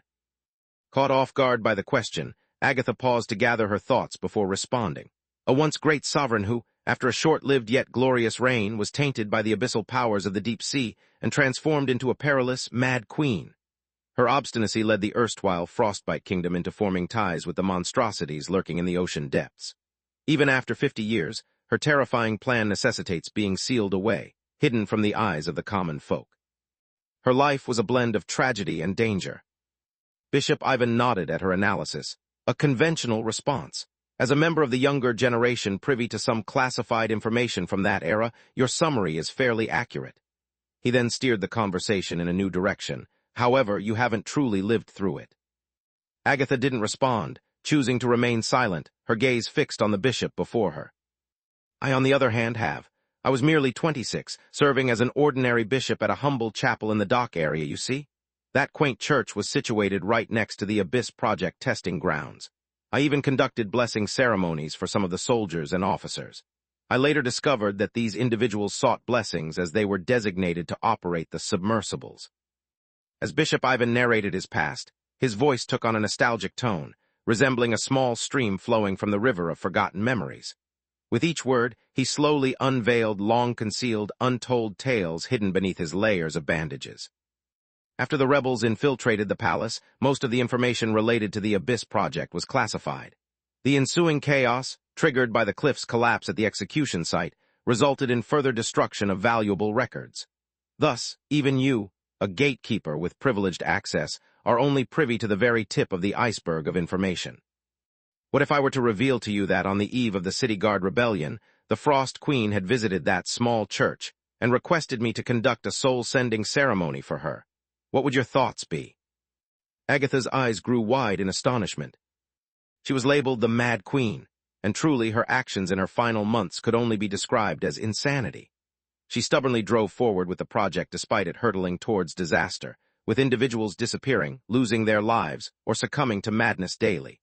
She shut the doors of the palace, incarcerated the remaining ministers who dared offer counsel, commanded the gendarmes to seal off the port, and detained anyone attempting to escape the Frostbite Kingdom. With such actions, it was inevitable that the rebels would revolt, and her fate as a queen was bound to be a tragic one. However, despite all of this, I cannot believe that she went mad. On the contrary, she seemed incredibly lucid and even. Bishop Ivan abruptly halted, as if the effort of dredging up these ancient memories was overwhelming, or perhaps he was struggling to find the right phrasing to express the oddity he had perceived all those years ago. After a moment, he resumed.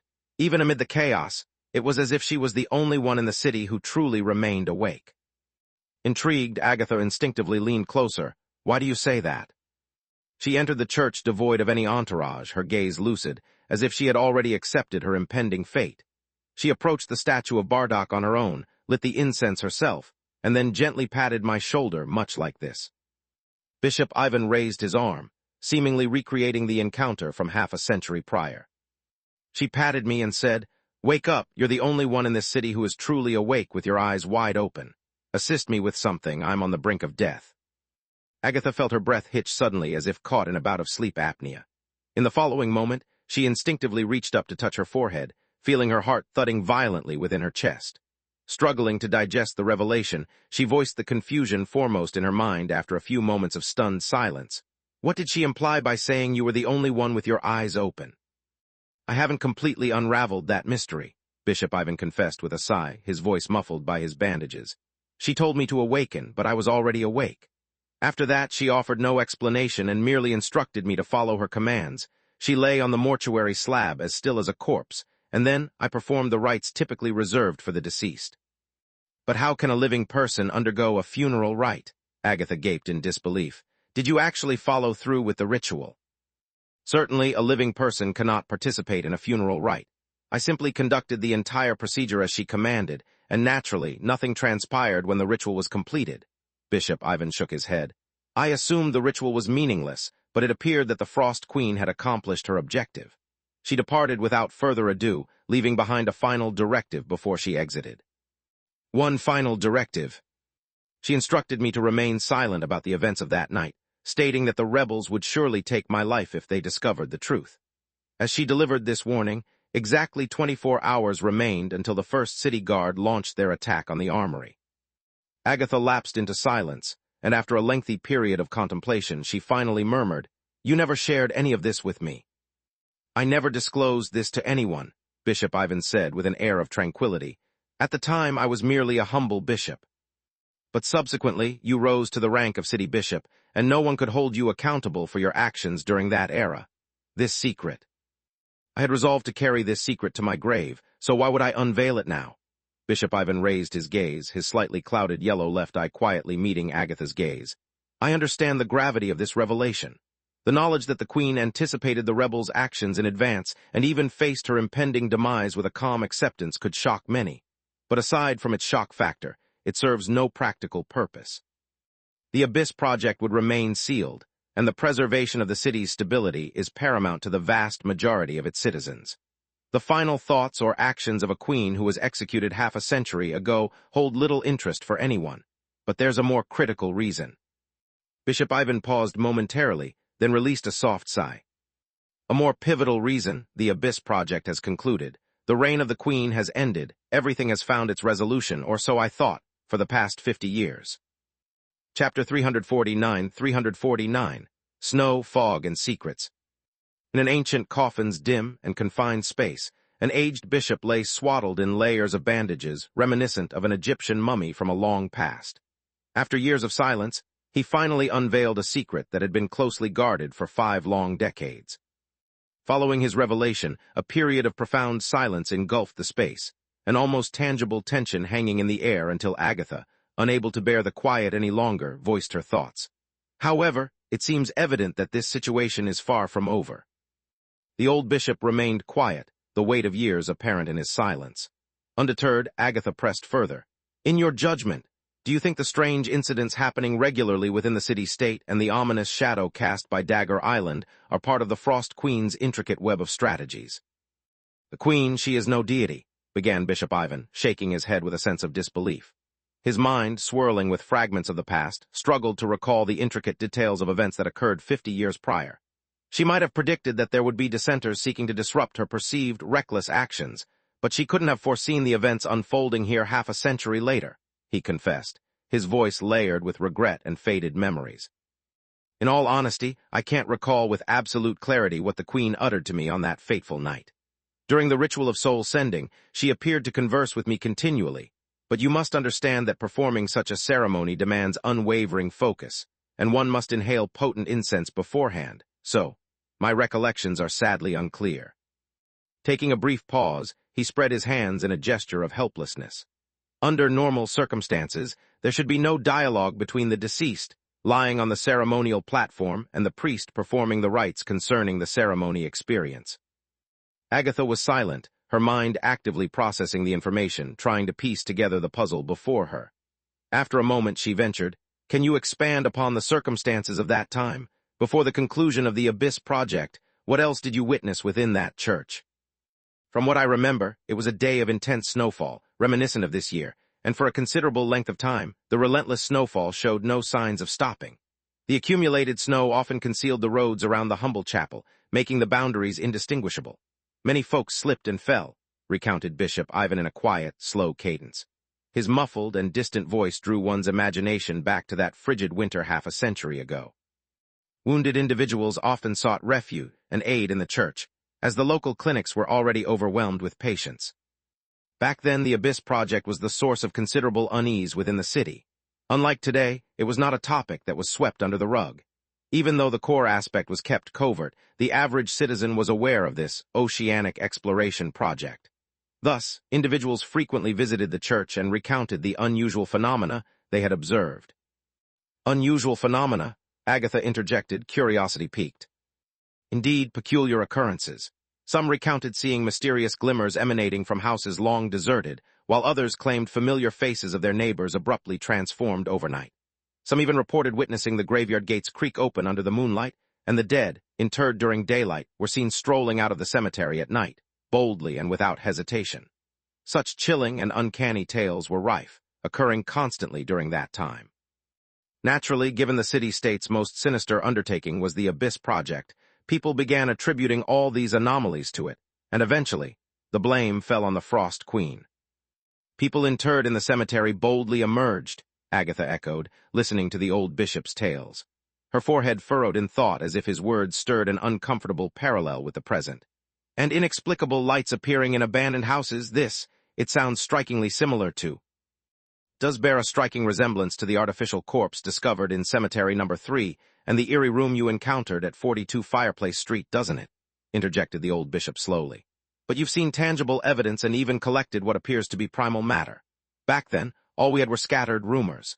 People would daily approach me with their tales of the uncanny, but despite deploying city guardians to investigate, they all returned empty-handed. Every single one returned empty-handed? Agatha inquired, disbelief creeping into her voice. Yes, we followed up on the residents' claims. Even half a century ago, we adhered to stringent procedures. I dispatched numerous individuals to probe these chilling accounts, and the cathedral's gatekeeper at that time even personally undertook investigations akin to yours, yet we uncovered nothing. Apart from the increasingly agitated citizenry, the city-state itself remained oddly normal. However, the testing ground for the Abyss Project began to close off gradually, and within its sealed confines, horrors began to unfurl. As for the true nature of the occurrences there, you must have gleaned from the archives, the inexplicable emergence of cloned submersibles, the arrival and departure of unidentified strangers, and explorers meeting their demise in the fathomless depths. Agatha fell silent momentarily, her mind a whirlwind of thoughts. An inexplicable feeling nagged at her. There was something jarring in the old bishop's narrative, a missing piece, or perhaps a misaligned one, that had evaded detection for 50 long years.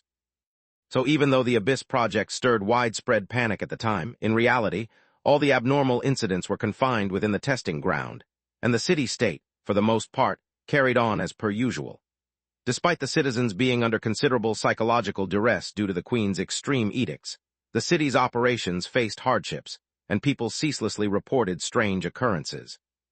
But from the standpoint of supernatural influences, the corruption from the depths never extended beyond the sealed boundaries. At least that's my recollection of it, the elderly bishop agreed, nodding gently. Yet he quickly veered off into a different direction. Nonetheless, I do not mean to absolve the Frost Queen of that era. Even if the city-state maintained its routine, her Abyss Project strained Frost's economy and the nerves of its citizens to the brink of collapse. Whether the Abyss Project remained under her firm control or spun out of hand, an uprising was an inevitability. Agatha appeared to have glossed over the bishop's concluding statements while lost in her own thoughts. After a moment's contemplation, she shook her head. Let's focus on the here and now, Bishop Ivan. I'm interested in hearing your views regarding the current situation within the city and this report that I hold. You've uncovered signs of annihilators in the city and gathered evidence supporting their involvement, which is encouraging. When faced with supernatural contamination, the most unnerving aspect isn't necessarily the identity of your adversaries, but the uncertainty of not knowing who they are. Bishop Ivan articulated slowly, holding up the document in his grasp. The report you presented also alludes to this, speculating that the annihilators in Frost have established contact with the deep-sea powers through some clandestine ritual, leading to the direct spillage of the marine pollution into the city-state. Thus, our priority should be locating the sites of these cultist ceremonies. Agatha fixed her gaze on the bishop's eye, visible amidst the swathes of bandages. Do you believe the visitor who penned this report can be trusted? At the very least, every assertion within the report is backed by factual evidence, and even those parts that cannot be confirmed at present align logically. Bishop Ivan nodded his affirmation.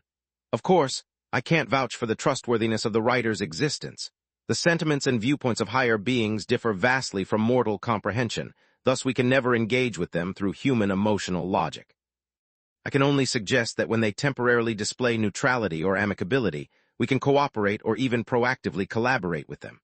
But should they abruptly find the game tiresome and opt to oppose us, we must not allow ourselves to be taken aback or confused. After all, the only truly trustworthy and loyal higher beings in this universe are the four gods. All else are neither foe nor ally.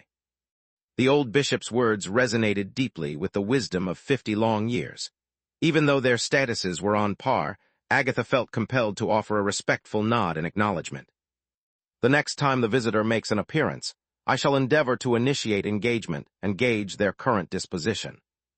That would indeed be beneficial, Bishop Ivan responded, nodding in agreement.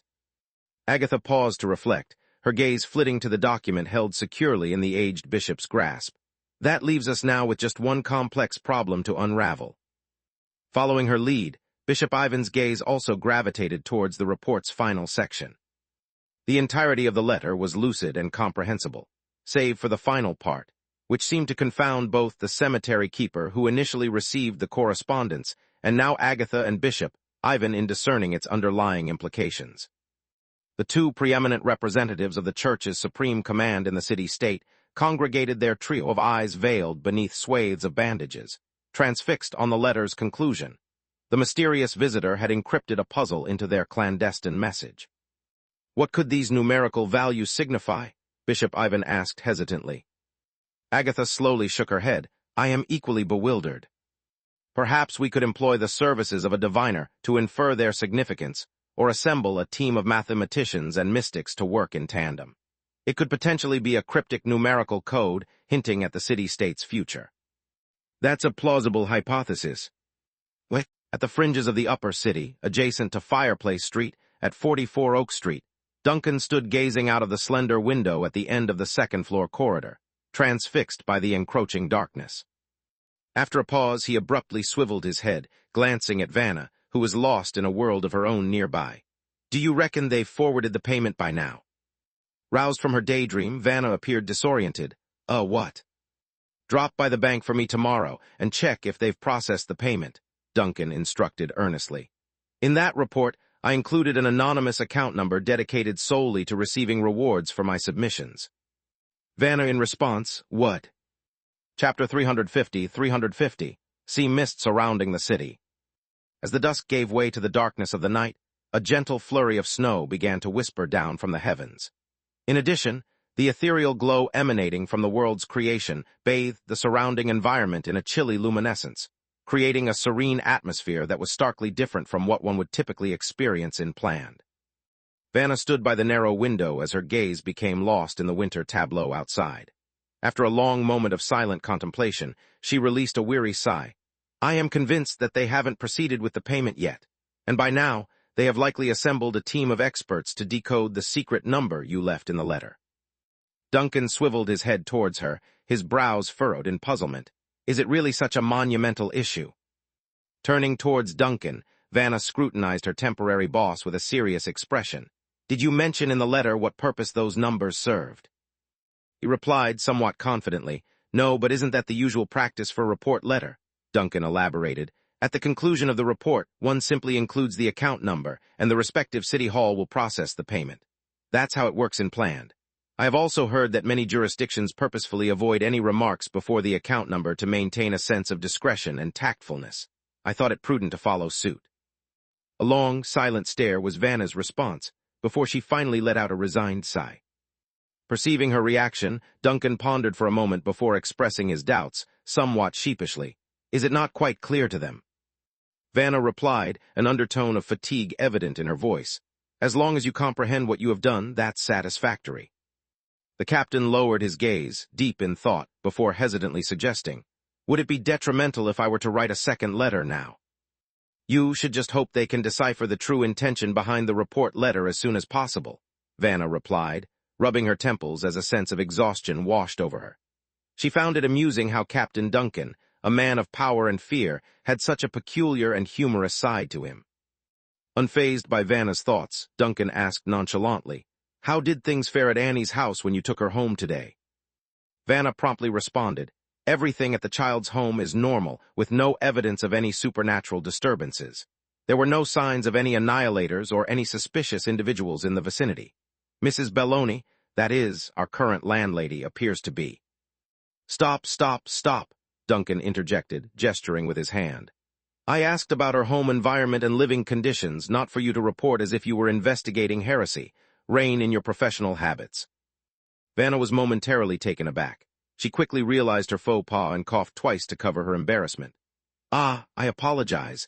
I let my professional instincts overtake the conversation. Everything is indeed quite normal at their end.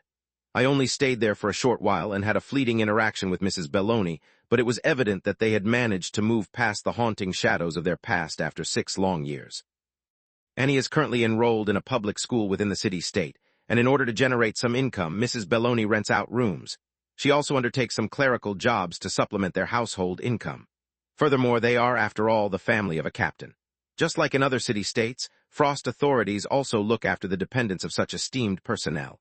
All in all, there's no need for you to worry about their living conditions. Duncan listened quietly, nodding in understanding. Vanna hesitated for a bit then, despite her better judgment, couldn't help but voice her concerns.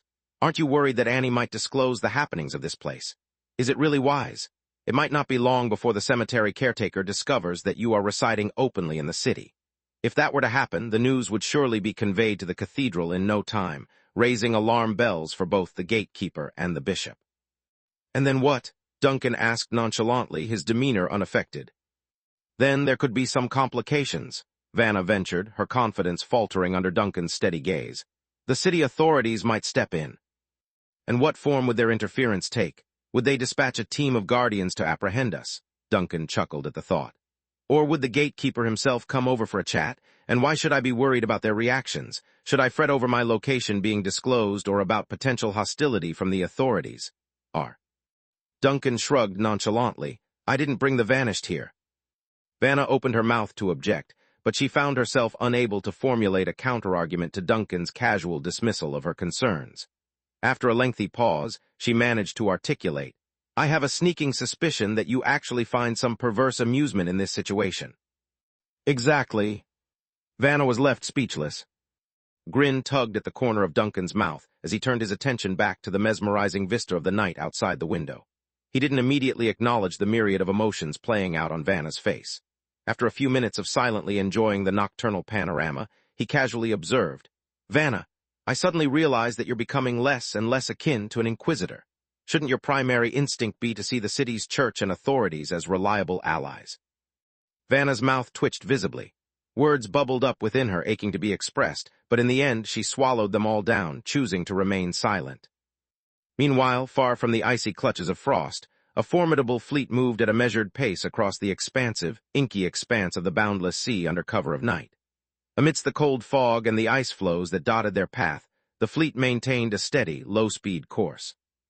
The imposing steel bow of the flagship, Sea Mist, loomed through the pitch darkness, its silhouette partially illuminated by the faint glow of navigation lights. More light spilled from the sides of the ship, casting a spectral illumination on the dark surface of the sea. In the glow, one could discern the fleeting reflections of broken ice, rising and falling with the undulating waves. Every seafarer venturing into these freezing waters had heard the ominous adage. When the wafer-thin fog suddenly materializes, and ice rises from the mist, encircling your vessel like icy chains, brace yourself. The sea mist is upon you. In this instance, the sea mist was indeed present, and along with it, the entire mist fleet had descended upon Frost's threshold. Perched on the bridge of the ship, Tyrion stared intently through the broad window into the endless dark distance.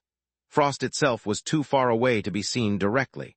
However, he could discern a faint glow against the backdrop of the night sky, a beacon marking the city's location.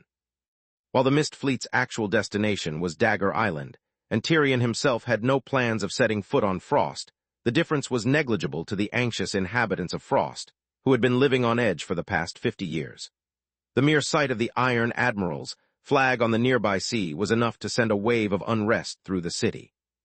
He could almost picture the frenzied flurry of activity among the city's defenders at this moment. The sound of footsteps broke his reverie as first mate Aiden approached him. The sturdy, bald man wore a rather satisfied expression as he reported, Captain, the Sea Crow and Fjord have led their escort vessels away. They are expected to reach the predetermined location and block the route within 12 hours. The sea mist has lifted the light control, ensuring Frostians won't be enjoying a peaceful night's sleep. Tyrion responded with a slight nod and a hint of a smile, his gaze sweeping over the surrounding sea. In the obsidian darkness, the vast ocean was eerily silent, save for the sea mist. It stood out prominently, akin to a gas lamp in the night, having lifted its light control. Under normal circumstances, warships on nighttime military missions would maintain light control to avoid exposing their location and muddling friendly signal lights. However, the sea mist made a bold statement, revealing its location brazenly as if to taunt the people of Frost, proudly announcing its existence. Tyrion wasn't the least bit concerned that this audacious display would provoke Frost Navy or lead to an accidental conflict. In this world, no force could triumph over the sea mist, the living ship, in a nocturnal battle, save for the mythical Vanished. Should Frost Navy be foolhardy enough to instigate an attack, the 6 other concealed warships flanking the sea mist would not hesitate to impart a painful lesson. However, Tyrion's bold posture wasn't merely a display of defiance to stir Frostians. It was chiefly to carry out his father's orders, to create a state of heightened anxiety in Frost, intensifying their fear and paranoia to the point where they would completely block the city, closing off all entrances and exits. From what he had observed thus far, this objective had been accomplished. The Frost's naval force had imposed a blockade on the port and communicated with neighboring city-states to cease all shipping activities. Everything was unfolding, as per his father's meticulously laid plan. Suddenly, a noise echoed from a nearby copper pipe, prompting Aiden to engage in a swift exchange with someone stationed at the other end of the tube. He returned to Tyrion with a grin. "Captain, it seems Frostians are getting fidgety. A small boat has been sighted in our vicinity." Tyrion's eyebrow quirked upward in intrigue. A small boat. "Yes, it appears to be unarmed and is conspicuously displaying 3 yellow and 1 white signal light, seemingly in an attempt to avoid any misunderstandings," Aiden explained. "The boat is maintaining a cautious distance from our searchlights, seemingly endeavoring to observe without instigating any hostility or interaction." "Observing that's acceptable. They appear to be showing some restraint," Tyrion shrugged nonchalantly. "Allow them to observe, but if they venture too close, fire a warning shot." "Understood, sir," Aiden affirmed promptly. As he turned to relay the command, Tyrion halted him. "Wait. Do you have further instructions?" "Send them a light signal," Tyrion suggested. "A light signal?" Aiden hesitated. "What message should we convey?" A playful grin spread across Tyrion's face. "Message. No specific message. Just have the signalman flash the lights randomly." Aiden appeared puzzled. "Excuse me." "Instruct the signalman to flash the lights in a random pattern," Tyrion clarified, a gleeful twinkle in his eyes. "Give Frostian experts an intriguing puzzle to decipher, a cryptic enigma that's been around for centuries." A grin spread across Aiden's face at the suggestion, and his bald head appeared to gleam in anticipation. "Aye, Captain,